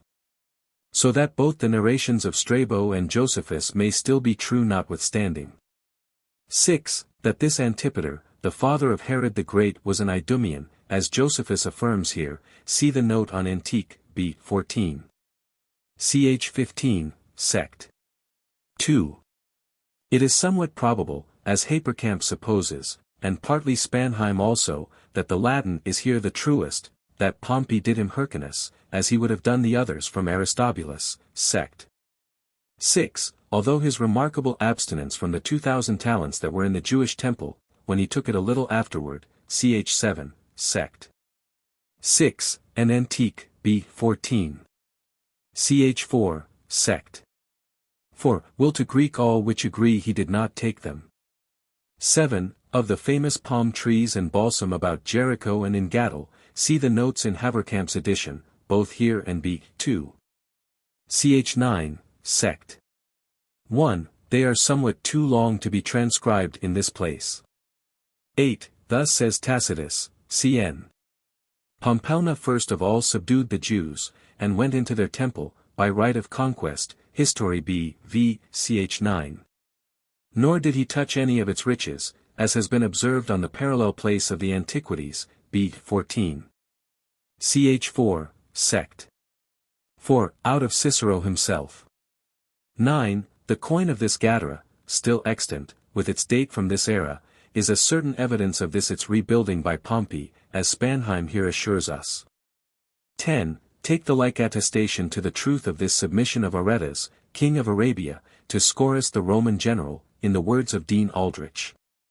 Hence, says he, is derived that old and famous denarius belonging to the Aemilian family, represented in Haverkamp's edition, wherein Aretas appears in a posture of supplication, and taking hold of a camel's bridle with his left hand, and with his right hand presenting a branch of the frankincense tree, with this inscription, M. Scaurus exsc, and beneath, Rex Aretas. 11. This citation is now wanting. 12. What is here noted by Hudson and Spanheim, that this grant of leave to rebuild the walls of the cities of Judea was made by Julius Caesar, not as here to Antipater, but to Hyrcanus, Antique, b. 14. Ch. 8, sect. 5. Has hardly an appearance of a contradiction, Antipater being now perhaps considered only as Hyrcanus's deputy and minister. Although he afterwards made a cipher of Hyrcanus, and, under great decency of behavior to him, took the real authority to himself. 13, or 25 years of age. See note on Antique, b. I. Ch. 12, sect. 3, and on b. 14. Ch. 9, sect. 2. And of the war, b. 2. Ch. 11, sect. 6, and Polyp. b. 17. Page 725. Many writers of the Roman history give an account of this murder of Sextus Caesar, and of the war of Apamea upon that occasion. They are cited in Dean Aldrich's note. 14, in the Antiquities, b. 14. Ch. 11, sect. 1. The duration of the reign of Julius Caesar is 3 years 6 months, but here 3 years 7 months, beginning nightly, says Dean Aldrich, from his second dictatorship. It is probable the real duration might be 3 years and between 6 and 7 months. 15. It appears evidently by Josephus's accounts, both here and in his Antiquities, b. 14. Ch. 11, sect. 2. That this Cassius, one of Caesar's murderers, was a bitter oppressor, an exactor of tribute in Judea. These 700 talents amount to about £300,000 sterling, and are about half the yearly revenues of King Herod afterwards. See the note on Antique, b. 17. Ch. 11, sect. 4. It also appears that Galilee then paid no more than 100 talents, or the seventh part of the entire sum to be levied in all the country. 16. Here we see that Cassius set tyrants over all Syria. So that his assisting to destroy Caesar does not seem to have proceeded from his true zeal for public liberty, but from a desire to be a tyrant himself. 17. Phasaelus and Herod. 18. This large and noted wood, or woodland, belonging to Carmel, called Apago by the Septuagint, is mentioned in the Old Testament, 2 Kings 19 verse 23, Isaiah 37 verse 24, and by Strabo, b. 16. p. 758, as both Aldrich and Spanheim here remark very pertinently. 19. These accounts, both here and Antique, b. 14. Ch. 13, sect. 5. That the Parthians fought chiefly on horseback, and that only some few of their soldiers were free men, perfectly agree with Trogus Pompeius, in Justin, b. xli. 2. 3. As Dean Aldrich well observes on this place. 20. Maria Mac here, in the copies. 21. This Brentesium or Brundusium has coins still preserved, on which is written, as Spanheim informs us. 22. This Delius is famous, or rather infamous, in the history of Mark Antony, as Spanheim and Aldrich here note, from the coins, from Plutarch and Dio. 23. This Sepphoris, the metropolis of Galilee, so often mentioned by Josephus, has coins still remaining, as Spanheim here informs us. 24. This way of speaking, after 40 days, is interpreted by Josephus himself, on the 40th day, Antique, b. 14. Ch. 15, sect. 4. In like manner, when Josephus says, Ch. 33, sect. 8. That Herod lived, after he had ordered Antipater to be slain, 5 days, this is by himself interpreted, Antique, b. 17.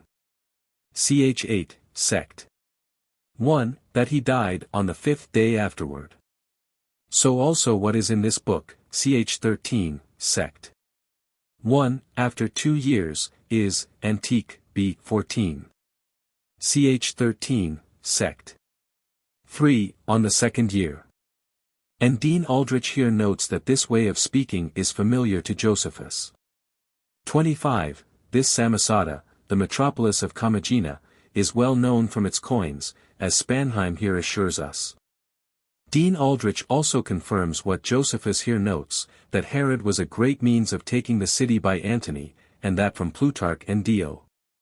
26. That is, a woman, not a man.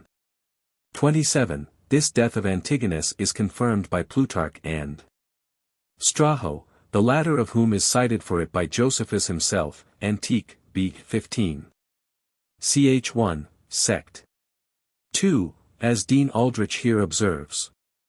28. This ancient liberty of Tyre and Sidon under the Romans, taken notice of by Josephus, both here and Antique, b. 15. Ch. 4, sect. 1. Is confirmed by the testimony of Sir Abe, b. 16. p. 757, as Dean Aldrich remarks, although, as he justly adds, this liberty lasted but a little while longer, when Augustus took it away from them. 29. This 7th year of the reign of Herod, from the conquest or death of Antigonus, with the great earthquake in the beginning of the same spring, which are here fully implied to be not much before the fight at Actium between Octavius and Antony, and which is known from the Roman historians to have been in the beginning of September, in the 31st year before the Christian era, determines the chronology of Josephus as to the reign of Herod, viz. that he began in the year 37, beyond rational contradiction. Nor is it quite unworthy of our notice, that this 7th year of the reign of Herod, or the 31st before the Christian era, contained the latter part of a sabbatic year, on which sabbatic year, therefore, it is plain this great earthquake happened in Judea. 30. This speech of Herod is set down twice by Josephus, here and antique b. 15, ch. 5, sect. 3. To the very same purpose, but by no means in the same words, whence it appears that the sense was Herod's, but the composition Josephus's. 31. Since Josephus, both here and in his antique, b. 15. ch. 7, sect. 3. Reckons Gaza, which had been a free city, among the cities given Herod by Augustus, and yet implies that Herod had made Costobarus a governor of it before, antique, b. 15. ch. 7, sect. 9. Hardine has some pretense for saying that Josephus here contradicted himself. But perhaps Herod thought he had sufficient authority to put a governor into Gaza, after he was made tetrarch or king, in times of war, before the city was entirely delivered into his hands by Augustus. 32. This fort was first built, as it is supposed, by John Hyrcanus, c. Prid.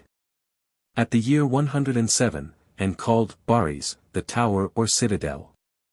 It was afterwards rebuilt, with great improvements, by Herod, under the government of Antonius, and was named from him, the Tower of Antony, and about the time when Herod rebuilt the temple, he seems to have put his last hand to it. See Antique, b. 18, ch. 5, sect. 4. Of the war, b. I, ch. 3, sect. 3, ch. 5, sect. 4. It lay on the northwest side of the temple, and was a quarter as large. 33. That Josephus speaks truth, when he assures us that the haven of this Caesarea was made by Herod not less, nay rather larger, than that famous haven at Athens, called the Pyrrhicum, will appear, says Dean Aldrich.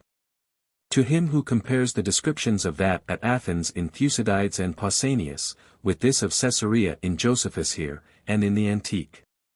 B. 15. ch. 9, sect. 6, and b. 17. ch. 9, sect. 1. 34. These buildings of cities by the name of Caesar, an institution of solemn games in honor of Augustus Caesar, as here, and in the Antiquities, related of Herod by Josephus, the Roman historians attest to. As things then frequent in the provinces of that empire, as Dean Aldrich observes on this chapter. 35. There were 2 cities, or citadels, called Herodium, in Judea, and both mentioned by Josephus, not only here, but Antique, b. 14. ch. 13, sect. 9, b. 15. ch. 9, sect. 6. Of the war, b. I, ch. 13, sect. 8, b. 3. ch. 3, sect. 5. One of them was 200, and the other 60 furlongs distant from Jerusalem. One of them is mentioned by Pliny, History Nat. B. v. ch. 14, as Dean Aldrich observes here.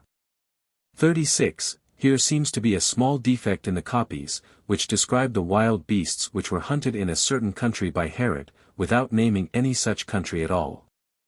37. Here is either a defect or a great mistake in Josephus's present copies or memory.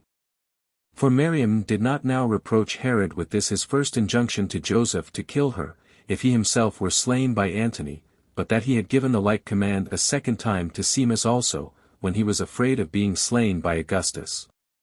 Antique, b. 15. ch. 3, sect. 5, etc. 38. That this island Alussa, afterward called Sebaste, near Cilicia, had in it the royal palace of this Archelaus, king of Cappadocia, Strabo testifies, b. 15. Page 671. Stephanus of Byzantium also calls it, an island of Cilicia, which is now Sebaste, both whose testimonies are pertinently cited here by Dr. Hudson. See the same history, Antique, b. 16. Ch. 10, sect. 7. 39, that it was an immemorial custom among the Jews, and their forefathers, the patriarchs, to have sometimes more wives or wives and concubines than one at the same day, and that this polygamy was not directly forbidden in the law of Moses is evident. But that polygamy was ever properly and distinctly permitted in that law of Moses, in the places here cited by Dean Aldrich, Deuteronomy 17 verses 16 and 17, or 21:15, or indeed anywhere else, does not appear to me. And what our Savior says about the common Jewish divorces, which may lay much greater claim to such a permission than polygamy, seems to me true in this case also. That Moses, for the hardness of their hearts, suffered them to have several wives at the same time, but that, from the beginning it was not so, Matthew 19 verse 8, Mark 10 verse 5. 40. This vile fellow, Eurycles the Lacedaemonian, seems to have been the same who is mentioned by Plutarch, as, 20 years before, a companion to Mark Antony, and as living with Herod. Whence he might easily insinuate himself into the acquaintance of Herod's sons, Antipater and Alexander, as Usher, Hudson, and Spanheim justly suppose. The reason why his being a Spartan rendered him acceptable to the Jews, as we here see he was, is visible from the public records of the Jews and Spartans, owning those Spartans to be of kin to the Jews, and derived from their common ancestor Abraham, the first patriarch of the Jewish nation, Antique. B. 12. Ch. 4, sect. 10, b. 13. Ch. 5, sect. 8, and 1 Mac. 12:7. 41, see the preceding note. 42, Dean Aldrich takes notice here, that these 9 wives of Herod were alive at the same time. And that if the celebrated Miriam, who was now dead, be reckoned, those wives were in all 10. Yet it is remarkable that he had no more than 15 children by them all. 43, to prevent confusion, it may not be amiss, with Dean Aldrich, to distinguish between 4 Josephs in the history of Herod. 1. Joseph, Herod's uncle, and the 2nd, husband of his sister Salome, slain by Herod, on account of Miriam. 2. Joseph, Herod's quaestor, or treasurer, slain on the same account. 3. Joseph, Herod's brother, slain in battle against Antigonus. 4. Joseph, Herod's nephew, the husband of Olympias, mentioned in this place. 44. These daughters of Herod, whom Pheroras' wife affronted, were Salome and Roxana, 2 virgins, who were born to him of his 2 wives, Elpide and Phaedra. See Herod's genealogy, Antique, b. 17. Ch. 1, sect. 3.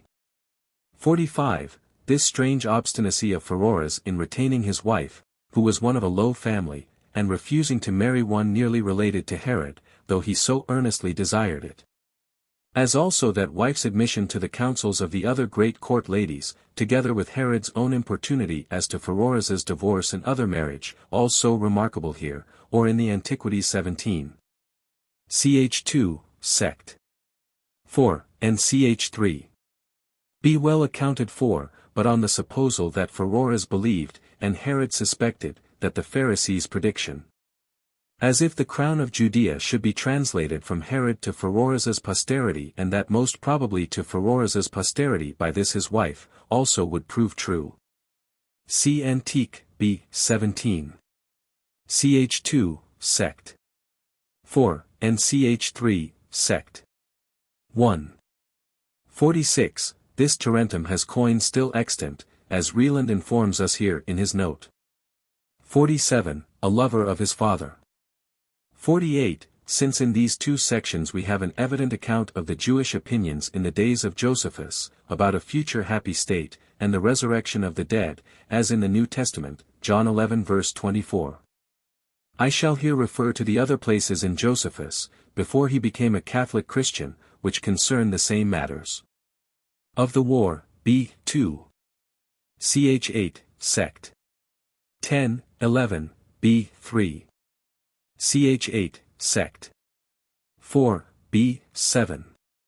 Ch. 6, sect. 7. Contract, Apian, b. 2. Sect. 30. Where we may observe, that none of these passages are in his books of antiquities, written peculiarly for the use of the Gentiles, to whom he thought it not proper to insist on topics so much out of their way as these were. Nor is this observation to be omitted here, especially on account of the sensible difference we have now before us in Josephus's reason of the use by the rabbins to persuade their scholars to hazard their lives for the vindication of God's law against images, by Moses, as well as of the answers those scholars made to Herod, when they were caught, and ready to die for the same. I mean as compared with the parallel arguments and answers represented in the Antiquities, b. 17. Ch. 6, Sect. 2, 3.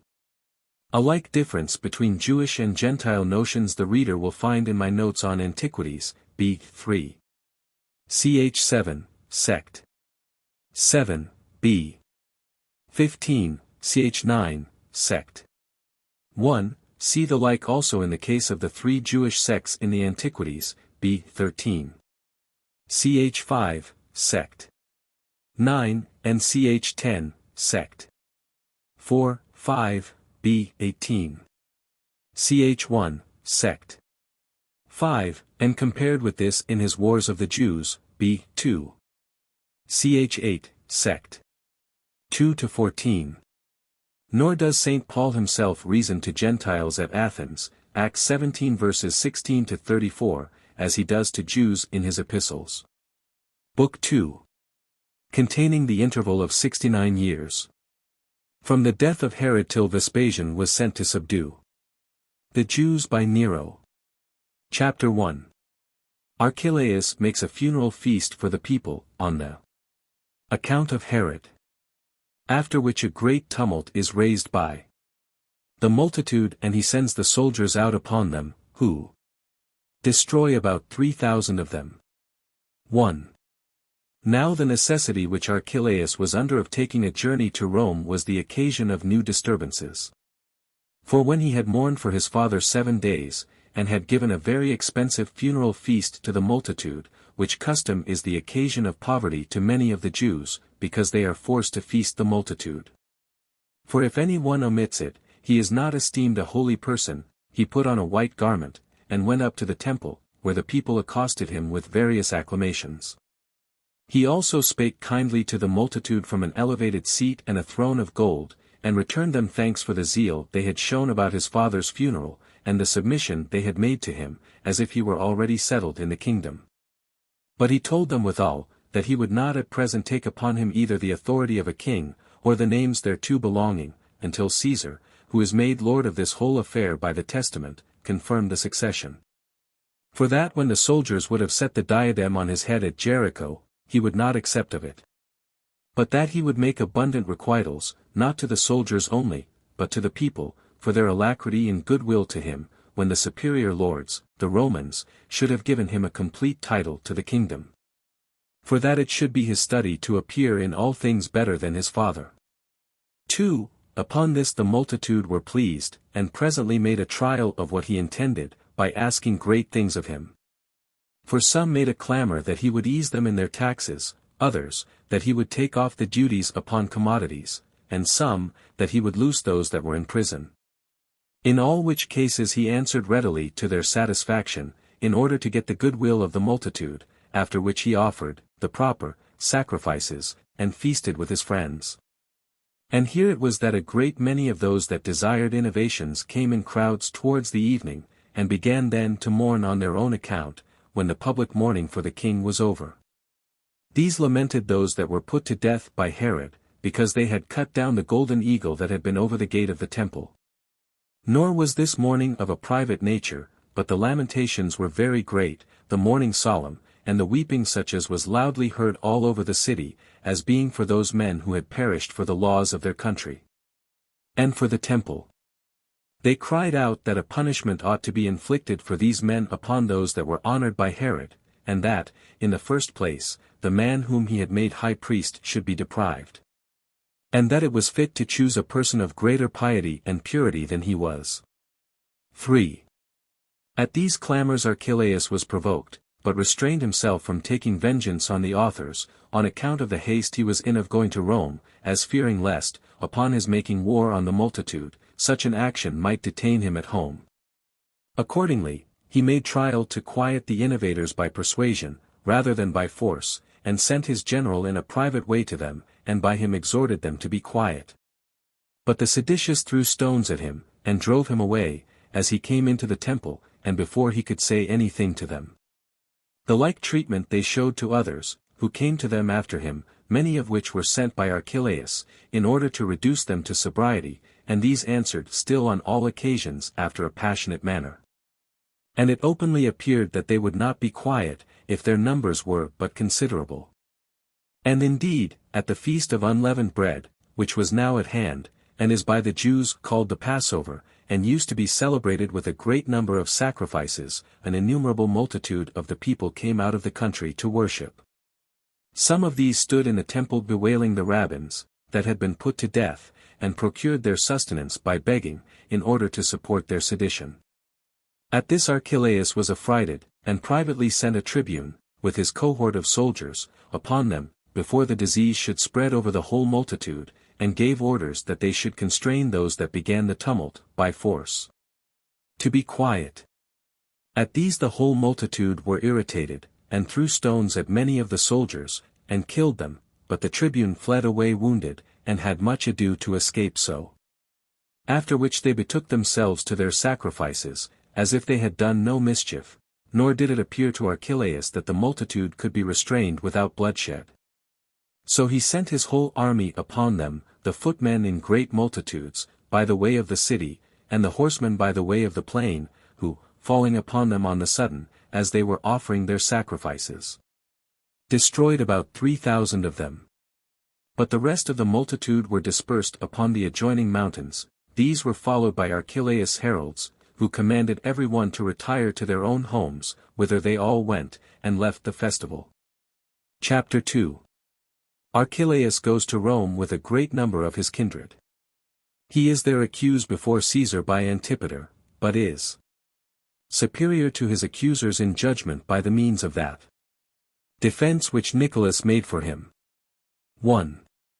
Archelaus went down now to the seaside, with his mother and his friends, Poplas, and Ptolemy, and Nicholas, and left behind him Philip, to be his steward in the palace, and to take care of his domestic affairs. Salome went also along with him with her sons, as did also the king's brethren and sons-in-law. These, in appearance, went to give him all the assistance they were able, in order to secure his succession, but in reality to accuse him for his breach of the laws by what he had done at the temple. 2. But as they were come to Caesarea, Sabinus, the procurator of Syria, met them. He was going up to Judea, to secure Herod's effects, but Varus, president of Syria, who was come thither, restrained him from going any farther. This Varus Archelaus had sent for, by the earnest entreaty of Ptolemy.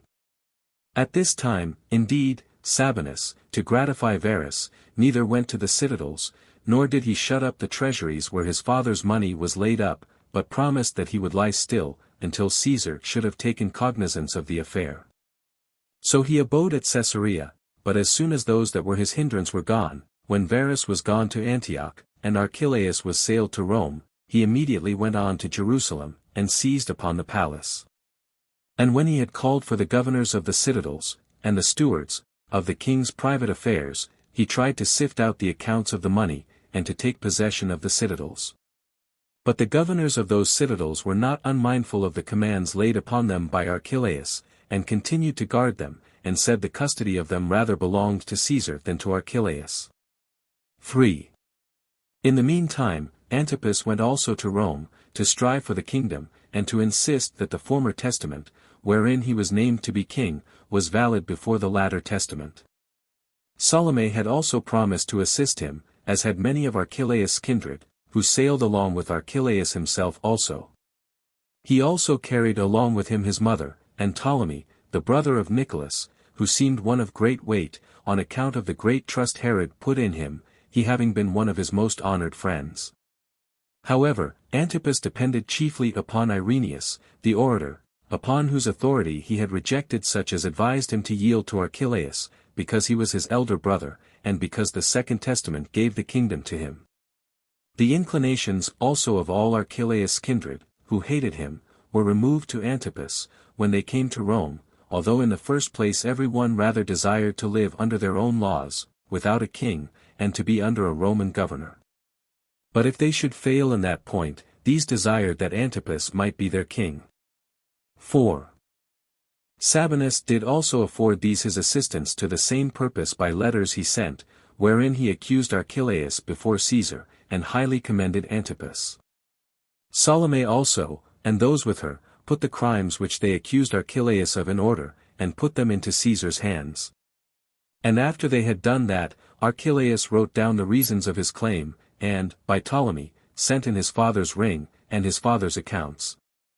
And when Caesar had maturely weighed by himself what both had to allege for themselves, as also had considered of the great burden of the kingdom, and largeness of the revenues, and with all the number of the children Herod had left behind him, and had moreover read the letters he had received from Varus and Sabinus on this occasion, he assembled the principal persons among the Romans together, in which assembly Caius, the son of Agrippa, and his daughter Julius. But by himself adopted for his own son, sat in the first seat, and gave the pleaders leave to speak. 5. Then stood up Salome's son, Antipater, who of all Archelaus' antagonists was the shrewdest pleader, and accused him in the following speech, that Archelaus did in words contend for the kingdom, but that in deeds he had long exercised royal authority, and so did but insult Caesar in desiring to be now heard on that account, since he had not stayed for his determination about the succession, and since he had suborned certain persons, after Herod's death, to move for putting the diadem upon his head. Since he had set himself down in the throne, and given answers as a king, and altered the disposition of the army, and granted to some higher dignities. That he had also complied in all things with the people in the requests they had made to him as to their king, and had also dismissed those that had been put into bonds by his father for most important reasons. Now, after all this, he desires the shadow of that royal authority, whose substance he had already seized to himself, and so hath made Caesar Lord, not of things, but of words. He also reproached him further, that his mourning for his father was only pretended, while he put on a sad countenance in the daytime, but drank to great excess in the night. From which behavior, he said, the late disturbance among the multitude came, while they had an indignation thereat. And indeed the purport of his whole discourse was to aggravate Archelaus' crime in slaying such a multitude about the temple, which multitude came to the festival, but were barbarously slain in the midst of their own sacrifices. And he said there was such a vast number of dead bodies heaped together in the temple, as even a foreign war, that should come upon them, suddenly, before it was denounced, could not have heaped together. And he added, that it was the foresight his father had of that his barbarity which made him never give him any hopes of the kingdom, but when his mind was more infirm than his body, and he was not able to reason soundly, and did not well know what was the character of that son, whom in his Second Testament he made his successor. And this was done by him at a time when he had no complaints to make of him whom he had named before, when he was sound in body, and when his mind was free from all passion. That, however, if any one should suppose Herod's judgment, when he was sick, was superior to that at another time, yet had Archelaus forfeited his kingdom by his own behavior, and those his actions, which were contrary to the law, and to its disadvantage. Or what sort of a king will this man be, when he hath obtained the government from Caesar, who hath slain so many before he hath obtained it? 6. When Antipater had spoken largely to this purpose, and had produced a great number of Archelaus' kindred as witnesses, to prove every part of the accusation, he ended his discourse. Then stood up Nicholas to plead for Archelaus. He alleged that the slaughter in the temple could not be avoided, that those that were slain were become enemies not to Archelaus' kingdom only, but to Caesar, who was to determine about him. He also demonstrated that Archelaus' accusers had advised him to perpetrate other things of which he might have been accused.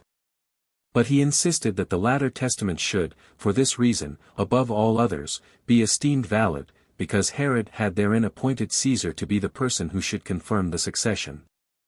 For he who showed such prudence as to recede from his own power, and yield it up to the Lord of the world, cannot be supposed mistaken in his judgment about him that was to be his heir. And he that so well knew whom to choose for arbitrator of the succession could not be unacquainted with him whom he chose for his successor. 7.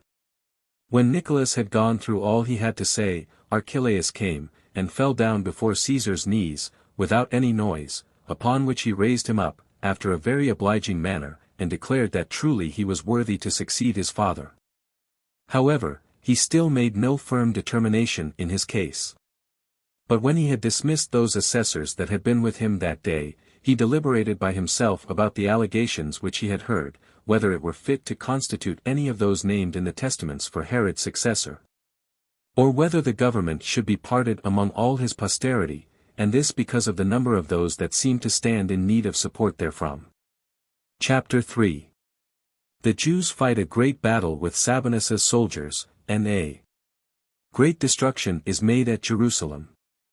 1. Now before Caesar had determined anything about these affairs, Malthace, Arehelaus's mother, fell sick and died. Letters also were brought out of Syria from Varus, about a revolt of the Jews. This was foreseen by Varus, who accordingly, after Archelaus was sailed, went up to Jerusalem to restrain the promoters of the sedition, since it was manifest that the nation would not be at rest. So he left one of those legions which he brought with him out of Syria in the city, and went himself to Antioch. But Sabinus came, after he was gone, and gave them an occasion of making innovations. For he compelled the keepers of the citadels to deliver them up to him, and made a bitter search after the king's money, as depending not only on the soldiers which were left by Varus, but on the multitude of his own servants. All which he armed and used as the instruments of his covetousness. Now when that feast, which was observed after 7 weeks, and which the Jews called Pentecost, i.e.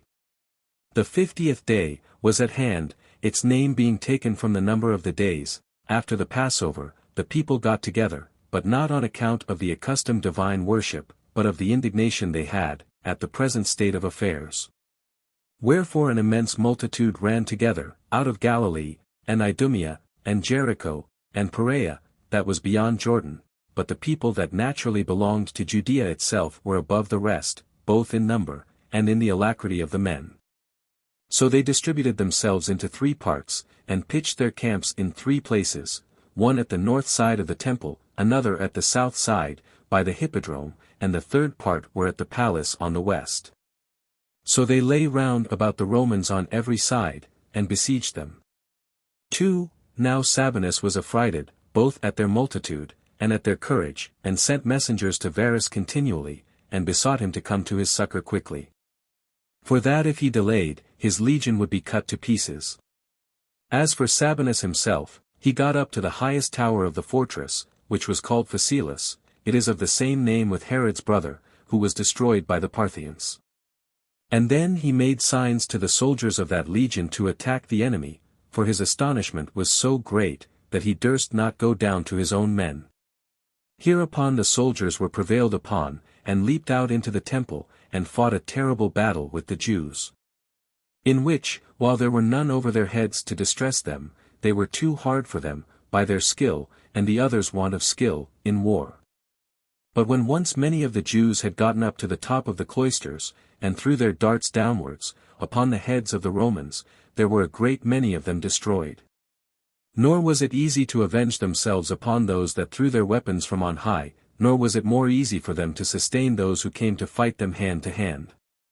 3. Since therefore the Romans were sorely afflicted by both these circumstances, they set fire to the cloisters, which were works to be admired, both on account of their magnitude and costliness. Whereupon those that were above them were presently encompassed with the flame, and many of them perished therein, as many of them also were destroyed by the enemy, who came suddenly upon them. Some of them also threw themselves down from the walls backward, and some there were who, from the desperate condition they were in, prevented the fire, by killing themselves with their own swords. But so many of them as crept out from the walls, and came upon the Romans, were easily mastered by them, by reason of the astonishment they were under.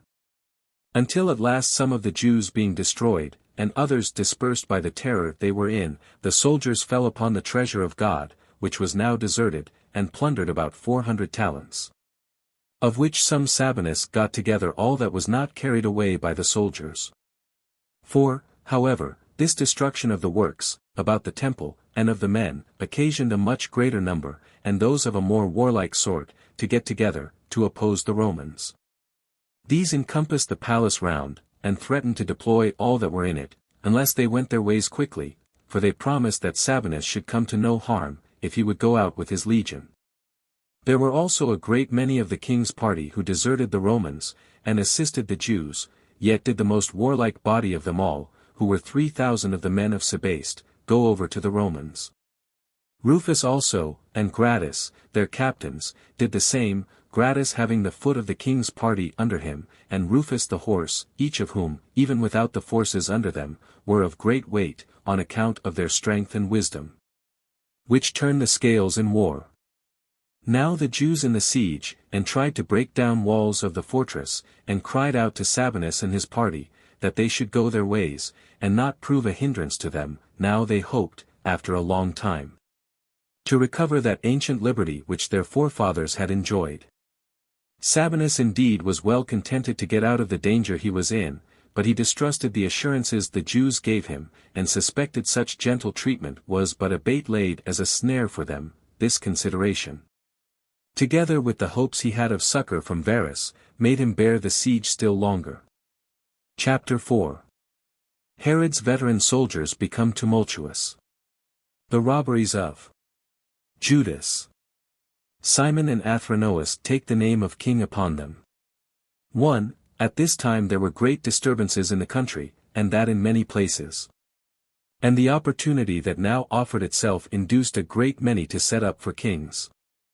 And indeed in Idumea 2,000 of Herod's veteran soldiers got together, and armed and fought against those of the king's party.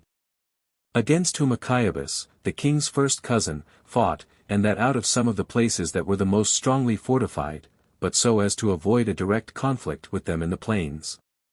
In Sepphoris also, a city of Galilee, there was one Judas, the son of that arch-robber Hezekias, who formerly overran the country, and had been subdued by King Herod.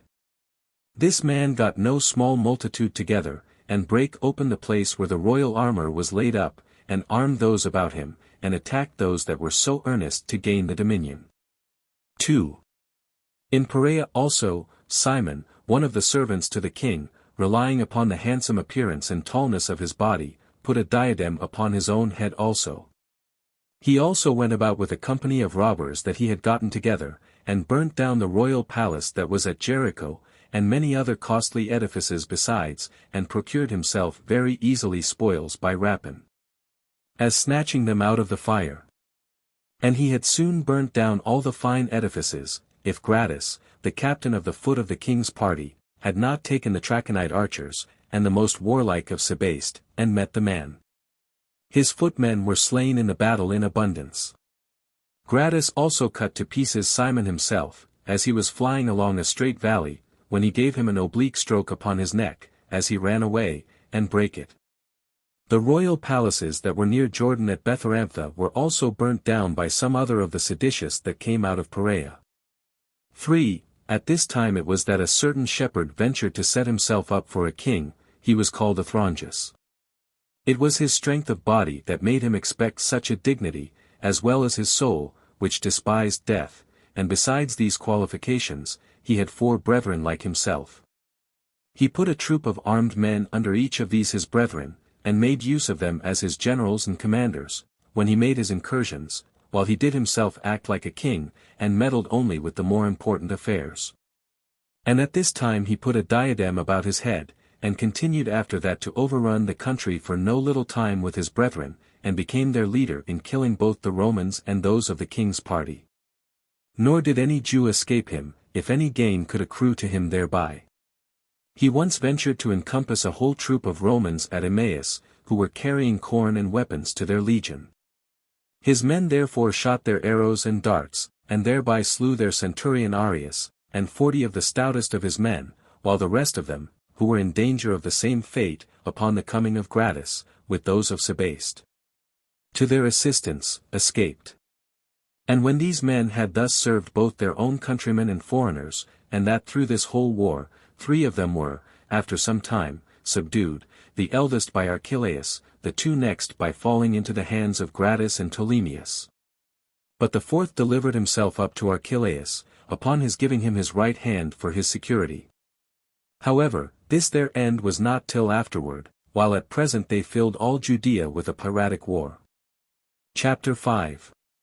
Varus composes the tumults in Judea and crucifies about 2,000 of the seditious. 1.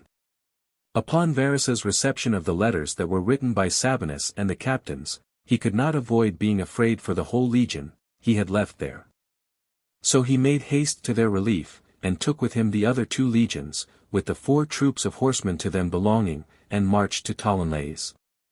Having given orders for the auxiliaries that were sent by the kings and governors of cities to meet him there. Moreover, he received from the people of Berytus, as he passed through their city, 1,500 armed men.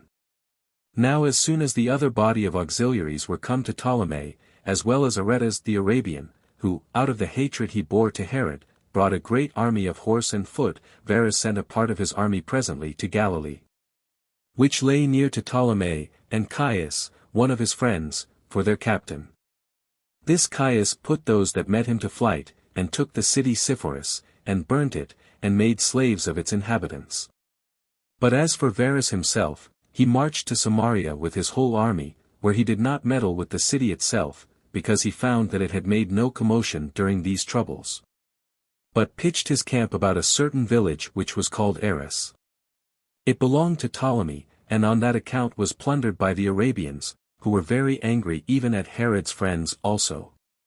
He thence marched on to the village Sampho, another fortified place, which they plundered, as they had done the other.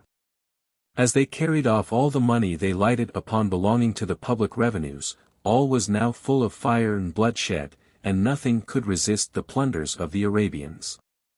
Emnaus was also burnt, upon the flight of its inhabitants, and this at the command of Varus, out of his rage at the slaughter of those that were about Arius.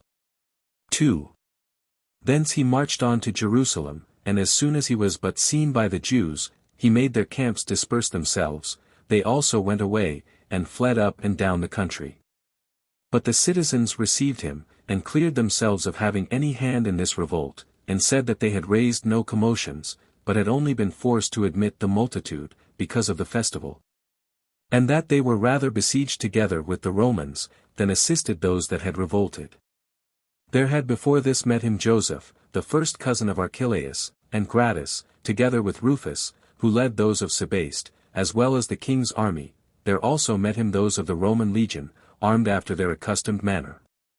For as to Sabinus, he durst not come into Varus's sight, but was gone out of the city before this, to the seaside. But Varus sent a part of his army into the country, against those that had been the authors of this commotion, and as they caught great numbers of them, those that appeared to have been the least concerned in these tumults he put into custody. But such as were the most guilty he crucified. These were in number about 2,000. 3. He was also informed that there continued in Idumea 10,000 men still in arms.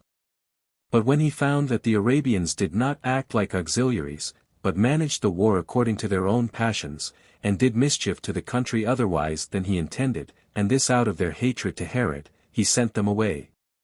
But made haste, with his own legions, to march against those that had revolted. But these, by the advice of Achiabus, delivered themselves up to him before it came to a battle. Then did Varus forgive the multitude their offences, but sent their captains to Caesar to be examined by him. Now Caesar forgave the rest, but gave orders that certain of the king's relations, for some of those that were among them were Herod's kinsmen, should be put to death, because they had engaged in a war against a king of their own family. When therefore Varus had settled matters at Jerusalem after this manner, and had left the former legion there as a garrison, he returned to Antioch. Chapter 6.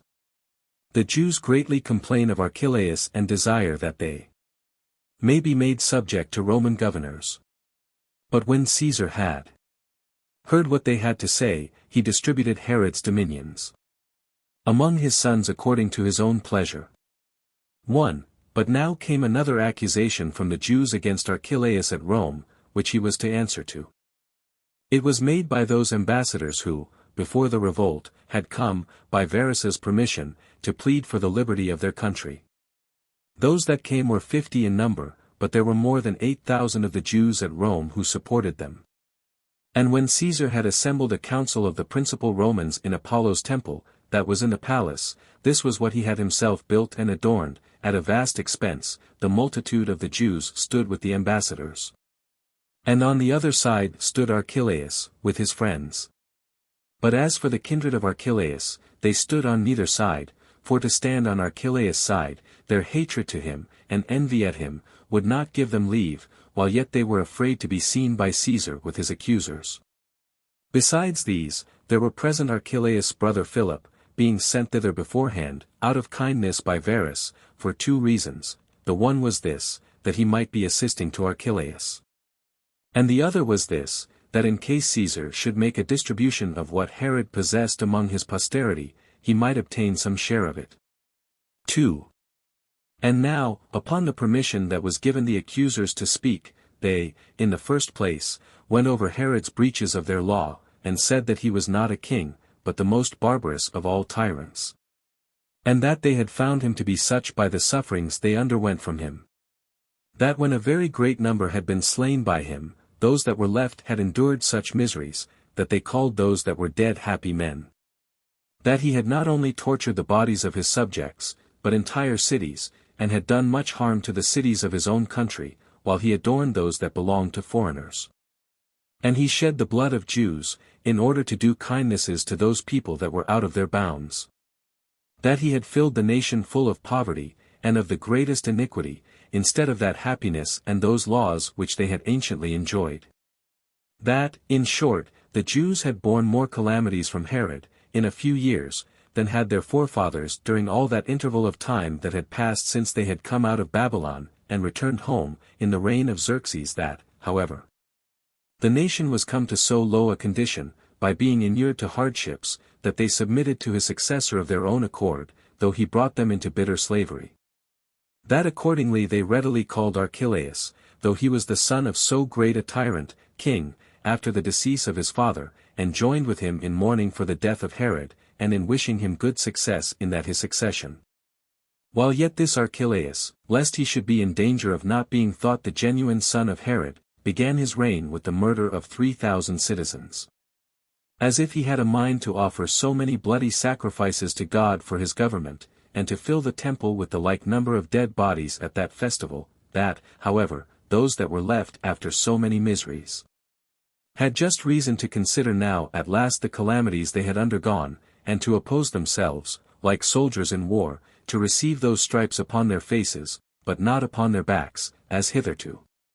Whereupon they prayed that the Romans would have compassion upon the poor remains of Judea, and not expose what was left of them to such as barbarously tore them to pieces, and that they would join their country to Syria, and administer the government by their own commanders, whereby it would, soon, be demonstrated that those who are now under the calumny of seditious persons, and lovers of war, know how to bear governors that are set over them, if they be but tolerable ones. So the Jews concluded their accusation with this request. Then rose up Nicholas, and confuted the accusations which were brought against the kings, and himself accused the Jewish nation, as hard to be ruled, and as naturally disobedient to kings. He also reproached all those kinsmen of Archelaus who had left him, and were gone over to his accusers. 3. So Caesar, after he had heard both sides, dissolved the assembly for that time. But a few days afterward, he gave the 1/2 of Herod's kingdom to Archelaus, by the name of Ethnarch, and promised to make him king also afterward, if he rendered himself worthy of that dignity. But as to the other half, he divided it into 2 tetrarchies, and gave them to 2 other sons of Herod, the one of them to Philip, and the other to that Antipas who contested the kingdom with Archelaus.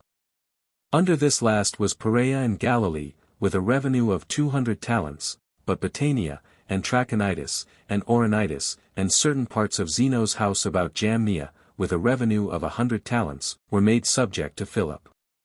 While Idumea, and all Judea, and Samaria were parts of the ethnarchy of Archelaus, although Samaria was eased of 1/4 of its taxes, out of regard to their not having revolted with the rest of the nation.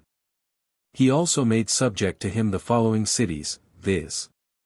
Stratos Tower, and Sebaste, and Joppa, and Jerusalem, but as to the Grecian cities, Gaza, and Gadara, and Hippos, he cut them off from the kingdom, and added them to Syria. Now the revenue of the country that was given to Archelaus was 400 talents. Salome also, besides what the king had left her in his testaments, was now made mistress of Jamnia, and Ashdod, and Phasaelis. Caesar did moreover bestow upon her the royal palace of Ascalon, by all which she got together a revenue of 60 talents, but he put her house under the ethnarchy of Archelaus. And for the rest of Herod's offspring, they received what was bequeathed to them in his testaments. But, besides that, Caesar granted to Herod's 2 virgin daughters 500,000 drachmae of silver, and gave them in marriage to the sons of Pheroras, but after this family distribution. He gave between them what had been bequeathed to him by Herod, which was 1,000 talents, reserving to himself only some inconsiderable presents, in honor of the deceased. Chapter 7. The history of the spurious Alexander. Archelaus is banished. And Glaphyra dies, after what was to happen to both of them had been showed them in dreams. 1. In the meantime, there was a man, who was by birth a Jew, but brought up at Sidon with one of the Roman freedmen, who falsely pretended, on account of the resemblance of their countenances, that he was that Alexander who was slain by Herod. This man came to Rome, in hopes of not being detected. He had one who was his assistant, of his own nation, and who knew all the affairs of the kingdom, and instructed him to say how those that were sent to kill him and Aristobulus had pity upon them, and stole them away, by putting bodies that were like theirs in their places. This man deceived the Jews that were at Crete, and got a great deal of money of them for traveling in splendor. And then sailed to Melos, where he was thought so certainly genuine, that he got a great deal more money, and prevailed with those that had treated him to sail along with him to Rome. So he landed at Dicerchia, Puteoli, and got very large presents from the Jews who dwelt there, and was conducted by his father's friends as if he were a king. Nay, the resemblance in his countenance procured him so much credit, that those who had seen Alexander, and had known him very well, would take their oaths that he was the very same person. Accordingly, the whole body of the Jews that were at Rome ran out in crowds to see him, and an innumerable multitude there was which stood in the narrow places through which he was carried. For those of Melos were so far distracted, that they carried him in a sedan, and maintained a royal attendance for him at their own proper charges. 2. But Caesar, who knew perfectly well the lineaments of Alexander's face, because he had been accused by Herod before him, discerned the fallacy in his countenance, even before he saw the man. However, he suffered the agreeable fame that went of him to have some weight with him, and sent Celadus, one who well knew Alexander, and ordered him to bring the young man to him. But when Caesar saw him, he immediately discerned a difference in his countenance, and when he had discovered that his whole body was of a more robust texture, and like that of a slave, he understood the whole was a contrivance. But the impudence of what he said greatly provoked him to be angry at him. For when he was asked about Aristobulus, he said that he was also preserved alive, and was left on purpose in Cyprus, for fear of treachery, because it would be harder for plotters to get them both into their power while they were separate. Then did Caesar take him by himself privately, and said to him, I will give thee thy life, if thou wilt discover who it was that persuaded thee to forge such stories. So he said that he would discover him, and followed Caesar, and pointed to that Jew who abused the resemblance of his face to get money, for that he had received more presents in every city than ever Alexander did when he was alive. Caesar laughed at the contrivance, and put this spurious Alexander among his rowers, on account of the strength of his body, but ordered him that persuaded him to be put to death. But for the people of Melos, they had been sufficiently punished for their folly, by the expenses they had been at on his account. 3. And now Archelaus took possession of his ethnarchy, and used not the Jews only, but the Samaritans also, barbarously, and this out of his resentment of their old quarrels with him. Whereupon they both of them sent ambassadors against him to Caesar. And in the 9th year of his government he was banished to Vienna, a city of Gaul, and his effects were put into Caesar's treasury. But the report goes, that before he was sent for by Caesar, he seemed to see 9 ears of corn, full and large, but devoured by oxen. When, therefore, he had sent for the diviners, and some of the Chaldeans, and inquired of them what they thought it portended. And when one of them had one interpretation, and another had another, Simon, one of the sect of Essenes, said that he thought the ears of corn denoted years, and the oxen denoted a mutation of things. Because by their ploughing they made an alteration of the country. That therefore he should reign as many years as there were ears of corn, and after he had passed through various alterations of fortune, should die. Now 5 days after Archelaus had heard this interpretation he was called to his trial. 4.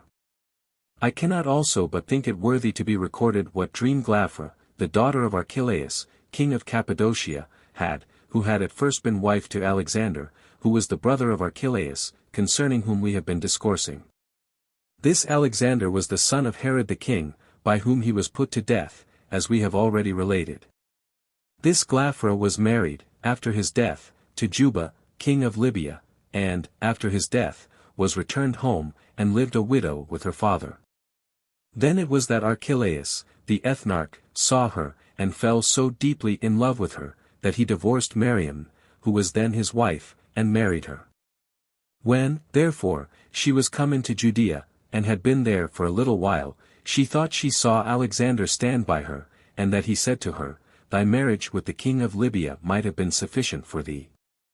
But thou wast not contented with him, but art returned again to my family, to a third husband, and him, thou impudent woman, hast thou chosen for thine husband, who is my brother. However, I shall not overlook the injury thou hast offered me. I shall, soon, have thee again, whether thou wilt or no. Now Glaphyra hardly survived the narration of this dream of hers 2 days. Chapter 8. Archelaus' ethnarchy is reduced into a Roman province. The sedition of Judas of Galilee. The 3 sects.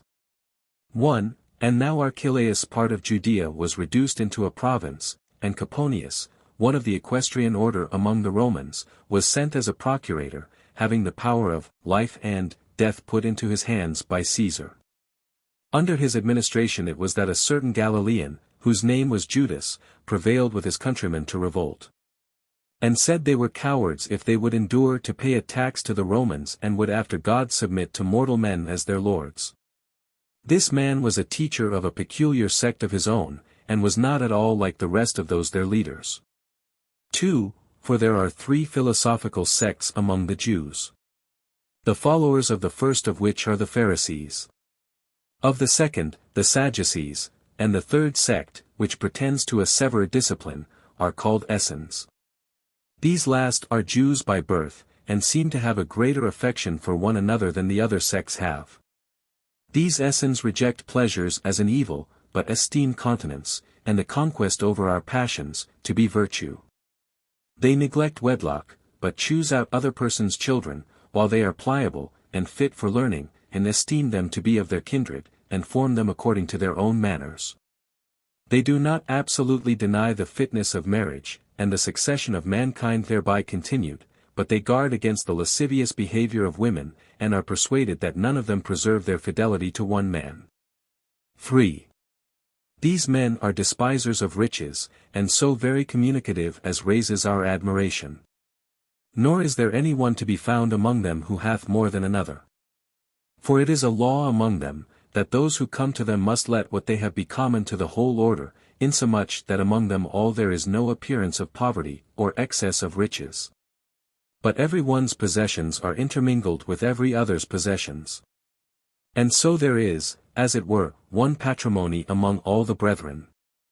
They think that oil is a defilement, and if any one of them be anointed without his own approbation, it is wiped off his body. For they think to be sweaty is a good thing, as they do also to be clothed in white garments. They also have stewards appointed to take care of their common affairs, who every one of them have no separate business for any, but what is for the uses of them all. 4. They have no one certain city, but many of them dwell in every city.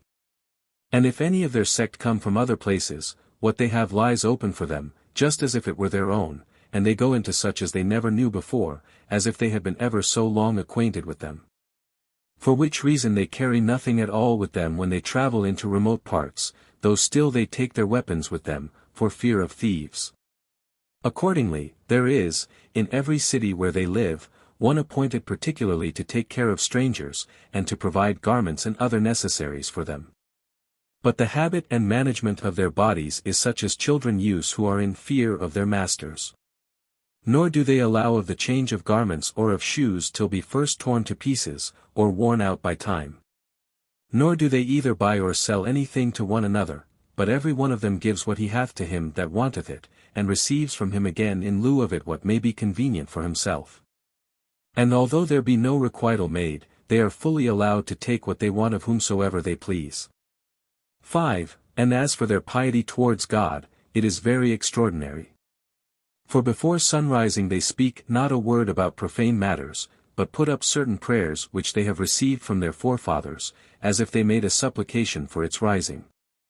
After this every one of them are sent away by their curators, to exercise some of those arts wherein they are skilled, in which they labor with great diligence till the 5th hour. After which they assemble themselves together again into one place. And when they have clothed themselves in white veils, they then bathe their bodies in cold water. And after this purification is over, they every one meet together in an apartment of their own, into which it is not permitted to any of another sect to enter. While they go, after a pure manner, into the dining room, as into a certain holy temple, and quietly set themselves down, upon which the baker lays them loaves in order. The cook also brings a single plate of one sort of food, and sets it before every one of them, but a priest says grace before meat, and it is unlawful for any one to taste of the food before grace be said. The same priest, when he hath dined, says grace again after meat, and when they begin, and when they end, they praise God, as he that bestows their food upon them. After which they lay aside their white garments, and betake themselves to their labors again till the evening, then they return home to supper, after the same manner, and if there be any strangers there, they sit down with them. Nor is there ever any clamor or disturbance to pollute their house, but they give every one leave to speak in their turn, which silence thus kept in their house appears to foreigners like some tremendous mystery. The cause of which is that perpetual sobriety they exercise, and the same settled measure of meat and drink that is allotted them, and that such as is abundantly sufficient for them. 6. And truly, as for other things, they do nothing but according to the injunctions of their curators, only these 2 things are done among them at everyone's own free will, which are to assist those that want it, and to show mercy. For they are permitted of their own accord to afford succor to such as deserve it, when they stand in need of it, and to bestow food on those that are in distress, but they cannot give anything to their kindred without the curators. They dispense their anger after a just manner, and restrain their passion. They are eminent for fidelity, and are the ministers of peace, whatsoever they say also is firmer than an oath. But swearing is avoided by them, and they esteem it worse than perjury, for they say that he who cannot be believed without swearing by God is already condemned. They also take great pains in studying the writings of the ancients, and choose out of them what is most for the advantage of their soul and body, and they inquire after such roots and medicinal stones as may cure their distempers. 7. But now if any one hath a mind to come over to their sect, he is not immediately admitted, but he is prescribed the same method of living which they use for a year, while he continues excluded. And they give him also a small hatchet, and the forementioned girdle, and the white garment. And when he hath given evidence, during that time, that he can observe their continence, he approaches nearer to their way of living, and is made a partaker of the waters of purification, yet is he not even now admitted to live with them. For after this demonstration of his fortitude, his temper is tried 2 more years, and if he appear to be worthy, they then admit him into their society. And before he is allowed to touch their common food, he is obliged to take tremendous oaths, that, in the first place, he will exercise piety towards God, and then that he will observe justice towards men, and that he will do no harm to any one, either of his own accord, or by the command of others. That he will always hate the wicked, and be assistant to the righteous, that he will ever show fidelity to all men, and especially to those in authority, because no one obtains the government without God's assistance. And that if he be in authority, he will at no time whatever abuse his authority, nor endeavor to outshine his subjects either in his garments or any other finery. That he will be perpetually a lover of truth, and propose to himself to reprove those that tell lies, that he will keep his hands clear from theft, and his soul from unlawful gains. And that he will neither conceal anything from those of his own sect, nor discover any of their doctrines to others, no, not though anyone should compel him so to do at the hazard of his life. Moreover, he swears to communicate their doctrines to no one any otherwise than as he received them himself, that he will abstain from robbery, and will equally preserve the books belonging to their sect, and the names of the angels, or messengers. These are the oaths by which they secure their proselytes to themselves. 8 But for those that are caught in any heinous sins, they cast them out of their society, and he who is thus separated from them does often die after a miserable manner. For as he is bound by the oath he hath taken, and by the customs he hath been engaged in, he is not at liberty to partake of that food that he meets with elsewhere, but is forced to eat grass, and to famish his body with hunger, till he perish. For which reason they receive many of them again when they are at their last gasp, out of compassion to them. As thinking the miseries they have endured till they came to the very brink of death to be a sufficient punishment for the sins they had been guilty of. 9. But in the judgments they exercise they are most accurate and just, nor do they pass sentence by the votes of a court that is fewer than 100. And as to what is once determined by that number, it is unalterable. What they most of all honor, after God himself, is the name of their legislator, Moses, whom if any one blaspheme he is punished capitally. They also think it a good thing to obey their elders, and the major part. Accordingly, if 10 of them be sitting together, no one of them will speak while the other 9 are against it. They also avoid spitting in the midst of them, or on the right side. Moreover, they are stricter than any other of the Jews in resting from their labors on the 7th day. For they not only get their food ready the day before, that they may not be obliged to kindle a fire on that day, but they will not remove any vessel out of its place, nor go to stool thereon. Nay, on other days they dig a small pit, a foot deep, with a paddle, which kind of hatchet is given them when they are first admitted among them. And covering themselves round with their garment, that they may not affront the divine rays of light, they ease themselves into that pit, after which they put the earth that was dug out again into the pit. And even this they do only in the more lonely places, which they choose out for this purpose, and although this easement of the body be natural, yet it is a rule with them to wash themselves after it, as if it were a defilement to them.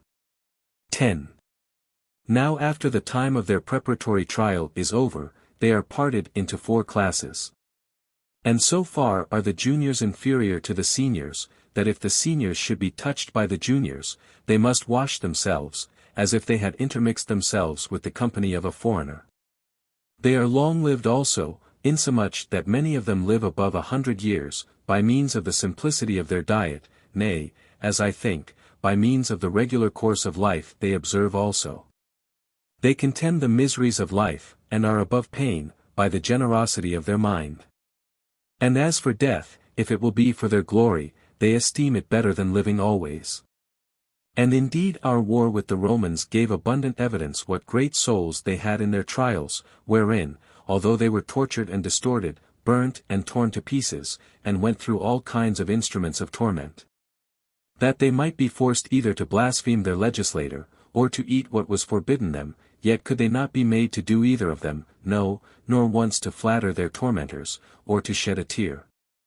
But they smiled in their very pains, and laughed those to scorn who inflicted the torments upon them, and resigned up their souls with great alacrity, as expecting to receive them again. 11. For their doctrine is this, that bodies are corruptible, and that the matter they are made of is not permanent, but that the souls are immortal, and continue forever.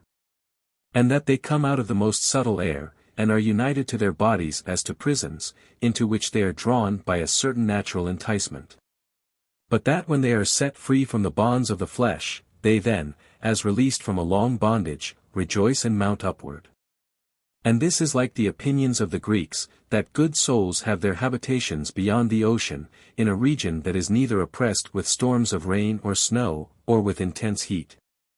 But that this place is such as is refreshed by the gentle breathing of a west wind, that is perpetually blowing from the ocean. While they allot to bad souls a dark and tempestuous den, full of never-ceasing punishments.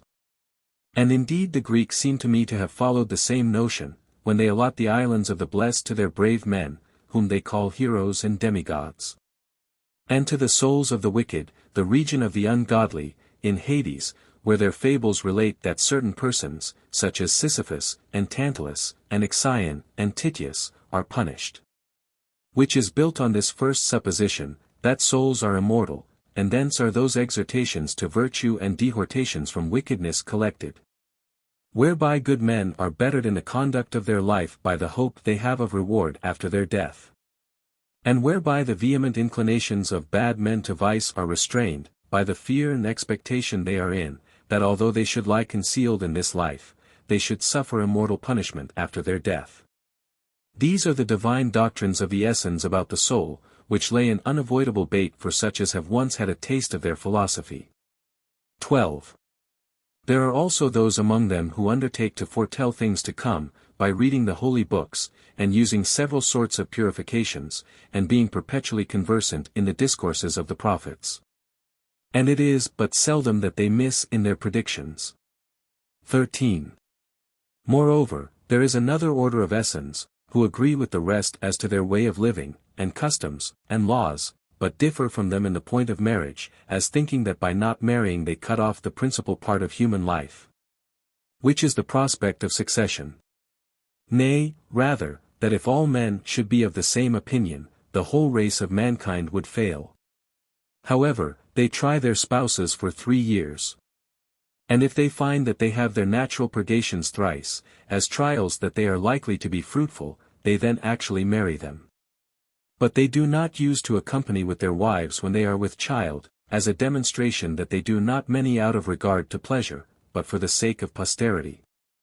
Now the women go into the baths with some of their garments on, as the men do with somewhat girded about them. And these are the customs of this order of Essens. 14. But then as to the 2 other orders at first mentioned, the Pharisees are those who are esteemed most skillful in the exact explication of their laws, and introduce the first sect.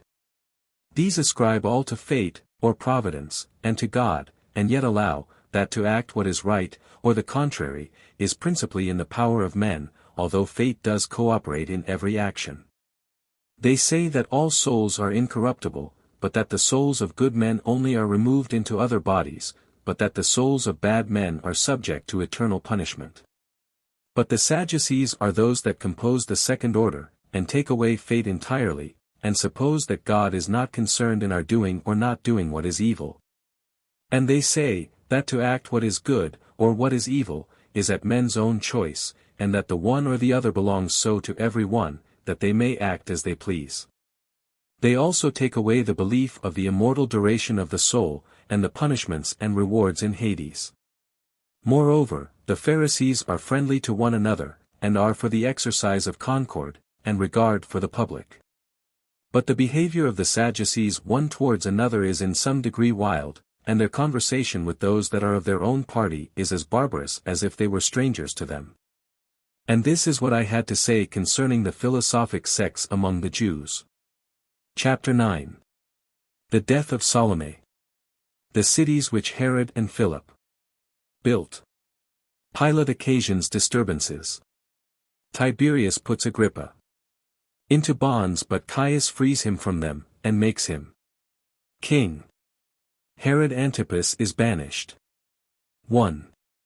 And now as the ethnarchy of Archelaus was fallen into a Roman province, the other sons of Herod, Philip, and that Herod who was called Antipas, each of them took upon them the administration of their own tetrarchies.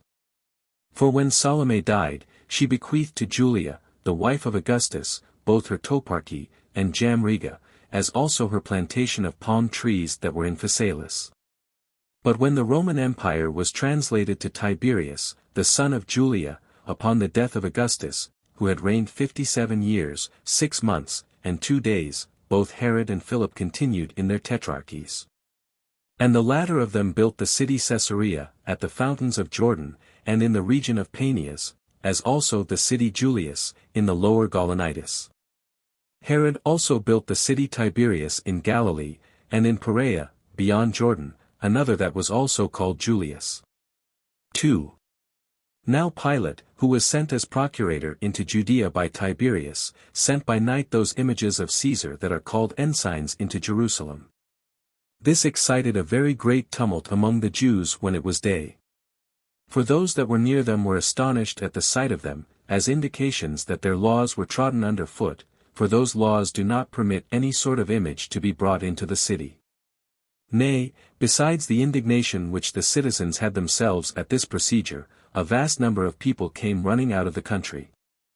These came zealously to Pilate to Caesarea, and besought him to carry those ensigns out of Jerusalem, and to preserve them their ancient laws inviolable.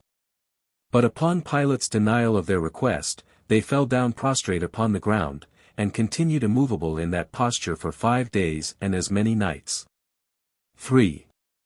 On the next day Pilate sat upon his tribunal, in the open marketplace, and called to him the multitude, as desirous to give them an answer. And then gave a signal to the soldiers, that they should all by agreement at once encompass the Jews with their weapons, so the band of soldiers stood round about the Jews in 3 ranks.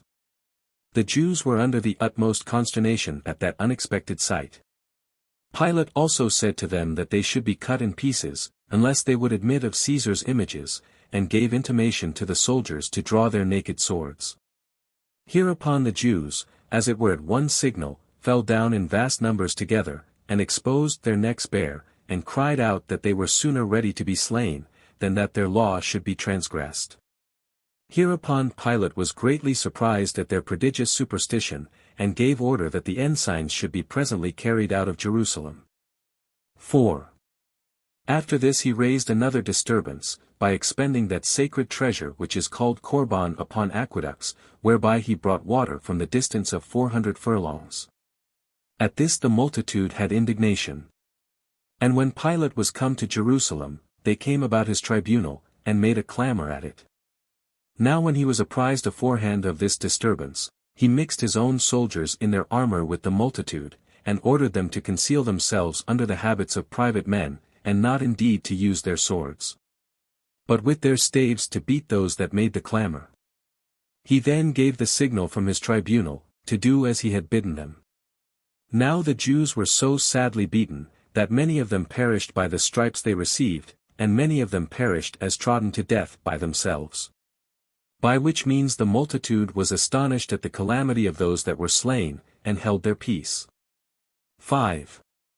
In the meantime Agrippa, the son of that Aristobulus who had been slain by his father Herod, came to Tiberias, to accuse Herod the Tetrarch.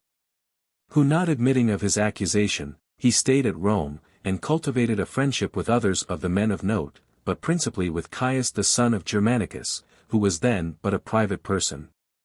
Now this Agrippa, at a certain time, feasted Caius. And as he was very complaisant to him on several other accounts, he at length stretched out his hands, and openly wished that Tiberius might die, and that he might quickly see him emperor of the world. This was told to Tiberius by one of Agrippa's domestics, who thereupon was very angry, and ordered Agrippa to be bound, and had him very ill treated in the prison for 6 months, until Tiberius died, after he had reigned 22 years. 6 months, and 3 days.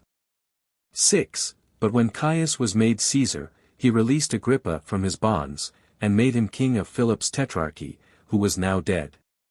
But when Agrippa had arrived at that degree of dignity, he inflamed the ambitious desires of Herod the Tetrarch, who was chiefly induced to hope for the royal authority by his wife Herodias, who reproached him for his sloth, and told him that it was only because he would not sail to Caesar that he was destitute of that great dignity. For since Caesar had made Agrippa a king, from a private person, much more would he advance him from a tetrarch to that dignity. These arguments prevailed with Herod, so that he came to Caius, by whom he was punished for his ambition, by being banished into Spain, for Agrippa followed him, in order to accuse him, to whom also Caius gave his tetrarchy, by way of addition. So Herod died in Spain, whither his wife had followed him. Chapter 10. Caius commands that his statue should be set up in the temple itself, and what Petronius did thereupon. 1. Now Caius Caesar did so grossly abuse the fortune he had arrived at, as to take himself to be a god, and to desire to be so called also, and to cut off those of the greatest nobility out of his country. He also extended his impiety as far as the Jews. Accordingly, he sent Petronius with an army to Jerusalem, to place his statues in the temple, and commanded him that, in case the Jews would not admit of them, he should slay those that opposed it, and carry all the rest of the nation into captivity, but God concerned himself with these his commands.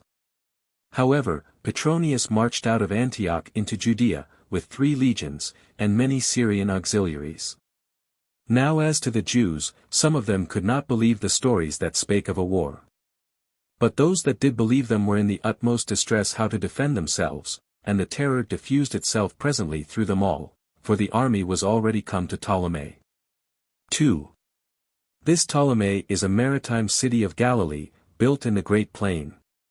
It is encompassed with mountains, that on the east side, 60 furlongs off, belongs to Galilee. But that on the south belongs to Carmel, which is distant from it 120 furlongs. And that on the north is the highest of them all, and is called by the people of the country, the ladder of the Tyrians, which is at the distance of 100 furlongs.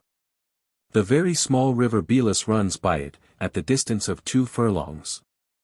Near which there is Menman's monument, and hath near it a place no larger than 100 cubits, which deserves admiration, for the place is round and hollow, and affords such sand as glass is made of. Which place, when it hath been emptied by the many ships there loaded, it is filled again by the winds, which bring into it, as it were on purpose, that sand which lay remote, and was no more than bare common sand. While this mine presently turns it into glassy sand. And what is to me still more wonderful, that glassy sand which is superfluous, and is once removed out of the place, becomes bare common sand again. And this is the nature of the place we are speaking of. 3. But now the Jews got together in great numbers with their wives and children into that plain that was by Ptolemy, and made supplication to Petronius, first for their laws, and, in the next place, for themselves. So he was prevailed upon by the multitude of the supplicants, and by their supplications, and left his army and the statues at Ptolemy, and then went forward into Galilee, and called together the multitude and all the men of note to Tiberias. And showed them the power of the Romans, and the threatenings of Caesar. And, besides this, proved that their petition was unreasonable, because while all the nations in subjection to them had placed the images of Caesar in their several cities, among the rest of their gods, for them alone to oppose it, was almost like the behavior of revolters, and was injurious to Caesar. 4. And when they insisted on their law, and the custom of their country, and how it was not only not permitted them to make either an image of God, or indeed of a man, and to put it in any despicable part of their country, much less in the temple itself, Petronius replied, And am not I also, said he, bound to keep the law of my own Lord? For if I transgress it, and spare you, it is but just that I perish, while he that sent me, and not I, will commence a war against you, for I am under command as well as you. Hereupon the whole multitude cried out that they were ready to suffer for their law. Petronius then quieted them, and said to them, Will you then make war against Caesar? The Jews said, We offer sacrifices twice every day for Caesar, and for the Roman people, but that if he would place the images among them, he must first sacrifice the whole Jewish nation. And that they were ready to expose themselves, together with their children and wives, to be slain. At this Petronius was astonished, and pitied them, on account of the inexpressible sense of religion the men were under, and that courage of theirs which made them ready to die for it, so they were dismissed without success. 5. But on the following days he got together the men of power privately, and the multitude publicly, and sometimes he used persuasions to them, and sometimes he gave them his advice. But he chiefly made use of threatenings to them, and insisted upon the power of the Romans, and the anger of Caius, and besides, upon the necessity he was himself under, to do as he was enjoined. But as they could be no way prevailed upon, and he saw that the country was in danger of lying without tillage, for it was about seed time that the multitude continued for 50 days together idle.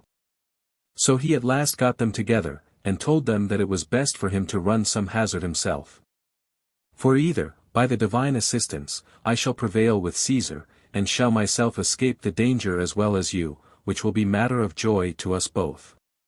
Or, in case Caesar continue in his rage, I will be ready to expose my own life for such a great number as you are.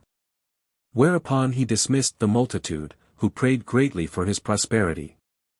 And he took the army out of Ptolemy, and returned to Antioch, from whence he presently sent an epistle to Caesar, and informed him of the eruption he had made into Judea, and of the supplications of the nation. And that unless he had a mind to lose both the country and the men in it, he must permit them to keep their law, and must countermand his former injunction. Caius answered that epistle in a violent way, and threatened to have Petronius put to death for his being so tardy in the execution of what he had commanded. But it happened that those who brought Caius's epistle were tossed by a storm, and were detained on the sea for 3 months, while others that brought the news of Caius's death had a good voyage. Accordingly, Petronius received the epistle concerning Caius 27 days before he received that which was against himself. Chapter 11. Concerning the government of Claudius, and the reign of Agrippa. Concerning the deaths of Agrippa and of Herod and what children they both left behind them. 1. Now when Caius had reigned 3 years and 8 months, and had been slain by treachery, Claudius was hurried away by the armies that were at Rome to take the government upon him. But the Senate, upon the reference of the consuls, Centi Saturninus, and Pomponius Secundus, gave orders to the 3 regiments of soldiers that stayed with them to keep the city quiet, and went up into the capital in great numbers. And resolved to oppose Claudius by force, on account of the barbarous treatment they had met with from Caius. And they determined either to settle the nation under an aristocracy, as they had of old been governed, or at least to choose by vote such a one for emperor as might be worthy of it. 2. Now it happened that at this time Agrippa sojourned at Rome, and that both the Senate called him to consult with them, and at the same time Claudius sent for him out of the camp, that he might be serviceable to him, as he should have occasion for his service. So he, perceiving that Claudius was in effect made Caesar already, went to him, who sent him as an ambassador to the Senate, to let them know what his intentions were, that, in the first place, it was without his seeking that he was hurried away by the soldiers. Moreover, that he thought it was not just to desert those soldiers in such their zeal for him, and that if he should do so, his own fortune would be in uncertainty, for that it was a dangerous case to have been once called to the empire. He added further, that he would administer the government as a good prince, and not like a tyrant. For that he would be satisfied with the honor of being called emperor, but would, in every one of his actions, permit them all to give him their advice. For that although he had not been by nature for moderation, yet would the death of Caius afford him a sufficient demonstration how soberly he ought to act in that station. 3. This message was delivered by Agrippa.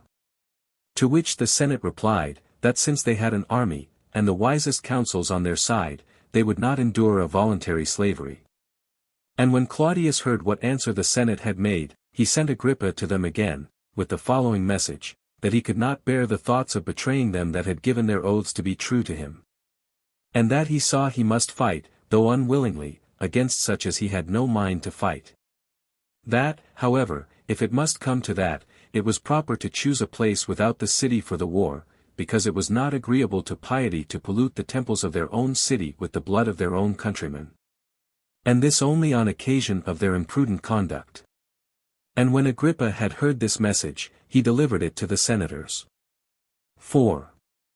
In the meantime, one of the soldiers belonging to the Senate drew his sword, and cried out, O my fellow soldiers, what is the meaning of this choice of ours, to kill our brethren, and to use violence to our kindred that are with Claudius? While we may have him for our emperor whom no one can blame, and who hath so many just reasons, to lay claim to the government, and this with regard to those against whom we are going to fight. When he had said this, he marched through the whole Senate, and carried all the soldiers along with him. Upon which all the patricians were immediately in a great fright at their being thus deserted. But still, because there appeared no other way whither they could turn themselves for deliverance, they made haste the same way with the soldiers, and went to Claudius. But those that had the greatest luck in flattering the good fortune of Claudius betimes met them before the walls with their naked swords, and there was reason to fear that those that came first might have been in danger. Before Claudius could know what violence the soldiers were going to offer them, had not Agrippa ran before, and told him what a dangerous thing they were going about, and that unless he restrained the violence of these men, who were in a fit of madness against the patricians, he would lose those on whose account it was most desirable to rule, and would be emperor over a desert. 5. When Claudius heard this, he restrained the violence of the soldiery, and received the Senate into the camp, and treated them after an obliging manner, and went out with them presently to offer their thank-offerings to God, which were proper upon his first coming to the empire. Moreover, he bestowed on Agrippa his whole paternal kingdom immediately, and added to it, besides those countries that had been given by Augustus to Herod, Trachonitis and Auranitis, and still besides these, that kingdom which was called the kingdom of Lysanias. This gift he declared to the people by a decree, but ordered the magistrates to have the donation engraved on tables of brass, and to be set up in the Capitol. He bestowed on his brother Herod, who was also his son-in-law, by marrying his daughter, Bernice, the kingdom of Chalcis. 6. So now riches flowed into Agrippa by his enjoyment of so large a dominion. Nor did he abuse the money he had on small matters, but he began to encompass Jerusalem with such a wall, which, had it been brought to perfection, had made it impracticable for the Romans to take it by siege. But his death, which happened at Caesarea, before he had raised the walls to their due height, prevented him. He had then reigned 3 years, as he had governed his tetrarchies 3 other years. He left behind him 3 daughters, born to him by Cypros, Bernice, Miriam, and Drusilla, and a son born of the same mother, whose name was Agrippa. He was left a very young child, so that Claudius made the country a Roman province, and sent Cuspius Fadus to be its procurator, and after him Tiberius Alexander, who, making no alterations of the ancient laws, kept the nation in tranquility. Now after this, Herod the king of Chalcis died, and left behind him 2 sons, born to him of his brother's daughter Bernice. Their names were Bernijanus and Hyrcanus. He also left behind him Aristobulus, whom he had by his former wife Miriam. There was besides another brother of his that died a private person, his name was also Aristobulus, who left behind him a daughter, whose name was Jodape, and these, as I have formerly said, were the children of Aristobulus the son of Herod. Which Aristobulus and Alexander were born to Herod by Miriam, and were slain by him. But as for Alexander's posterity, they reigned in Armenia. Chapter 12. Many tumults under Cumanus, which were composed by Quadratus. Felix is procurator of Judea. Agrippa is advanced from Chalcis to a greater kingdom. 1 Now after the death of Herod, king of Chalcis, Claudius set Agrippa, the son of Agrippa, over his uncle's kingdom, while Cumanus took upon him the office of procurator of the rest, which was a Roman province, and therein he succeeded Alexander. Under which Cumanus began the troubles, and the Jews' ruin came on. For when the multitude were come together to Jerusalem, to the feast of unleavened bread, and a Roman cohort stood over the cloisters of the temple, for they always were armed, and kept guard at the festivals, to prevent any innovation which the multitude thus gathered together might make, one of the soldiers pulled back his garment, and cowering down after an indecent manner, turned his breech to the Jews, and spake such words as you might expect upon such a posture. At this the whole multitude had indignation, and made a clamor to Cumanus, that he would punish the soldier. While the rasher part of the youth, and such as were naturally the most tumultuous, fell to fighting, and caught up stones, and threw them at the soldiers. Upon which Cumanus was afraid lest all the people should make an assault upon him, and sent to call for more armed men, who, when they came in great numbers into the cloisters, the Jews were in a very great consternation. And being beaten out of the temple, they ran into the city. And the violence with which they crowded to get out was so great, that they trod upon each other, and squeezed one another, till 10,000 of them were killed, insomuch that this feast became the cause of mourning to the whole nation. And every family lamented their own relations. 2. Now there followed after this another calamity, which arose from a tumult made by robbers, for at the public road at Bethboron, one Stephen, a servant of Caesar, carried some furniture, which the robbers fell upon and seized. Upon this Cumanus sent men to go round about to the neighboring villages, and to bring their inhabitants to him bound, as laying it to their charge that they had not pursued after the thieves, and caught them. Now here it was that a certain soldier, finding the sacred book of the law, tore it to pieces, and threw it into the fire. Hereupon the Jews were in great disorder, as if their whole country were in a flame, and assembled themselves so many of them by their zeal for their religion, as by an engine, and ran together with united clamor to Caesarea, to Cumanus. And made supplication to him that he would not overlook this man, who had offered such an affront to God, and to his law, but punish him for what he had done. Accordingly, he, perceiving that the multitude would not be quiet unless they had a comfortable answer from him, gave order that the soldier should be brought, and drawn through those that required to have him punished, to execution. Which being done, the Jews went their ways. 3. After this there happened a fight between the Galileans and the Samaritans. It happened at a village called Gammon, which is situate in the great plain of Samaria, where, as a great number of Jews were going up to Jerusalem to the feast of Tabernacles, a certain Galilean was slain, and besides, a vast number of people ran together out of Galilee, in order to fight with the Samaritans. But the principal men among them came to Cumanus, and besought him that, before the evil became incurable, he would come into Galilee, and bring the authors of this murder to punishment. For that there was no other way to make the multitude separate without coming to blows. However, Cumanus postponed their supplications to the other affairs he was then about, and sent the petitioners away without success. 4. But when the affair of this murder came to be told at Jerusalem, it put the multitude into disorder, and they left the feast, and without any generals to conduct them, they marched with great violence to Samaria. Nor would they be ruled by any of the magistrates that were set over them, but they were managed by one Eleazar, the son of Dineus, and by Alexander, in these their thievish and seditious attempts. These men fell upon those that were in the neighborhood of the Acrabatine toparchy, and slew them, without sparing any age, and set the villages on fire. 5.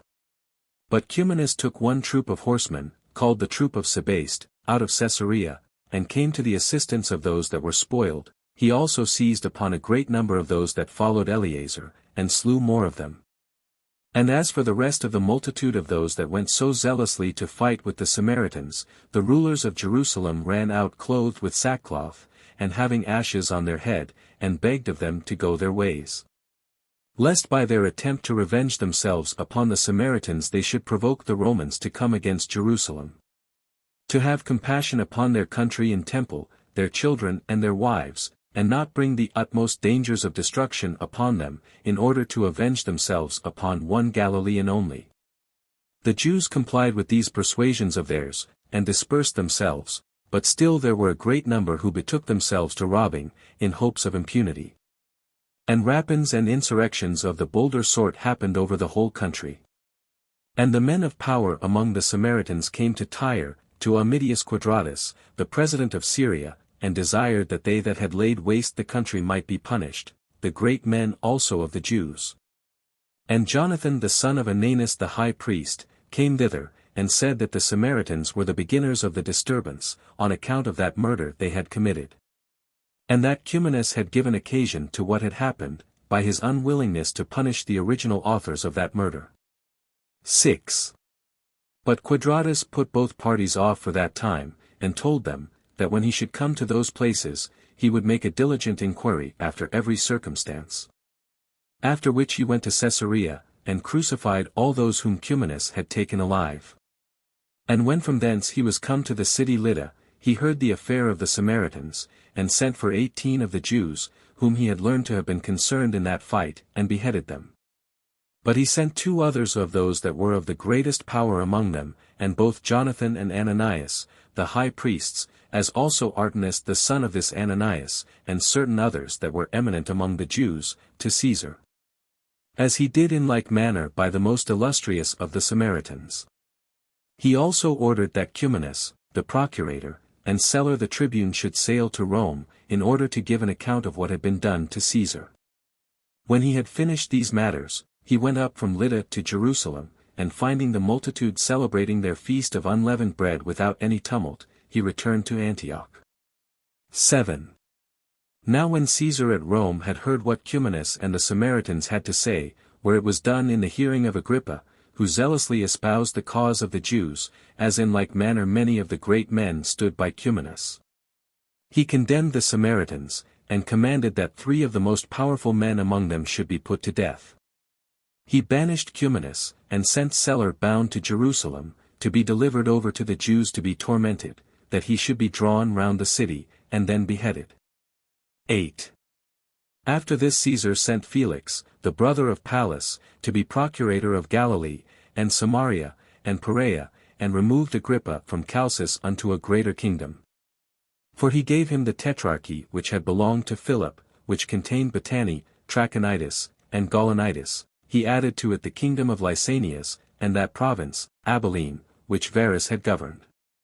But Claudius himself, when he had administered the government 13 years, 8 months, and 20 days, died, and left Nero to be his successor in the empire, whom he had adopted by his wife Agrippina's delusions, in order to be his successor. Although he had a son of his own, whose name was Britannicus, by Messalina his former wife, and a daughter whose name was Octavia, whom he had married to Nero. He had also another daughter by Paetina, whose name was Antonia. Chapter 13.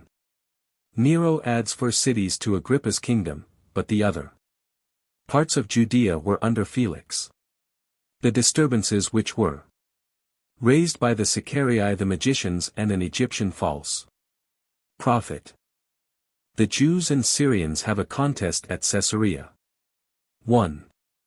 Now as to the many things in which Nero acted like a madman, out of the extravagant degree of the felicity and riches which he enjoyed, and by that means used his good fortune to the injury of others. And after what manner he slew his brother, and wife, and mother, from whom his barbarity spread itself to others that were most nearly related to him. And how, at last, he was so distracted that he became an actor in the scenes, and upon the theatre. I omit to say any more about them, because there are writers enough upon those subjects everywhere. But I shall turn myself to those actions of his time in which the Jews were concerned. 2. Nero therefore bestowed the kingdom of the Lesser Armenia upon Aristobulus, Herod's son, and he added to Agrippa's kingdom 4 cities, with the toparchies to them belonging. I mean Abila, and that Julius which is in Perea, Tarichea also, and Tiberias of Galilee, but over the rest of Judea he made Felix procurator. This Felix took Eleazar the arch-robber, and many that were with him, alive, when they had ravaged the country for 20 years together, and sent them to Rome. But as to the number of the robbers whom he caused to be crucified, and of those who were caught among them, and whom he brought to punishment, they were a multitude not to be enumerated. 3. When the country was purged of these, there sprang up another sort of robbers in Jerusalem, which were called Sicarii, who slew men in the daytime, and in the midst of the city. This they did chiefly at the festivals, when they mingled themselves among the multitude, and concealed daggers under their garments, with which they stabbed those that were their enemies. And when any fell down dead, the murderers became a part of those that had indignation against them, by which means they appeared persons of such reputation, that they could by no means be discovered. The first man who was slain by them was Jonathan the high priest, after whose death many were slain every day, while the fear men were in of being so served was more afflicting than the calamity itself. And while everybody expected death every hour, as men do in war, so men were obliged to look before them, and to take notice of their enemies at a great distance, nor, if their friends were coming to them, durst they trust them any longer. But, in the midst of their suspicions and guarding of themselves, they were slain. Such was the celerity of the plotters against them, and so cunning was their contrivance. 4. There was also another body of wicked men gotten together, not so impure in their actions, but more wicked in their intentions, which laid waste the happy state of the city no less than did these murderers. These were such men as deceived and deluded the people under pretense of divine inspiration, but were for procuring innovations and changes of the government.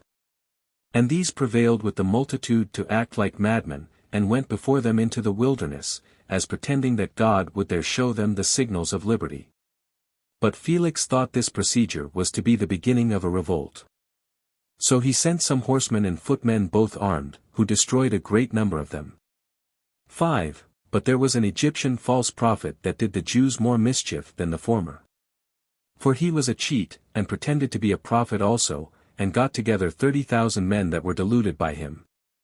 These he led round about from the wilderness to the mount which was called the Mount of Olives, and was ready to break into Jerusalem by force from that place. And if he could but once conquer the Roman garrison and the people, he intended to domineer over them by the assistance of those guards of his that were to break into the city with him. But Felix prevented his attempt, and met him with his Roman soldiers, while all the people assisted him in his attack upon them, insomuch that when it came to a battle, the Egyptian ran away, with a few others. While the greatest part of those that were with him were either destroyed or taken alive. But the rest of the multitude were dispersed every one to their own homes, and there concealed themselves. 6. Now when these were quieted, it happened, as it does in a diseased body, that another part was subject to an inflammation. For a company of deceivers and robbers got together, and persuaded the Jews to revolt, and exhorted them to assert their liberty, inflicting death on those that continued in obedience to the Roman government, and saying that such as willingly chose slavery ought to be forced from such their desired inclinations. For they parted themselves into different bodies, and lay in wait up and down the country, and plundered the houses of the great men, and slew the men themselves, and set the villages on fire. And this till all Judea was filled with the effects of their madness. And thus the flame was every day more and more blown up, till it came to a direct war. 7. There was also another disturbance at Caesarea, those Jews who were mixed with the Syrians that lived there rising a tumult against them. The Jews pretended that the city was theirs, and said that he who built it was a Jew, meaning King Herod. The Syrians confessed also that its builder was a Jew, but they still said, however, that the city was a Grecian city, for that he who set up statues and temples in it could not design it for Jews. On which account both parties had a contest with one another, and this contest increased so much, that it came at last to arms, and the bolder sort of them marched out to fight. For the elders of the Jews were not able to put a stop to their own people that were disposed to be tumultuous, and the Greeks thought it a shame for them to be overcome by the Jews. Now these Jews exceeded the others in riches and strength of body. But the Grecian part had the advantage of assistance from the soldiery, for the greatest part of the Roman garrison was raised out of Syria, and being thus related to the Syrian part, they were ready to assist it. However, the governors of the city were concerned to keep all quiet, and whenever they caught those that were most for fighting on either side, they punished them with stripes and bands. Yet did not the sufferings of those that were caught affright the remainder, or make them desist, but they were still more and more exasperated, and deeper engaged in the sedition. And as Felix came once into the marketplace, and commanded the Jews, when they had beaten the Syrians, to go their ways, and threatened them if they would not, and they would not obey him, he sent his soldiers out upon them. And slew a great many of them, upon which it fell out that what they had was plundered. And as the sedition still continued, he chose out the most eminent men on both sides as ambassadors to Nero, to argue about their several privileges. Chapter 14. Festus succeeds Felix, who is succeeded by Albinus as he is. By Florus. Who by the barbarity of his government forces the Jews into the war. 1. Now it was that Festus succeeded Felix as procurator, and made it his business to correct those that made disturbances in the country. So he caught the greatest part of the robbers, and destroyed a great many of them. But then Albinus, who succeeded Festus, did not execute his office as the other had done. Nor was there any sort of wickedness that could be named, but he had a hand in it. Accordingly, he did not only, in his political capacity, steal and plunder every one's substance, nor did he only burden the whole nation with taxes, but he permitted the relations of such as were in prison for robbery, and had been laid there, either by the senate of every city, or by the former procurators, to redeem them for money. And no body remained in the prisons as a malefactor but he who gave him nothing. At this time it was that the enterprises of the seditious at Jerusalem were very formidable. The principal men among them purchasing leave of Albinus to go on with their seditious practices, while that part of the people who delighted in disturbances joined themselves to such as had fellowship with Albinus. And every one of these wicked wretches were encompassed with his own band of robbers, while he himself, like an arch-robber, or a tyrant, made a figure among his company, and abused his authority over those about him, in order to plunder those that lived quietly.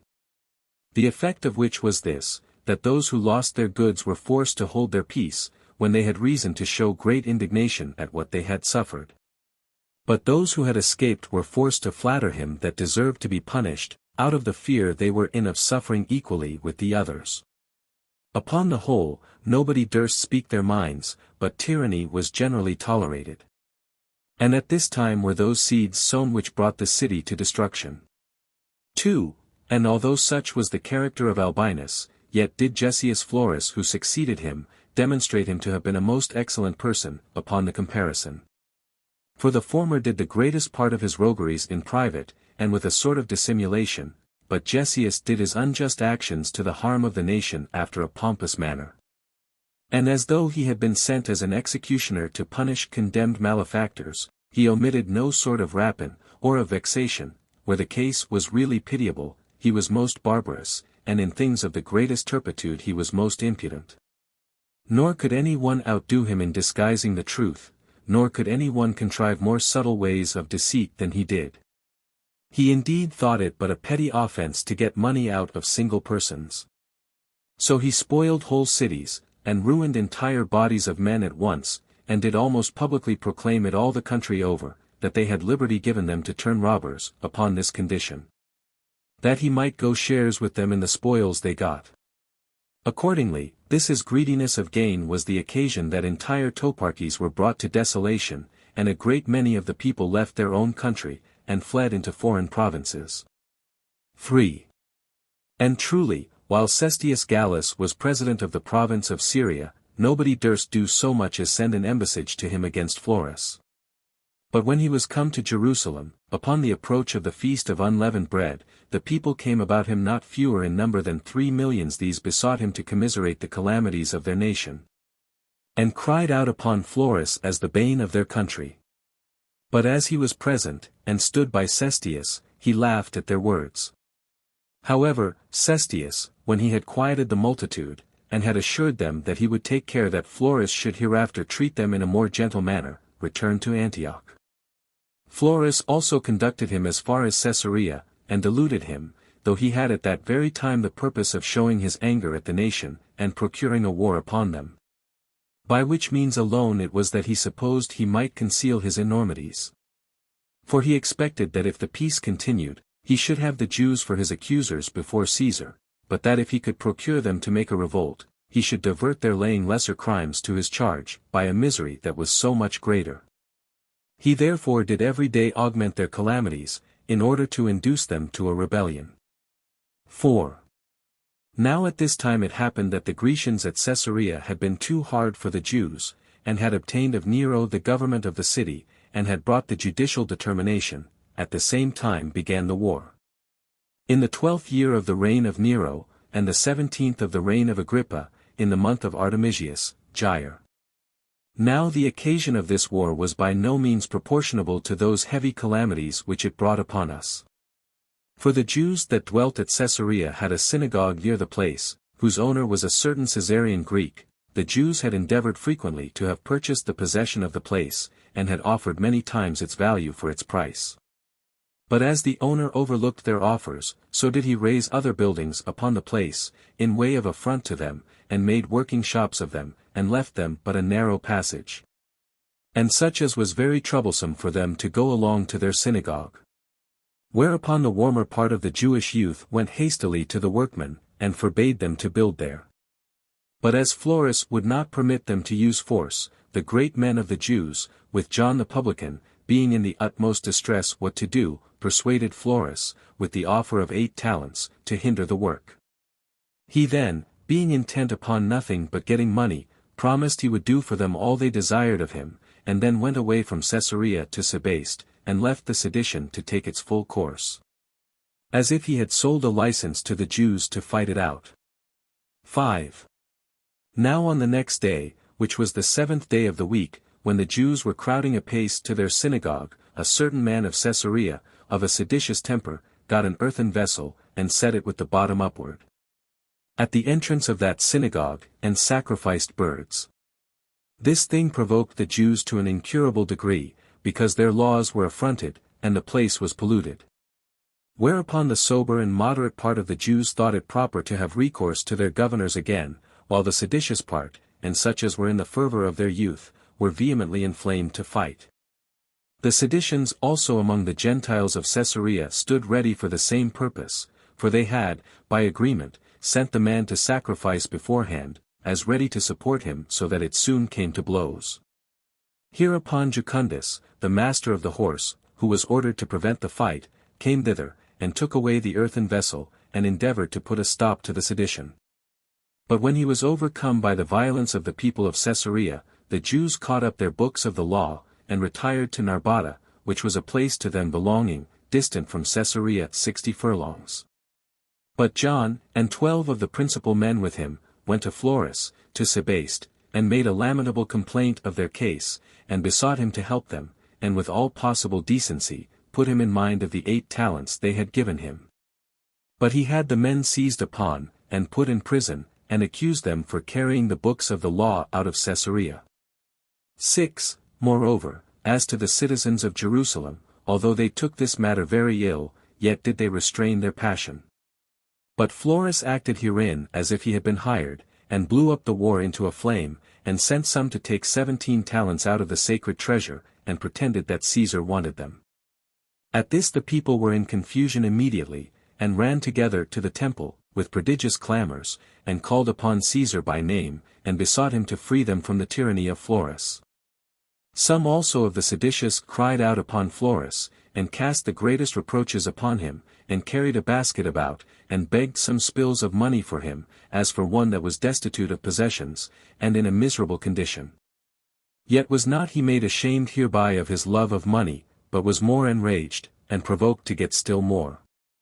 And instead of coming to Caesarea, as he ought to have done, and quenching the flame of war, which was beginning thence, and so taking away the occasion of any disturbances, on which account it was that he had received a reward, of 8 talents. He marched hastily with an army of horsemen and footmen against Jerusalem, that he might gain his will by the arms of the Romans, and might, by his terror, and by his threatenings, bring the city into subjection. 7. But the people were desirous of making Florus ashamed of his attempt, and met his soldiers with acclamations, and put themselves in order to receive him very submissively.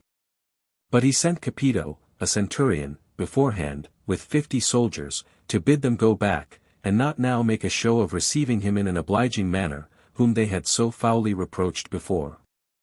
And said that it was incumbent on them, in case they had generous souls, and were free speakers, to jest upon him to his face, and appear to be lovers of liberty, not only in words, but with their weapons also. With this message was the multitude amazed, and upon the coming of Capito's horsemen into the midst of them, they were dispersed before they could salute Florus, or manifest their submissive behavior to him. Accordingly, they retired to their own houses, and spent that night in fear and confusion of face. 8. Now at this time Florus took up his quarters at the palace. And on the next day he had his tribunal set before it, and sat upon it, when the high priests, and the men of power, and those of the greatest eminence in the city, came all before that tribunal. Upon which Florus commanded them to deliver up to him those that had reproached him, and told them that they should themselves partake of the vengeance to them belonging, if they did not produce the criminals. But these demonstrated that the people were peaceably disposed, and they begged forgiveness for those that had spoken amiss. For that it was no wonder at all that in so great a multitude there should be some more daring than they ought to be, and, by reason of their younger age, foolish also. And that it was impossible to distinguish those that offended from the rest, while every one was sorry for what he had done, and denied it out of fear of what would follow, that he ought, however, to provide for the peace of the nation. and to take such counsels as might preserve the city for the Romans, and rather for the sake of a great number of innocent people to forgive a few that were guilty, than for the sake of a few of the wicked to put so large and good a body of men into disorder. 9. Florus was more provoked at this, and called out aloud to the soldiers to plunder that which was called the upper marketplace, and to slay such as they met with. So the soldiers, taking this exhortation of their commander in a sense agreeable to their desire of gain, did not only plunder the place they were sent to, but forcing themselves into every house, they slew its inhabitants. So the citizens fled along the narrow lanes, and the soldiers slew those that they caught, and no method of plunder was omitted. They also caught many of the quiet people, and brought them before Florus, whom he first chastised with stripes, and then crucified. Accordingly, the whole number of those that were destroyed that day, with their wives and children, for they did not spare even the infants themselves, was about 3,600. And what made this calamity the heavier was this new method of Roman barbarity, for Florus ventured then to do what no one had done before, that is, to have men of the equestrian order whipped and nailed to the cross before his tribunal. Who, although they were by birth Jews, yet were they of Roman dignity notwithstanding. Chapter 15. Concerning Bernice's petition to Florus, to spare the Jews. But in vain. As also how, after the seditious flame was quenched, it was kindled again by Florus. 1. About this very time King Agrippa was going to Alexandria, to congratulate Alexander upon his having obtained the government of Egypt from Nero. But as his sister Bernice was come to Jerusalem, and saw the wicked practices of the soldiers, she was sorely affected at it, and frequently sent the masters of her horse and her guards to Florus, and begged of him to leave off these slaughters. But he would not comply with her request, nor have any regard either to the multitude of those already slain, or to the nobility of her that interceded, but only to the advantage he should make by this plundering. Nay, this violence of the soldiers brake out to such a degree of madness, that it spent itself on the queen herself. For they did not only torment and destroy those whom they had caught under her very eyes, but indeed had killed herself also, unless she had prevented them by flying to the palace, and had stayed there all night with her guards, which she had about her for fear of an insult from the soldiers. Now she dwelt then at Jerusalem, in order to perform a vow which she had made to God, for it is usual with those that had been either afflicted with a distemper, or with any other distresses, to make vows. And for 30 days before they are to offer their sacrifices, to abstain from wine, and to shave the hair of their head, which things Bernice was now performing, and stood barefoot before Florus's tribunal, and besought him, to spare the Jews. Yet could she neither have any reverence paid to her, nor could she escape without some danger of being slain herself. 2. This happened upon the 16th day of the month Artemisius, Jair. Now, on the next day, the multitude, who were in a great agony, ran together to the upper marketplace, and made the loudest lamentations for those that had perished, and the greatest part of the cries were such as reflected on Florus. At which the men of power were affrighted, together with the high priests, and rent their garments, and fell down before each of them, and besought them to leave off, and not to provoke Florus to some incurable procedure, besides what they had already suffered. Accordingly, the multitude complied immediately, out of reverence to those that had desired it of them, and out of the hope they had that Florus would do them no more injuries. 3. So Florus was troubled that the disturbances were over, and endeavored to kindle that flame again, and sent for the high priests, with the other eminent persons. And said the only demonstration that the people would not make any other innovations should be this, that they must go out and meet the soldiers that were ascending from Caesarea, whence 2 cohorts were coming. And while these men were exhorting the multitude so to do, he sent beforehand, and gave directions to the centurions of the cohorts, that they should give notice to those that were under them not to return the Jews' salutations. And that if they made any reply to his disadvantage, they should make use of their weapons. Now the high priests assembled the multitude in the temple, and desired them to go and meet the Romans, and to salute the cohorts very civilly, before their miserable case should become incurable. Now the seditious part would not comply with these persuasions, but the consideration of those that had been destroyed made them incline to those that were the boldest for action. 4. At this time it was that every priest, and every servant of God, brought out the holy vessels, and the ornamental garments wherein they used to minister in sacred things. The harpers also, and the singers of hymns, came out with their instruments of music, and fell down before the multitude, and begged of them that they would preserve those holy ornaments to them, and not provoke the Romans to carry off those sacred treasures.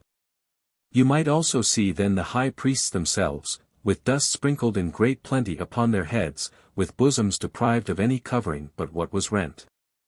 These besought every one of the eminent men by name, and the multitude in common, that they would not for a small offense betray their country to those that were desirous to have it laid waste. Saying, What benefit will it bring to the soldiers to have a salutation from the Jews? Or what amendment of your affairs will it bring you, if you do not now go out to meet them? And that if they saluted them civilly, all handle would be cut off from Florus to begin a war, that they should thereby gain their country, and freedom from all further sufferings. And that, besides, it would be a sign of great want of command of themselves, if they should yield to a few seditious persons, while it was fitter for them who were so great a people to force the others to act soberly. 5. By these persuasions, which they used to the multitude and to the seditious, they restrained some by threatenings, and others by the reverence that was paid them. After this they led them out, and they met the soldiers quietly, and after a composed manner, and when they were come up with them, they saluted them. But when they made no answer, the seditious exclaimed against Florus, which was the signal given for falling upon them. The soldiers therefore encompassed them presently, and struck them with their clubs. And as they fled away, the horsemen trampled them down, so that a great many fell down dead by the strokes of the Romans, and more by their own violence in crushing one another. Now there was a terrible crowding about the gates, and while every body was making haste to get before another, the flight of them all was retarded, and a terrible destruction there was among those that fell down, for they were suffocated and broken to pieces by the multitude of those that were uppermost. Nor could any of them be distinguished by his relations in order to the care of his funeral. The soldiers also who beat them, fell upon those whom they overtook, without showing them any mercy, and thrust the multitude through the place called Bezitha, as they forced their way, in order to get in and seize upon the temple and the tower Antonia. Florus also being desirous to get those places into his possession, brought such as were with him out of the king's palace, and would have compelled them to get as far as the citadel, Antonia. But his attempt failed, for the people immediately turned back upon him, and stopped the violence of his attempt.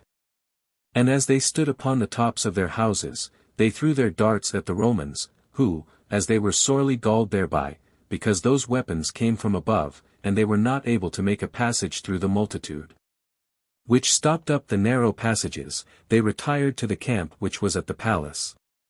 6. But for the seditious, they were afraid lest Florus should come again, and get possession of the temple, through Antonia, so they got immediately upon those cloisters of the temple that joined to Antonia, and cut them down. This cooled the avarice of Florus, for whereas he was eager to obtain the treasures of God, in the temple, and on that account was desirous of getting into Antonia, as soon as the cloisters were broken down, he left off his attempt. He then sent for the high priests and the Sanhedrim, and told them that he was indeed himself going out of the city, but that he would leave them as large a garrison as they should desire. Hereupon they promised that they would make no innovations, in case he would leave them one band, but not that which had fought with the Jews, because the multitude bore ill will against that band on account of what they had suffered from it. So he changed the band as they desired, and, with the rest of his forces, returned to Caesarea. Chapter 16. Cestius sends Neopolitanus the tribune to see in what condition the affairs of the Jews were. Agrippa makes a speech to the people of the Jews that he may divert them from their intentions of making war with the Romans. 1. However, Florus contrived another way to oblige the Jews to begin the war, and sent to Cestius, and accused the Jews falsely of revolting from the Roman government, and imputed the beginning of the former fight to them, and pretended they had been the authors of that disturbance, wherein they were only the sufferers. Yet were not the governors of Jerusalem silent upon this occasion, but did themselves write to Cestius, as did Bernice also, about the illegal practices of which Florus had been guilty against the city. Who, upon reading both accounts, consulted with his captains, what he should do. Now some of them thought it best for Cestius to go up with his army, either to punish the revolt, if it was real, or to settle the Roman affairs on a surer foundation, if the Jews continued quiet under them. But he thought it best himself to send one of his intimate friends beforehand, to see the state of affairs, and to give him a faithful account of the intentions of the Jews. Accordingly, he sent one of his tribunes, whose name was Neopolitanus, who met with King Agrippa as he was returning from Alexandria, at Jamnia, and told him who it was that sent him, and on what errands he was sent. 2. And here it was that the high priests, and men of power among the Jews, as well as the Sanhedrim, came to congratulate the king, upon his safe return. And after they had paid him their respects, they lamented their own calamities, and related to him what barbarous treatment they had met with from Florus. At which barbarity Agrippa had great indignation, but transferred, after a subtle manner, his anger towards those Jews whom he really pitied, that he might beat down their high thoughts of themselves. And would have them believe that they had not been so unjustly treated, in order to dissuade them from avenging themselves.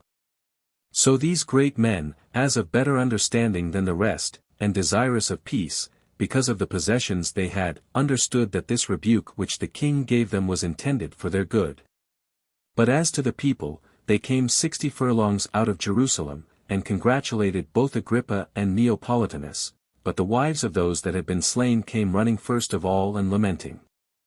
The people also, when they heard their mourning, fell into lamentations also, and besought Agrippa to assist them. They also cried out to Neopolitanus, and complained of the many miseries they had endured under Florus.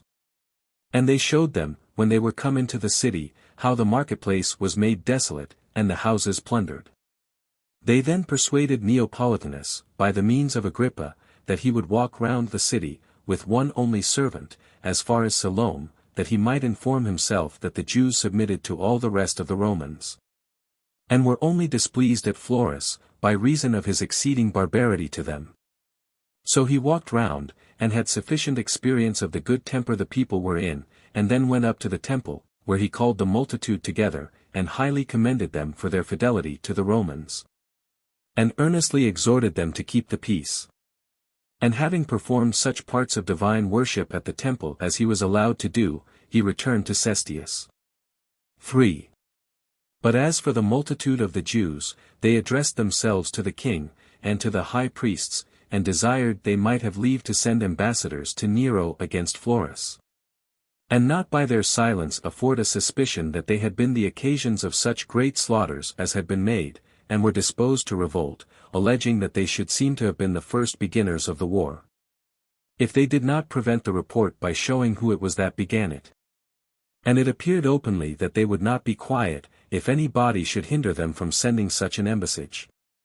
But Agrippa, although he thought it too dangerous a thing for them to appoint men to go as the accusers of Florus, yet did he not think it fit for him to overlook them, as they were in a disposition for war. He therefore called the multitude together into a large gallery, and placed his sister Bernice in the house of the Asamoneans, that she might be seen by them, which house was over the gallery, at the passage to the upper city, where the bridge joined the temple to the gallery, and spake to them as follows. 4. Had I perceived that you were all zealously disposed to go to war with the Romans, and that the purer and more sincere part of the people did not propose to live in peace, I had not come out to you, nor been so bold as to give you counsel. For all discourses that tend to persuade men to do what they ought to do are superfluous, when the hearers are agreed to do the contrary.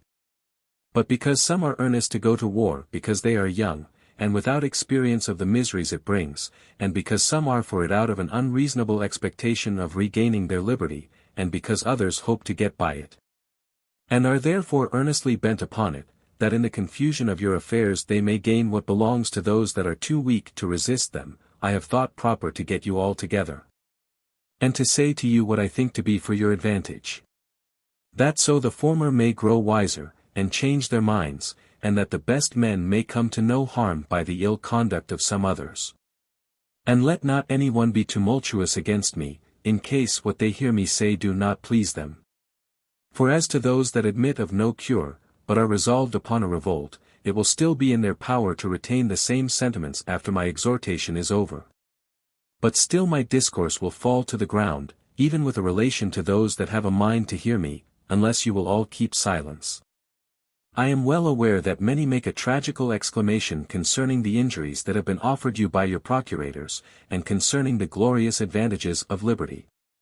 But before I begin the inquiry, who you are that must go to war, and who they are against whom you must fight, I shall first separate those pretenses that are by some connected together. For if you aim at avenging yourselves on those that have done you injury, why do you pretend this to be a war for recovering your liberty?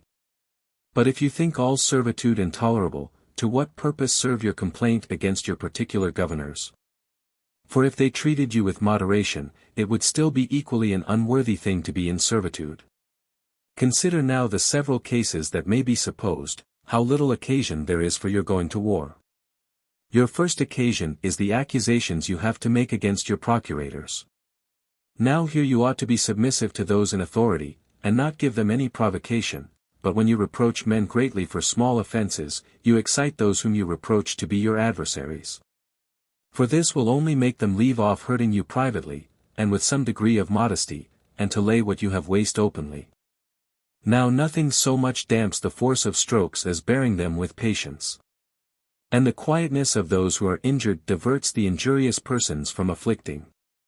But let us take it for granted that the Roman ministers are injurious to you, and are incurably severe, yet are they not all the Romans who thus injure you? Nor hath Caesar, against whom you are going to make war, injured you. It is not by their command that any wicked governor is sent to you, for they who are in the west cannot see those that are in the east. Nor indeed is it easy for them there even to hear what is done in these parts. Now it is absurd to make war with a great many for the sake of one, to do so with such mighty people for a small cause. And this when these people are not able to know of what you complain, nay, such crimes as we complain of may soon be corrected, for the same procurator will not continue forever. And probable it is that the successors will come with more moderate inclinations. But as for war, if it be once begun, it is not easily laid down again, nor borne without calamities coming therewith. However, as to the desire of recovering your liberty, it is unseasonable to indulge it so late, whereas you ought to have labored earnestly in old time that you might never have lost it. For the first experience of slavery was hard to be endured, and the struggle that you might never have been subject to it would have been just. But that slave who hath been once brought into subjection, and then runs away, is rather a refractory slave than a lover of liberty. For it was then the proper time for doing all that was possible, that you might never have admitted the Romans into your city, when Pompey came first into the country. But so it was, that our ancestors and their kings, who were in much better circumstances than we are, both as to money, and strong bodies, and valiant souls, did not bear the onset of a small body of the Roman army. And yet you, who have now accustomed yourselves to obedience from one generation to another, and who are so much inferior to those who first submitted, in your circumstances will venture to oppose the entire empire of the Romans. While those Athenians, who, in order to preserve the liberty of Greece, did once set fire to their own city, who pursued Xerxes, that proud prince, when he sailed upon the land, and walked upon the sea, and could not be contained by the seas, but conducted such an army as was too broad for Europe, and made him run away like a fugitive in a single ship, and break so great a part of Asia at the lesser Salamis, are yet at this time servants to the Romans. And those injunctions which are sent from Italy become laws to the principal governing city of Greece. Those Lacedaemonians also who got the great victories at Thermopylae and Plataea, and had Agesilaus for their king, and searched every corner of Asia, are contented to admit the same lords. Those Macedonians also, who still fancy what great men their Philip and Alexander were, and see that the latter had promised them the empire over the world, these bear so great a change, and pay their obedience to those whom fortune hath advanced in their stead. Moreover, 10,000 ether nations there are who had greater reason than we to claim their entire liberty, and yet do submit. You are the only people who think it a disgrace to be servants to those to whom all the world hath submitted. What sort of an army do you rely on? What are the arms you depend on? Where is your fleet, that may seize upon the Roman seas? And where are those treasures which may be sufficient for your undertakings? Do you suppose, I pray you, that you are to make war with the Egyptians, and with the Arabians? Will you not carefully reflect upon the Roman Empire? Will you not estimate your own weakness? Hath not your army been often beaten even by your neighboring nations, while the power of the Romans is invincible in all parts of the habitable earth? Nay, rather they seek for somewhat still beyond that. For all Euphrates is not a sufficient boundary for them on the east side, nor the Danube on the north, and for their southern limit, Libya hath been searched over by them, as far as countries uninhabited, as is Cadiz their limit on the west. Nay, indeed, they have sought for another habitable earth beyond the ocean, and have carried their arms as far as such British islands as were never known before. What therefore do you pretend to? Are you richer than the Gauls, stronger than the Germans, wiser than the Greeks, more numerous than all men upon the habitable earth? What confidence is it that elevates you to oppose the Romans? Perhaps it will be said, it is hard to endure slavery. Yes, but how much harder is this to the Greeks, who were esteemed the noblest of all people under the sun? These, though they inhabit in a large country, are in subjection to 6 bundles of Roman rods. It is the same case with the Macedonians, who have juster reason to claim their liberty than you have. What is the case of 500 cities of Asia? Do they not submit to a single governor, and to the consular bundle of rods?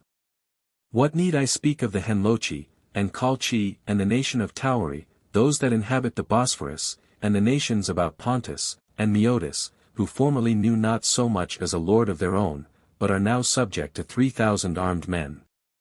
And where 40 long ships keep the sea in peace, which before was not navigable, and very tempestuous? How strong a plea may Bithynia, and Cappadocia, and the people of Pamphylia, the Lycians, and Cilicians, put in for liberty. But they are made tributary without an army. What are the circumstances of the Thracians, whose country extends in breadth 5 days' journey, and in length 7, and is of a much more harsh constitution, and much more defensible, than yours? And by the rigor of its cold sufficient to keep off armies from attacking them?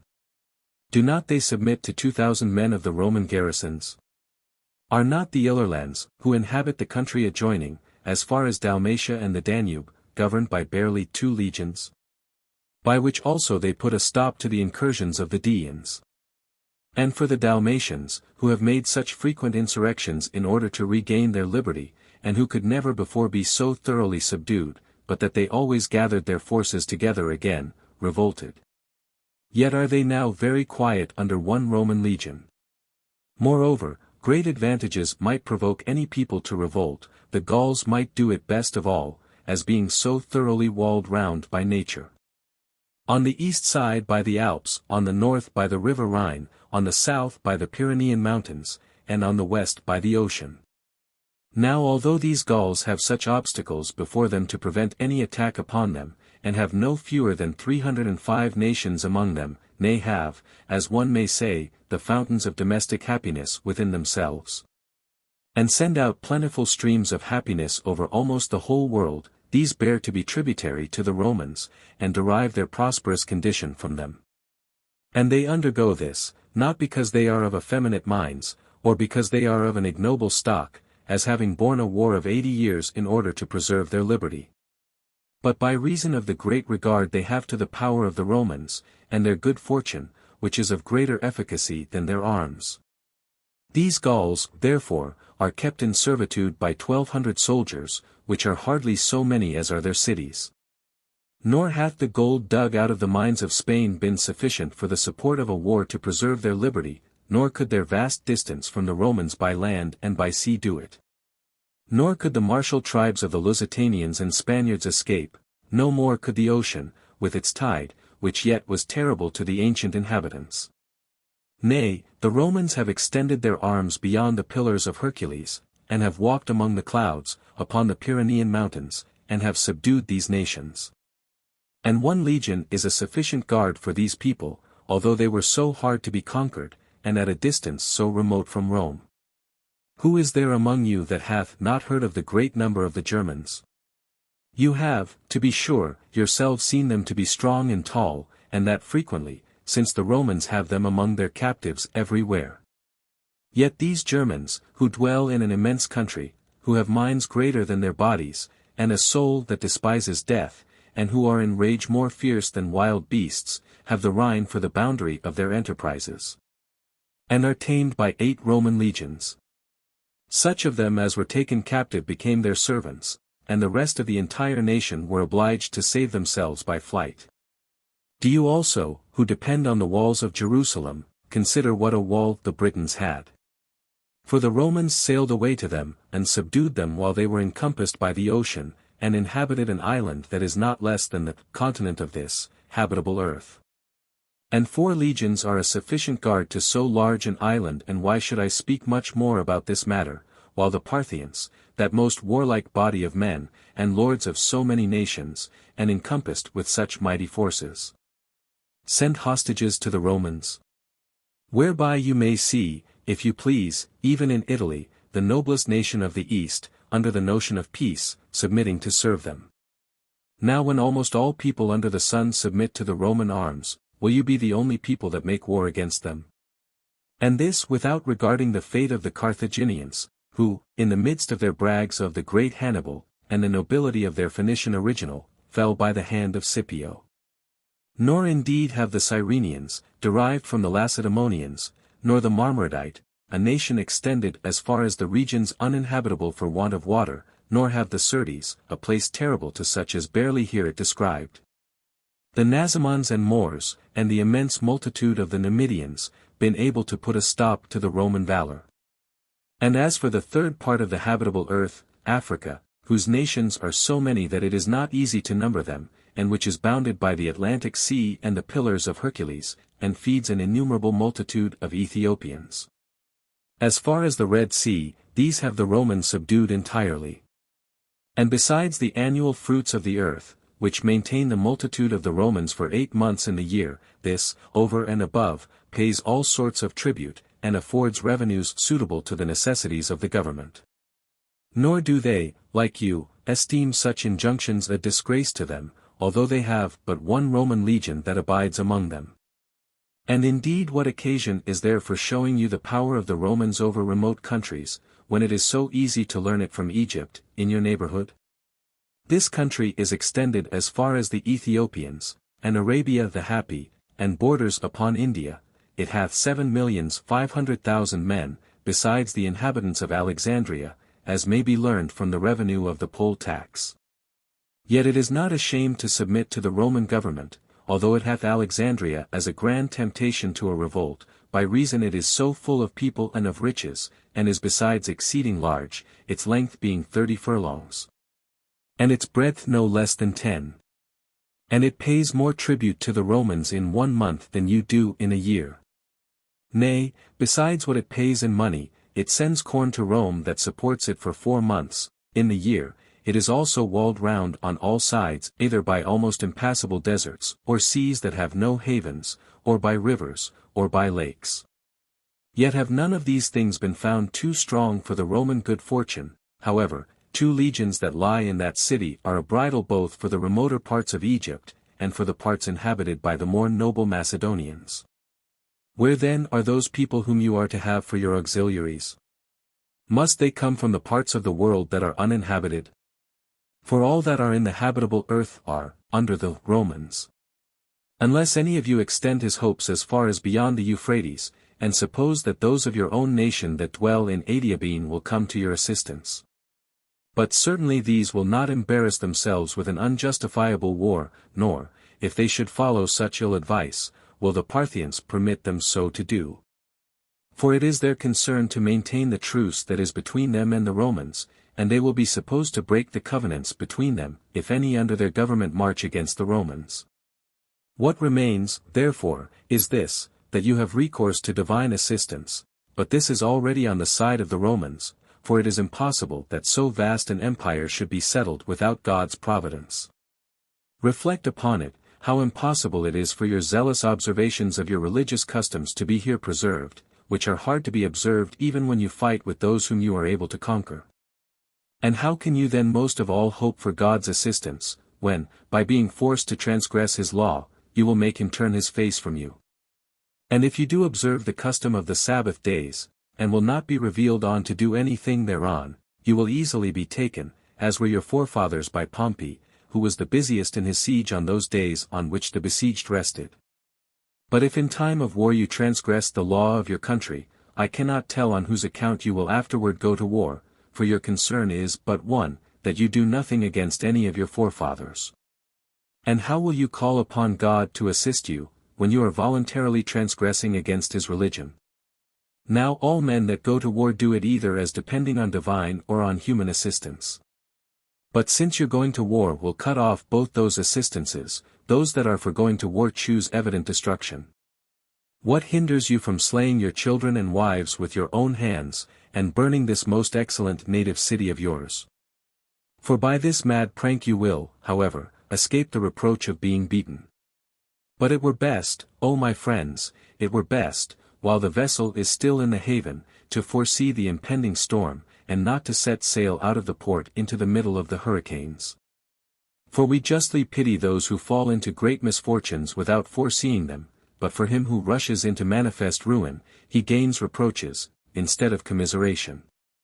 But certainly no one can imagine that you can enter into a war as by agreement, or that when the Romans have got you under their power, they will use you with moderation, or will not rather, for an example to other nations, burn your holy city, and utterly destroy your whole nation.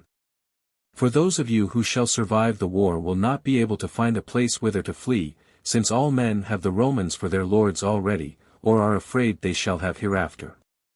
Nay, indeed, the danger concerns not those Jews that dwell here only, but those of them which dwell in other cities also.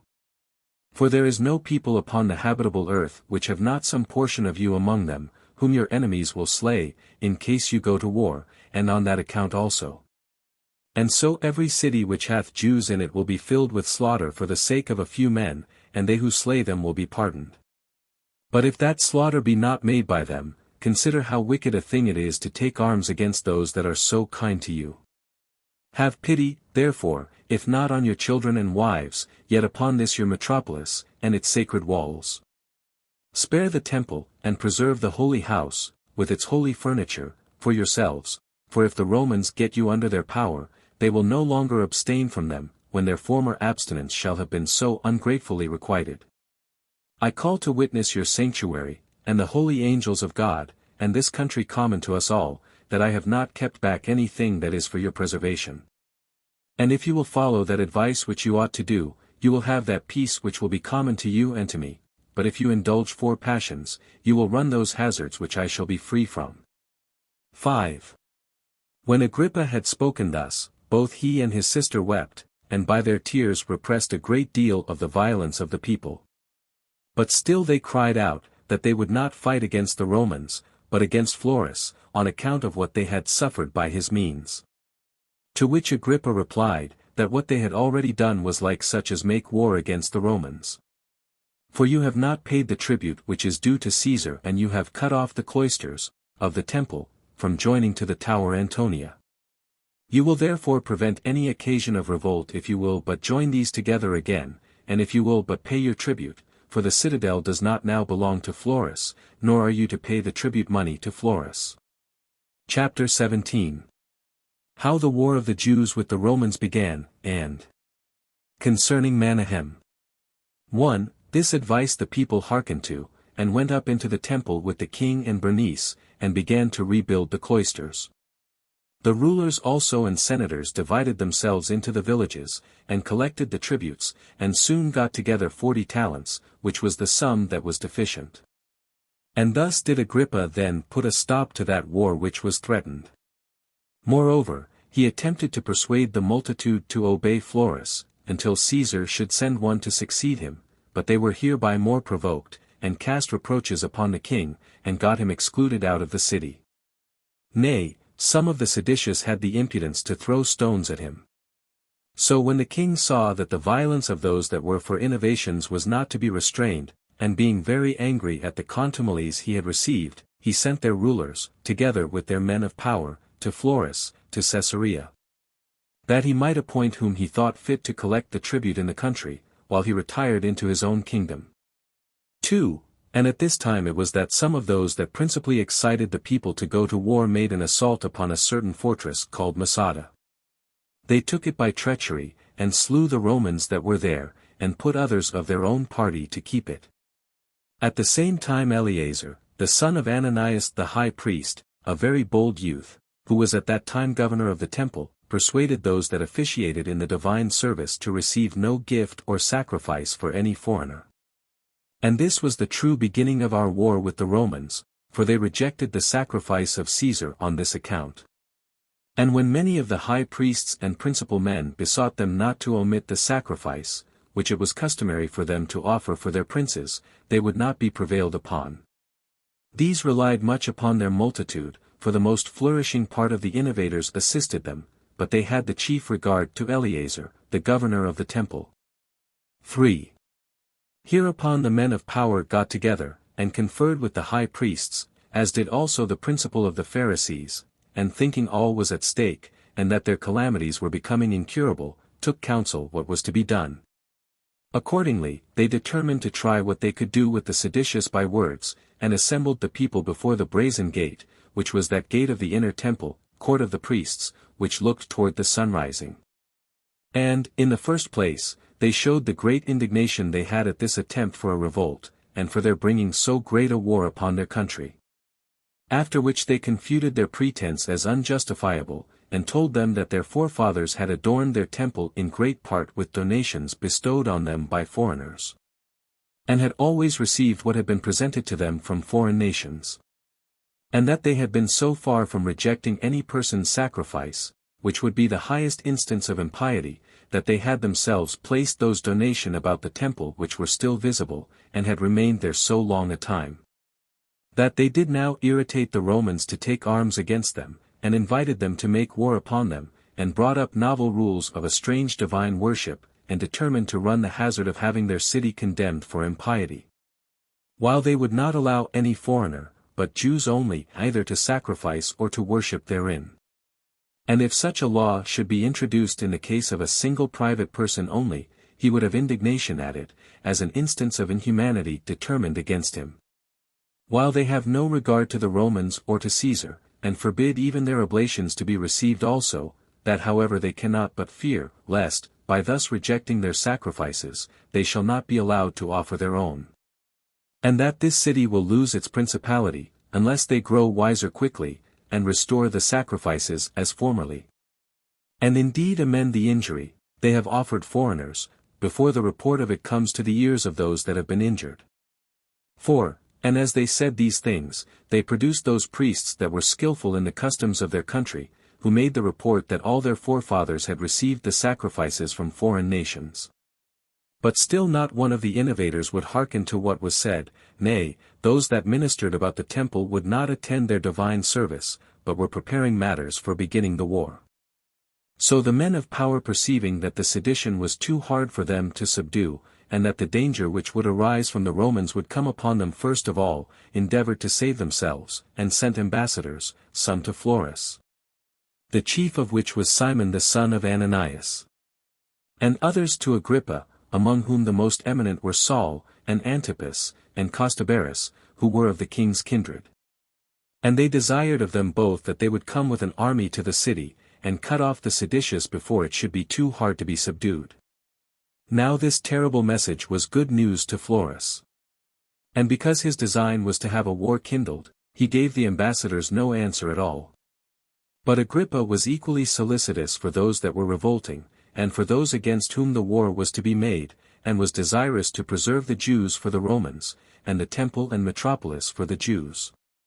He was also sensible that it was not for his own advantage that the disturbances should proceed.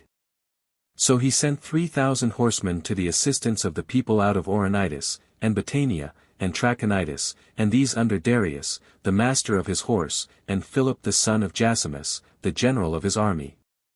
5. Upon this the men of power, with the high priests, as also all the part of the multitude that were desirous of peace, took courage, and seized upon the upper city, Mount Shaun, for the seditious part had the lower city and the temple in their power. So they made use of stones and slings perpetually against one another, and threw darts continually on both sides. And sometimes it happened that they made incursions by troops, and fought it out hand to hand, while the seditious were superior in boldness, but the king's soldiers in skill.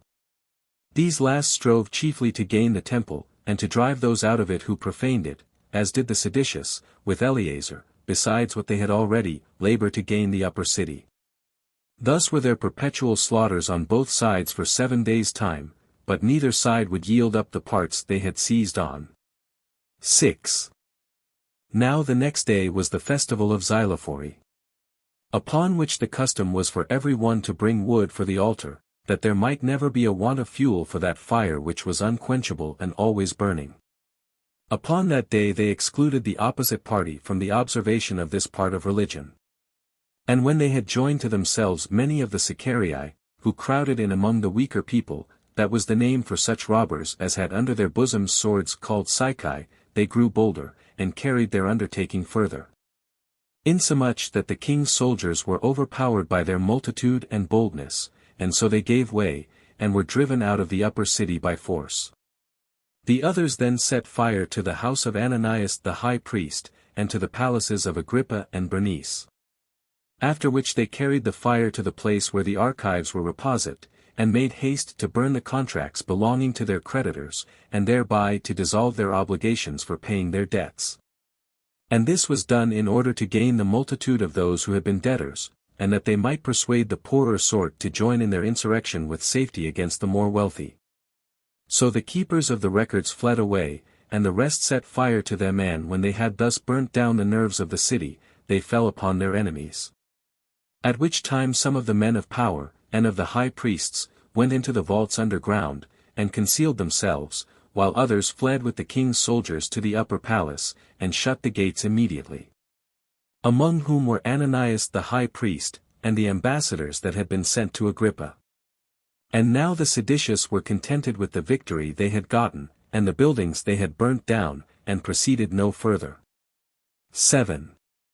But on the next day, which was the 15th of the month Laus, they made an assault upon Antonia, and besieged the garrison which was in it 2 days, and then took the garrison, and slew them, and set the citadel on fire. After which they marched to the palace, whither the king's soldiers were fled, and parted themselves into 4 bodies, and made an attack upon the walls.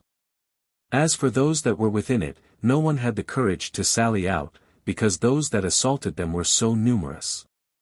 But they distributed themselves into the breastworks and turrets, and shot at the besiegers, whereby many of the robbers fell under the walls.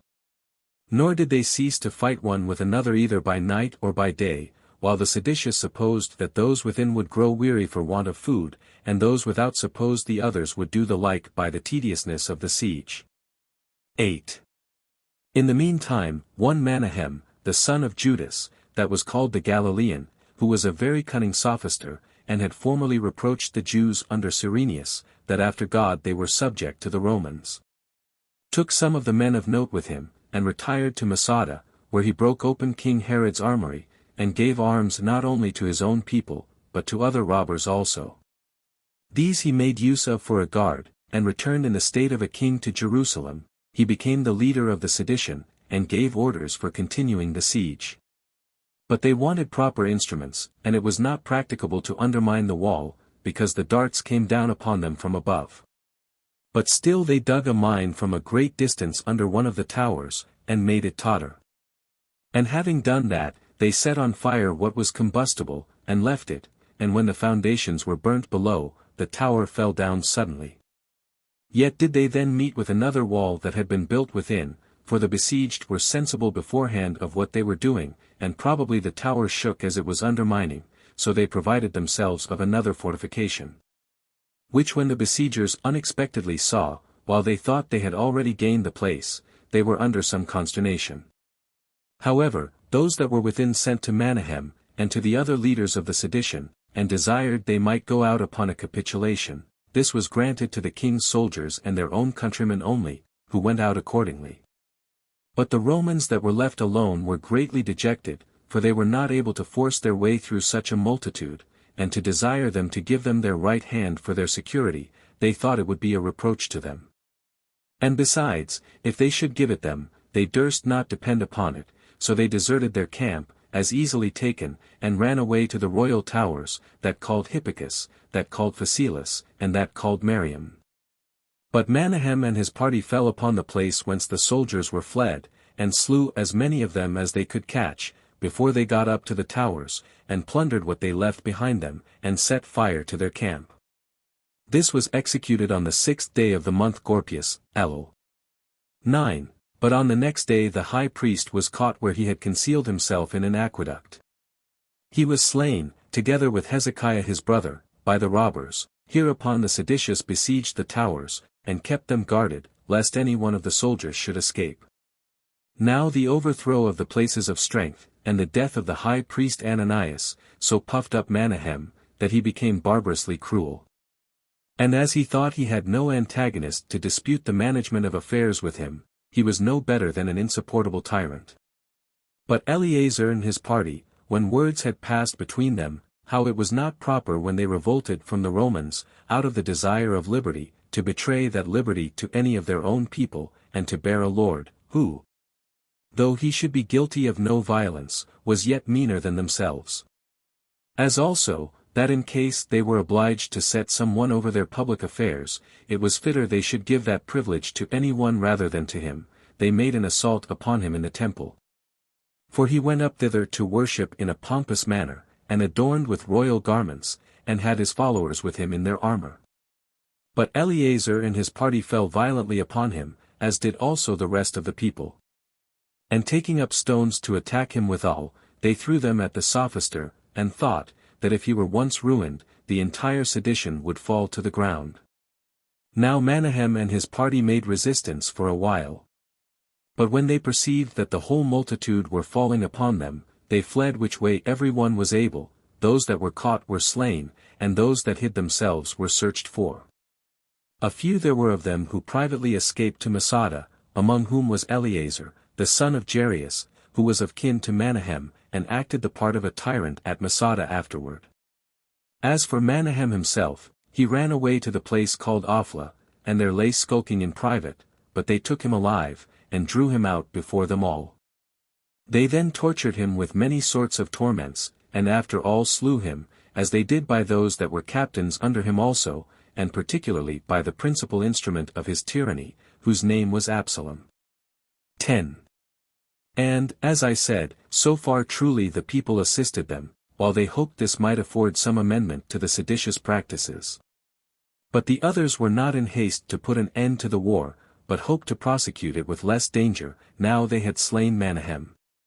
It is true, that when the people earnestly desired that they would leave off besieging the soldiers, they were the more earnest in pressing it forward, and this till Metilius, who was the Roman general, sent to Eleazar, and desired that they would give them security to spare their lives only, but agreed to deliver up their arms, and what else they had with them. The others readily complied with their petition, sent to them Gorion, the son of Nicodemus, and Ananias, the son of Sadok, and Judas, the son of Jonathan, that they might give them the security of their right hands, and of their oaths. After which Metilius brought down his soldiers, which soldiers, while they were in arms, were not meddled with by any of the seditious, nor was there any appearance of treachery. But as soon as, according to the articles of capitulation, they had all laid down their shields and their swords, and were under no further suspicion of any harm, but were going away, Eleazar's men attacked them after a violent manner, and encompassed them round, and slew them, while they neither defended themselves, nor entreated for mercy, but only cried out upon the breach of their articles of capitulation and their oaths. And thus were all these men barbarously murdered, excepting Metilius, for when he entreated for mercy, and promised that he would turn Jew, and be circumcised, they saved him alive, but none else. This loss to the Romans was but light, there being no more than a few slain out of an immense army. But still it appeared to be a prelude to the Jews' own destruction, while men made public lamentation when they saw that such occasions were afforded for a war as were incurable. That the city was all over polluted with such abominations, from which it was but reasonable to expect some vengeance, even though they should escape revenge from the Romans. So that the city was filled with sadness, and every one of the moderate men in it were under great disturbance, as likely themselves to undergo punishment for the wickedness of the seditious. For indeed it so happened that this murder was perpetrated on the Sabbath day, on which day the Jews have a respite from their works on account of divine worship. Chapter 18. The calamities and slaughters that came upon the Jews. 1. Now the people of Caesarea had slain the Jews that were among them on the very same day and hour, when the soldiers were slain, which one would think must have come to pass by the direction of Providence. Insomuch that in 1 hour's time above 20,000 Jews were killed, and all Caesarea was emptied of its Jewish inhabitants, for Florus caught such as ran away, and sent them in bonds to the galleys. Upon which stroke that the Jews received at Caesarea, the whole nation was greatly enraged. So they divided themselves into several parties, and laid waste the villages of the Syrians, and their neighboring cities, Philadelphia, and Sebonitis, and Gerasa, and Pella, and Scythopolis, and after them Gadara, and Hippos. And falling upon Gaulonitis, some cities they destroyed there, and some they set on fire, and then went to Cadassa, belonging to the Tyrians, and to Ptolemy, and to Gaba, and to Caesarea.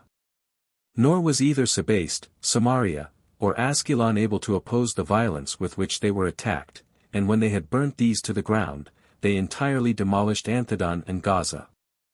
Many also of the villages that were about every one of those cities were plundered, and an immense slaughter was made of the men who were caught in them.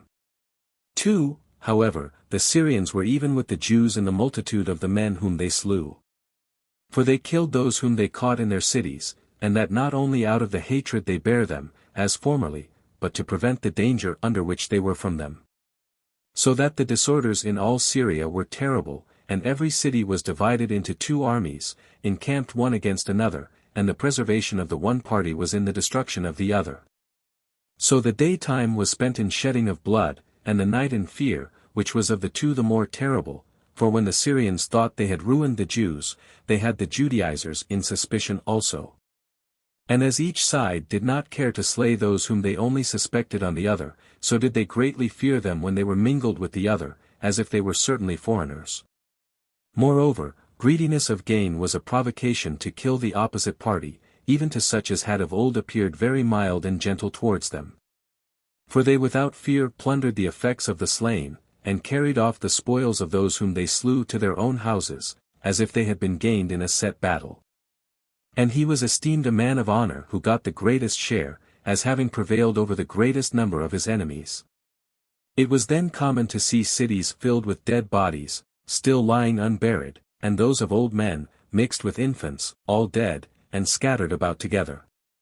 Women also lay amongst them, without any covering for their nakedness. You might then see the whole province full of inexpressible calamities. While the dread of still more barbarous practices which were threatened was everywhere greater than what had been already perpetrated. 3. And thus far the conflict had been between Jews and foreigners, but when they made excursions to Scythopolis, they found Jews that acted as enemies. For as they stood in battle array with those of Scythopolis, and preferred their own safety before their relation to us, they fought against their own countrymen, nay, their alacrity was so very great, that those of Scythopolis suspected them.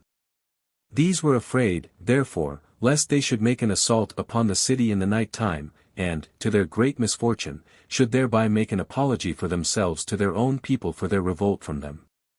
So they commanded them, that in case they would confirm their agreement and demonstrate their fidelity to them, who were of a different nation, they should go out of the city, with their families to a neighboring grove.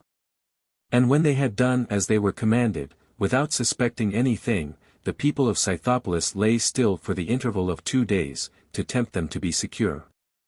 But on the 3rd night they watched their opportunity, and cut all their throats, some as they lay unguarded, and some as they lay asleep. The number that was slain was above 13,000, and then they plundered them of all that they had. 4. It will deserve our relation what befell Simon. He was the son of one Saul, a man of reputation among the Jews. This man was distinguished from the rest by the strength of his body, and the boldness of his conduct, although he abused them both to the mischieving of his countrymen. For he came every day and slew a great many of the Jews of Scythopolis, and he frequently put them to flight, and became himself alone the cause of his army's conquering. But a just punishment overtook him for the murders he had committed upon those of the same nation with him, for when the people of Scythopolis threw their darts at them in the grove, he drew his sword, but did not attack any of the enemy. For he saw that he could do nothing against such a multitude. But he cried out after a very moving manner, and said, O you people of Scythopolis, I deservedly suffer for what I have done with relation to you, when I gave you such security of my fidelity to you, by slaying so many of those that were related to me. Wherefore we very justly experienced the perfidiousness of foreigners, while we acted after a most wicked manner against our own nation. I will therefore die, polluted wretch as I am, by mine own hands. For it is not fit I should die by the hand of our enemies. And let the same action be to me both a punishment for my great crimes, and a testimony of my courage to my commendation, that so no one of our enemies may have it to brag of, that he it was that slew me, and no one may insult upon me as I fall. Now when he had said this, he looked round about him upon his family with eyes of commiseration and of rage. That family consisted of a wife and children, and his aged parents. So, in the first place, he caught his father by his grey hairs, and ran his sword through him, and after him he did the same to his mother, who willingly received it. And after them he did the like to his wife and children, every one almost offering themselves to his sword, as desirous to prevent being slain by their enemies. So when he had gone over all his family, he stood upon their bodies to be seen by all, and stretching out his right hand, that his action might be observed by all, he sheathed his entire sword into his own bowels. This young man was to be pitied, on account of the strength of his body and the courage of his soul, but since he had assured foreigners of his fidelity, against his own countrymen, he suffered deservedly. 5. Besides this murder at Scythopolis, the other cities rose up against the Jews that were among them. Those of Askelon slew 2,500, and those of Ptolemy 2,000, and put not a few into bonds. Those of Tyre also put a great number to death, but kept a greater number in prison. Moreover, those of Hippos, and those of Gadara, did the like while they put to death the boldest of the Jews, but kept those of whom they were afraid in custody. As did the rest of the cities of Syria, according as they every one either hated them or were afraid of them. Only the Antiochtans the Sidonians, and Epamians spared those that dwelt with them, and would not endure either to kill any of the Jews, or to put them in bonds. And perhaps they spared them, because their own number was so great that they despised their attempts. But I think the greatest part of this favor was owing to their commiseration of those whom they saw to make no innovations. As for the Gerasans, they did no harm to those that abode with them, and for those who had a mind to go away, they conducted them as far as their borders reached. 6. There was also a plot laid against the Jews in Agrippa's kingdom. For he was himself gone to Cestius Gallus, to Antioch, but had left one of his companions, whose name was Norus, to take care of the public affairs, which Norus was of kin to King Sohemus. Now there came certain men 70 in number, out of Batanea, who were the most considerable for their families and prudence of the rest of the people. These desired to have an army put into their hands, that if any tumult should happen, they might have about them a guard sufficient to restrain such as might rise up against them. This Norus sent out some of the king's armed men by night, and slew all those 70 men. Which bold action he ventured upon without the consent of Agrippa, and was such a lover of money, that he chose to be so wicked to his own countrymen, though he brought ruin on the kingdom thereby. And thus cruelly did he treat that nation, and this contrary to the laws also, until Agrippa was informed of it, who did not indeed dare to put him to death, out of regard to Sohemus, but still he put an end to his procuratorship immediately. But as to the seditious, they took the citadel which was called Cypros, and was above Jericho, and cut the throats of the garrison, and utterly demolished the fortifications. This was about the same time that the multitude of the Jews that were at Machaerus persuaded the Romans who were in garrison to leave the place, and deliver it up to them. These Romans, being in great fear, lest the place should be taken by force, made an agreement with them to depart upon certain conditions. And when they had obtained the security they desired, they delivered up the citadel, into which the people of Machaerus put a garrison for their own security, and held it in their own power. 7. But for Alexandria, the sedition of the people of the place against the Jews was perpetual, and this from that very time when Alexander, the Great, upon finding the readiness of the Jews in assisting him against the Egyptians, and as a reward for such their assistance, gave them equal privileges in this city with the Grecians themselves. Which honorary reward continued among them under his successors, who also set apart for them a particular place, that they might live without being polluted by the Gentiles, and were thereby not so much intermixed with foreigners as before. They also gave them this further privilege, that they should be called Macedonians. Nay, when the Romans got possession of Egypt, neither the first Caesar, nor any one that came after him, thought of diminishing the honors which Alexander had bestowed on the Jews, but still conflicts perpetually arose with the Grecians.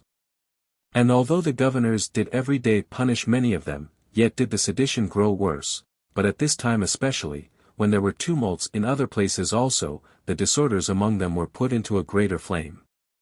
For when the Alexandrians had once a public assembly, to deliberate about an embassage they were sending to Nero, a great number of Jews came flocking to the theatre. But when their adversaries saw them, they immediately cried out, and called them their enemies, and said they came as spies upon them, upon which they rushed out, and laid violent hands upon them. And as for the rest, they were slain as they ran away, but there were 3 men whom they caught, and hauled them along, in order to have them burnt alive. But all the Jews came in a body to defend them, who at first threw stones at the Grecians, but after that they took lamps, and rushed with violence into the theatre, and threatened that they would burn the people to a man. And this they had soon done, unless Tiberius Alexander, the governor of the city, had restrained their passions. However, this man did not begin to teach them wisdom by arms, but sent among them privately some of the principal men, and thereby entreated them to be quiet, and not provoke the Roman army against them. But the seditious made a jest of the entreaties of Tiberius, and reproached him for so doing. 8. Now when he perceived that those who were for innovations would not be pacified till some great calamity should overtake them, he sent out upon them those 2 Roman legions that were in the city, and together with them 5,000 other soldiers, who, by chance, were come together out of Libya, to the ruin of the Jews. They were also permitted not only to kill them, but to plunder them of what they had, and to set fire to their houses. These soldiers rushed violently into that part of the city that was called Delta, where the Jewish people lived together, and did as they were bidden, though not without bloodshed on their own side also. For the Jews got together, and set those that were the best armed among them in the forefront, and made a resistance for a great while, but when once they gave back, they were destroyed unmercifully. And this their destruction was complete, some being caught in the open field, and others forced into their houses, which houses were first plundered of what was in them, and then set on fire by the Romans. Wherein no mercy was shown to the infants, and no regard had to the aged, but they went on in the slaughter of persons of every age, till all the place was overflowed with blood, and 50,000 of them lay dead upon heaps. Nor had the remainder been preserved, had they not betaken themselves to supplication. So Alexander commiserated their condition, and gave orders to the Romans to retire. Accordingly, these being accustomed to obey orders, left off killing at the first intimation. But the populace of Alexandria bare so very great hatred to the Jews, that it was difficult to recall them, and it was a hard thing to make them leave their dead bodies. 9. And this was the miserable calamity which at this time befell the Jews at Alexandria. Hereupon Cestius thought fit no longer to lie still, while the Jews were everywhere up in arms. So he took out of Antioch the 12th legion entire, and out of each of the rest he selected 2,000, with 6 cohorts of footmen, and 4 troops of horsemen, besides those auxiliaries which were sent by the kings. Of which Antiochus sent 2,000 horsemen, and 3,000 footmen, with as many archers, and Agrippa sent the same number of footmen, and 1,000 horsemen. So Hemus also followed with 4,000, a third part whereof were horsemen, but most part were archers, and thus did he march to Ptolemy. There were also great numbers of auxiliaries gathered together from the free cities, who indeed had not the same skill in martial affairs, but made up in their alacrity and in their hatred to the Jews what they wanted in skill.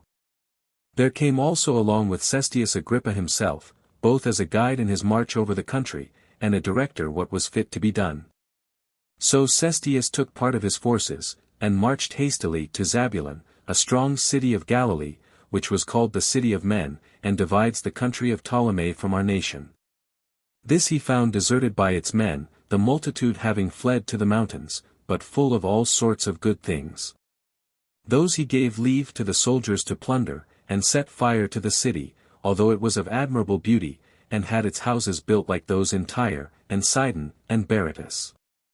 After this he overran all the country, and seized upon whatsoever came in his way, and set fire to the villages that were round about them, and then returned to Ptolemy.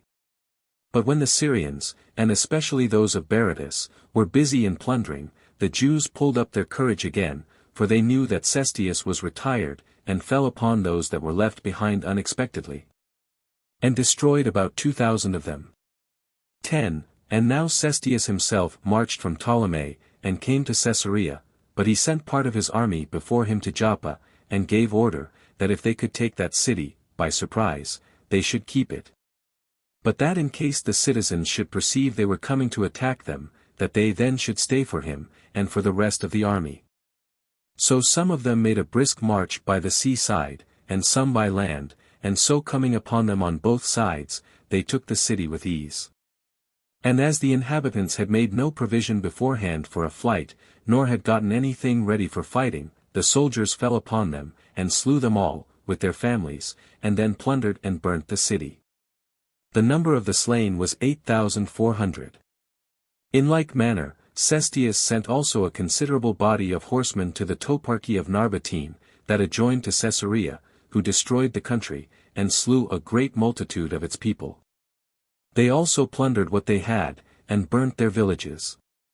11. But Cestius sent Gallus, the commander of the 12th legion, into Galilee, and delivered to him as many of his forces as he supposed sufficient to subdue that nation. He was received by the strongest city of Galilee, which was Sepphoris, with acclamations of joy, which wise conduct of that city occasioned the rest of the cities to be in quiet. While the seditious part and the robbers ran away to that mountain which lies in the very middle of Galilee, and is situated over against Sepphoris, it is called Asammon. So Gallus brought his forces against them. But while those men were in the superior parts above the Romans, they easily threw their darts upon the Romans, as they made their approaches, and slew about 200 of them. But when the Romans had gone round the mountains, and were gotten into the parts above their enemies, the others were soon beaten, nor could they who had only light armor on sustain the force of them that fought them armed all over. Nor when they were beaten could they escape the enemy's horsemen, insomuch that only some few concealed themselves in certain places hard to be come at, among the mountains, while the rest, above 2,000 in number, were slain.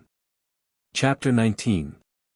What Cestius did against the Jews, and how, upon his besieging Jerusalem, he retreated from the city without any just occasion in the world. As also what severe calamities he underwent from the Jews in his retreat. 1.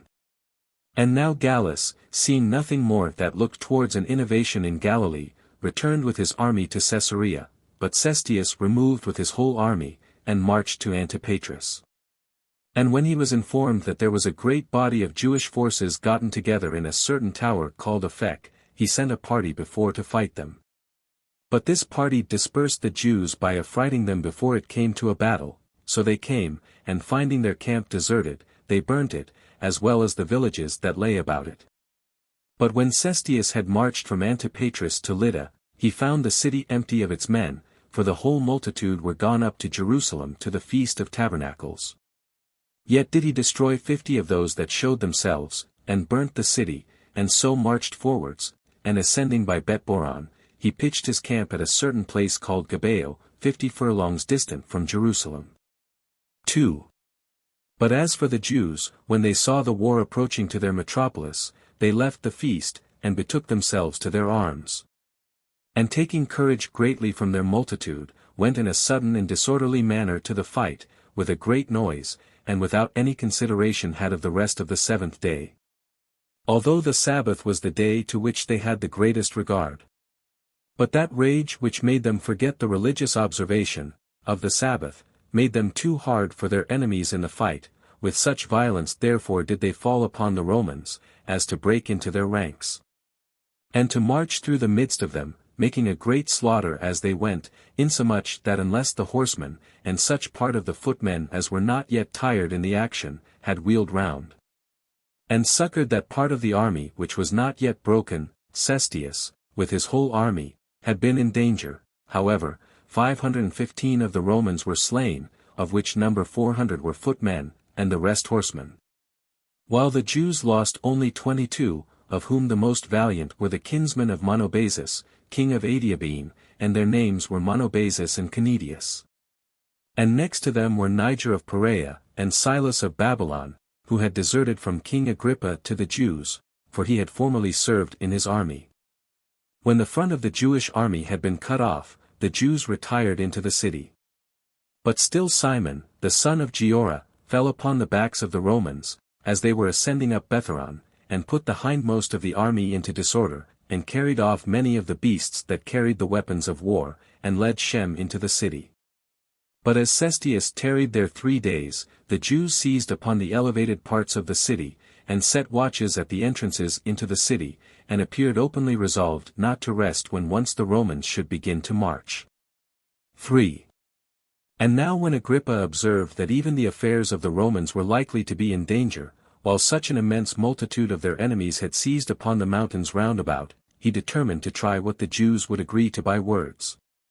As thinking that he should either persuade them all to desist from fighting, or, however, that he should cause the sober part of them to separate themselves from the opposite party. So he sent Borsius and Phoebus, the persons of his party that were the best known to them, and promised them that Cestius should give them his right hand, to secure them of the Romans' entire forgiveness of what they had done amiss, if they would throw away their arms, and come over to them. But the seditious, fearing lest the whole multitude, in hopes of security to themselves, should go over to Agrippa, resolved immediately to fall upon and kill the ambassadors. Accordingly they slew Phoebus before he said a word, but Borsius was only wounded, and so prevented his fate by flying away. And when the people were very angry at this, they had the seditious beaten with stones and clubs, and drove them before them into the city. 4. But now Cestius, observing that the disturbances that were begun among the Jews afforded him a proper opportunity to attack them, took his whole army along with him, and put the Jews to flight, and pursued them to Jerusalem. He then pitched his camp upon the elevation called Scopus, or watchtower, which was distant 7 furlongs from the city, yet did not he assault them in 3 days' time, out of expectation that those within might perhaps yield a little. And in the meantime he sent out a great many of his soldiers into neighboring villages, to seize upon their corn. And on the 4th day, which was the 30th of the month Hyperbaratus, Tisri, when he had put his army in array, he brought it into the city. Now for the people, they were kept under by the seditious. But the seditious themselves were greatly affrighted at the good order of the Romans, and retired from the suburbs, and retreated into the inner part of the city, and into the temple. But when Cestius was come into the city, he set the part called Bezetha, which is called Sinopolis, or the new city, on fire, as he did also to the timber market. After which he came into the upper city, and pitched his camp over against the royal palace, and had he but at this very time attempted to get within the walls by force, he had won the city presently, and the war had been put an end to at once. But Tyrannius Prisius, the mustermaster of the army, and a great number of the officers of the horse, had been corrupted by Florus, and diverted him from that his attempt. And that was the occasion that this war lasted so very long, and thereby the Jews were involved in such incurable calamities. 5. In the meantime, many of the principal men of the city were persuaded by Ananus, the son of Jonathan, and invited Cestius into the city, and were about to open the gates for him. But he overlooked this offer, partly out of his anger at the Jews, and partly because he did not thoroughly believe they were in earnest.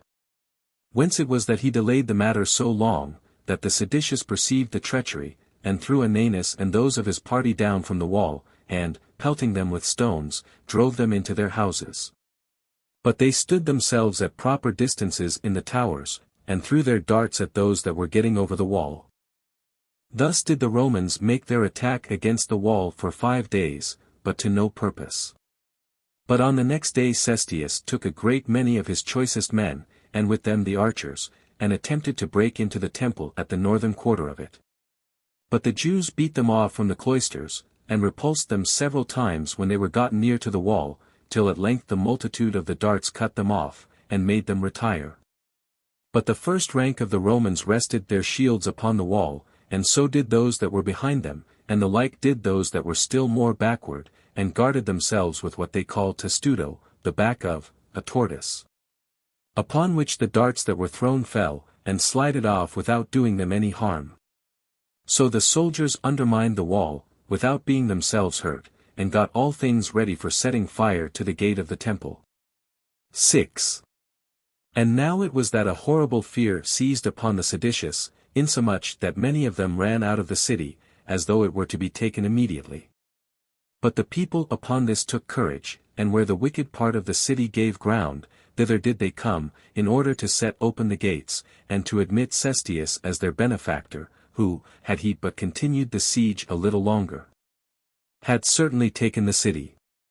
But it was, I suppose, owing to the aversion God had already at the city and the sanctuary, that he was hindered from putting an end to the war that very day. 7. It then happened that Cestius was not conscious either how the besieged despaired of success, nor how courageous the people were for him. And so he recalled his soldiers from the place, and by despairing of any expectation of taking it, without having received any disgrace, he retired from the city, without any reason in the world.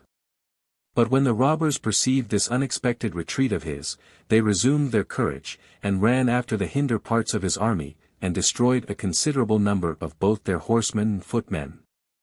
And now Cestius lay all night at the camp which was at Scopus, and as he went off farther next day, he thereby invited the enemy to follow him, who still fell upon the hindmost, and destroyed them. They also fell upon the flank on each side of the army, and threw darts upon them obliquely, nor durst those that were hindmost turn back upon those who wounded them behind, as imagining that the multitude of those that pursued them was immense.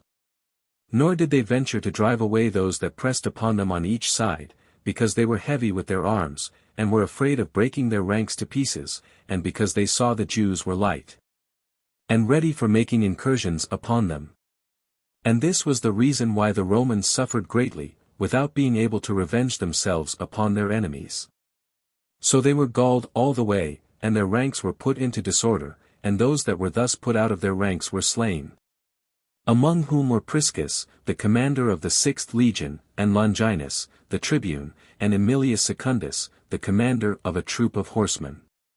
So it was not without difficulty that they got to Gabeo, their former camp, and that not without the loss of a great part of their baggage. There it was that Cestius stayed 2 days, and was in great distress to know what he should do in these circumstances. But when on the 3rd day he saw a still much greater number of enemies, and all the parts round about him full of Jews, he understood that his delay was to his own detriment, and that if he stayed any longer there, he should have still more enemies upon him. 8. That therefore he might fly the faster, he gave orders to cast away what might hinder his army's march. So they killed the mules and other creatures, excepting those that carried their darts and machines, which they retained for their own use, and this principally because they were afraid lest the Jews should seize upon them. He then made his army march on as far as Betharon. Now the Jews did not so much press upon them when they were in large open places.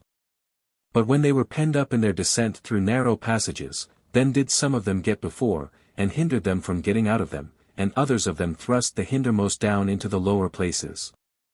And the whole multitude extended themselves over against the neck of the passage, and covered the Roman army with their darts. In which circumstances, as the footmen knew not how to defend themselves, so the danger pressed the horsemen still more, for they were so pelted, that they could not march along the road in their ranks, and the ascents were so high, that the cavalry were not able to march against the enemy. The precipices also and valleys into which they frequently fell, and tumbled down, were such on each side of them, that there was neither place for their flight, nor any contrivance could be thought of for their defence. Till the distress they were at last in was so great, that they betook themselves to lamentations, and to such mournful cries as men use in the utmost despair, the joyful acclamations of the Jews also, as they encouraged one another. Echoed the sounds back again, these last composing a noise of those that at once rejoiced and were in a rage.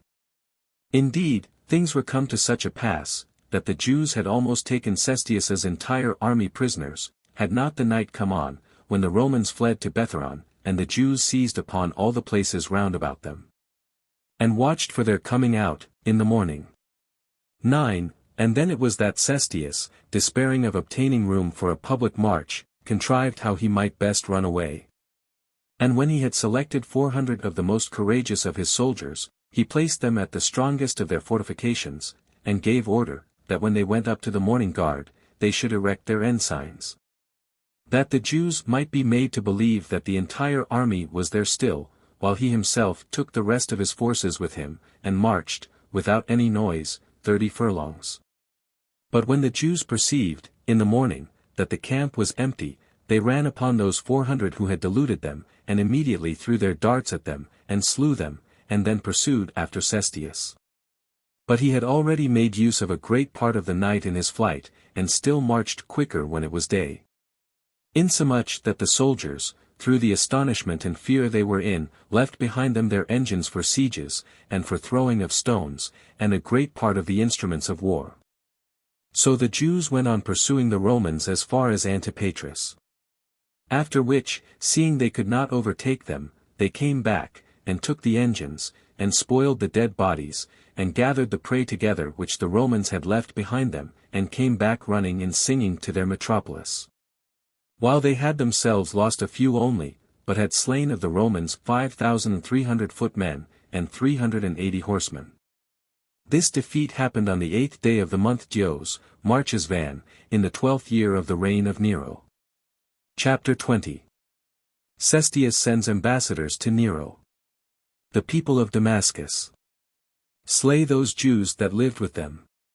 The people of Jerusalem, after they had left off pursuing Cestius, return to the city and get things ready for its defense, and make a great many generals for their armies, and particularly Josephus, the writer of these books. Some account of his administration. 1. After this calamity had befallen Cestius, many of the most eminent of the Jews swam away from the city, as from a ship when it was going to sink. Costobarus, therefore, and Saul, who were brethren, together with Philip, the son of Jasamus, who was the commander of King Agrippa's forces, ran away from the city, and went to Cestius. But then how Antipas, who had been besieged with them in the king's palace, but would not fly away with them, was afterwards slain by the seditious, we shall relate hereafter. However, Cestius sent Saul and his friends, at their own desire, to Achaia, to Nero, to inform him of the great distress they were in, and to lay the blame of their kindling the war upon Florus, as hoping to alleviate his own danger by provoking his indignation against Florus. 2. In the meantime, the people of Damascus, when they were informed of the destruction of the Romans, set about the slaughter of those Jews that were among them.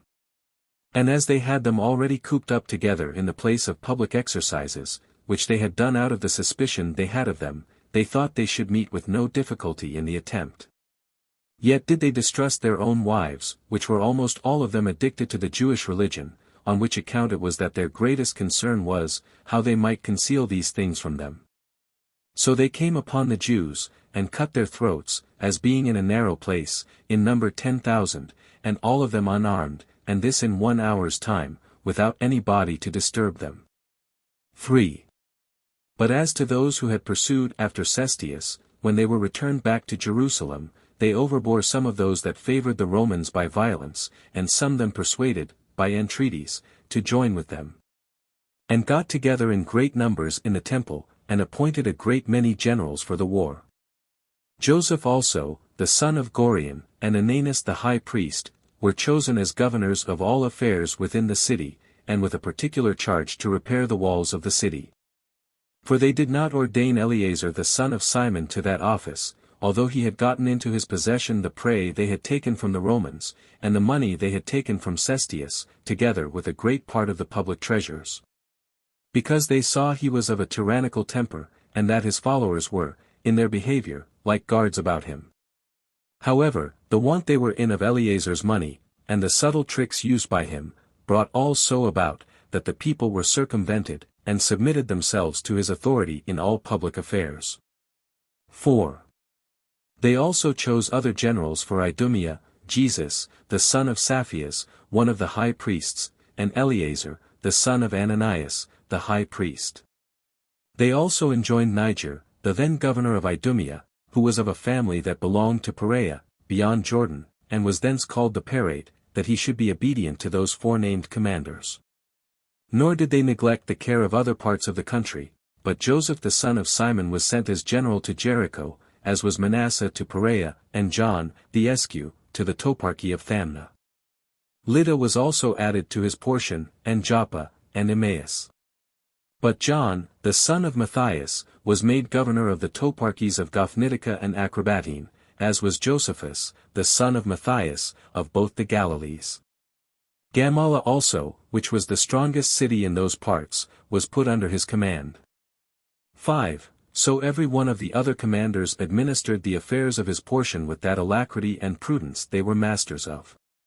But as to Josephus, when he came into Galilee, his first care was to gain the goodwill of the people of that country, as sensible that he should thereby have in general good success, although he should fail in other points. And being conscious to himself that if he communicated part of his power to the great men, he should make them his fast friends.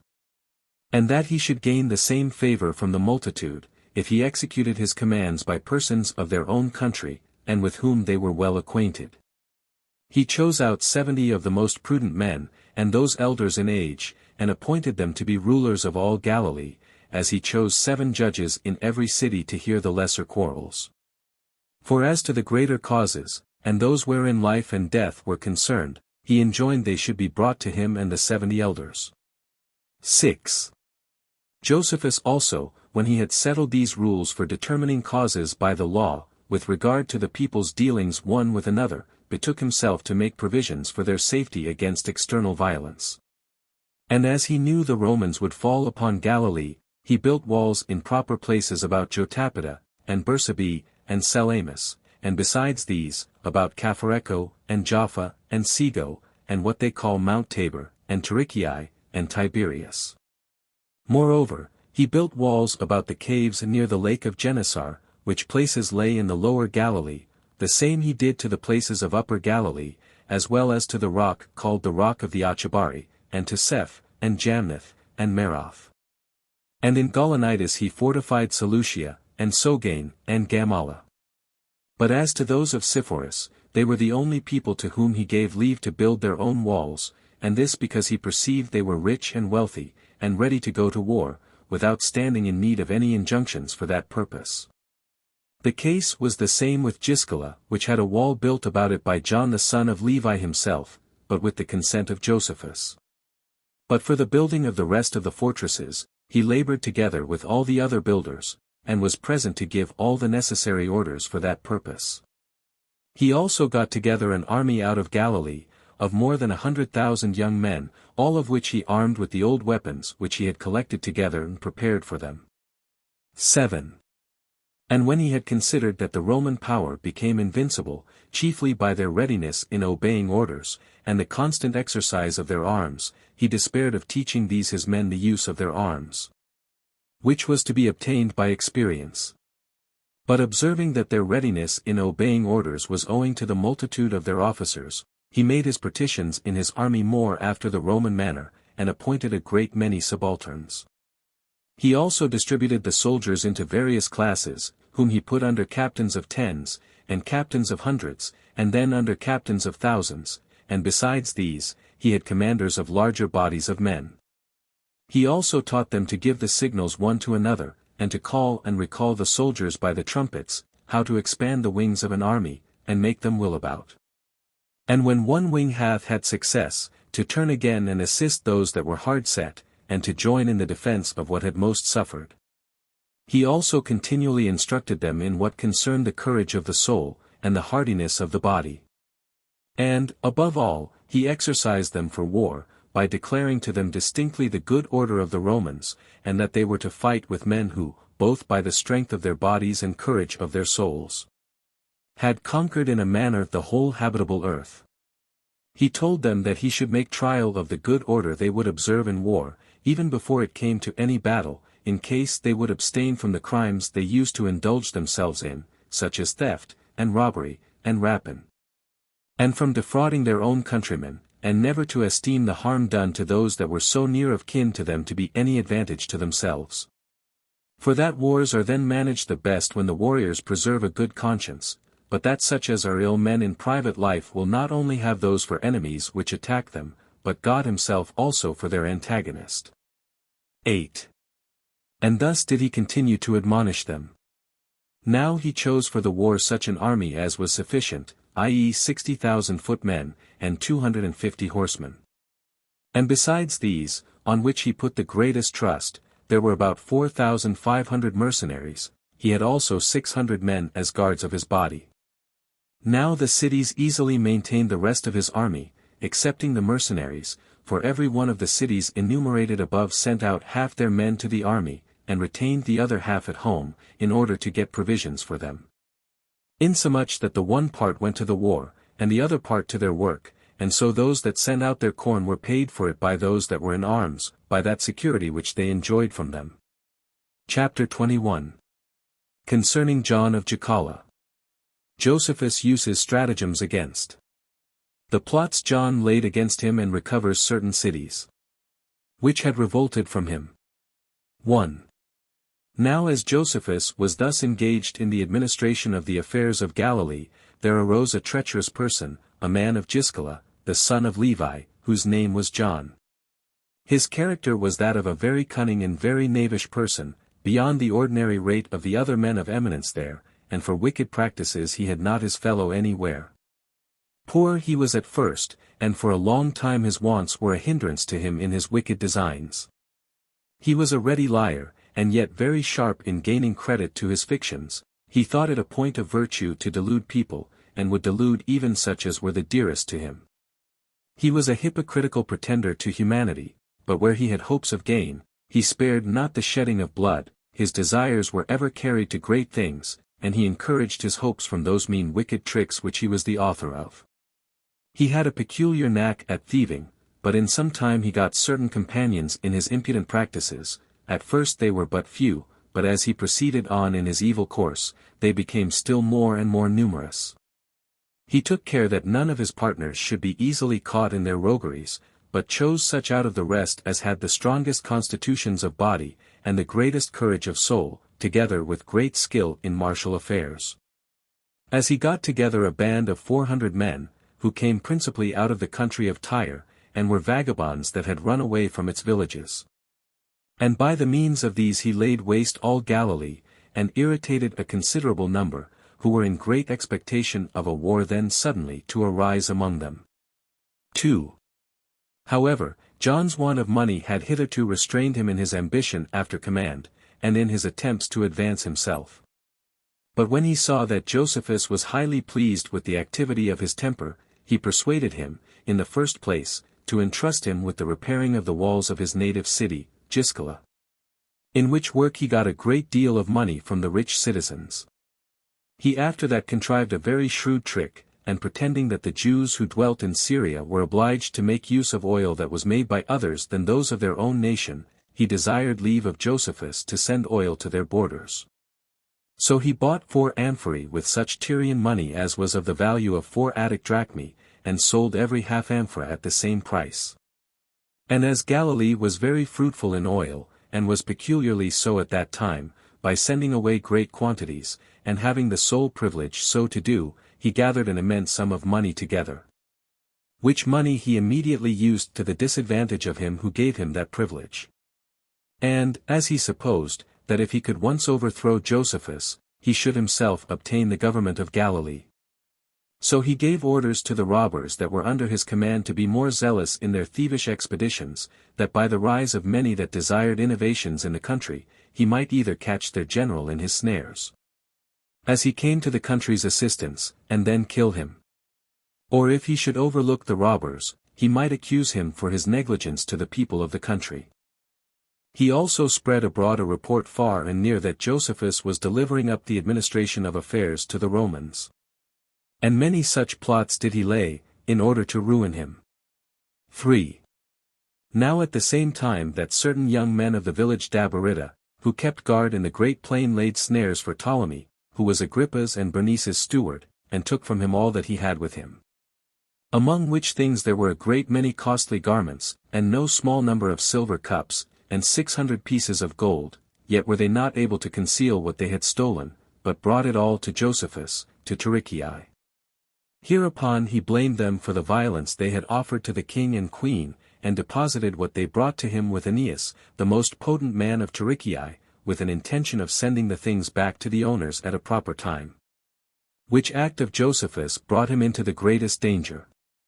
For those that had stolen the things had an indignation at him, both because they gained no share of it for themselves, and because they perceived beforehand what was Josephus's intention, and that he would freely deliver up what had cost them so much pains to the king and queen. These ran away by night to their several villages, and declared to all men that Josephus was going to betray them. They also raised great disorders in all the neighboring cities, insomuch that in the morning 100,000 armed men came running together. Which multitude was crowded together in the hippodrome at Tarichii, and made a very peevish clamor against him, while some cried out, that they should depose the traitor, and others, that they should burn him. Now John irritated a great many, as did also one Jesus, the son of Saphias, who was then governor of Tiberias. Then it was that Josephus's friends, and the guards of his body, were so affrighted at this violent assault of the multitude, that they all fled away but 4, and as he was asleep, they awaked him, as the people were going to set fire to the house. And although those 4 that remained with him persuaded him to run away, he was neither surprised at his being himself deserted, nor at the great multitude that came against him, but leaped out to them with his clothes rent, and ashes sprinkled on his head, with his hands behind him, and his sword hanging at his neck. At this sight his friends, especially those of Tarichii, commiserated his condition. But those that came out of the country, and those in their neighborhood, to whom his government seemed burdensome, reproached him, and bid him produce the money which belonged to them all immediately, and to confess the agreement he had made to betray them. For they imagined, from the habit in which he appeared, that he would deny nothing of what they suspected concerning him, and that it was in order to obtain pardon that he had put himself entirely into so pitiable a posture. But this humble appearance was only designed as preparatory to a stratagem of his, who thereby contrived to set those that were so angry at him at variance one with another about the things they were angry at. However, he promised he would confess all. Hereupon he was permitted to speak, when he said, I did neither intend to send this money back to Agrippa, nor to gain it myself. For I did never esteem one that was your enemy to be my friend, nor did I look upon what would tend to your disadvantage to be my advantage. But, O you people of Tarichii, I saw that your city stood in more need than others of fortifications for your security, and that it wanted money in order for the building it a wall. I was also afraid lest the people of Tiberias and other cities should lay a plot to seize upon these spoils, and therefore it was that I intended to retain this money privately, that I might encompass you with a wall. But if this does not please you, I will produce what was brought me, and leave it to you to plunder it, but if I have conducted myself so well as to please you, you may if you please punish your benefactor.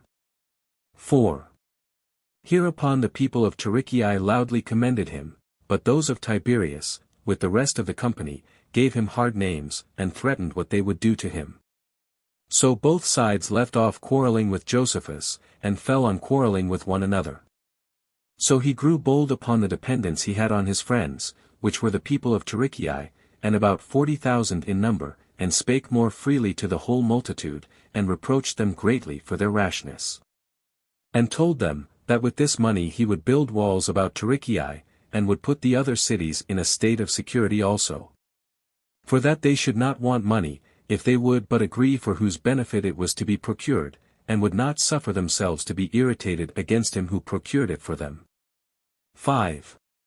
Hereupon the rest of the multitude that had been deluded retired, but yet so that they went away angry, and 2,000 of them made an assault upon him in their armor. And as he was already gone to his own house, they stood without and threatened him, on which occasion Josephus again used a second stratagem to escape them. For he got upon the top of his house, and with his right hand desired them to be silent, and said to them, I cannot tell what you would have, nor can hear what you say, for the confused noise you make. But he said that he would comply with all their demands, in case they would but send some of their number in to him that might talk with him about it. And when the principal of them, with their leaders, heard this, they came into the house. He then drew them to the most retired part of the house, and shut the door of that hall where he put them, and then had them whipped till every one of their inward parts appeared naked. In the meantime the multitude stood round the house, and supposed that he had a long discourse with those that were gone in about what they claimed of him. He had then the doors set open immediately, and sent the men out all bloody, which so terribly affrighted those that had before threatened him, that they threw away their arms and ran away. 6. But as for John, his envy grew greater, upon this escape of Josephus, and he framed a new plot against him. He pretended to be sick, and by a letter desired that Josephus would give him leave to use the hot baths that were at Tiberias, for the recovery of his health. Hereupon Josephus, who hitherto suspected nothing of John's plots against him, wrote to the governors of the city, that they would provide a lodging and necessaries for John. Which favors, when he had made use of, in 2 days' time he did what he came about, some he corrupted with delusive frauds, and others with money, and so persuaded them to revolt from Josephus. This Silas, who was appointed guardian of the city by Josephus, wrote to him immediately, and informed him of the plot against him. Which epistle when Josephus had received, he marched with great diligence all night, and came early in the morning to Tiberias, at which time the rest of the multitude met him. But John, who suspected that his coming was not for his advantage, sent however one of his friends, and pretended that he was sick, and that being confined to his bed, he could not come to pay him his respects. But as soon as Josephus had got the people of Tiberias together in the stadium, and tried to discourse with them about the letters that he had received, John privately sent some armed men, and gave them orders to slay him. But when the people saw that the armed men were about to draw their swords, they cried out. At which cry Josephus turned himself about, and when he saw that the swords were just at his throat, he marched away in great haste to the seashore, and left off that speech which he was going to make to the people. Upon an elevation of 6 cubits high. He then seized on a ship which lay in the haven, and leaped into it, with 2 of his guards, and fled away into the midst of the lake. 7. But now the soldiers he had with him took up their arms immediately, and marched against the plotters. But Josephus was afraid lest a civil war should be raised by the envy of a few men, and bring the city to ruin, so he sent some of his party to tell them, that they should do no more than provide for their own safety.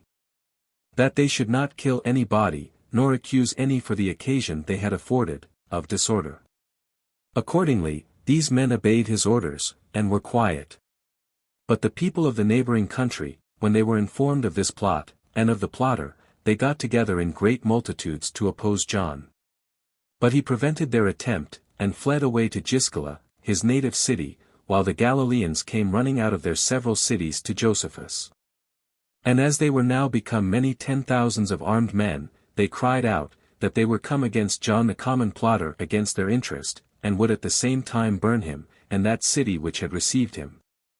Hereupon Josephus told them that he took their goodwill to him kindly, but still he restrained their fury, and intended to subdue his enemies by prudent conduct, rather than by slaying them. So he accepted those of every city which had joined in this revolt with John, by name, who had readily been shown him by these that came from every city, and caused public proclamation to be made. That he would seize upon the effects of those that did not forsake John within 5 days' time, and would burn both their houses and their families with fire. Whereupon 3,000 of John's party left him immediately, who came to Josephus, and threw their arms down at his feet. John then betook himself, together with his 2,000 Syrian runagates, from open attempts, to more secret ways of treachery. Accordingly, he privately sent messengers to Jerusalem, to accuse Josephus, as having too great power, and to let them know that he would soon come as a tyrant to their metropolis, unless they prevented him. This accusation the people were aware of beforehand, but had no regard to it. However, some of the grandees, out of envy, and some of the rulers also, sent money to John privately, that he might be able to get together mercenary soldiers, in order to fight Josephus. They also made a decree of themselves, and this for recalling him from his government, yet did they not think that decree sufficient, so they sent withal 2,500 armed men, and 4 persons of the highest rank amongst them. Joseph the son of Namachus, and Ananias the son of Sadok, as also Simon and Judas the sons of Jonathan, all very able men in speaking, that these persons might withdraw the goodwill of the people from Josephus. These had it in charge, that if he would voluntarily come away, they should permit him to come and give an account of his conduct, but if he obstinately insisted upon continuing in his government, they should treat him as an enemy. Now Josephus's friends had sent him word that an army was coming against him, but they gave him no notice beforehand what the reason of their coming was, that being only known among some secret councils of his enemies. And by this means it was that 4 cities revolted from him immediately, Sepphoris, and Gamala, and Giscala, and Tiberias. Yet did he recover these cities without war. And when he had routed those 4 commanders by stratagems, and had taken the most potent of their warriors, he sent them to Jerusalem. And the people of Galilee had great indignation at them, and were in a zealous disposition to slay, not only these forces, but those that sent them also, had not these forces prevented it by running away. 8. Now John was detained afterward within the walls of Giscala, by the fear he was in of Josephus, but within a few days Tiberius revolted again, the people within it inviting King Agrippa, to return to the exercise of his authority there. And when he did not come at the time appointed, and when a few Roman horsemen appeared that day, they expelled Josephus out of the city. Now this revolt of theirs was presently known at Tarichae. And as Josephus had sent out all the soldiers that were with him to gather corn, he knew not how either to march out alone against the revolters, or to stay where he was, because he was afraid the king's soldiers might prevent him if he tarried, and might get into the city. For he did not intend to do anything on the next day, because it was the Sabbath day, and would hinder his proceeding. So he contrived to circumvent the revolters by a stratagem. And in the first place he ordered the gates of Tarichae to be shut, that nobody might go out and inform those of Tiberius, for whom it was intended, what stratagem he was about. He then got together all the ships that were upon the lake, which were found to be 230, and in each of them he put no more than 4 mariners. So he sailed to Tiberias with haste, and kept at such a distance from the city, that it was not easy for the people to see the vessels, and ordered that the empty vessels should float up and down there, while himself, who had but 7 of his guards with him, and those unarmed also, went so near as to be seen. But when his adversaries, who were still reproaching him, saw him from the walls, they were so astonished that they supposed all the ships were full of armed men, and threw down their arms. And by signals of intercession they besought him to spare the city. 9. Upon this Josephus threatened them terribly, and reproached them, that when they were the first that took up arms against the Romans, they should spend their force beforehand in civil dissensions, and do what their enemies desired above all things. And that besides they should endeavor so hastily to seize upon him, who took care of their safety, and had not been ashamed to shut the gates of their city against him that built their walls. That, however, he would admit of any intercessors from them that might make some excuse for them, and with whom he would make such agreements as might be for the city's security. Hereupon 10 of the most potent men of Tiberias came down to him presently, and when he had taken them into one of his vessels, he ordered them to be carried a great way off from the city. He then commanded that 50 others of their senate, such as were men of the greatest eminence, should come to him, that they also might give him some security on their behalf. After which, under one new pretense or another, he called forth others, one after another, to make the leagues between them. He then gave order to the masters of those vessels which he had thus filled to sail away immediately for Tarichae, and to confine those men in the prison there.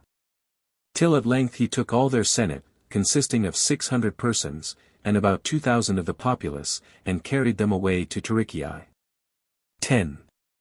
And when the rest of the people cried out, that it was one Clitus that was the chief author of this revolt, they desired him to spend his anger upon him, only. But Josephus, whose intention it was to slay nobody, commanded one Flavius, belonging to his guards, to go out of the vessel, in order to cut off both Clitus's hands. Yet was Flavius afraid to go out by himself alone to such a large body of enemies, and refused to go. Now Clitus saw that Josephus was in a great passion in the ship, and ready to leap out of it, in order to execute the punishment himself. He begged therefore from the shore, that he would leave him one of his hands, which Josephus agreed to, upon condition that he would himself cut off the other hand.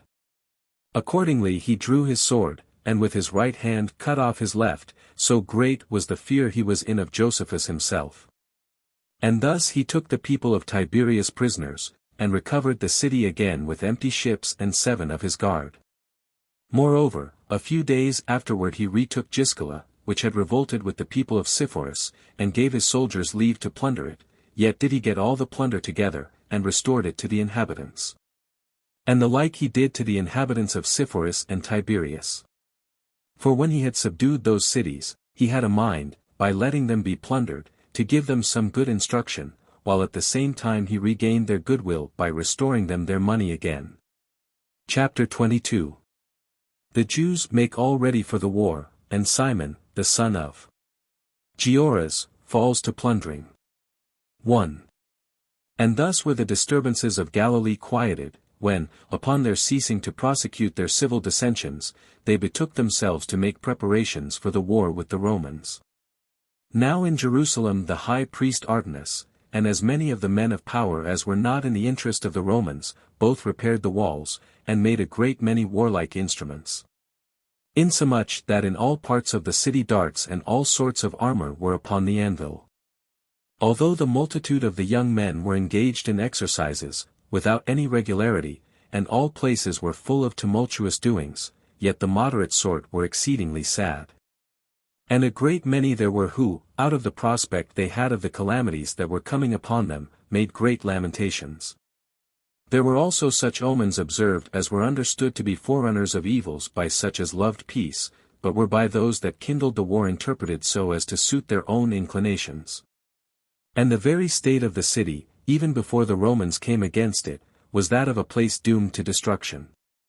However, Ananus's concern was this, to lay aside, for a while, the preparations for the war, and to persuade the seditious to consult their own interest, and to restrain the madness of those that had the name of zealots. But their violence was too hard for him, and what end he came to we shall relate hereafter. 2. But as for the Acrabene toparchy, Simon, the son of Gioras, got a great number of those that were fond of innovations together, and betook himself to ravage the country. Nor did he only harass the rich men's houses, but tormented their bodies, and appeared openly and beforehand to affect tyranny in his government. And when an army was sent against him by Artemus, and the other rulers, he and his band retired to the robbers that were at Masada, and stayed there, and plundered the country of Idumea with them. Till both Ananus and his other adversaries were slain. And until the rulers of that country were so afflicted with the multitude of those that were slain, and with the continual ravage of what they had, that they raised an army, and put garrisons into the villages, to secure them from those insults. And in this state were the affairs of Judea at that time. War Book 2 Footnotes 1. Here Dean Aldrich's note on this place, the law or custom of the Jews, says he, requires 7 days mourning for the dead, Antique, B. 17. Ch. 8, Sect. 4. Whence the author of the Book of Ecclesiasticus, ch. 22:12, assigns 7 days as the proper time of mourning for the dead, and, ch. 38:17, enjoins men to mourn for the dead, that they may not be evil spoken of.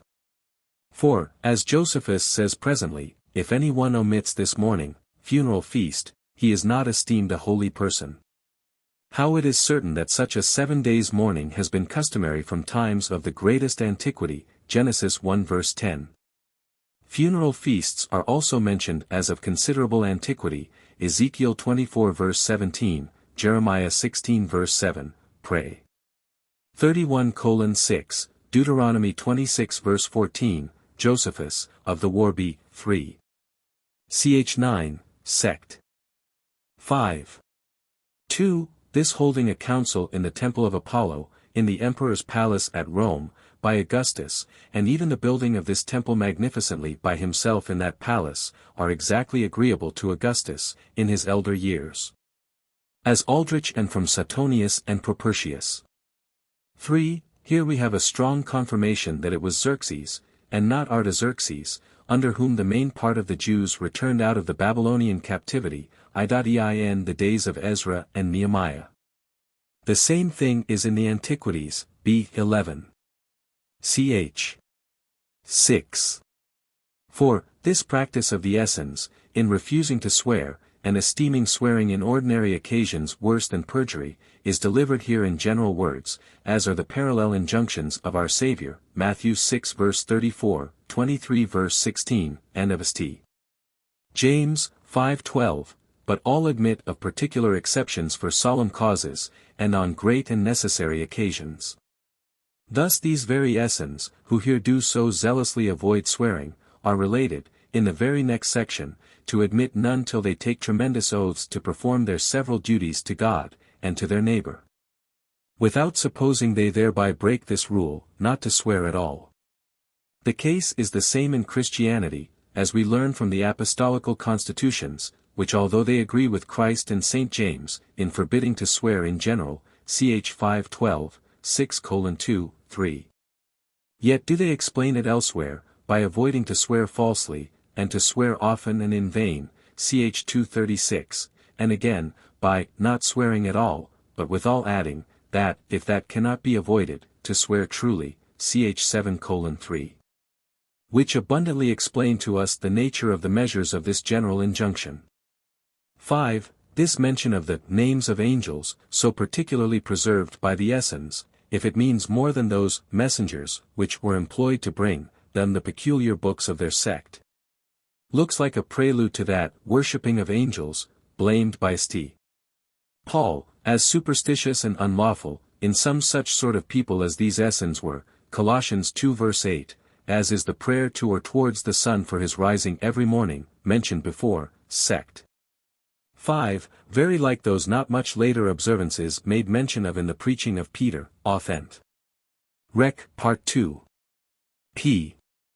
669, and regarding a kind of worship of angels, of the month, and of the moon, and not celebrating the new moons, or other festivals, unless the moon appeared. Which, indeed, seems to me the earliest mention of any regard to the phases in fixing the Jewish calendar, of which the Talmud and later rabbins talk so much, and upon so very little ancient foundation. 6. Of these Jewish or Essene, and indeed Christian, doctrines concerning souls, both good and bad, in Hades, see that excellent discourse, or homily, of our Josephus concerning Hades, at the end of the volume. 7. Dean Aldrich reckons up 3 examples of this gift of prophecy in several of these Essenes out of Josephus himself, viz. In the History of the War, ch. 3, sect. 5. Judas foretold the death of Antigonus at Strato's Tower, b. 2. ch. 7. Sect. 3. Simon foretold that Archelaus should reign but 9 or 10 years, and Antique, b. 15. Ch. 10, sect. 4. 5. Menuhem foretold that Herod should be king, and should reign tyrannically, and that for more than 20 or even 30 years. All which came to pass accordingly. 8. There is so much more here about the Essenes than is cited from Josephus in Porphyry and Eusebius, and yet so much less about the Pharisees and Sadducees, the 2 other Jewish sects, than would naturally be expected in proportion to the Essenes or 3rd sect, nay, than seems to be referred to by himself elsewhere, that one is tempted to suppose Josephus had at first written less of the one, and more of the 2 others, than his present copies afford us. As also, that, by some unknown accident, our present copies are here made up of the larger edition in the first case, and of the smaller in the second. See the note in Haverkamp's edition. However, what Josephus says in the name of the Pharisees, that only the souls of good men go out of one body into another, although all souls be immortal, and still the souls of the bad are liable to eternal punishment. As also what he says afterwards, Antique, b. 18. Ch. 1, sect.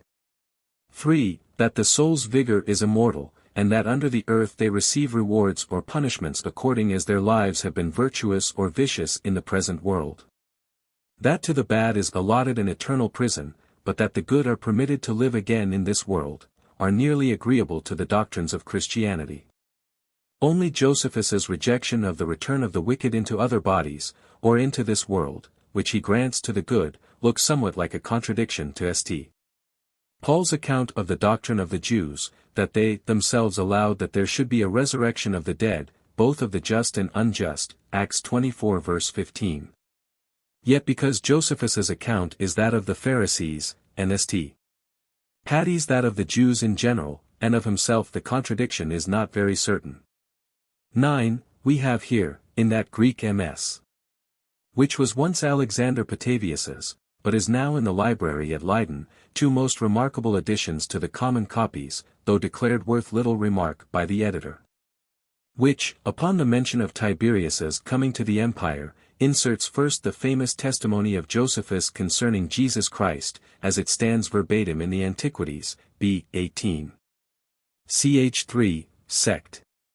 3. With some parts of that excellent discourse or homily of Josephus concerning Hades, annexed to the work.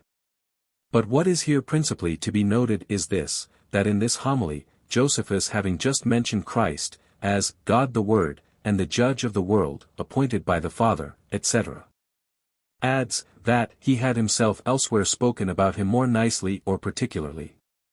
10. This use of korban, or oblation, as here applied to the sacred money dedicated to God in the treasury of the temple, illustrates our Saviour's words, Mark 7 verses 11 and 12. 11. Tacitus owns that Caius commanded the Jews to place his effigies in their temple, though he be mistaken when he adds that the Jews thereupon took arms. 12. This account of a place near the mouth of the river Belus in Phoenicia, whence came that sand out of which the ancients made their glass, is a known thing in history, particularly in Tacitus and Strabo, and more largely in Pliny. 13. This Memnon had several monuments, and one of them appears, both by Strabo and Diodorus, to have been in Syria, and not improbably in this very place. 14. Rieland notes here, that the Talmud in recounting 10 sad accidents for which the Jews ought to rend their garments, reckons this for one, when they hear that the law of God is burnt. 15. This Amidius, or Numidius, or, as Tacitus calls him, Vinidius Quadratus, is mentioned in an ancient inscription, still preserved, as Spanhelm here informs us, which calls him Ermidius Quadratus. 16. Take the character of this Felix, who is well known from the Acts of the Apostles, particularly from his trembling when St. Paul discoursed of righteousness, chastity, and judgment to come, Acts 24 verse 5. And no wonder, when we have elsewhere seen that he lived in adultery with Drusilla, another man's wife, Antique, b. xx. Ch. 7, sect. 1. In the words of Tacitus, produced here by Dean Aldrich, Felix exercised, says Tacitus, the authority of a king, with the disposition of a slave, and relying upon the great power of his brother Pallas at court. Thought he might safely be guilty of all kinds of wicked practices. Observe also the time when he was made procurator, AD 52, that when St. Paul pleaded his cause before him, AD 58, he might have been many years a judge unto that nation, as St. Paul says he had then been, Acts 24 verse 10. But as to what Tacitus here says, that before the death of Cumanus, Felix was procurator over Samaria only, does not well agree with St. Paul's words, who would hardly have called Samaria a Jewish nation. In short, since what Tacitus here says is about countries very remote from Rome, where he lived, since what he says of 2 Roman procurators, the one over Galilee, the other over Samaria at the same time, is without example elsewhere. And since Josephus, who lived at that very time in Judea, appears to have known nothing of this procuratorship of Felix, before the death of Cumanus, I much suspect the story itself as nothing better than a mistake of Tacitus, especially when it seems not only omitted, but contradicted by Josephus, as any one may find that compares their histories together. Possibly Felix might have been a subordinate judge among the Jews some time before under Cumanus, but that he was in earnest a procurator of Samaria before I do not believe. Bishop Pearson, as well as Bishop Lloyd, quote this account, but with a doubtful clause, confides to Cito, if we may believe Tacitus. Pears. Anhol. Paulin. Page 8, Marshall's Tables, at AD 49. 17, i.e. Herod king of Chalcis.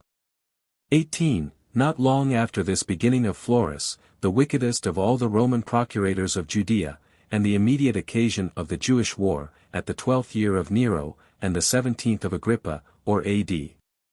66, the history in the 20 books of Josephus's Antiquities ends, although Josephus did not finish these books till the 13th of Domitian, or A.D. 93, 27 years afterward.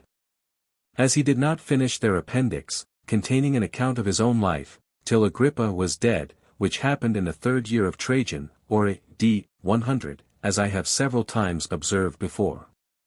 19, here we may note, that 3 millions of the Jews were present at the Passover, AD 65. Which confirms what Josephus elsewhere informs us of, that at a Passover a little later they counted 256,500 paschal lambs, which, at 12 to each lamb, which is no immoderate calculation, come to 3,078,000.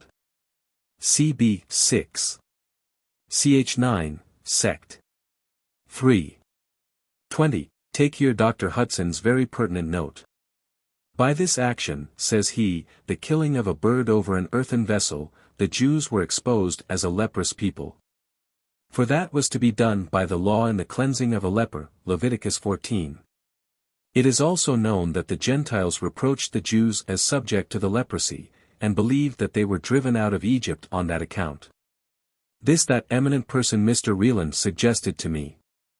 21. Here we have examples of native Jews who were of the equestrian order among the Romans, and so ought never to have been whipped or crucified, according to the Roman laws. See almost the like case in St. Paul himself, Acts 22 verses 25 to 29. 22. This vow which Bernice, here and elsewhere called Queen, not only as daughter and sister to 2 kings, Agrippa the Great, and Agrippa Jr., but the widow of Herod king of Chalcis, came now to accomplish at Jerusalem was not that of a Nazarite, but such a one as religious Jews used to make, in hopes of any deliverance from a disease, or other danger, as Josephus here intimates. However, these 30 days abode at Jerusalem, for fasting in preparation against the oblation of a proper sacrifice, seems to be too long, unless it were wholly voluntary in this great lady.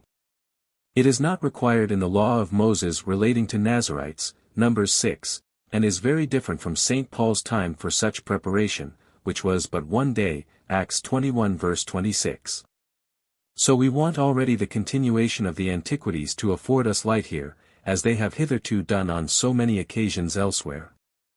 Perhaps in this age the traditions of the Pharisees had obliged the Jews to this degree of rigor, not only as to these 30 days' preparation, but as to the going barefoot all that time, which here Bernice submitted to also. For we know that as God's and our Saviour's yoke is usually easy, and his burden comparatively light, in such positive injunctions, Matthew 11 verse 30, so did the scribes and Pharisees sometimes bind upon men heavy burdens, and grievous to be borne, even when they themselves would not touch them with one of their fingers, Matthew 23 verse 4. Luke 11 verse 46. However, Noldius well observes, the Herod. Number 404, 414, that Juvenal, in his 6th satire, alludes to this remarkable penance or submission of this Bernice to Jewish discipline, and jests upon her for it. As do Tacitus, Dio, Suetonius, and Sextus Aurelius mention her as one well known at Rome. Ibid. 23. I take this Bezetha to be that small hill adjoining to the north side of the temple, whereon was the hospital with 5 porticos or cloisters, and beneath which was the sheep pool of Bethesda. Into which an angel or messenger, at a certain season, descended, and where he or they who were the first put into the pool, were cured, John 5 verse 1 etc. This situation of Bethesda, in Josephus, on the north side of the temple, and not far off the Tower Antonia, exactly agrees to the place of the same pool at this day, only the remaining cloisters are but 3. See Mondrel, page 106. The entire building seemed to have been called the New City, and this part, where was the hospital, peculiarly Bethesda or Bethesda. See ch 19. Sect. 4. 24. In this speech of King Agrippa we have an authentic account of the extent and strength of the Roman Empire when the Jewish War began. And this speech with other circumstances in Josephus, demonstrate how wise and how great a person Agrippa was, and why Josephus elsewhere calls him a most wonderful or admirable man, contract, API, 9. He is the same Agrippa who said to Paul, "Almost thou persuadest me to be a Christian," Acts 26:28, and of whom St. Paul said, he was expert in all the customs and questions of the Jews, yet. 3. See another intimation of the limits of the same Roman Empire, of the war, b. 3. Ch. 5. Sect. 7. But what seems to me very remarkable here is this, that when Josephus, in imitation of the Greeks and Romans, for whose use he wrote his Antiquities, did himself frequently he into there they appear, by the politeness of their composition. And their flights of oratory, to be not the real speeches of the persons concerned, who usually were no orators, but of his own elegant composure, the speech before us is of another nature, full of undeniable facts. And composed in a plain and unartful, but moving way. So it appears to be King Agrippa's own speech, and to have been given Josephus by Agrippa himself, with whom Josephus had the greatest friendship. Nor may we omit Agrippa's constant doctrine here, that this vast Roman Empire was raised and supported by divine providence, and that therefore it was in vain for the Jews, or any others, to think of destroying it. Nor may we neglect to take notice of Agrippa's solemn appeal to the angels here used, the like appeals to which we have in St. Paul, 1 Timothy 5 verse 22, and by the apostles in general, in the form of the ordination of bishops, constitute a post. 8. 4. 25. Julius Caesar had decreed that the Jews of Jerusalem should pay an annual tribute to the Romans, excepting the city Joppa, and for the sabbatical year, as Spanheim observes from the Antique, b. 14. Ch. 10. Sect. 6. 26. Of this Sohemus we have mention made by Tacitus. We also learn from Dio that his father was king of the Arabians of Icharia, which Icharia is mentioned by St. Luke, ch 3:1. Both whose testimonies are quoted here by Dr. Hudson.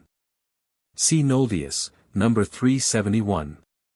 27. Spanheim notes on the place, that this later Antiochus, who was called Epiphas, is mentioned by Dio, Lix. Page 645, and that he is mentioned by Josephus elsewhere twice also, BV ch 11. Sect. 3. An Antique, b. 19. Ch 8. Sect. I. 28. Here we have an eminent example of that Jewish language, which Dr. Whale truly observes, we several times find used in the sacred writings, I mean, where the words, all, or whole multitude, etc. are used for much the greatest part only, but not so as to include every person, without exception.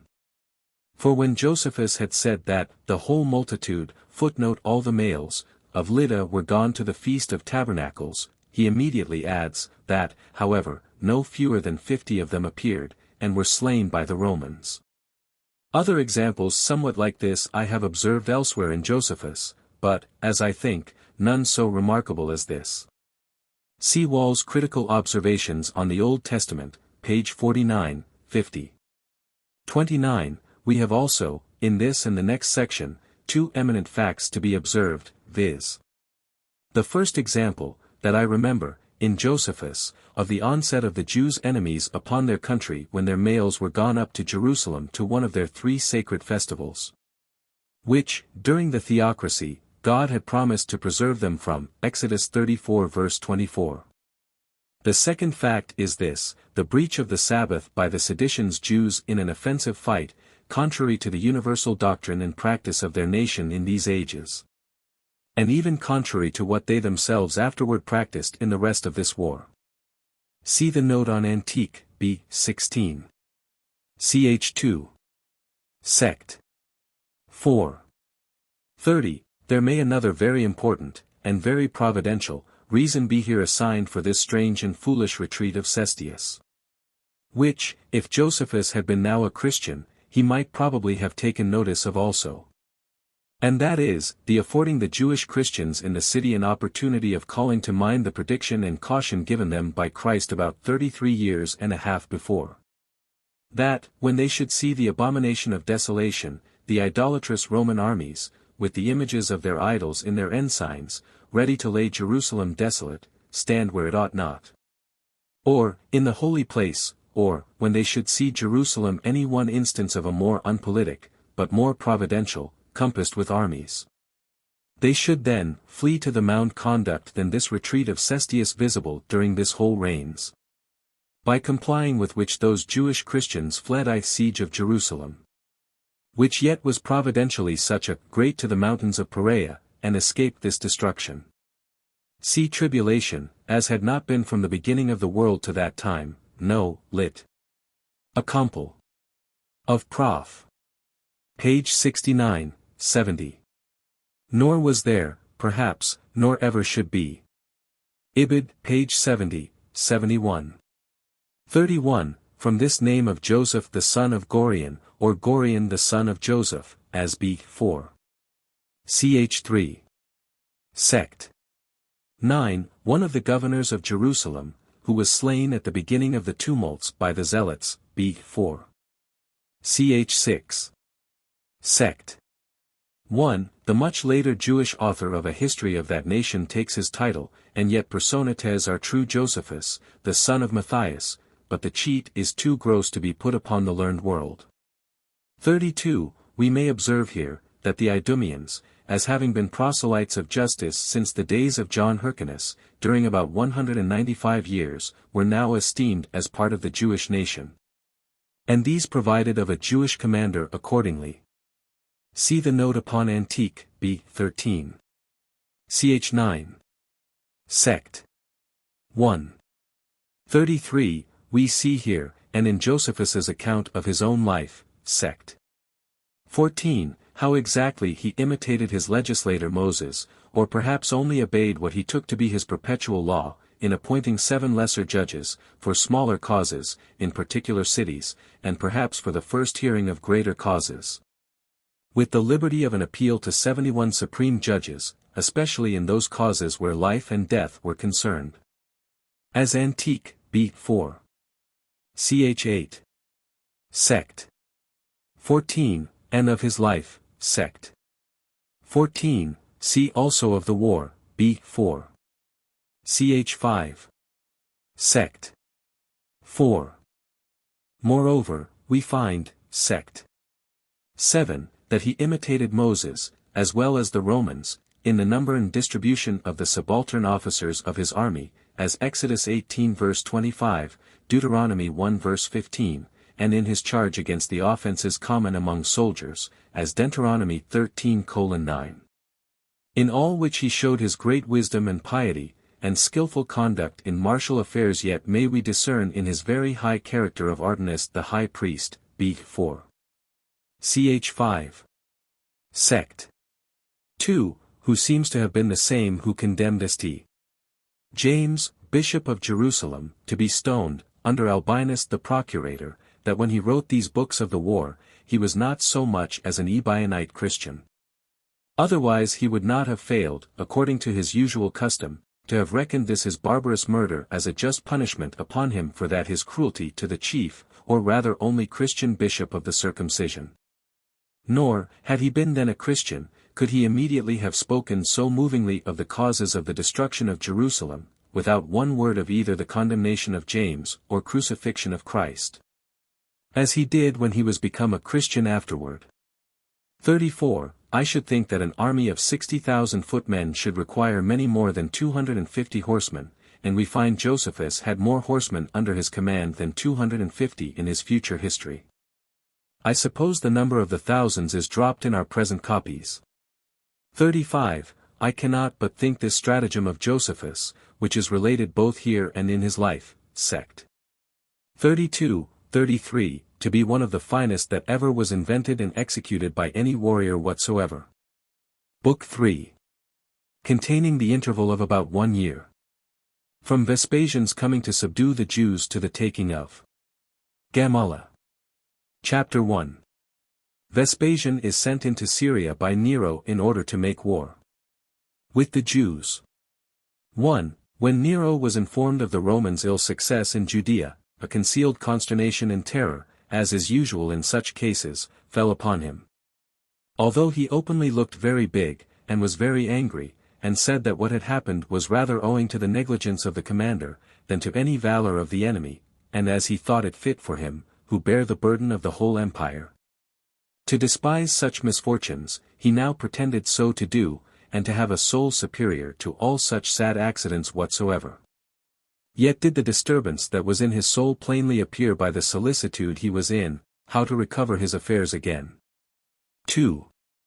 And as he was deliberating to whom he should commit the care of the East, now it was in so great a commotion, and who might be best able to punish the Jews for their rebellion, and might prevent the same distemper from seizing upon the neighboring nations also, he found no one but Vespasian equal to the task, and able to undergo the great burden of so mighty a war, seeing he was growing an old man already in the camp, and from his youth had been exercised in warlike exploits. He was also a man that had long ago pacified the West, and made it subject to the Romans, when it had been put into disorder by the Germans. He had also recovered to them Britain by his arms, which had been little known before, whereby he procured to his father Claudius to have a triumph bestowed on him without any sweat or labor of his own. 3. So Nero esteemed these circumstances as favorable omens, and saw that Vespasian's age gave him sure experience, and great skill, and that he had his sons as hostages for his fidelity to himself, and that the flourishing age they were in would make them fit instruments under their father's prudence. Perhaps also there was some interposition of Providence, which was paving the way for Vespasian's being himself emperor afterwards. Upon the whole, he sent this man to take upon him the command of the armies that were in Syria. But this not without great encomiums and flattering compilations, such as necessity required, and such as might mollify him into complaisance. So Vespasian sent his son Titus from Achaia, where he had been with Nero, to Alexandria, to bring back with him from thence the 5th and the 10th legions, while he himself, when he had passed over the Hellespont, came by land into Syria, where he gathered together the Roman forces, with a considerable number of auxiliaries from the kings in that neighborhood. Chapter 2. A great slaughter about Ascalon. Vespasian comes to Ptolemy. 1. Now the Jews, after they had beaten Cestius, were so much elevated with their unexpected success, that they could not govern their zeal, but, like people blown up into a flame by their good fortune, carried the war to remoter places. Accordingly, they presently got together a great multitude of all their most hardy soldiers, and marched away for Ascalon. This is an ancient city that is distant from Jerusalem 520 furlongs, and was always an enemy to the Jews. On which account they determined to make their first effort against it, and to make their approaches to it as near as possible. This excursion was led on by 3 men, who were the chief of them all, both for strength and sagacity. Niger, called the Persite, Silas of Babylon, and besides them John the Essene. Now Ascalon was strongly walled about, but had almost no assistance to be relied on, near them, for the garrison consisted of 1 cohort of footmen, and 1 troop of horsemen, whose captain was Antonius. 2. These Jews, therefore, out of their anger, marched faster than ordinary, and, as if they had come but a little way, approached very near the city, and were come even to it. But Antonius, who was not unapprised of the attack they were going to make upon the city, drew out his horsemen beforehand, and being neither daunted at the multitude, nor at the courage of the enemy, received their first attacks with great bravery. And when they crowded to the very walls, he beat them off. Now the Jews were unskillful in war, but were to fight with those who were skillful therein, they were footmen to fight with horsemen. They were in disorder, to fight those that were united together, they were poorly armed, to fight those that were completely so, they were to fight more by their rage than by sober counsel, and were exposed to soldiers that were exactly obedient. And did everything they were bidden upon the least intimation. So they were easily beaten. For as soon as ever their first ranks were once in disorder, they were put to flight by the enemy's cavalry, and those of them that came behind such as crowded to the wall fell upon their own party's weapons, and became one another's enemies. And this so long till they were all forced to give way to the attacks of the horsemen, and were dispersed all the plain over, which plain was wide, and all fit for the horsemen. Which circumstance was very commodious for the Romans, and occasioned the slaughter of the greatest number of the Jews, for such as ran away, they could overrun them, and make them turn back. And when they had brought them back after their flight, and driven them together, they ran them through, and slew a vast number of them, insomuch that others encompassed others of them. And drove them before them whithersoever they turned themselves, and slew them easily with their arrows. And the great number there were of the Jews seemed a solitude to themselves, by reason of the distress they were in, while the Romans had such good success with their small number, that they seemed to themselves to be the greater multitude. And as the former strove zealously under their misfortunes, out of the shame of a sudden flight, and hopes of the change in their success, so did the latter feel no weariness by reason of their good fortune. Insomuch that the fight lasted till the evening, till 10,000 men of the Jews' side lay dead, with 2 of their generals, John and Silas, and the greater part of the remainder were wounded, with Niger, their remaining general, who fled away together to a small city of Idumea, called Salis. Some few also of the Romans were wounded in this battle. 3. Yet were not the spirits of the Jews broken by so great a calamity, but the losses they had sustained rather quickened their resolution for other attempts. For, overlooking the dead bodies which lay under their feet, they were enticed by their former glorious actions to venture on a second destruction. So when they had lain still so little a while that their wounds were not yet thoroughly cured, they got together all their forces, and came with greater fury, and in much greater numbers, to Ascalon. But their former ill fortune followed them, as the consequence of their unskilfulness, and other deficiencies in war. For Antonius laid ambushes for them in the passages they were to go through, where they fell into snares unexpectedly, and where they were encompassed about with horsemen, before they could form themselves into a regular body for fighting. And were above 8,000 of them slain. So all the rest of them ran away, and with them Niger, who still did a great many bold exploits in his flight.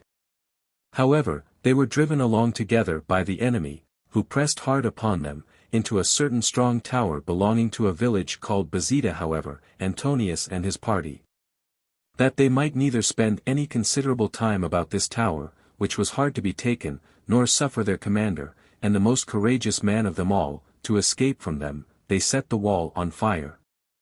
And as the tower was burning, the Romans went away rejoicing, as taking it for granted that Niger was destroyed, but he leaped out of the tower into a subterraneous cave, in the innermost part of it, and was preserved.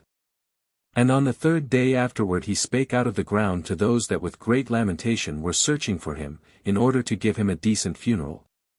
And when he was come out, he filled all the Jews with an unexpected joy, as though he were preserved by God's providence to be their commander for the time to come. 4. And now Vespasian took along with him his army from Antioch, which is the metropolis of Syria, and without dispute deserves the place of the 3rd city in the habitable earth that was under the Roman Empire, both in magnitude and other marks of prosperity, where he found King Agrippa, with all his forces, waiting for his coming, and marched to Ptolemy. At this city also the inhabitants of Sepphoris of Galilee met him, who were for peace with the Romans.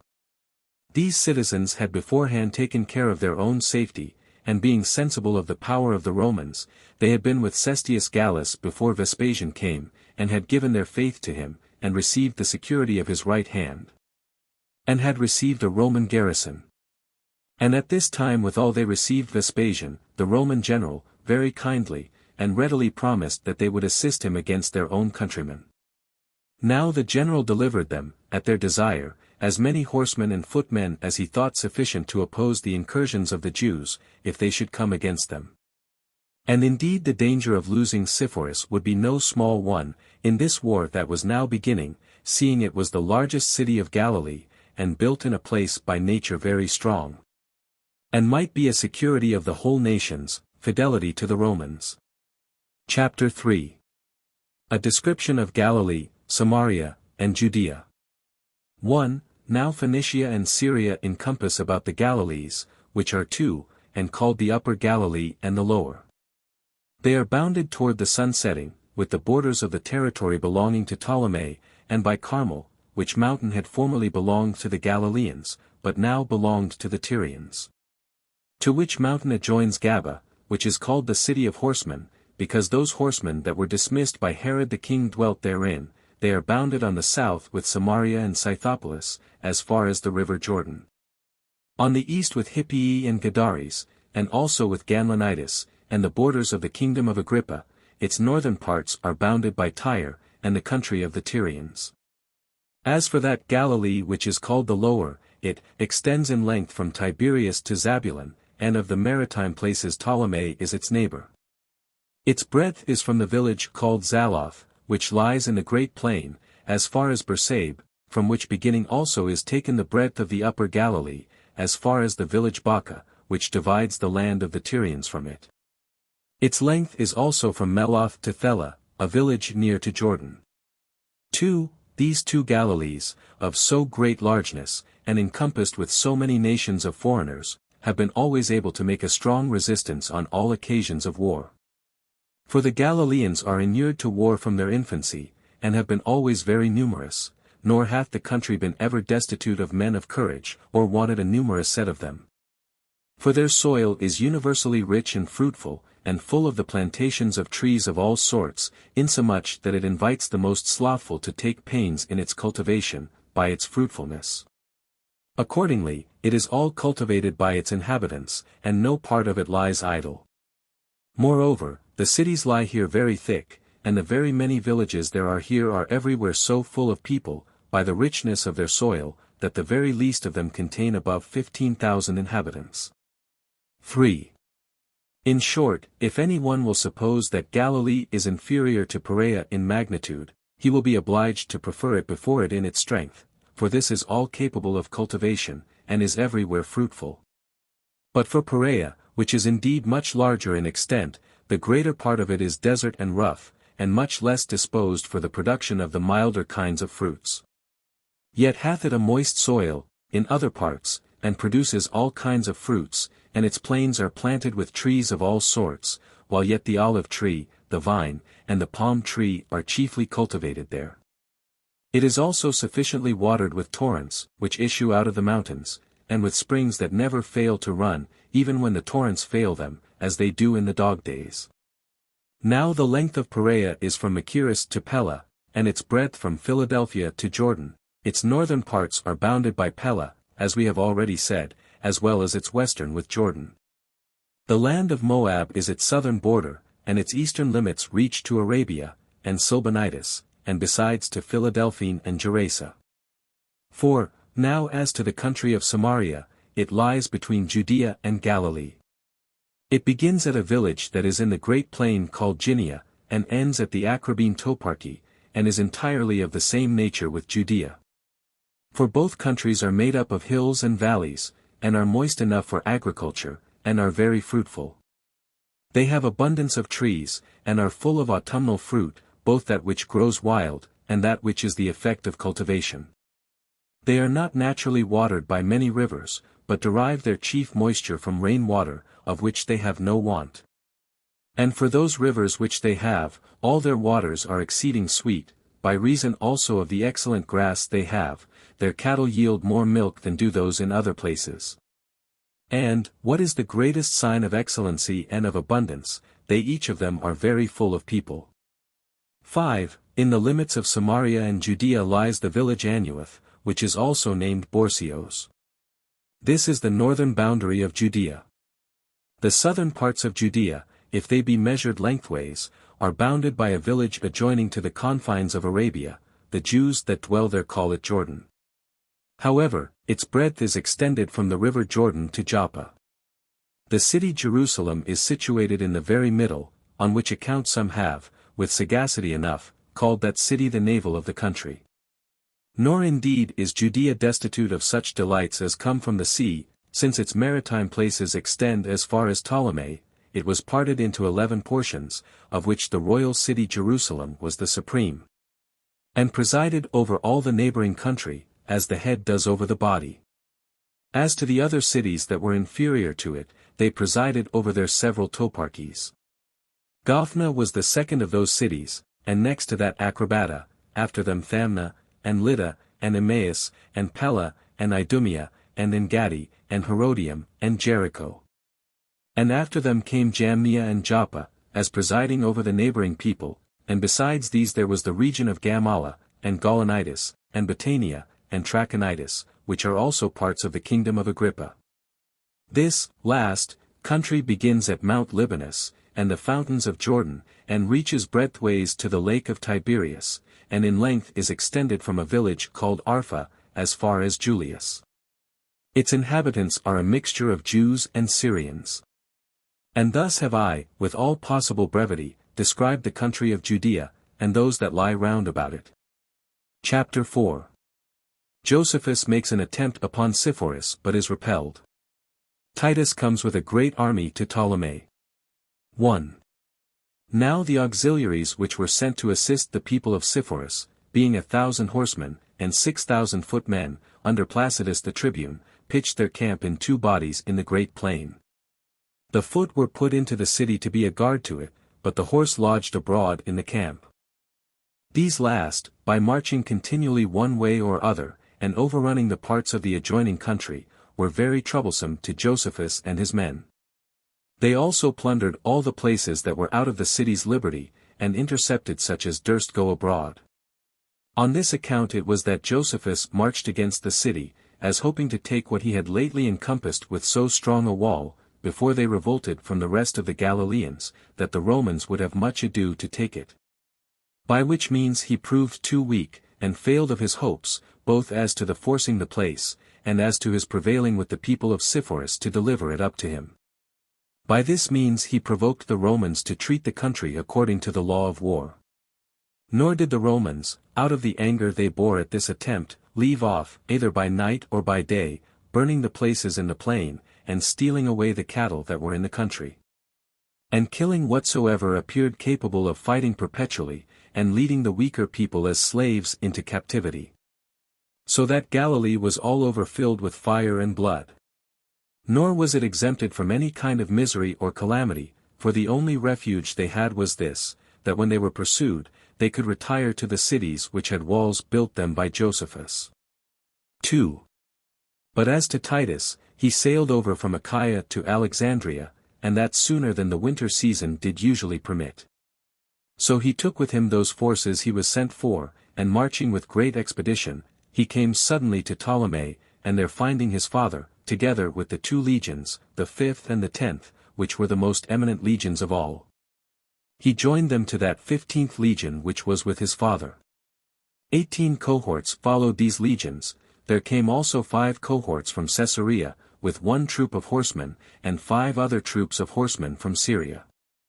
Now these 10 cohorts had severally 1,000 footmen, but the other 13 cohorts had no more than 600 footmen apiece, with 120 horsemen. There were also a considerable number of auxiliaries got together, that came from the kings Antiochus, and Agrippa, and Sohemus, each of them contributing 1,000 footmen that were archers, and 1,000 horsemen.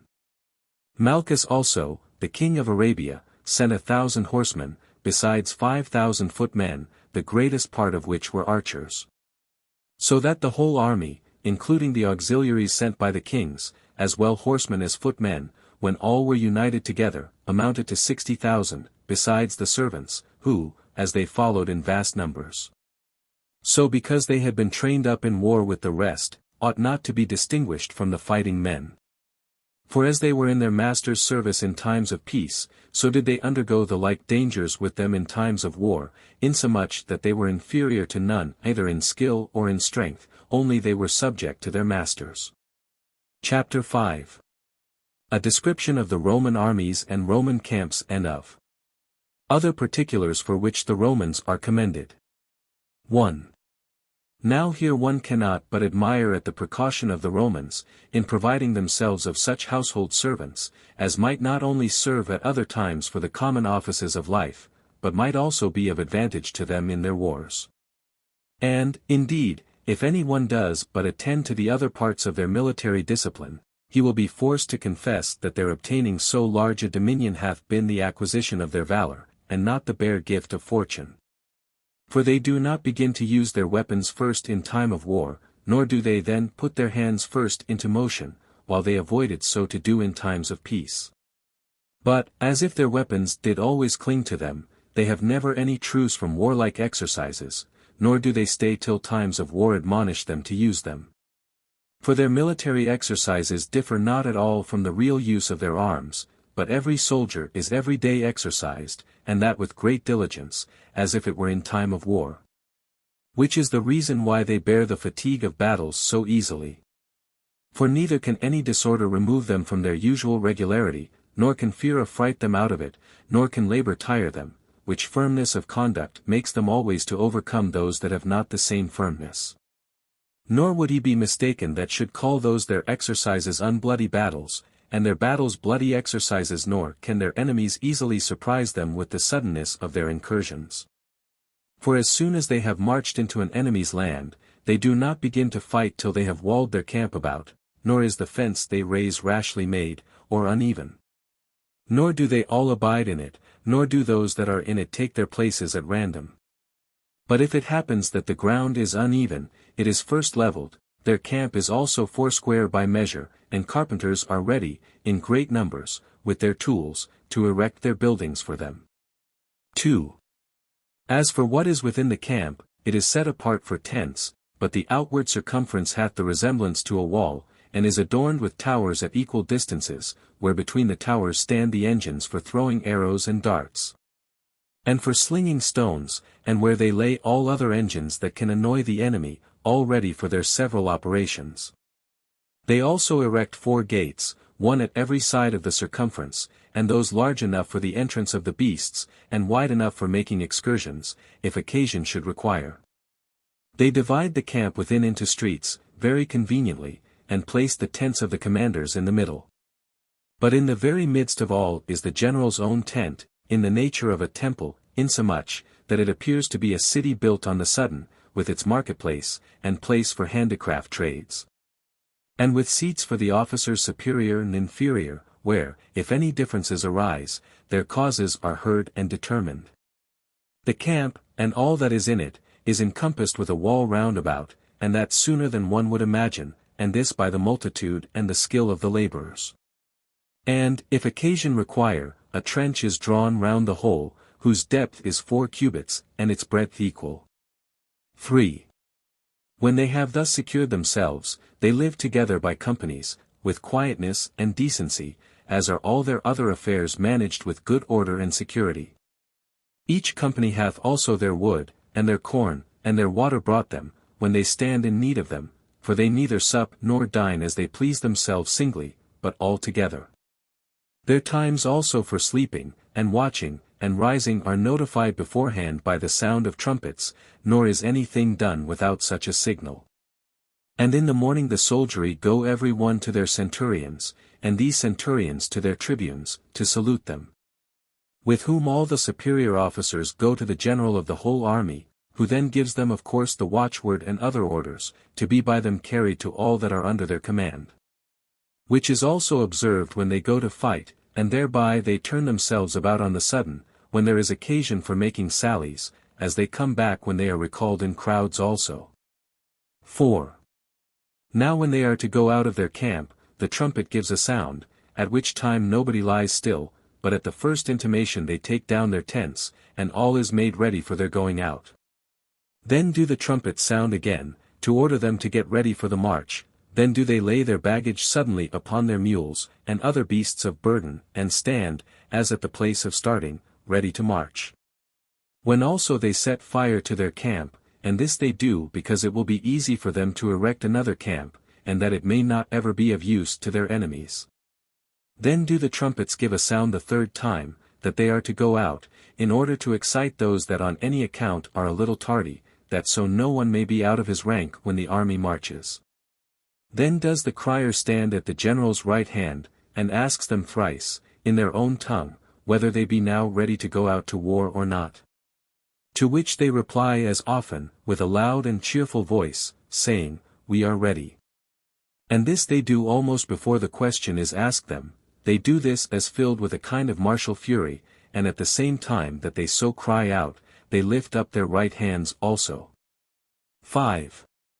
When, after this, they are gone out of their camp, they all march without noise, and in a decent manner, and every one keeps his own rank, as if they were going to war.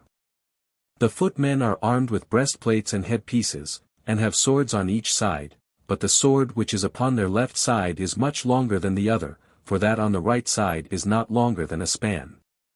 Those footmen also that are chosen out from the rest to be about the general himself have a lance and a buckler, but the rest of the foot soldiers have a spear and a long buckler, besides a saw and a basket, a pickaxe and an axe. A thong of leather and a hook, with provisions for 3 days, so that a footman hath no great need of a mule to carry his burdens. The horsemen have a long sword on their right sides, axed a long pole in their hand. A shield also lies by them obliquely on one side of their horses, with 3 or more darts that are borne in their quiver, having broad points, and not smaller than spears. They have also headpieces and breastplates, in like manner as have all the footmen. And for those that are chosen to be about the general, their armor no way differs from that of the horsemen belonging to other troops. And he always leads the legions forth to whom the lot assigns that employment. 6. This is the manner of the marching and resting of the Romans, as also these are the several sorts of weapons they use. But when they are to fight, they leave nothing without forecast, nor to be done offhand, but counsel is ever first taken before any work is begun, and what hath been there resolved upon is put in execution presently. For which reason they seldom commit any errors, and if they have been mistaken at any time, they easily correct those mistakes. They also esteem any errors they commit upon taking counsel beforehand to be better than such rash success as is owing to fortune only. Because such a fortuitous advantage tempts them to be inconsiderate, while consultation, though it may sometimes fail of success, hath this good in it, that it makes men more careful hereafter. But for the advantages that arise from chance, they are not owing to him that gains them. And as to what melancholy accidents happen unexpectedly, there is this comfort in them, that they had however taken the best consultations they could to prevent them.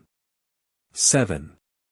Now they so manage their preparatory exercises of their weapons, that not the bodies of the soldiers only, but their souls may also become stronger. They are moreover hardened for war by fear. For their laws inflict capital punishments, not only for soldiers running away from the ranks, but for slothfulness and inactivity, though it be but in a lesser degree. As are their generals more severe than their laws, for they prevent any imputation of cruelty toward those under condemnation, by the great rewards they bestow on the valiant soldiers. And the readiness of obeying their commanders is so great, that it is very ornamental in peace. But when they come to a battle, the whole army is but one body, so well coupled together are their ranks, so sudden are their turnings about, so sharp their hearing as to what orders are given them, so quick their sight of the ensigns. And so nimble are their hands when they set to work. Whereby it comes to pass that what they do is done quickly, and what they suffer they bear with the greatest patience. Nor can we find any examples where they have been conquered in battle, when they came to a close fight, either by the multitude of the enemies, or by their stratagems, or by the difficulties in the places they were in. No, nor by fortune neither, for their victories have been surer to them than fortune could have granted them. In a case, therefore, where counsel still goes before action, and where, after taking the best advice, that advice is followed by so active an army, what wonder is it that Euphrates on the east, the ocean on the west, the most fertile regions of Libya on the south, and the Danube and the Rhine on the north, are the limits of this empire? One might well say that the Roman possessions are not inferior to the Romans themselves. 8. This account I have given the reader, not so much with the intention of commending the Romans, as of comforting those that have been conquered by them, and for the deterring others from attempting innovations under their government. This discourse of the Roman military conduct may also perhaps be of use to such of the curious as are ignorant of it, and yet have a mind to know it. I return now from this digression. Chapter 6. Placidus attempts to take Jotapata and is beaten off. Vespasian marches into Galilee. 1. And now Vespasian, with his son Titus, had tarried some time at Ptolemais, and had put his army in order. But when Placidus, who had overrun Galilee, and had besides slain a number of those whom he had caught, which were only the weaker part of the Galileans, and such as were of timorous souls, saw that the warriors ran always to those cities whose walls had been built by Josephus, he marched furiously against Jotapata, which was of them all the strongest, as supposing he should easily take it by a sudden surprise. And that he should thereby obtain great honor to himself among the commanders, and bring a great advantage to them in their future campaign. Because if this strongest place of them all were once taken, the rest would be so affrighted as to surrender themselves. But he was mightily mistaken in his undertaking. For the men of Jotapata were apprised of his coming to attack them, and came out of the city, and expected him there. So they fought the Romans briskly when they least expected it, being both many in number, and prepared for fighting, and of great alacrity, as esteeming their country, their wives, and their children to be in danger. And easily put the Romans to flight, and wounded many of them, and slew 7 of them. Because their retreat was not made in a disorderly manner, because the strokes only touched the surface of their bodies, which were covered with their armor in all parts. And because the Jews did rather throw their weapons upon them from a great distance, than venture to come hand to hand with them, and had only light armor on, while the others were completely armed.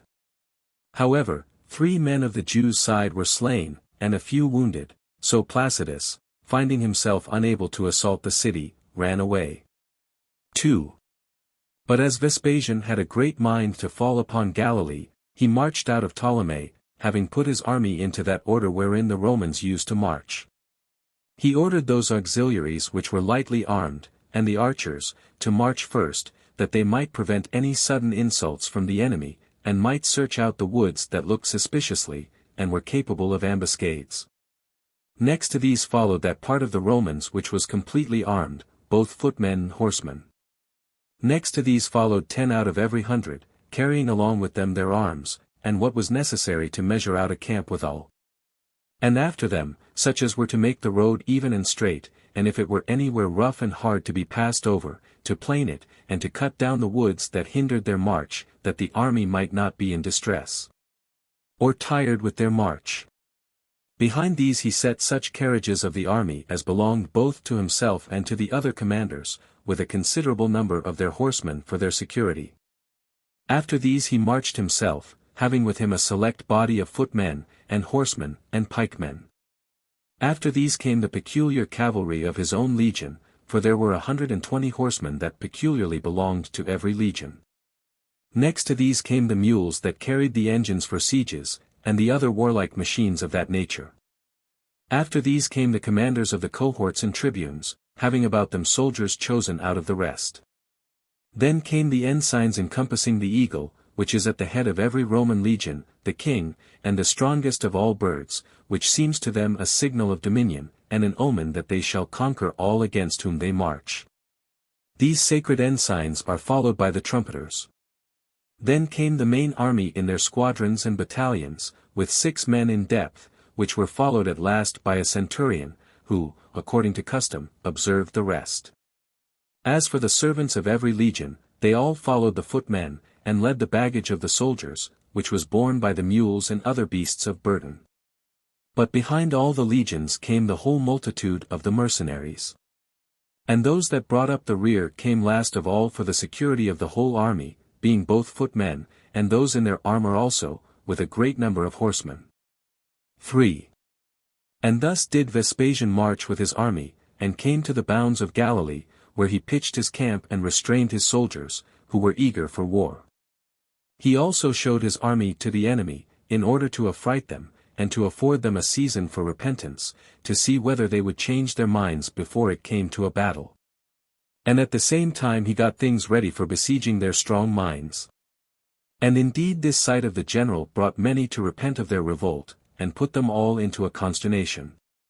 For those that were in Josephus's camp, which was at the city called Garus, not far from Sepphoris, when they heard that the war was come near them, and that the Romans would suddenly fight them hand to hand, dispersed themselves and fled. Not only before they came to a battle, but before the enemy ever came in sight, while Josephus and a few others were left behind. And as he saw that he had not an army sufficient to engage the enemy, that the spirits of the Jews were sunk, and that the greater part would willingly come to terms, if they might be credited, he already despaired of the success of the whole war, and determined to get as far as he possibly could out of danger.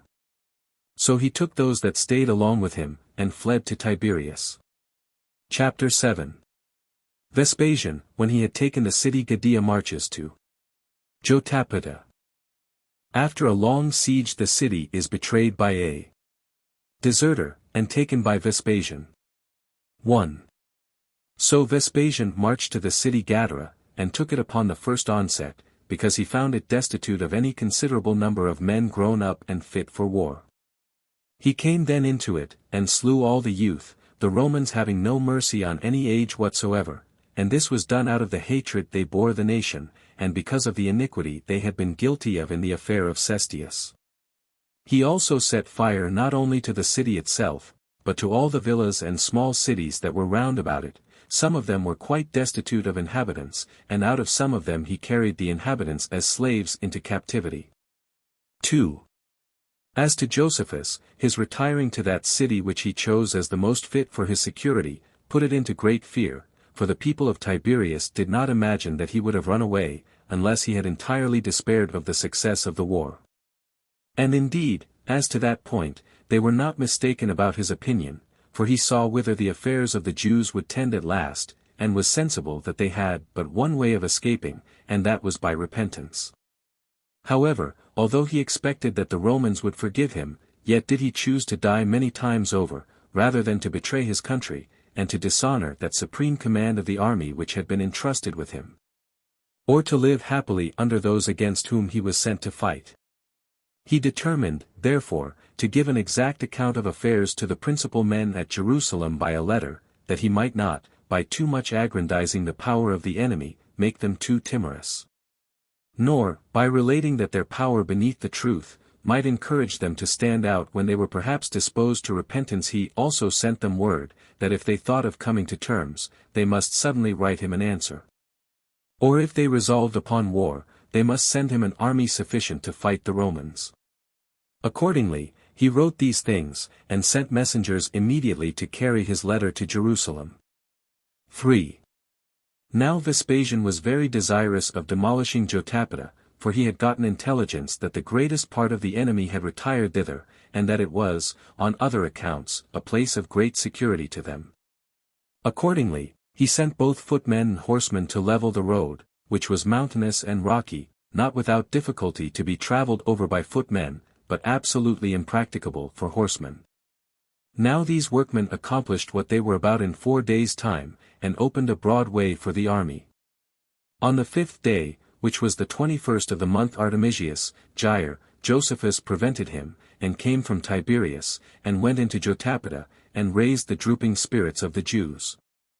And a certain deserter told this good news to Vespasian, that Josephus had removed himself thither, which made him make haste to the city, as supposing that with taking that he should take all Judea, in case he could but withal get Josephus under his power. So he took this news to be of the vastest advantage to him, and believed it to be brought about by the providence of God, that he who appeared to be the most prudent man of all their enemies, had, of his own accord, shut himself up in a place of sure custody. Accordingly, he sent Placidus with 1,000 horsemen, and Ebutius a decurion, a person that was of eminency both in counsel and in action, to encompass the city round, that Josephus might not escape away privately. 4. Vespasian also, the very next day, took his whole army and followed them, and by marching till late in the evening, arrived then at Jotapata. And bringing his army to the northern side of the city, he pitched his camp on a certain small hill which was 7 furlongs from the city, and still greatly endeavored to be well seen by the enemy, to put them into a consternation. Which was indeed so terrible to the Jews immediately, that no one of them durst go out beyond the wall. Yet did the Romans put off the attack at that time, because they had marched all the day, although they placed a double row of battalions round the city, with a third row beyond them round the whole, which consisted of cavalry, in order to stop up every way for an exit. Which thing, making the Jews despair of escaping, excited them to act more boldly, for nothing makes men fight so desperately in war as necessity. 5. Now when the next day an assault was made by the Romans, the Jews at first stayed out of the walls and opposed them, and met them, as having formed themselves a camp before the city walls. But when Vespasian had set against them the archers and slingers, and the whole multitude that could throw to a great distance, he permitted them to go to work, while he himself, with the footmen, got upon an acclivity, whence the city might easily be taken. Josephus was then in fear for the city, and leaped out, and all the Jewish multitude with him. These fell together upon the Romans in great numbers, and drove them away from the wall, and performed a great many glorious and bold actions. Yet did they suffer as much as they made the enemy suffer, for as despair of deliverance encouraged the Jews, so did a sense of shame equally encourage the Romans. These last had skill as well as strength. The other had only courage, which armed them, and made them fight furiously. And when the fight had lasted all day, it was put an end to by the coming on of the night. They had wounded a great many of the Romans, and killed of them 13 men. Of the Jews' side 17 were slain, and 600 wounded. 6. On the next day the Jews made another attack upon the Romans, and went out of the walls and fought a much more desperate battle with them than before. For they were now become more courageous than formerly, and that on account of the unexpected good opposition they had made the day before, as they found the Romans also to fight more desperately. For a sense of shame inflamed these into a passion, as esteeming their failure of a sudden victory to be a kind of defeat. Thus did the Romans try to make an impression upon the Jews till the 5th day continually, while the people of Jotapata made sallies out, and fought at the walls most desperately. Nor were the Jews affrighted at the strength of the enemy, nor were the Romans discouraged at the difficulties they met with in taking the city. 7. Now Jotapata is almost all of it built on a precipice, having on all the other sides of it every way valleys immensely deep and steep, insomuch that those who would look down would have their sight fail them before it reaches to the bottom. It is only to be come at on the north side, where the utmost part of the city is built on the mountain, as it ends obliquely at a plain. This mountain Josephus had encompassed with a wall when he fortified the city, that its top might not be capable of being seized upon by the enemies. The city is covered all round with other mountains, and can no way be seen till a man comes just upon it. And this was the strong situation of Jotapata. 8. Vespasian, therefore, in order to try how he might overcome the natural strength of the place, as well as the bold defense of the Jews, made a resolution to prosecute the siege with vigor. To that end he called the commanders that were under him to a council of war, and consulted with them which way the assault might be managed to the best advantage. And when the resolution was there taken to raise a bank against that part of the wall which was practicable, he sent his whole army abroad to get the materials together. So when they had cut down all the trees on the mountains that adjoined to the city, and had gotten together a vast heap of stones, besides the wood they had cut down, some of them brought hurdles, in order to avoid the effects of the darts that were shot from above them. These hurdles they spread over their banks, under cover whereof they formed their bank, and so were little or nothing hurt by the darts that were thrown upon them from the wall, while others pulled the neighboring hillocks to pieces, and perpetually brought earth to them. So that while they were busy 3 sorts of ways, nobody was idle. However, the Jews cast great stones from the walls upon the hurdles which protected the men, with all sorts of darts also. And the noise of what could not reach them was yet so terrible, that it was some impediment to the workmen. 9. Vespasian then set the engines for throwing stones and darts round about the city. The number of the engines was in all 160, and bid them fall to work, and dislodge those that were upon the wall. At the same time such engines as were intended for that purpose threw at once lances upon them with a great noise, and stones of the weight of a talent were thrown by the engines that were prepared for that purpose, together with fire. And a vast multitude of arrows, which made the wall so dangerous, that the Jews durst not only not come upon it, but durst not come to those parts within the walls which were reached by the engines. For the multitude of the Arabian archers, as well also as all those that threw darts and slung stones, fell to work at the same time with the engines. Yet did not the others lie still, when they could not throw at the Romans from a higher place. For they then made sallies out of the city, like private robbers, by parties, and pulled away the hurdles that covered the workmen, and killed them when they were thus naked. And when those workmen gave way, these cast away the earth that composed the bank, and burnt the wooden parts of it, together with the hurdles. Till at length Vespasian perceived that the intervals there were between the works were of disadvantage to him. For those spaces of ground afforded the Jews a place for assaulting the Romans. So he united the hurdles, and at the same time joined one part of the army to the other, which prevented the private excursions of the Jews. 10. And when the bank was now raised, and brought nearer than ever to the battlements that belonged to the walls, Josephus thought it would be entirely wrong in him if he could make no contrivances in opposition to theirs. And that might be for the city's preservation. So he got together his workmen, and ordered them to build the wall higher. And while they said that this was impossible to be done while so many darts were thrown at them, he invented this sort of cover for them. He bid them fix piles, and expand before them the raw hides of oxen newly killed. That these hides by yielding and hollowing themselves when the stones were thrown at them might receive them, for that the other darts would slide off them, and the fire that was thrown would be quenched by the moisture that was in them.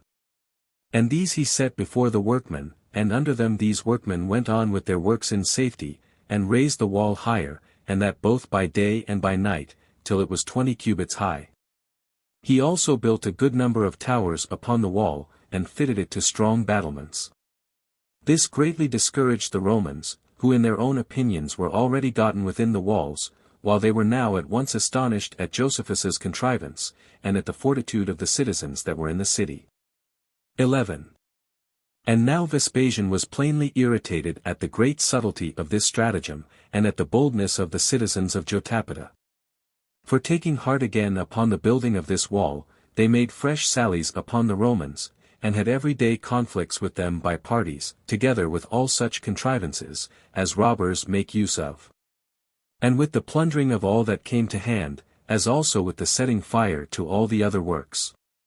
And this till Vespasian made his army leave off fighting them, and resolved to lie round the city, and to starve them into a surrender, as supposing that either they would be forced to petition him for mercy by want of provisions.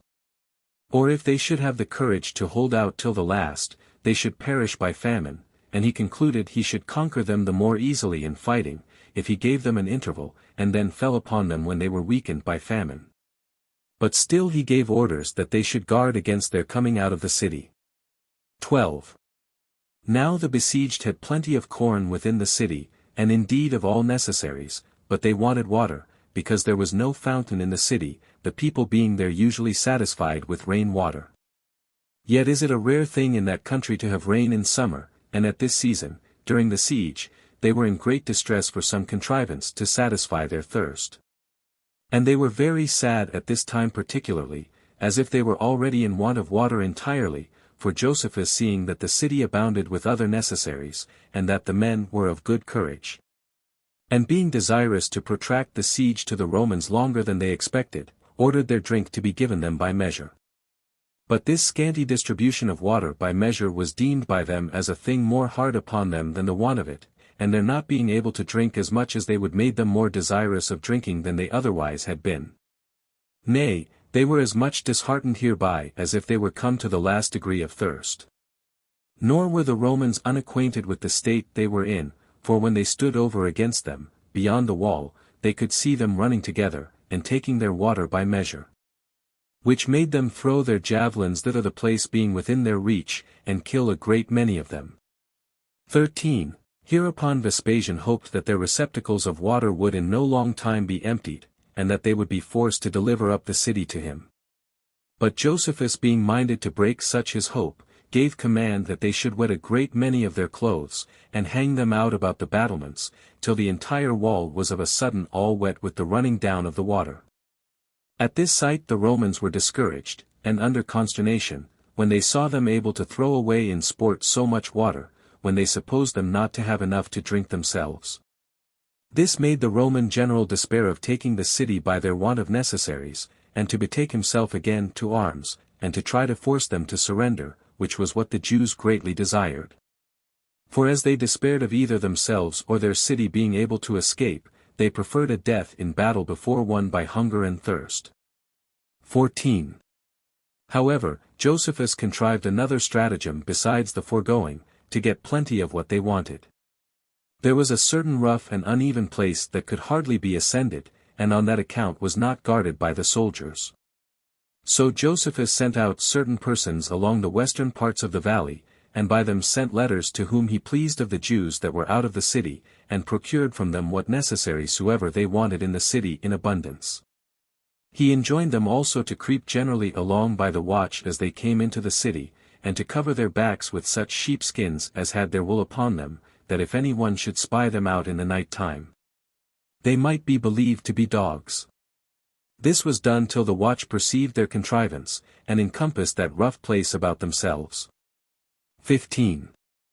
And now it was that Josephus perceived that the city could not hold out long, and that his own life would be in doubt if he continued in it, so he consulted how he and the most potent men of the city might fly out of it. When the multitude understood this, they came all round about him, and begged of him not to overlook them while they entirely depended on him, and him alone. For that there was still hope of the city's deliverance, if he would stay with them, because every body would undertake any pains with great cheerfulness on his account, and in that case there would be some comfort for them also. Though they should be taken, that it became him neither to fly from his enemies, nor to desert his friends, nor to leap out of that city, as out of a ship that was sinking in a storm, into which he came when it was quiet and in a calm. For that by going away he would be the cause of drowning the city, because nobody would then venture to oppose the enemy when he was once gone, upon whom they wholly confided. 16. Hereupon Josephus avoided letting them know that he was to go away to provide for his own safety, but told them that he would go out of the city for their sakes. For that if he stayed with them, he should be able to do them little good while they were in a safe condition, and that if they were once taken, he should only perish with them to no purpose. But that if he were once gotten free from this siege, he should be able to bring them very great relief. For that he would then immediately get the Galileans together, out of the country, in great multitudes, and draw the Romans off their city by another war. That he did not see what advantage he could bring to them now, by staying among them, but only provoked the Romans to besiege them more closely, as esteeming it a most valuable thing to take him. But that if they were once informed that he was fled out of the city, they would greatly remit of their eagerness against it. Yet did not this plea move the people, but inflamed them the more to hang about him. Accordingly, both the children and the old men, and the women with their infants, came mourning to him, and fell down before him, and all of them caught hold of his feet, and held him fast, and besought him, with great lamentations, that he would take his share with them in their fortune. And I think they did this, not that they envied his deliverance, but that they hoped for their own, for they could not think they should suffer any great misfortune, provided Josephus would but stay with them. 17. Now Josephus thought, that if he resolved to stay, it would be ascribed to their entreaties, and if he resolved to go away by force, he should be put into custody. His commiseration also of the people under their lamentations had much broken that his eagerness to leave them. So he resolved to stay, and arming himself with the common despair of the citizens, he said to them, Now is the time to begin to fight in earnest, when there is no hope of deliverance left. It is a brave thing to prefer glory before life, and to set about some such noble undertaking as may be remembered by late posterity. Having said this, he fell to work immediately, and made a sally, and dispersed the enemy's outguards, and ran as far as the Roman camp itself, and pulled the coverings of their tents to pieces, that were upon their banks, and set fire to their works. And this was the manner in which he never left off fighting, neither the next day, nor the day after it, but went on with it for a considerable number of both days and nights. 18. Upon this, Vespasian, when he saw the Romans distressed by these sallies, though they were ashamed to be made to run away by the Jews, and when at any time they made the Jews run away, their heavy armor would not let them pursue them far.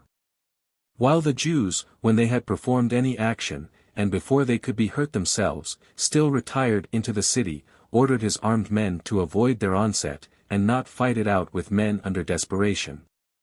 While nothing is more courageous than despair. But that their violence would be quenched when they saw they failed of their purposes, as fire is quenched when it wants fuel.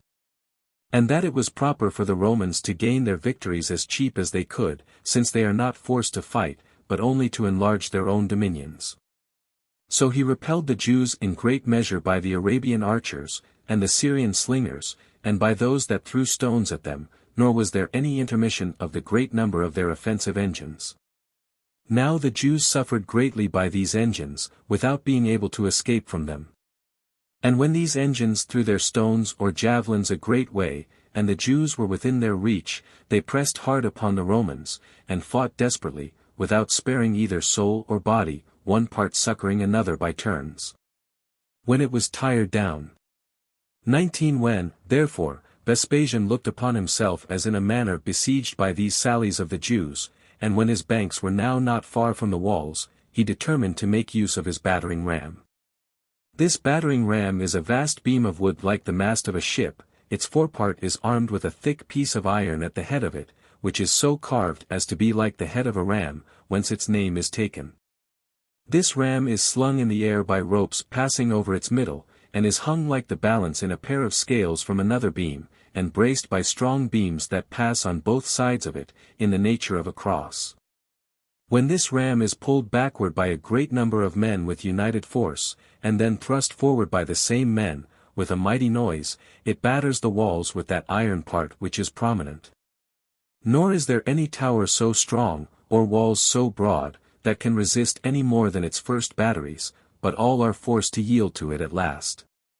This was the experiment which the Roman general betook himself to, when he was eagerly bent upon taking the city, but found lying in the field so long to be to his disadvantage, because the Jews would never let him be quiet. So these Romans brought the several engines for galling an enemy nearer to the walls, that they might reach such as were upon the wall, and endeavored to frustrate their attempts. These threw stones and javelins at them. In the like manner did the archers and slingers come both together closer to the wall. This brought matters to such a pass that none of the Jews durst mount the walls, and then it was that the other Romans brought the battering ram that was cased with hurdles all over, and in the tipper part was secured by skins that covered it. And this both for the security of themselves and of the engine. Now, at the very first stroke of this engine, the wall was shaken, and a terrible clamor was raised by the people within the city, as if they were already taken. 20. And now, when Josephus saw this ram still battering the same place, and that the wall would quickly be thrown down by it, he resolved to elude for a while the force of the engine. With this design he gave orders to fill sacks with chaff, and to hang them down before that place where they saw the ram always battering, that the stroke might be turned aside. Or that the place might feel less of the strokes by the yielding nature of the chaff. This contrivance very much delayed the attempts of the Romans, because, let them remove their engine to what part they pleased, those that were above it removed their sacks, and placed them over against the strokes it made. Insomuch that the wall was no way hurt, and this by diversion of the strokes, till the Romans made an opposite contrivance of long poles, and by tying hooks at their ends, cut off the sacks.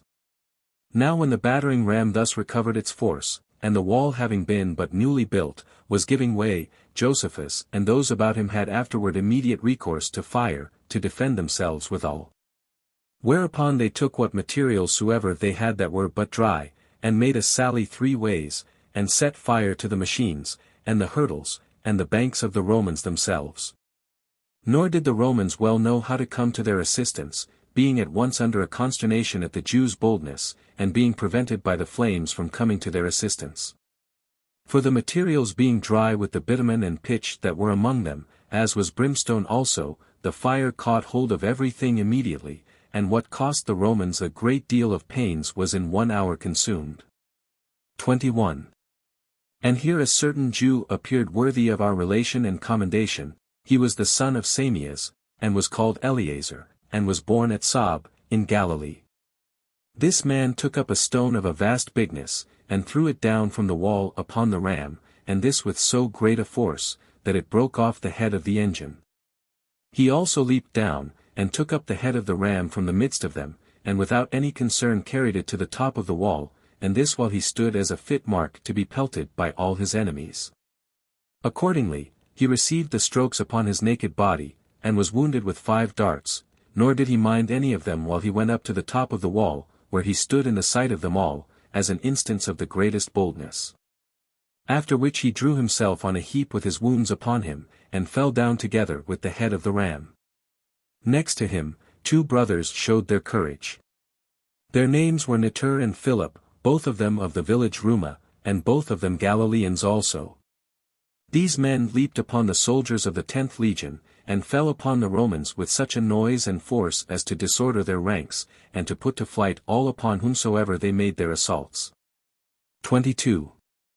After these men's performances, Josephus, and the rest of the multitude with him, took a great deal of fire, and burnt both the machines and their coverings, with the works belonging to the 5th and to the 10th legion, which they put to flight.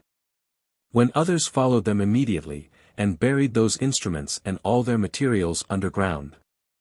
However, about the evening, the Romans erected the battering ram again, against that part of the wall which had suffered before. Where a certain Jew that defended the city from the Romans hit Vespasian with a dart in his foot, and wounded him a little, the distance being so great, that no mighty impression could be made by the dart thrown so far off. However, this caused the greatest disorder among the Romans. For when those who stood near him saw his blood, they were disturbed at it, and a report went abroad, through the whole army, that the general was wounded, while the greatest part left the siege. And came running together with surprise and fear to the general. And before them all came Titus, out of the concern he had for his father, insomuch that the multitude were in great confusion, and this out of the regard they had for their general, and by reason of the agony that the son was in.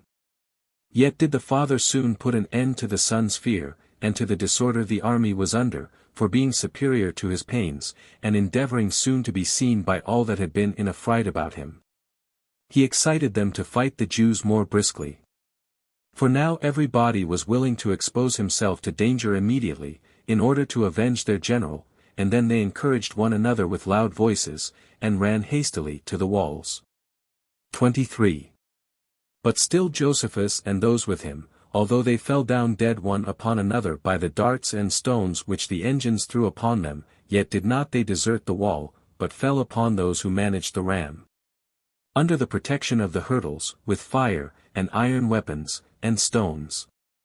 And these could do little or nothing, but fell themselves perpetually, while they were seen by those whom they could not see, for the light of their own flame shone about them, and made them a most visible mark to the enemy. As they were in the daytime, while the engines could not be seen at a great distance, and so what was thrown at them was hard to be avoided. For the force with which these engines threw stones and darts made them hurt several at a time, and the violent noise of the stones that were cast by the engines was so great, that they carried away the pinnacles of the wall, and broke off the corners of the towers. For no body of men could be so strong as not to be overthrown to the last rank by the largeness of the stones. And any one may learn the force of the engines by what happened this very night. For as one of those that stood round about Josephus was near the wall, his head was carried away by such a stone, and his skull was flung as far as 3 furlongs.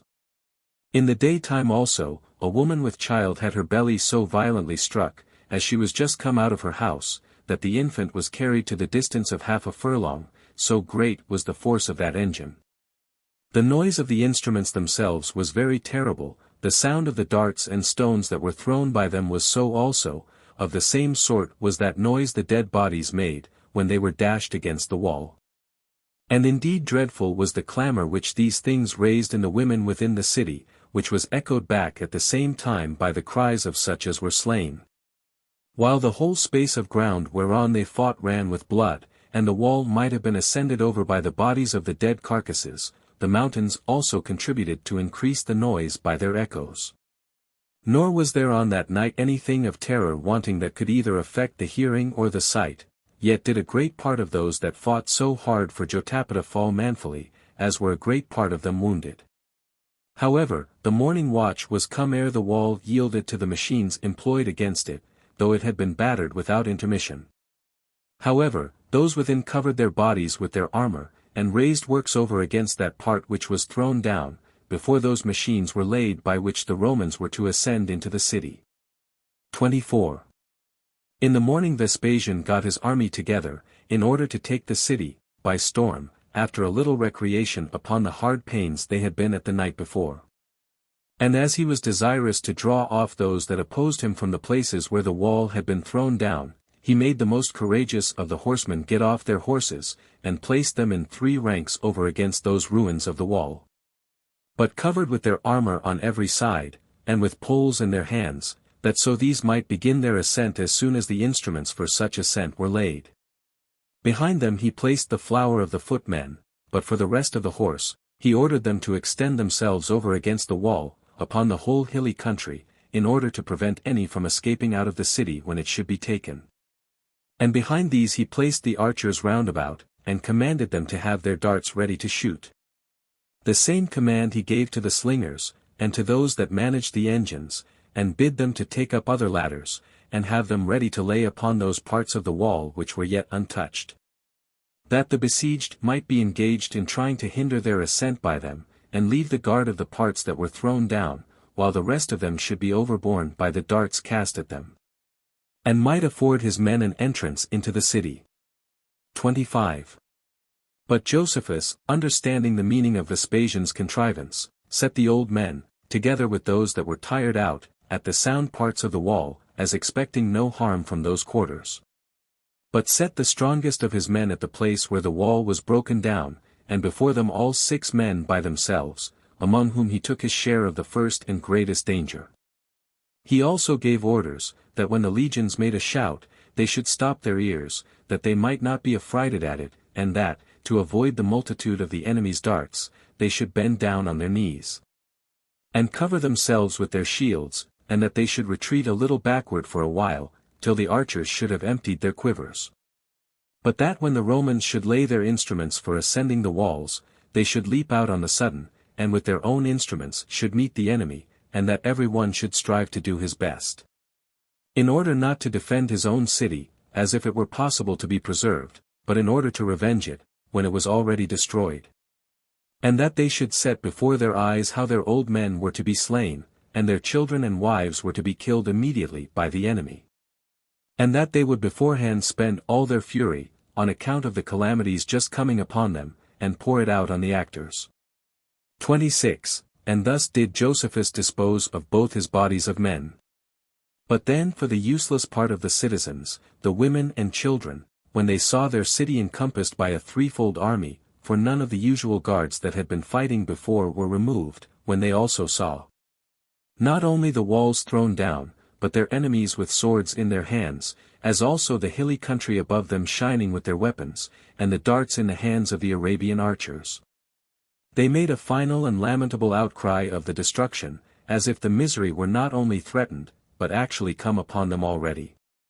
But Josephus ordered the women to be shut up in their houses, lest they should render the warlike actions of the men too effeminate, by making them commiserate their condition, and commanded them to hold their peace, and threatened them if they did not, while he came himself before the breach, where his allotment was. For all those who brought ladders to the other places, he took no notice of them, but earnestly waited for the shower of arrows that was coming. 27. And now the trumpeters of the several Roman legions sounded together, and the army made a terrible shout, and the darts, as by order, flew so fast, that they intercepted the light. However, Josephus's men remembered the charges he had given them, they stopped their ears at the sounds, and covered their bodies against the darts. And as to the engines that were set ready to go to work, the Jews ran out upon them, before those that should have used them were gotten upon them. And now, on the ascending of the soldiers, there was a great conflict, and many actions of the hands and of the soul were exhibited.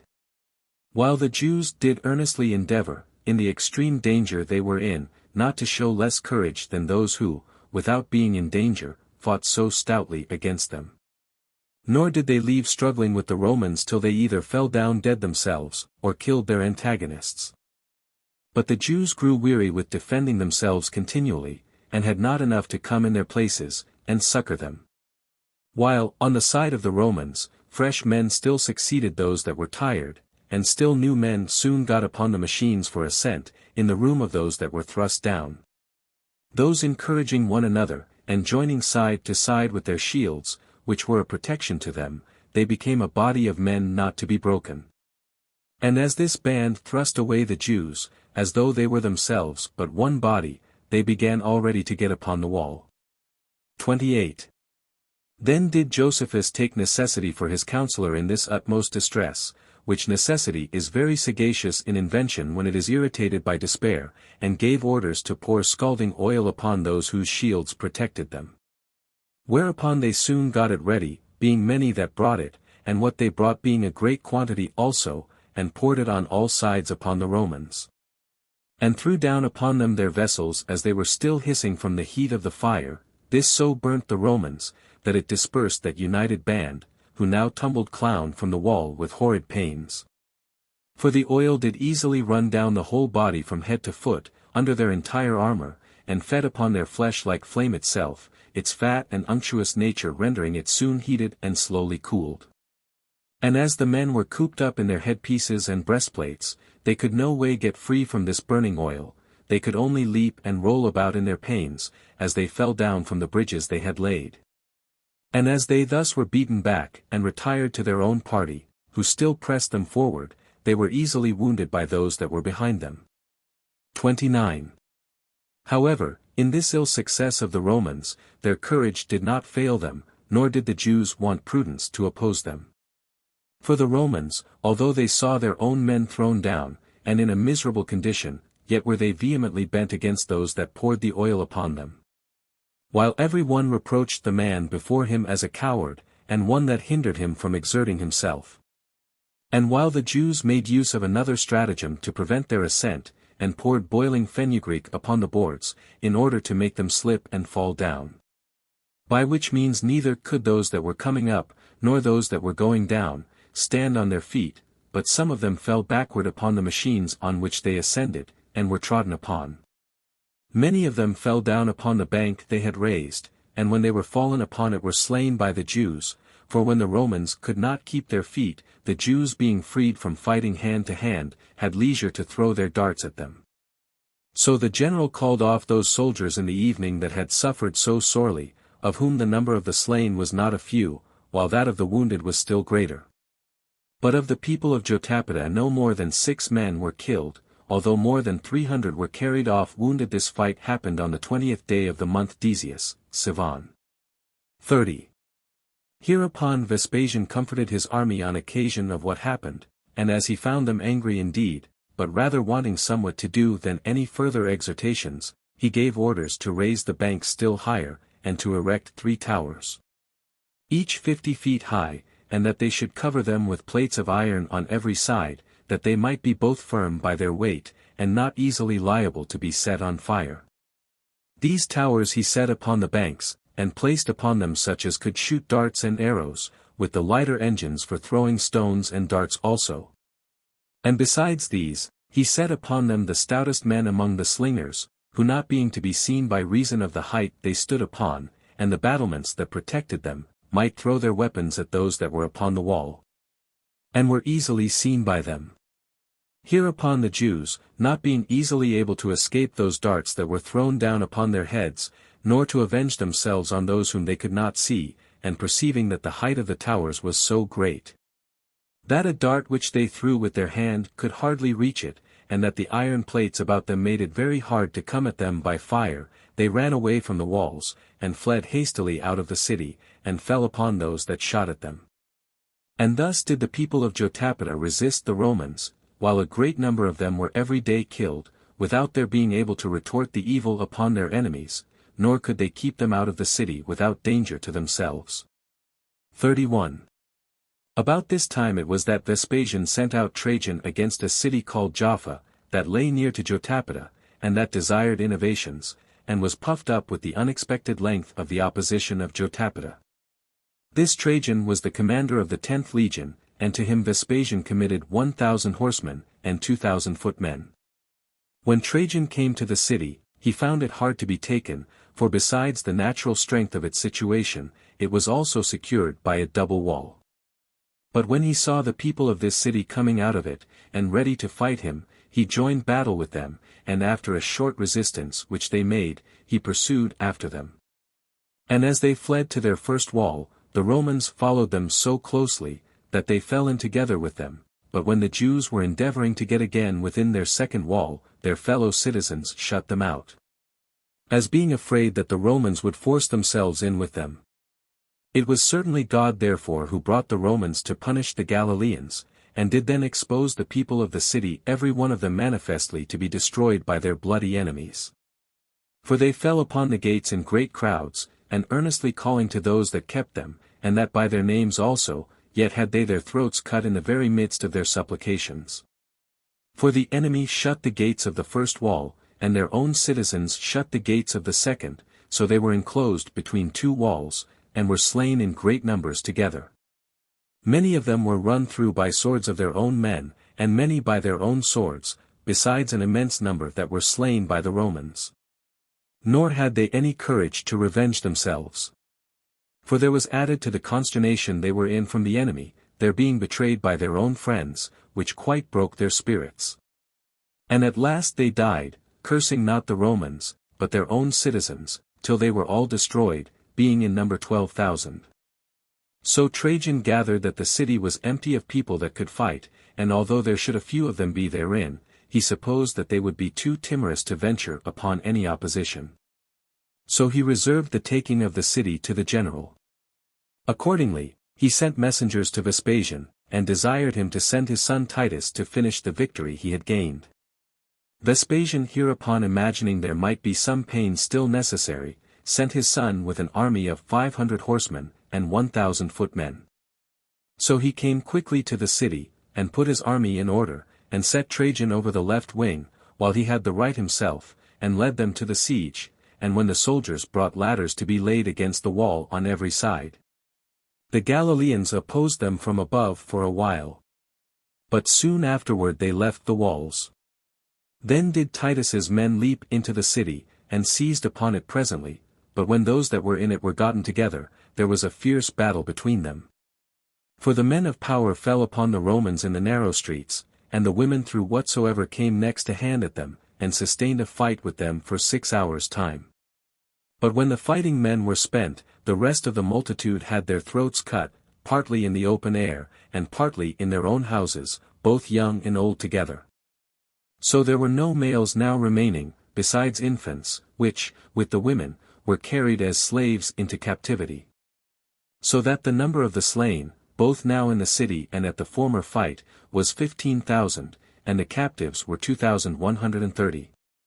This calamity befell the Galileans on the 25th day of the month Decius, Sivan.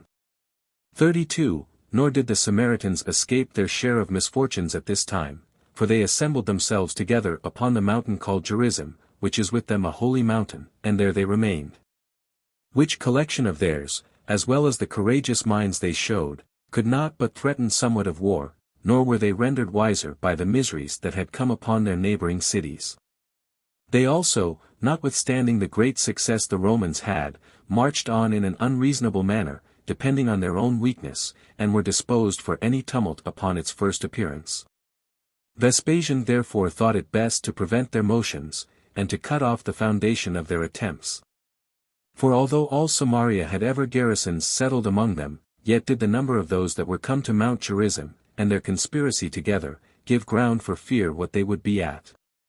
He therefore sent thither Cerealis, the commander of the 5th legion, with 600 horsemen, and 3,000 footmen, who did not think it safe to go up to the mountain, and give them battle. Because many of the enemy were on the higher part of the ground. So he encompassed all the lower part of the mountain with his army, and watched them all that day.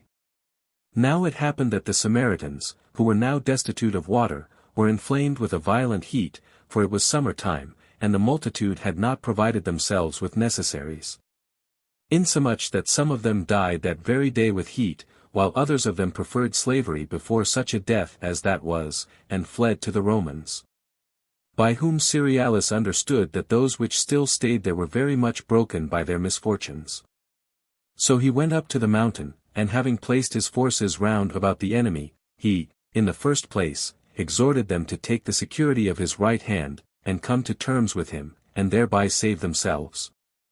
And assured them, that if they would lay down their arms, he would secure them from any harm, but when he could not prevail with them, he fell upon them and slew them all, being in number 11,600. This was done on the 27th day of the month Decius, Sivan.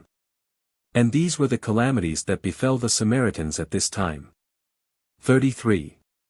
But as the people of Jotapata still held out manfully, and bore up under their miseries beyond all that could be hoped for, on the 47th day of the siege, the banks cast up by the Romans were become higher than the wall.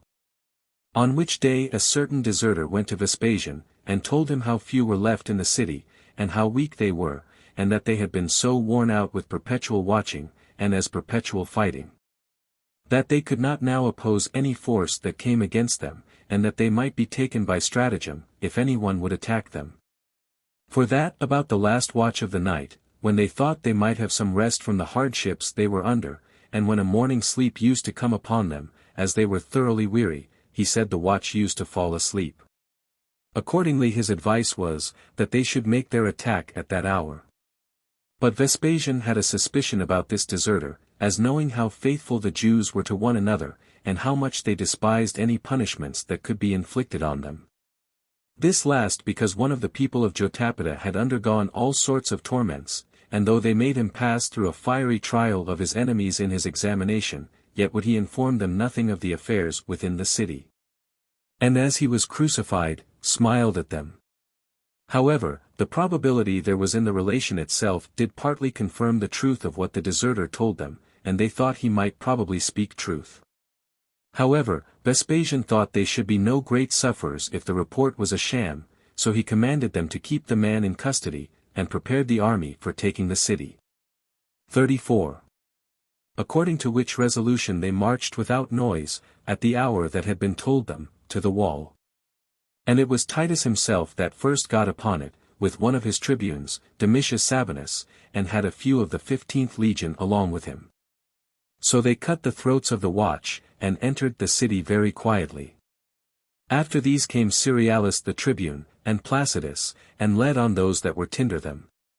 Now when the citadel was taken, and the enemy were in the very midst of the city, and when it was already day, yet was not the taking of the city known by those that held it. For a great many of them were fast asleep, and a great mist, which then by chance fell upon the city, hindered those that got up from distinctly seeing the case they were in, till the whole Roman army was gotten in. And they were raised up only to find the miseries they were under. And as they were slaying, they perceived the city was taken. And for the Romans, they so well remembered what they had suffered during the siege, that they spared none, nor pitied any, but drove the people down the precipice from the citadel, and slew them as they drove them down. At which time the difficulties of the place hindered those that were still able to fight from defending themselves. For as they were distressed in the narrow streets, and could not keep their feet sure along the precipice, they were overpowered with the crowd of those that came fighting them down from the citadel. This provoked a great many, even of those chosen men that were about Josephus, to kill themselves with their own hands. For when they saw that they could kill none of the Romans, they resolved to prevent being killed by the Romans, and got together in great numbers in the utmost parts of the city, and killed themselves. 35. However, such of the watch as at the first perceived they were taken, and ran away as fast as they could, went up into one of the towers on the north side of the city, and for a while defended themselves there. But as they were encompassed with a multitude of enemies, they tried to use their right hands when it was too late, and at length they cheerfully offered their necks to be cut off by those that stood over them. And the Romans might have boasted that the conclusion of that siege was without blood, on their side, if there had not been a centurion, Antonius, who was slain at the taking of the city. His death was occasioned by the following treachery. For there was one of those that were fled into the caverns, which were a great number, who desired that this Antonius would reach him his right hand for his security, and would assure him that he would preserve him, and give him his assistance in getting up out of the cavern. Accordingly, he incautiously reached him his right hand, when the other man prevented him, and stabbed him under his loins with a spear, and killed him immediately. 36. And on this day it was that the Romans slew all the multitude that appeared openly. But on the following days they searched the hiding places, and fell upon those that were underground, and in the caverns, and went thus through every age, excepting the infants and the women. And of these there were gathered together as captives 1,200. And as for those that were slain at the taking of the city, and in the former fights, they were numbered to be 40,000. So Vespasian gave order that the city should be entirely demolished, and all the fortifications burnt down. And thus was Jotapata taken, in the 13th year of the reign of Nero, on the first day of the month Panemus, Tammuz. Chapter 8. How Josephus was discovered by a woman, and was willing to deliver himself up to the Romans. And what discourse he had with his own men, when they endeavored to hinder him, and what he said to Vespasian, when he was brought to him, and after what manner Vespasian used him afterward. 1. And now the Romans searched for Josephus, both out of the hatred they bore him, and because their general was very desirous to have him taken, for he reckoned that if he were once taken, the greatest part of the war would be over. They then searched among the dead, and looked into the most concealed recesses of the city, but as the city was first taken, he was assisted by a certain supernatural providence. For he withdrew himself from the enemy when he was in the midst of them, and leaped into a certain deep pit, whereto there adjoined a large den at one side of it, which den could not be seen by those that were above ground. And there he met with 40 persons of eminency that had concealed themselves, and with provisions enough to satisfy them for not a few days.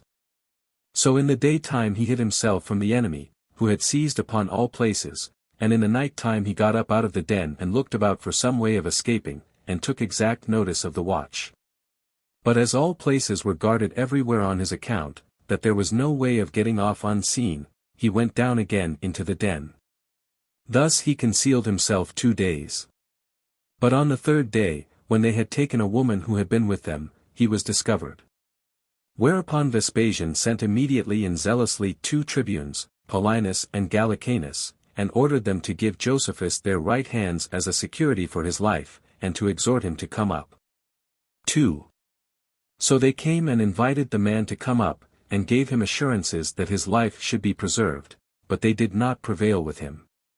For he gathered suspicions from the probability there was that one who had done so many things against the Romans must suffer for it, though not from the mild temper of those that invited him.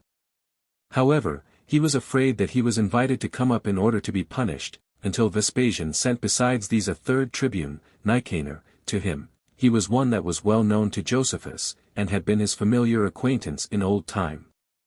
When he was come, he enlarged upon the natural mildness of the Romans towards those they have once conquered, and told him that he had behaved himself so valiantly, that the commanders rather admired than hated him. That the general was very desirous to have him brought to him, not in order to punish him, for that he could do though he should not come voluntarily, but that he was determined to preserve a man of his courage. He moreover added this, that Vespasian, had he been resolved to impose upon him, would not have sent to him a friend of his own, nor put the fairest color upon the vilest action, by pretending friendship and meaning perfidiousness. Nor would he have himself acquiesced, or come to him, had it been to deceive him. 3. Now as Josephus began to hesitate with himself about Nicanor's proposal, the soldiery were so angry, that they ran hastily to set fire to the den. But the tribune would not permit them so to do, as being very desirous to take the man alive. And now, as Nicanor lay hard at Josephus to comply, and he understood how the multitude of the enemies threatened him, he called to mind the dreams which he had dreamed in the night time, whereby God had signified to him beforehand both the future calamities of the Jews, and the events that concerned the Roman emperors. Now Josephus was able to give shrewd conjectures about the interpretation of such dreams as have been ambiguously delivered by God. Moreover, he was not unacquainted with the prophecies contained in the sacred books, as being a priest himself, and of the posterity of priests, and just then was he in an ecstasy. And setting before him the tremendous images of the dreams he had lately had, he put up a secret prayer to God, and said, Since it pleaseth thee, who hast created the Jewish nation, to depress the same. And since all their good fortune is gone over to the Romans, and since thou hast made choice of this soul of mine to foretell what is to come to pass hereafter, I willingly give them my hands, and am content to live. And I protest openly that I do not go over to the Romans as a deserter of the Jews, but as a minister from thee. For when he had said this, he complied with Nicanor's invitation. But when those Jews who had fled with him understood that he yielded to those that invited him to come up, they came about him in a body, and cried out, Nay, indeed, now may the laws of our forefathers, which God ordained himself, well grown to purpose. That God we mean who hath created the souls of the Jews of such a temper, that they despise death. O Josephus! Art thou still fond of life? And canst thou bear to see the light in a state of slavery? How soon hast thou forgotten thyself? How many hast thou persuaded to lose their lives for liberty? Thou hast therefore had a false reputation for manhood, and a like false reputation for wisdom, if thou canst hope for preservation from those against whom thou hast fought so zealously, and art however willing to be preserved by them. If they be in earnest. But although the good fortune of the Romans hath made thee forget thyself, we ought to take care that the glory of our forefathers may not be tarnished. We will lend thee our right hand and a sword. And if thou wilt die willingly, thou wilt die as general of the Jews, but if unwillingly, thou wilt die as a traitor to them. As soon as they said this, they began to thrust their swords at him, and threatened they would kill him, if he thought of yielding himself to the Romans. 5. Upon this Josephus was afraid of their attacking him, and yet thought he should be a betrayer of the commands of God, if he died before they were delivered. So he began to talk like a philosopher to them in the distress he was then in, when he said thus to them, O my friends, why are we so earnest to kill ourselves? And why do we set our soul and body, which are such dear companions, at such variance? Can any one pretend that I am not the man I was formerly? Nay, the Romans are sensible how that matter stands well enough. It is a brave thing to die in war, but so that it be according to the law of war, by the hand of conquerors. If, therefore, I avoid death from the sword of the Romans, I am truly worthy to be killed by my own sword, and my own hand. But if they admit of mercy, and would spare their enemy, how much more ought we to have mercy upon ourselves, and to spare ourselves? For it is certainly a foolish thing to do that to ourselves which we quarrel with them for doing to us. I confess freely that it is a brave thing to die for liberty, but still so that it be in war, and done by those who take that liberty from us, but in the present case our enemies do neither meet us in battle, nor do they kill us. Now he is equally a coward who will not die when he is obliged to die, and he who will die when he is not obliged so to do. What are we afraid of, when we will not go up to the Romans? Is it death? If so, what we are afraid of, when we but suspect our enemies will inflict it on us, shall we inflict it on ourselves for certain? But it may be said we must be slaves. And are we then in a clear state of liberty at present? It may also be said that it is a manly act for one to kill himself. No, certainly, but a most unmanly one, as I should esteem that pilot to be an arrant coward, who, out of fear of a storm, should sink his ship of his own accord. Now self-murder is a crime most remote from the common nature of all animals, and an instance of impiety against God our Creator. Nor indeed is there any animal that dies by its own contrivance, or by its own means, for the desire of life is a law engraven in them all. On which account we deem those that openly take it away from us to be our enemies, and those that do it by treachery are punished for so doing. And do not you think that God is very angry when a man does injury to what he hath bestowed on him? For from him it is that we have received our being, and we ought to leave it to his disposal to take that being away from us. The bodies of all men are indeed mortal, and are created out of corruptible matter. But the soul is ever immortal, and is a portion of the divinity that inhabits our bodies. Besides, if any one destroys or abuses a depositum he hath received from a mere man, he is esteemed a wicked and perfidious person. But then if any one cast out of his body this divine depositum, can we imagine that he who is thereby affronted does not know of it? Moreover, our law justly ordains that slaves which run away from their master shall be punished, though the masters they run away from may have been wicked masters to them. And shall we endeavor to run away from God, who is the best of all masters, and not guilty of impiety? Do not you know that those who depart out of this life according to the law of nature, and pay that debt which was received from God, when he that lent it us is pleased to require it back again, enjoy eternal fame? That their houses and their posterity are sure, that their souls are pure and obedient, and obtain a most holy place in heaven, from whence, in the revolutions of ages, they are again sent into pure bodies. While the souls of those whose hands have acted madly against themselves are received by the darkest place in Hades, and while God, who is their Father, punishes those that offend against either of them in their posterity. For which reason God hates such doings, and the crime is punished by our most wise legislator. Accordingly, our laws determine that the bodies of such as kill themselves should be exposed till the sun be set, without burial, although at the same time it be allowed by them to be lawful to bury our enemies, sooner. The laws of other nations also enjoin such men's hands to be cut off when they are dead, which had been made use of in destroying themselves when alive, while they reckon that as the body is alien from the soul, so is the hand alien from the body.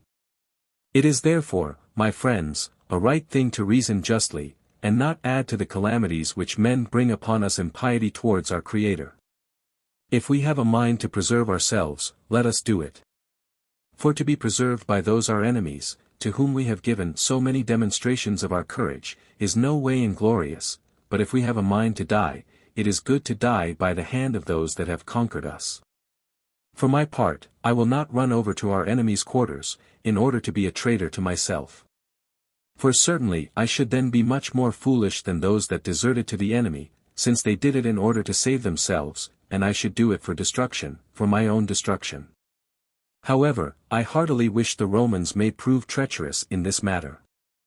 For if, after their offer of their right hand for security, I be slain by them, I shall die cheerfully, and carry away with me the sense of their perfidiousness, as a consolation greater than victory itself.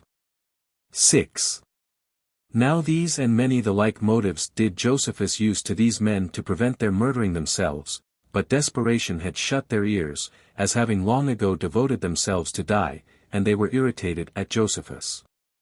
They then ran upon him with their swords in their hands, one from one quarter, and another from another, and called him a coward, and every one of them appeared openly as if he were ready to smite him.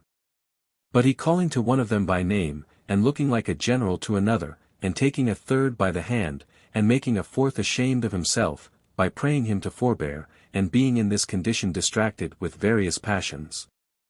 As he well might in the great distress he was then in, he kept off every one of their swords from killing him, and was forced to do like such wild beasts as are encompassed about on every side, who always turn themselves against those that last touched them. Nay, some of their right hands were debilitated by the reverence they bare to their general in these his fatal calamities, and their swords dropped out of their hands. And not a few of them there were, who, when they aimed to smite him with their swords, they were not thoroughly either willing or able to do it. 7. However, in this extreme distress, he was not destitute of his usual sagacity. But trusting himself to the providence of God, he put his life into hazard, in the manner following, and now, said he, since it is resolved among you that you will die, come on, let us commit our mutual deaths to determination by lot. He whom the lot falls to first, let him be killed by him that hath the second lot, and thus fortune shall make its progress through us all. Nor shall any of us perish by his own right hand, for it would be unfair if, when the rest are gone, somebody should repent and save himself. This proposal appeared to them to be very just. And when he had prevailed with them to determine this matter by lots, he drew one of the lots for himself also. He who had the first lot laid his neck bare to him that had the next, as supposing that the general would die among them immediately. For they thought death, if Josephus might but die with them, was sweeter than life, yet was he with another left to the last, whether we must say it happened so by chance, or whether by the providence of God. And as he was very desirous neither to be condemned by the lot, nor, if he had been left to the last, to embrue his right hand in the blood of his countrymen, he persuaded him to trust his fidelity to him, and to live as well as himself. 8. Thus Josephus escaped in the war with the Romans, and in this his own war with his friends, and was led by Nicanor to Vespasian. But now all the Romans ran together to see him. And as the multitude pressed one upon another about their general, there was a tumult of a various kind, while some rejoiced that Josephus was taken, and some threatened him, and some crowded to see him very near. But those that were more remote cried out to have this their enemy put to death, while those that were near called to mind the actions he had done, and a deep concern appeared at the change of his fortune. Nor were there any of the Roman commanders, how much soever they had been enraged at him before, but relented when they came to the sight of him. Above all the rest, Titus's own valor, and Josephus's own patience under his afflictions, made him pity him, as did also the commiseration of his age, when he recalled to mind that but a little while ago he was fighting, but lay now in the hands of his enemies, which made him consider the power of fortune, and how quick is the turn of affairs in war, and how no state of men is sure. For which reason he then made a great many more to be of the same pitiful temper with himself, and induced them to commiserate Josephus. He was also of great weight in persuading his father to preserve him. However, Vespasian gave strict orders that he should be kept with great caution, as though he would in a very little time send him to Nero. 9. When Josephus heard him give those orders, he said that he had somewhat in his mind that he would willingly say to himself alone. When therefore they were all ordered to withdraw, excepting Titus and 2 of their friends, he said, Thou, O Vespasian, thinkest no more than that thou hast taken Josephus himself captive, but I come to thee as a messenger of greater tidings. For had not I been sent by God to thee, I knew what was the law of the Jews in this case, and how it becomes generals to die. Dost thou send me to Nero? For why? Are Nero's successors till they come to thee still alive? Thou, O Vespasian, art Caesar and emperor, thou, and this thy son. Bind me now still faster, and keep me for thyself, for thou, O Caesar, art not only lord over me, but over the land and the sea, and all mankind.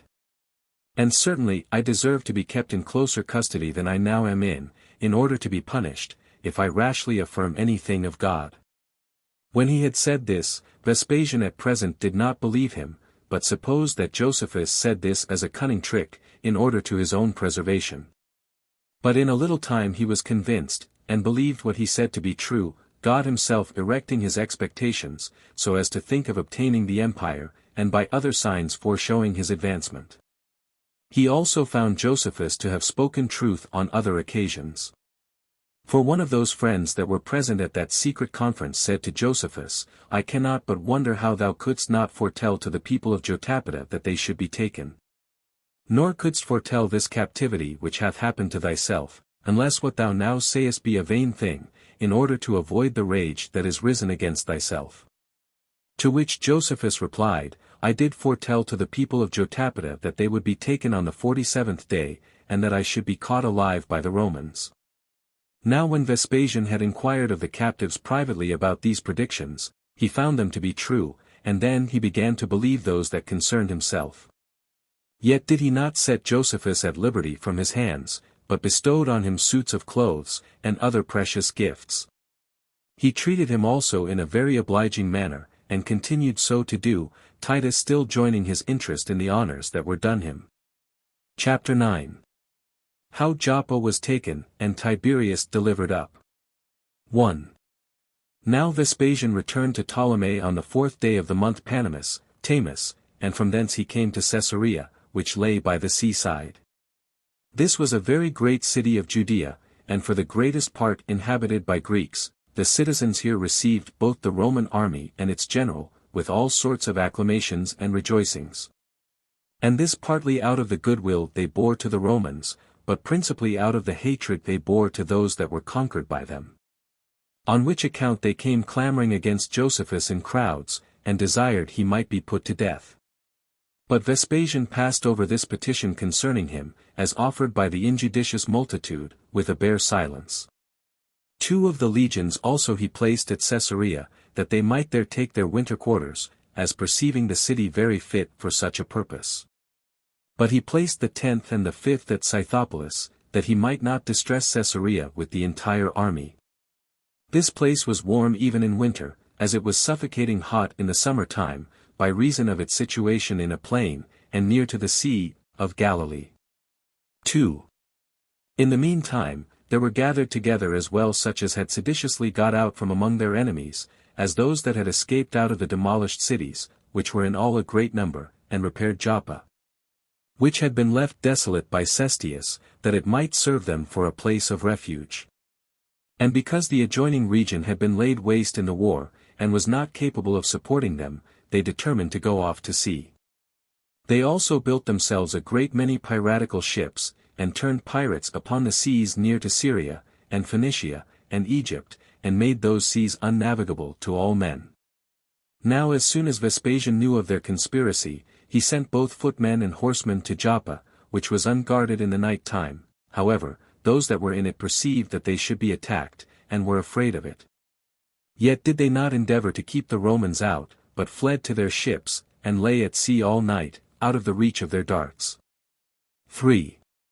Now Joppa is not naturally a haven, for it ends in a rough shore, where all the rest of it is straight, but the 2 ends bend towards each other, where there are deep precipices, and great stones that jut out into the sea.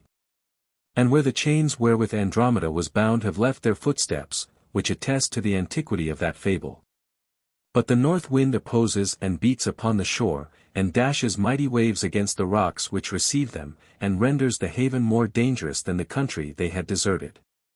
Now as those people of Joppa were floating about in this sea, in the morning there fell a violent wind upon them. It is called by those that sail there, the black north wind, and there dashed their ships one against another, and dashed some of them against the rocks, and carried many of them by force, while they strove against the opposite waves, into the main sea. For the shore was so rocky, and had so many of the enemy upon it, that they were afraid to come to land, nay, the waves rose so very high, that they drowned them, nor was there any place whither they could fly, nor any way to save themselves. While they were thrust out of the sea, by the violence of the wind, if they stayed where they were, and out of the city by the violence of the Romans. And much lamentation there was when the ships were dashed against one another, and a terrible noise when they were broken to pieces. And some of the multitude that were in them were covered with waves, and so perished, and a great many were embarrassed with shipwrecks. But some of them thought that to die by their own swords was lighter than by the sea, and so they killed themselves before they were drowned.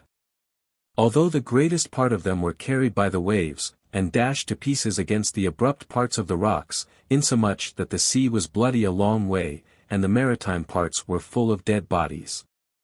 For the Romans came upon those that were carried to the shore, and destroyed them, and the number of the bodies that were thus thrown out of the sea was 4,200. The Romans also took the city without opposition, and utterly demolished it. 4. And thus was Joppa taken twice by the Romans in a little time. But Vespasian, in order to prevent these pirates from coming thither any more, erected a camp there, where the citadel of Joppa had been, and left a body of horse in it, with a few footmen, that these last might stay there and guard the camp. And the horsemen might spoil the country that lay round it, and might destroy the neighboring villages and smaller cities. So these troops overran the country, as they were ordered to do, and every day cut to pieces and laid desolate the whole region. 5. But now, when the fate of Jotapata was related at Jerusalem, a great many at the first disbelieved it, on account of the vastness of the calamity, and because they had no eyewitness to attest the truth of what was related about it. For not one person was saved to be a messenger of that news, but a fame was spread abroad at random that the city was taken, as such fame usually spreads bad news about. However, the truth was known by degrees, from the places near Jotapata, and appeared to all to be too true, yet were there fictitious stories added to what was really done. For it was reported that Josephus was slain at the taking of the city, which piece of news filled Jerusalem full of sorrow. In every house also, and among all to whom any of the slain were allied, there was a lamentation for them. But the mourning for the commander was a public one, and some mourned for those that had lived with them, others for their kindred, others for their friends, and others for their brethren, but all mourned for Josephus. Insomuch that the lamentation did not cease in the city before the 30th day, and a great many hired mourners, with their pipes, who should begin the melancholy ditties for them. 6. But as the truth came out in time, it appeared how the affairs of Jotapata really stood, yet was it found that the death of Josephus was a fiction. And when they understood that he was alive, and was among the Romans, and that the commanders treated him at another rate than they treated captives, they were as vehemently angry at him now as they had showed their goodwill before, when he appeared to have been dead. He was also abused by some as having been a coward, and by others as a deserter, and the city was full of indignation at him, and of reproaches cast upon him. Their rage was also aggravated by their afflictions, and more inflamed by their ill success. And what usually becomes an occasion of caution to wise men, I mean affliction, became a spur to them to venture on further calamities, and the end of one misery became still the beginning of another. They therefore resolved to fall on the Romans the more vehemently, as resolving to be revenged on him in revenging themselves on the Romans. And this was the state of Jerusalem as to the troubles which now came upon it. 7. But Vespasian, in order to see the kingdom of Agrippa, while the king persuaded himself so to do, partly in order to his treating the general and his army in the best and most splendid manner his private affairs would enable him to do, and partly that he might, by their means, correct such things as were amiss in his government, he removed from that Caesarea which was by the seaside, and went to that which is called Caesarea Philippi, and there he refreshed his army for 20 days, and was himself feasted by King Agrippa, where he also returned public thanks to God for the good success he had had in his undertakings. But as soon as he was informed that Tiberius was fond of innovations, and that Turkii had revolted, both which cities were parts of the kingdom of Agrippa, and was satisfied within himself that the Jews were everywhere perverted, from their obedience to their governors, he thought it seasonable to make an expedition against these cities, and that for the sake of Agrippa, and in order to bring his cities to reason. So he sent away his son Titus to the other, Caesarea, that he might bring the army that lay there to Sathapus, which is the largest city of Decapolis, and in the neighborhood of Tiberias, whither he came, and where he waited for his son. He then came with 3 legions, and pitched his camp 30 furlongs off Tiberias, at a certain station easily seen by the innovators, it is named Cinabris. He also sent Valerian, a decurion, with 50 horsemen, to speak peaceably to those that were in the city, and to exhort them to give him assurances of their fidelity.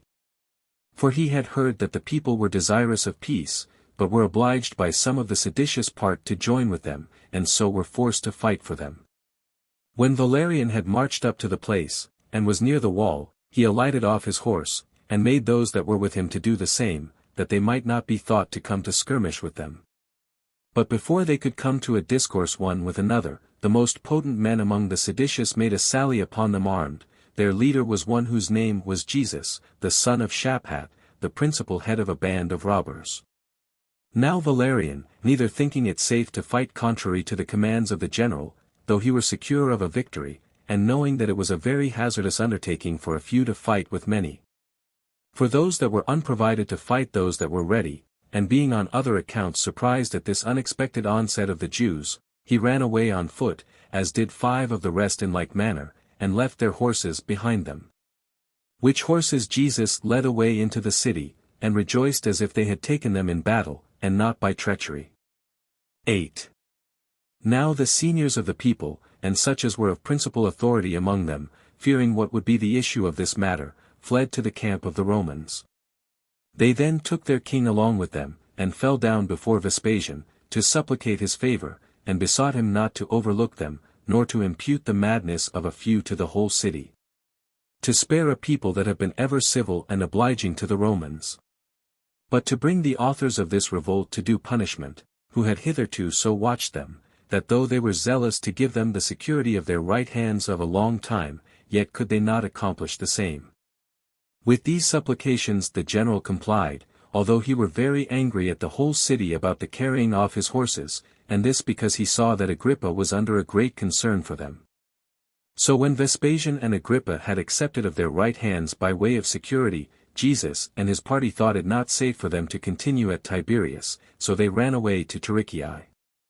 The next day Vespasian sent Trajan before with some horsemen to the citadel, to make trial of the multitude, whether they were all disposed for peace.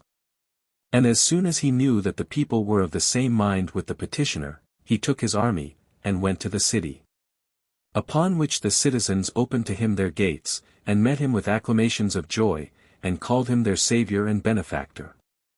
But as the army was a great while in getting in at the gates, they were so narrow, Vespasian commanded the south wall to be broken down, and so made a broad passage for their entrance. However, he charged them to abstain from rapine and injustice, in order to gratify the king, and on his account spared the rest of the wall, while the king undertook for them that they should continue, faithful to the Romans, for the time to come. And thus did he restore this city to a quiet state, after it had been grievously afflicted by the sedition. Chapter 10. How Tarichae was taken. A description of the river Jordan. And of the country of Gennesareth. 1. And now Vespasian pitched his camp between this city and Tarichae, but fortified his camp more strongly, as suspecting that he should be forced to stay there, and have a long war.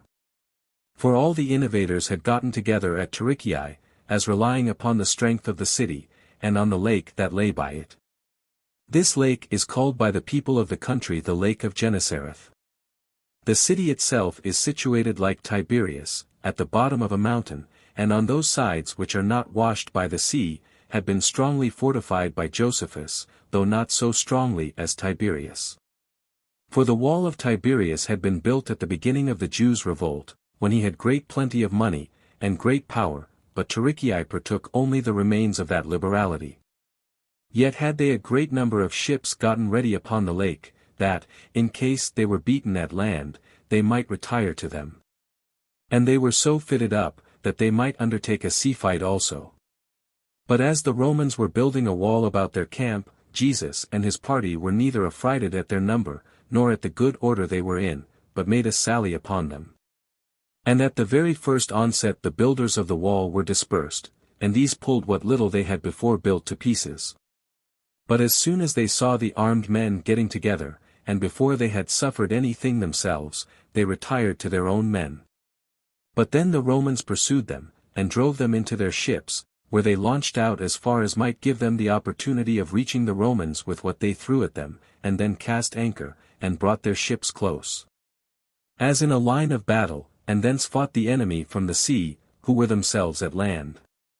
But Vespasian hearing that a great multitude of them were gotten together in the plain that was before the city, he thereupon sent his son, with 600 chosen horsemen, to disperse them. 2. But when Titus perceived that the enemy was very numerous, he sent to his father, and informed him that he should want more forces.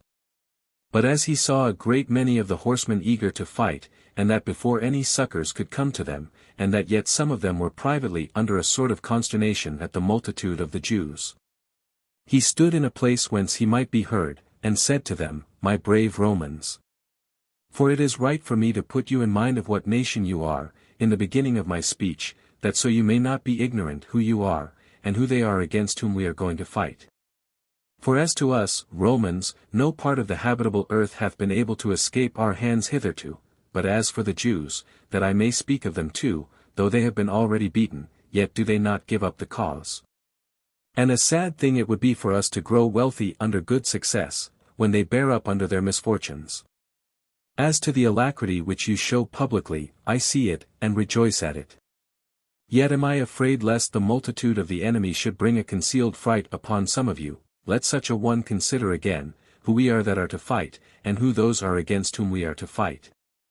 Now these Jews, though they be very bold and great despisers of death, are but a disorderly body, and unskilful in war, and may rather be called a rout than an army, while I need say nothing of our skill and our good order. For this is the reason why we Romans alone are exercised for war in time of peace, that we may not think of number for number when we come to fight with our enemies, for what advantage should we reap by our continual sort of warfare? If we must still be equal in number to such as have not been used to war. Consider further, that you are to have a conflict with men in effect unarmed, while you are well armed, with footmen, while you are horsemen, with those that have no good general, while you have one. And as these advantages make you in effect manifold more than you are, so do their disadvantages mightily diminish their number. Now it is not the multitude of men, though they be soldiers, that manages wars with success, but it is their bravery that does it, though they be but a few. For a few are easily set in battle array, and can easily assist one another, while overnumerous armies are more hurt by themselves than by their enemies. It is boldness and rashness, the effects of madness, that conduct the Jews. Those passions indeed make a great figure when they succeed, but are quite extinguished upon the least ill success. But we are led on by courage, and obedience, and fortitude, which shows itself indeed in our good fortune, but still does not for ever desert us in our ill fortune. Nay, indeed, your fighting is to be on greater motives than those of the Jews. For although they run the hazard of war for liberty, and for their country, yet what can be a greater motive to us than glory? And that it may never be said, that after we have got dominion of the habitable earth, the Jews are able to confront us. We must also reflect upon this, that there is no fear of our suffering any incurable disaster in the present case, for those that are ready to assist us are many, and at hand also, yet it is in our power to seize upon this victory ourselves. And I think we ought to prevent the coming of those my Father is sending to us for our assistance, that our success may be peculiar to ourselves, and of greater reputation to us. And I cannot but think this an opportunity wherein my Father, and I, and you shall be all put to the trial, whether he be worthy of his former glorious performances, whether I be his son in reality, and whether you be really my soldiers. For it is usual for my Father to conquer, and for myself, I should not bear the thoughts of returning to him if I were once taken by the enemy. And how will you be able to avoid being ashamed, if you do not show equal courage with your commander, when he goes before you into danger? For you know very well that I shall go into the danger first, and make the first attack upon the enemy. Do not you therefore desert me, but persuade yourselves that God will be assisting to my onset. Know this also before we begin, that we shall now have better success than we should have, if we were to fight at a distance. 3. As Titus was saying this, an extraordinary fury fell upon the men. And as Trajan was already come before the fight began, with 400 horsemen, they were uneasy at it, because the reputation of the victory would be diminished by being common to so many. Vespasian had also sent both Antonius and Silo, with 2,000 archers, and had given it them in charge to seize upon the mountain that was over against the city, and repel those that were upon the wall. Which archers did as they were commanded, and prevented those that attempted to assist them that way. And now Titus made his own horse march first against the enemy, as did the others with a great noise after him, and extended themselves upon the plain as wide as the enemy which confronted them. By which means they appeared much more numerous than they really were. Now the Jews, although they were surprised at their onset, and at their good order, made resistance against their attacks for a little while. But when they were pricked with their long poles, and overborne by the violent noise of the horsemen, they came to be trampled under their feet. Many also of them were slain on every side, which made them disperse themselves, and run to the city, as fast as every one of them were able. So Titus pressed upon the hindmost, and slew them. And of the rest, some he fell upon as they stood on heaps, and some he prevented, and met them in the mouth, and run them through. Many also he leaped upon as they fell one upon another, and trod them down, and cut off all the retreat they had to the wall, and turned them back into the plain, till at last they forced a passage by their multitude, and got away. And ran into the city. 4. But now there fell out a terrible sedition among them within the city, for the inhabitants themselves, who had possessions there, and to whom the city belonged, were not disposed to fight from the very beginning. And now the less so, because they had been beaten, but the foreigners, which were very numerous, would force them to fight so much the more, insomuch that there was a clamor and a tumult among them, as all mutually angry one at another. And when Titus heard this tumult, for he was not far from the wall, he cried out, "Fellow soldiers, now is the time, and why do we make any delay, when God is giving up the Jews to us? Take the victory which is given you, do not you hear what a noise they make? Those that have escaped our hands are in an uproar against one another. We have the city if we make haste. But besides haste, we must undergo some labor, and use some courage. For no great thing uses to be accomplished without danger, accordingly, we must not only prevent their uniting again, which necessity will soon compel them to do, but we must also prevent the coming of our own men to our assistance, that, as few as we are, we may conquer so great a multitude, and may ourselves alone take the city." 5. As soon as ever Titus had said this, he leaped upon his horse, and rode apace down to the lake, by which lake he marched, and entered into the city the first of them all, as did the others soon after him. Hereupon those that were upon the walls were seized with a terror at the boldness of the attempt, nor durst any one venture to fight with him, or to hinder him. So they left guarding the city, and some of those that were about Jesus fled over the country, while others of them ran down to the lake, and met the enemy in the teeth, and some were slain as they were getting up into the ships. But others of them as they attempted to overtake those that were already gone aboard. There was also a great slaughter made in the city, while those foreigners that had not fled away already made opposition.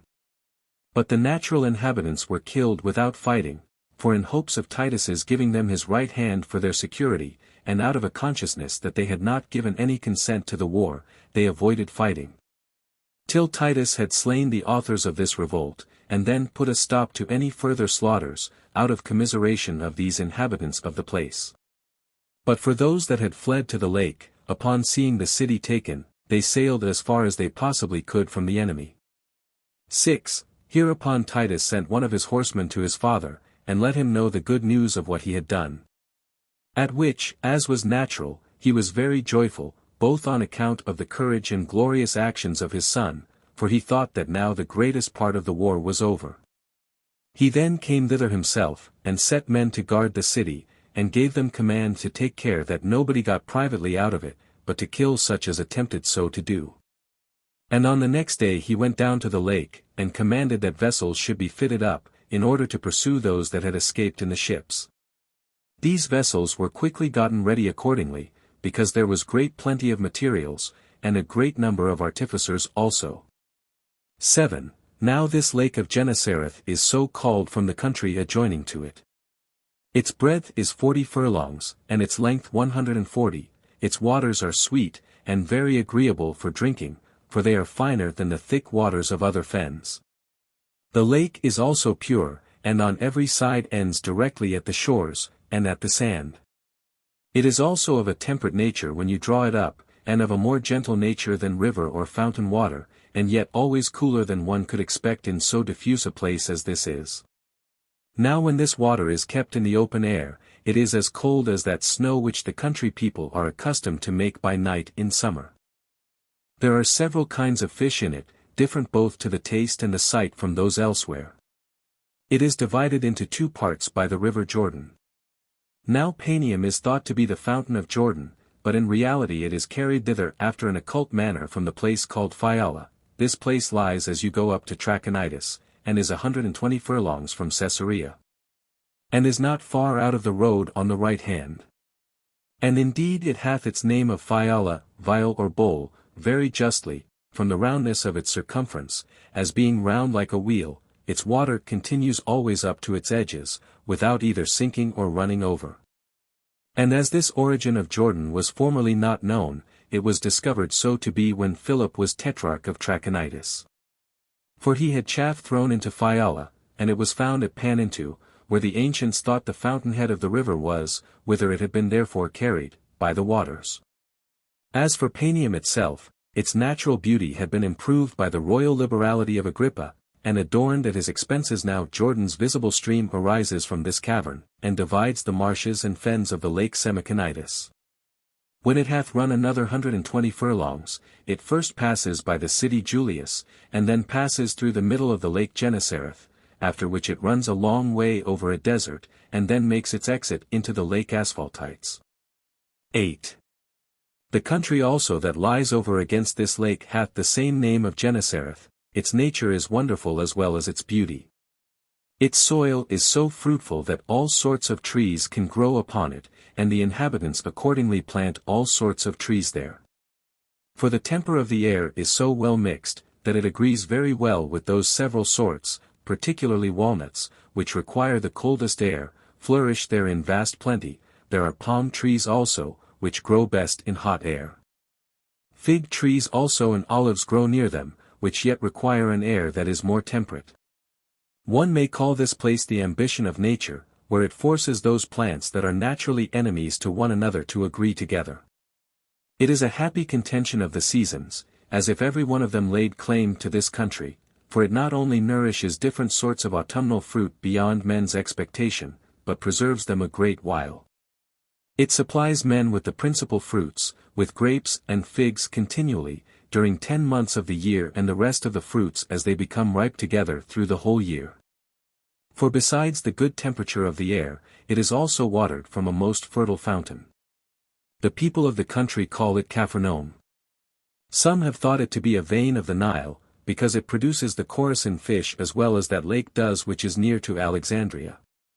The length of this country extends itself along the banks of this lake that bears the same name for 30 furlongs, and is in breadth 20, and this is the nature of that place. 9. But now, when the vessels were gotten ready, Vespasian put upon shipboard as many of his forces as he thought sufficient to be too hard for those that were upon the lake, and set sail after them. Now these which were driven into the lake could neither fly to the land, where all was in their enemy's hand, and in war against them, nor could they fight upon the level by sea, for their ships were small and fitted only for piracy.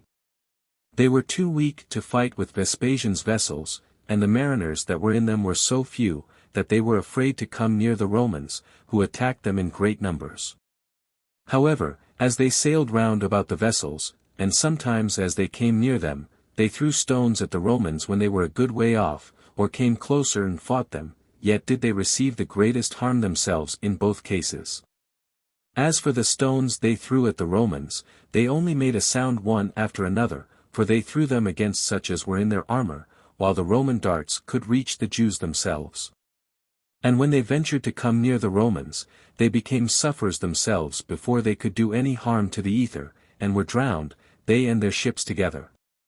As for those that endeavored to come to an actual fight, the Romans ran many of them through with their long poles. Sometimes the Romans leaped into their ships, with swords in their hands, and slew them. But when some of them met the vessels, the Romans caught them by the middle, and destroyed at once their ships and themselves who were taken in them. And for such as were drowning in the sea, if they lifted their heads up above the water, they were either killed by darts, or caught by the vessels. But if, in the desperate case they were in, they attempted to swim to their enemies, the Romans cut off either their heads or their hands. And indeed they were destroyed after various manners everywhere, till the rest being put to flight, were forced to get upon the land. While the vessels encompassed them about, on the sea, but as many of these were repulsed when they were getting ashore, they were killed by the darts upon the lake. And the Romans leaped out of their vessels, and destroyed a great many more upon the land.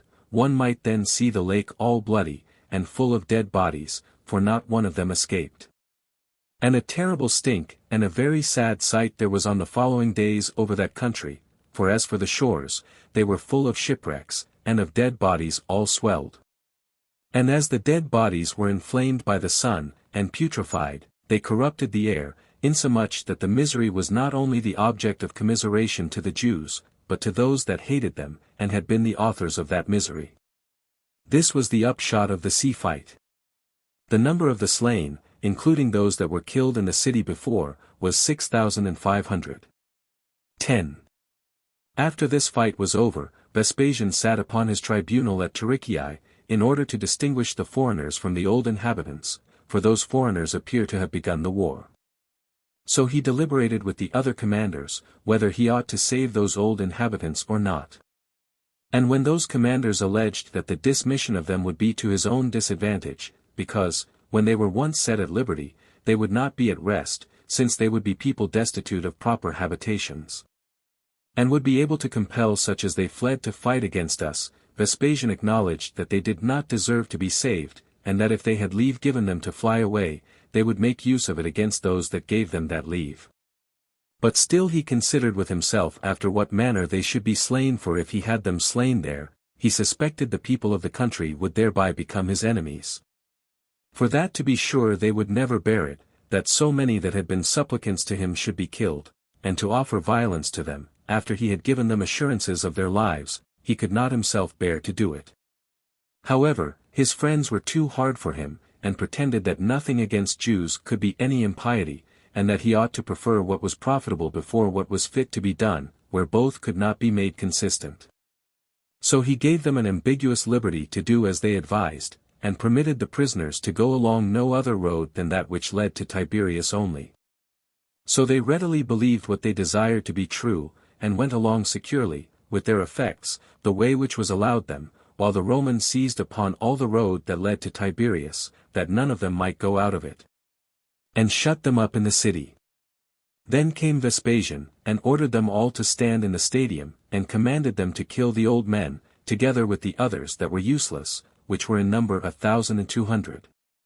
Out of the young men he chose 6,000 of the strongest, and sent them to Nero, to dig through the isthmus, and sold the remainder for slaves, being 30,400, besides such as he made a present of to Agrippa. For as to those that belonged to his kingdom, he gave him leave to do what he pleased with them. However, the king sold these also for slaves. But for the rest of the multitude, who were Trachonites, and Gaulonites, and of Hippos, and some of Gadara, the greatest part of them were seditious persons and fugitives, who were of such shameful characters, that they preferred war before peace. These prisoners were taken on the 8th day of the month Gorpius, Elul. War Book 3 Footnotes 1. Take the confirmation of this in the words of Suetonius, here produced by Dr. Hudson. In the reign of Claudius, says he, Vespasian, for the sake of Narcissus, was sent as a lieutenant of a legion into Germany. Thence he removed into Britain battles with the enemy. In Vesp. Sect. 4. We may also here note from Josephus, that Claudius the emperor, who triumphed for the conquest of Britain, was enabled so to do by Vespasian's conduct and bravery, and that he is here styled the father of Vespasian. 2. Spanheim and Rieland both agree, that the two cities here esteemed greater than Antioch, the metropolis of Syria, were Rome and Alexandria, nor is there any occasion for doubt in so plain a case. 3. This description of the exact symmetry and regularity of the Roman army, and of the Roman encampments, with the sounding their trumpets, etc. An order of war, described in this and the next chapter, is so very like to the symmetry and regularity of the people of Israel in the wilderness, see description of the temples, ch. 9. That one cannot well avoid the supposal, that the one was the ultimate pattern of the other, and that the tactics of the ancients were taken from the rules given by God to Moses. And it is thought by some skillful in these matters, that these accounts of Josephus, as to the Roman camp and armor, and conduct in war, are preferable to those in the Roman authors themselves. For, I cannot but here observe an Eastern way of speaking, frequent among them, but not usual among us, where the word only, or alone, is not set down, but perhaps some way supplied in the pronunciation. Thus Josephus here says, that those of Jotapatus slew 7 of the Romans as they were marching off, because the Romans' retreat was regular, their bodies were covered over with their armor, and the Jews fought at some distance. His meaning is clear, that these were the reasons why they slew only, or no more than 7. I have met with many the like examples in the Scriptures, in Josephus, etc., but did not note down the particular places. This observation ought to be borne in mind upon many occasions. 5. These public mourners, hired upon the supposed death of Josephus, and the real death of many more, illustrate some passages in the Bible, which suppose the same custom, as Matthew 11 verse 17, where the reader may consult the notes of Grotius.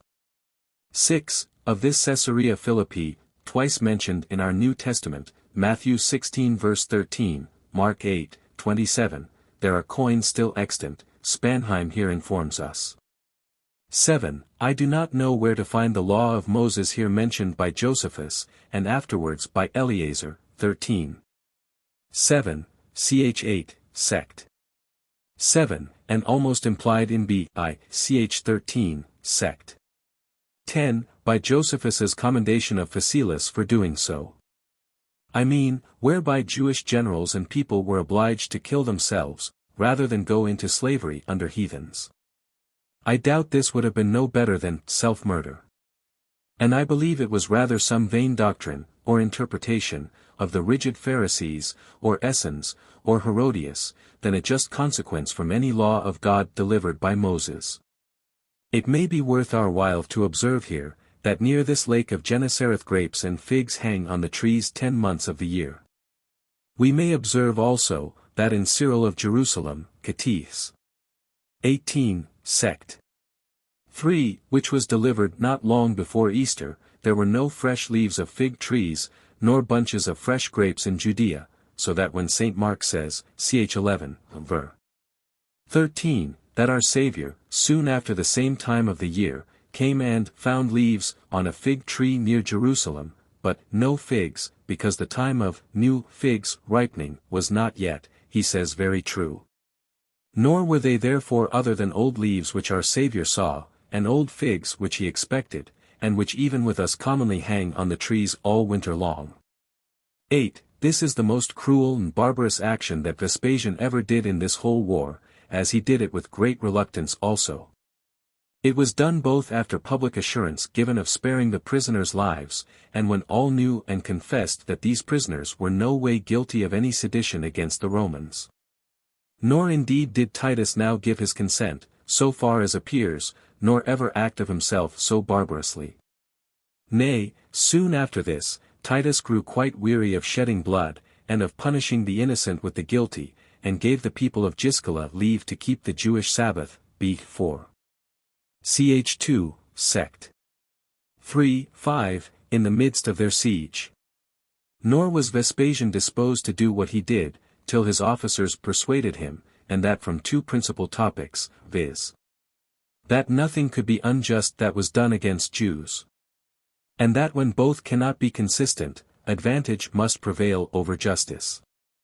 Admirable court doctrines these. Book 4. Containing the interval of about 1 year. From the siege of Gamala to the coming of Titus to besiege Jerusalem.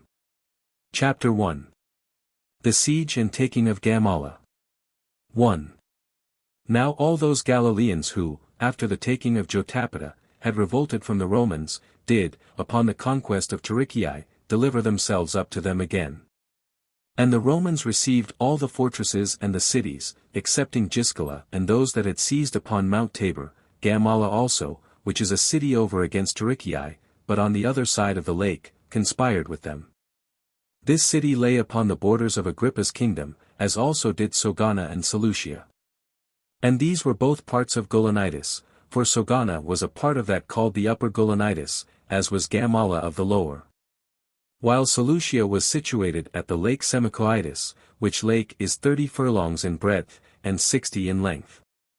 Its marshes reach as far as the place Daphne, which in other respects is a delicious place, and hath such fountains as supply water to what is called Little Jordan, under the temple of the Golden Calf, where it is sent into Great Jordan. Now Agrippa had united Sogana and Seleucia by leagues to himself, at the very beginning of the revolt from the Romans. Yet did not Gamala accede to them, but relied upon the difficulty of the place, which was greater than that of Jotapata, for it was situated upon a rough ridge of a high mountain, with a kind of neck in the middle, where it begins to ascend. It lengthens itself and declines as much downward before as behind, insomuch that it is like a camel in figure, from whence it is so named, although the people of the country do not pronounce it accurately. Both on the side and the face there are abrupt parts divided from the rest and ending in vast deep valleys, yet are the parts behind, where they are joined to the mountain, somewhat easier of ascent than the other. But then the people belonging to the place have cut an oblique ditch there, and made that hard to be ascended also. On its acclivity, which is straight, houses are built, and those very thick and close to one another. The city also hangs so strangely, that it looks as if it would fall down upon itself, so sharp is it at the top. It is exposed to the south, and its southern mount, which reaches to an immense height, was in the nature of a citadel to the city. And above that was a precipice, not walled about, but extending itself to an immense depth. There was also a spring of water within the wall, at the utmost limits of the city. 2. As this city was naturally hard to be taken, so had Josephus, by building a wall about it, made it still stronger, as also by ditches and mines underground.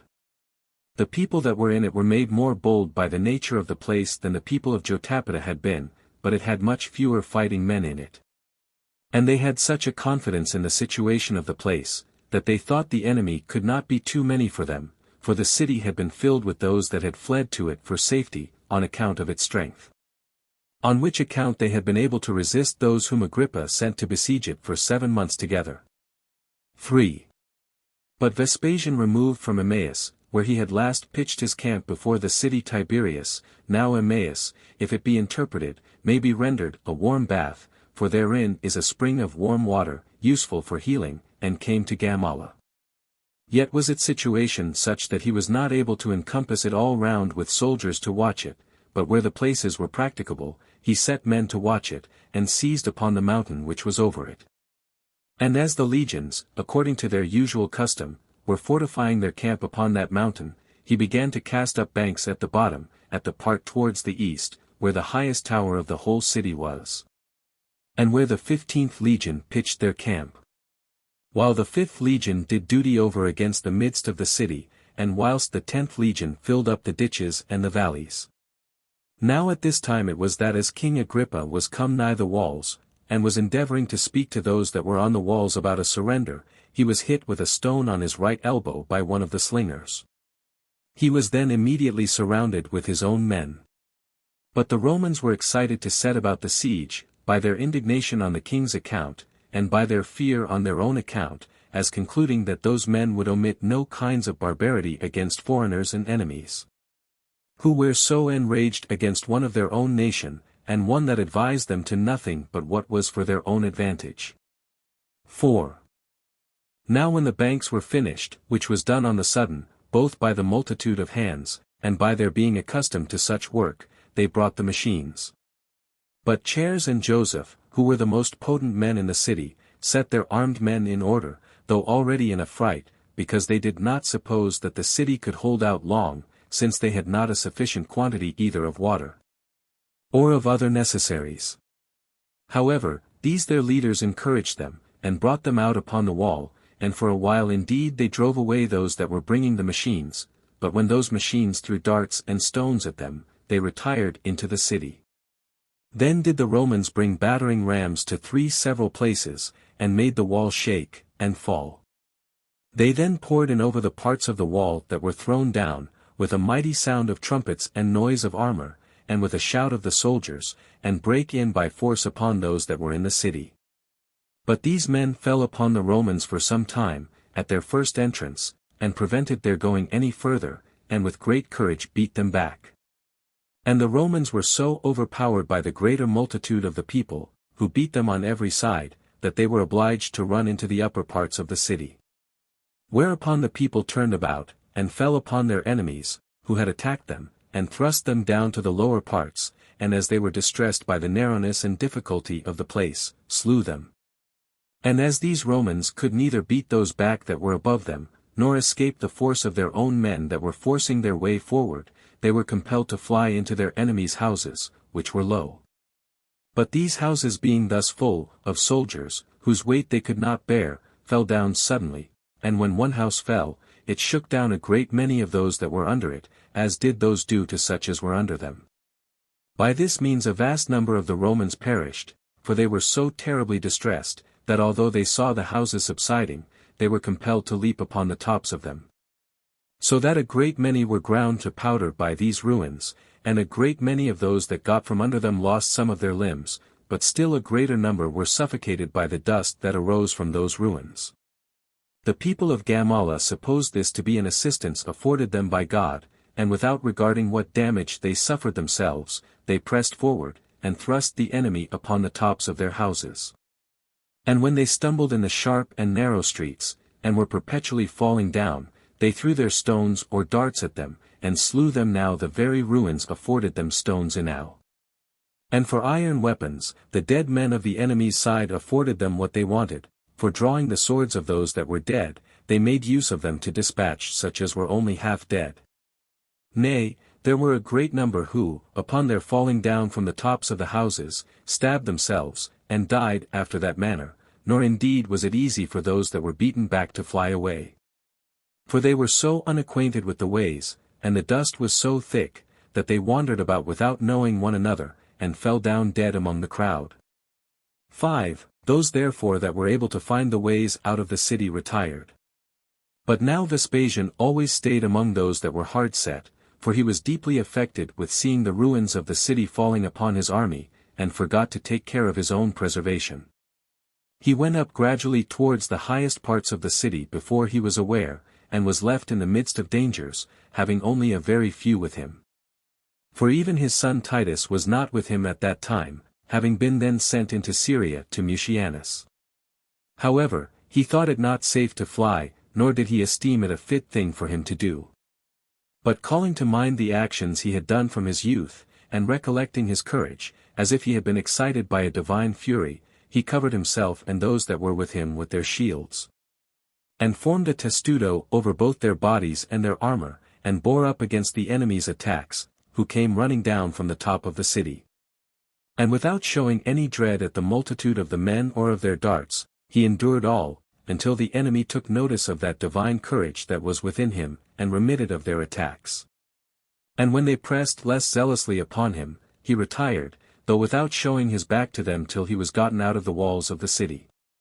Now a great number of the Romans fell in this battle, among whom was Abusius, the Decurion, a man who appeared not only in this engagement, wherein he fell, but everywhere, and in former engagements, to be of the truest courage, and one that had done very great mischief to the Jews. But there was a centurion whose name was Gallus, who, during this disorder, being encompassed about, he and 10 other soldiers privately crept into the house of a certain person, where he heard them talking at supper. What the people intended to do against the Romans, or about themselves, for both the man himself and those with him were Syrians. So he got up in the night time, and cut all their throats, and escaped, together with his soldiers, to the Romans. 6.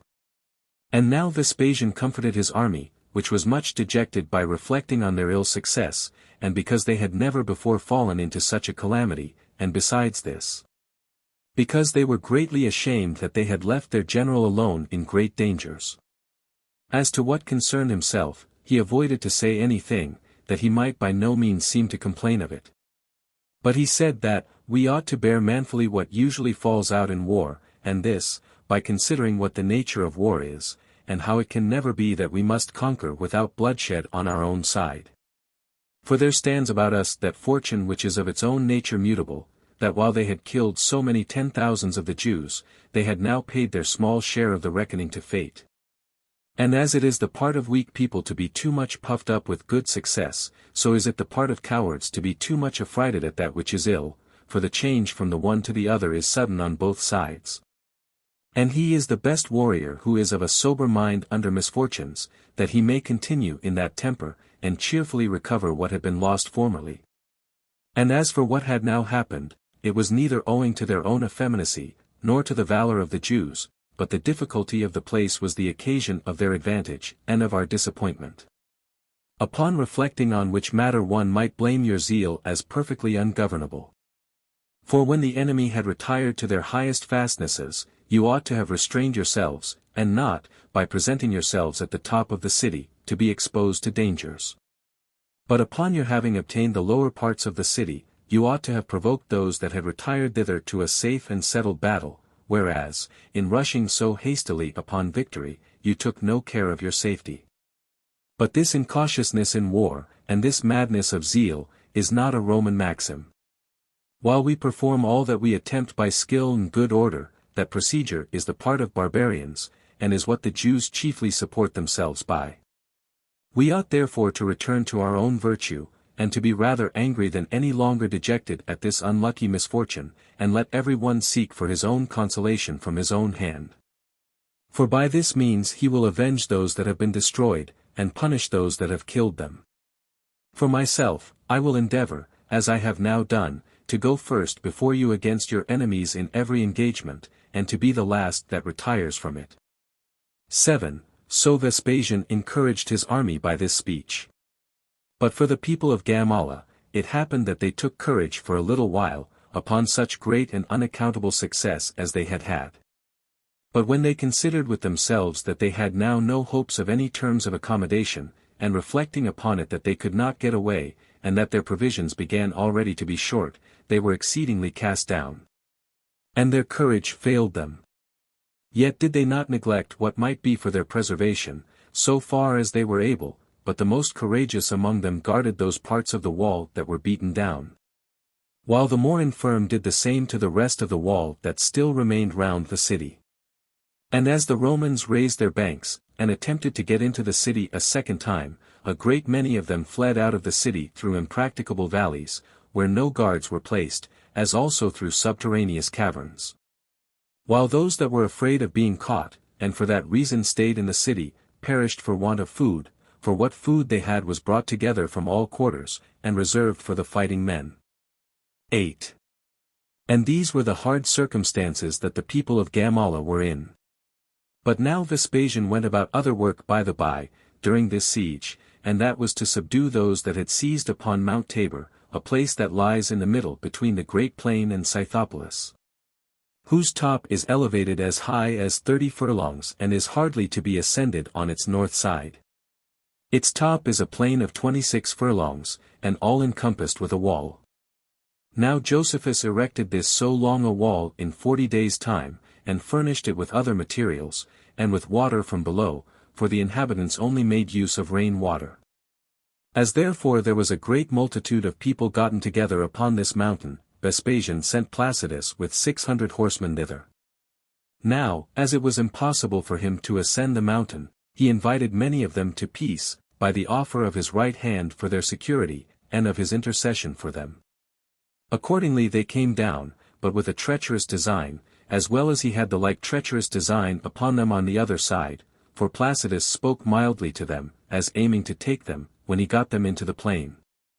They also came down, as complying with his proposals, but it was in order to fall upon him when he was not aware of it. However, Placidus's stratagem was too hard for theirs.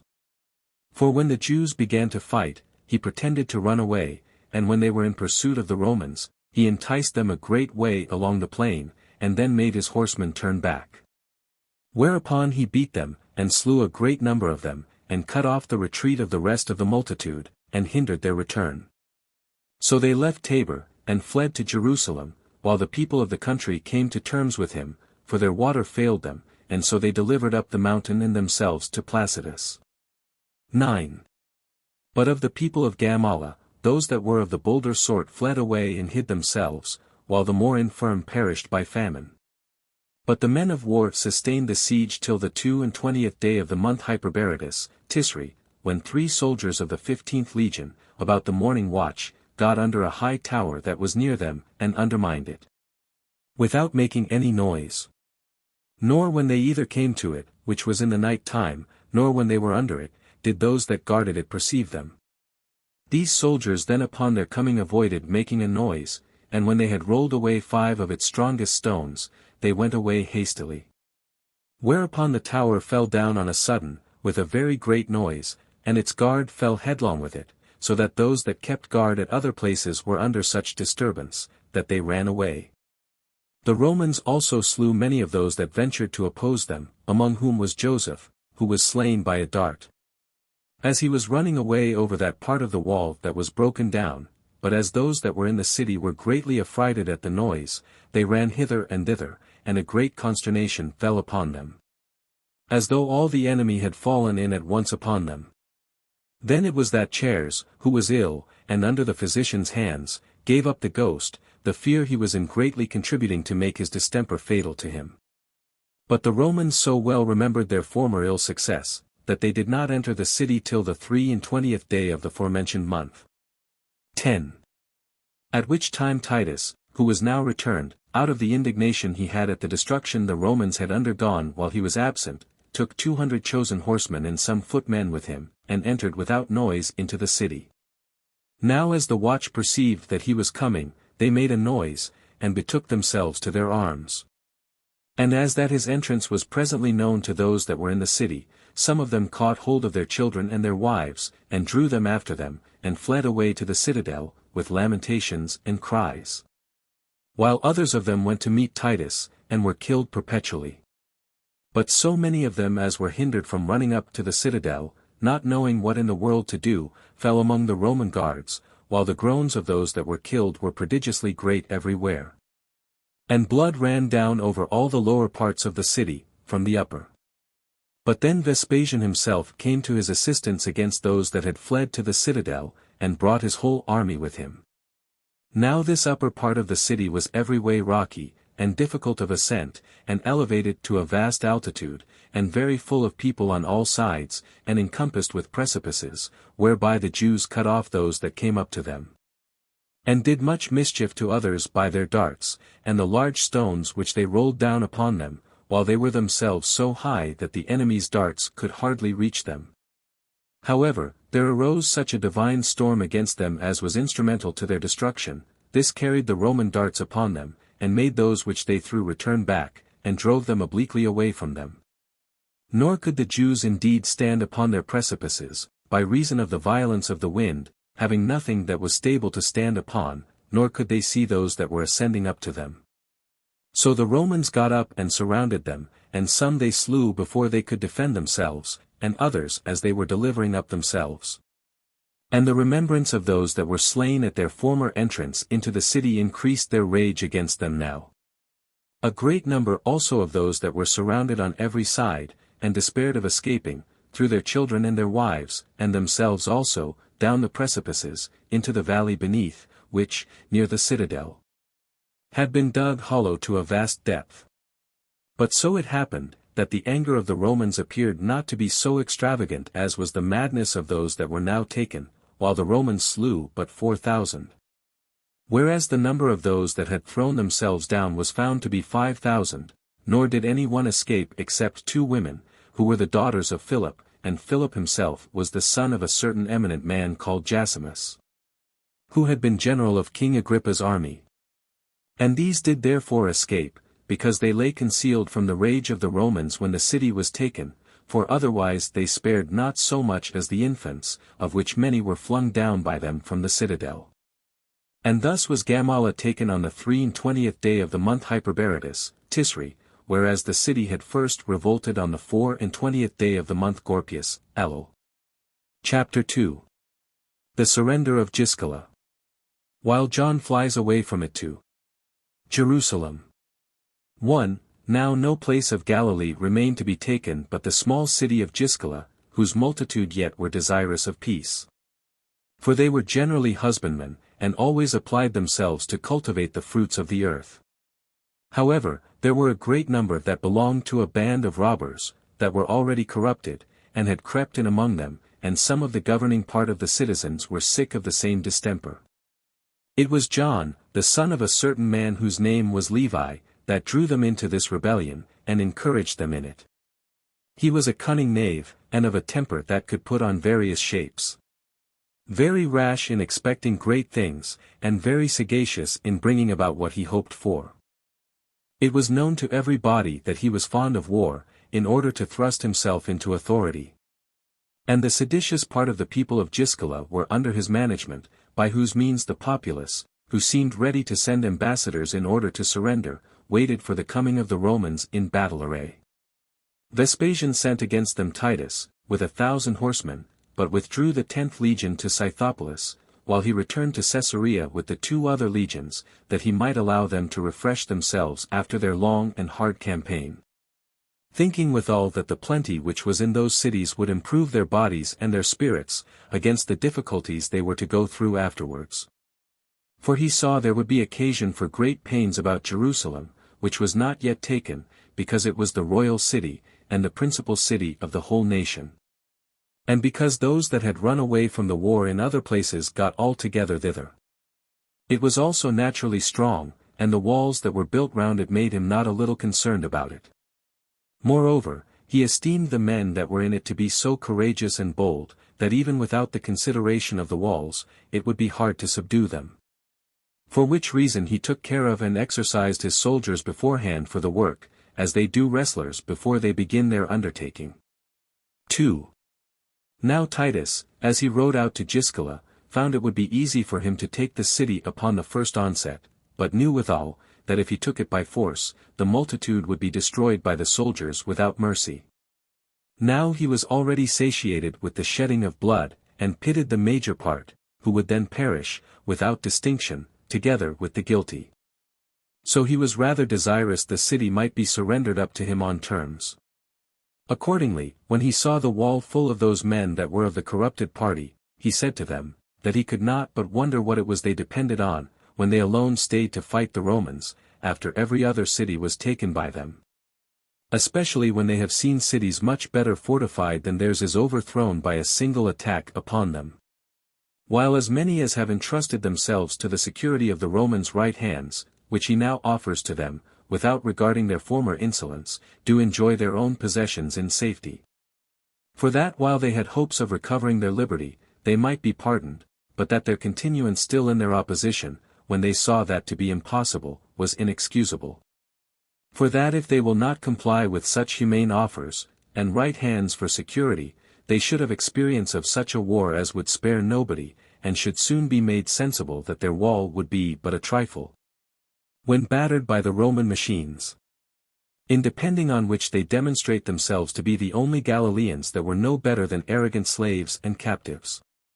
3. Now none of the populace durst not only make a reply, but durst not so much as get upon the wall, for it was all taken up by the robbers, who were also the guard at the gates, in order to prevent any of the rest from going out. In order to propose terms of submission, and from receiving any of the horsemen into the city.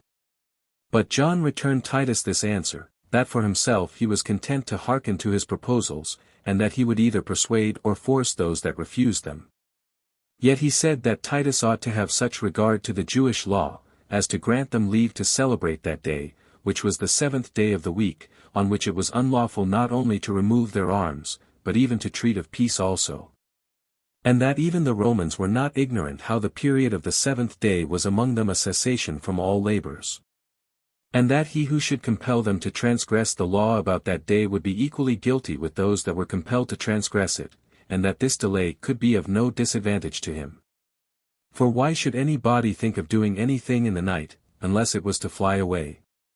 Which he might prevent by placing his camp round about them. And that they should think it a great point gained, if they might not be obliged to transgress the laws of their country.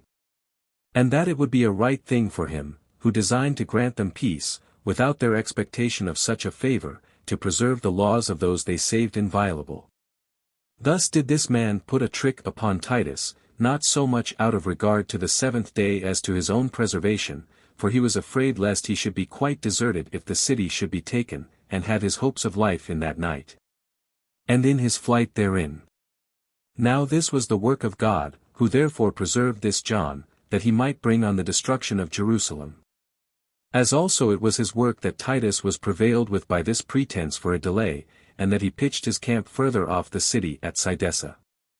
This Cydessa was a strong Mediterranean village of the Tyrians, which always hated and made war against the Jews. It had also a great number of inhabitants, and was well fortified, which made it a proper place for such as were enemies to the Jewish nation. 4. Now, in the night time, when John saw that there was no Roman guard about the city, he seized the opportunity directly, and, taking with him not only the armed men that were about him, but a considerable number of those that had little to do, together with their families, he fled to Jerusalem. And indeed, though the man was making haste to get away, and was tormented with fears of being a captive, or of losing his life, yet did he prevail with himself to take out of the city along with him a multitude of women and children, as far as 20 furlongs. But there he left them as he proceeded further on his journey, where those that were left behind made sad lamentations, for the farther every one of them was come from his own people, the nearer they thought themselves to be to their enemies.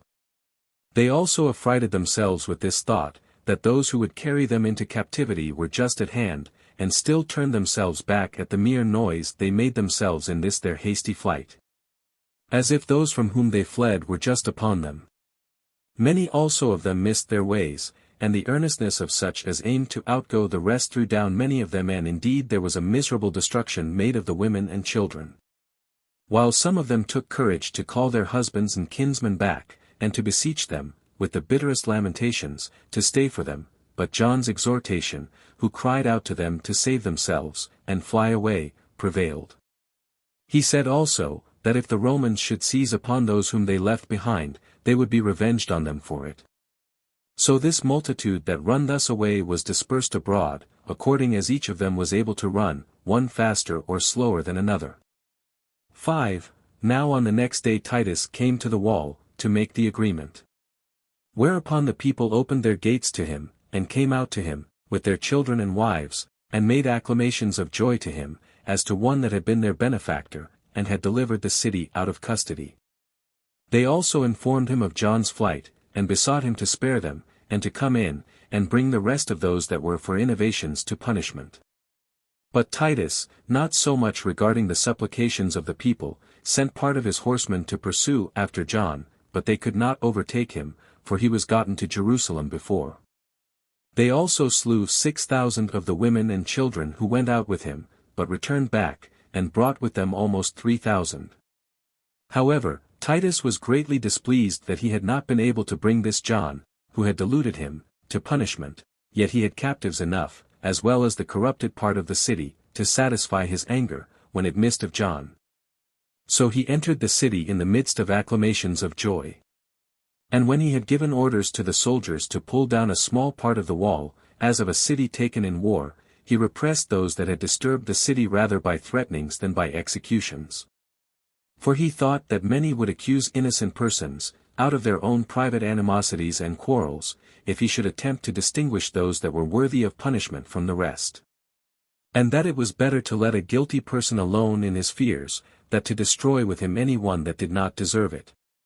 For that probably such a one might be taught prudence, by the fear of the punishment he had deserved, and have a shame upon him for his former offences, when he had been forgiven. But that the punishment of such as have been once put to death could never be retrieved. However, he placed a garrison in the city for its security, by which means he should restrain those that were for innovations, and should leave those that were peaceably disposed in greater security.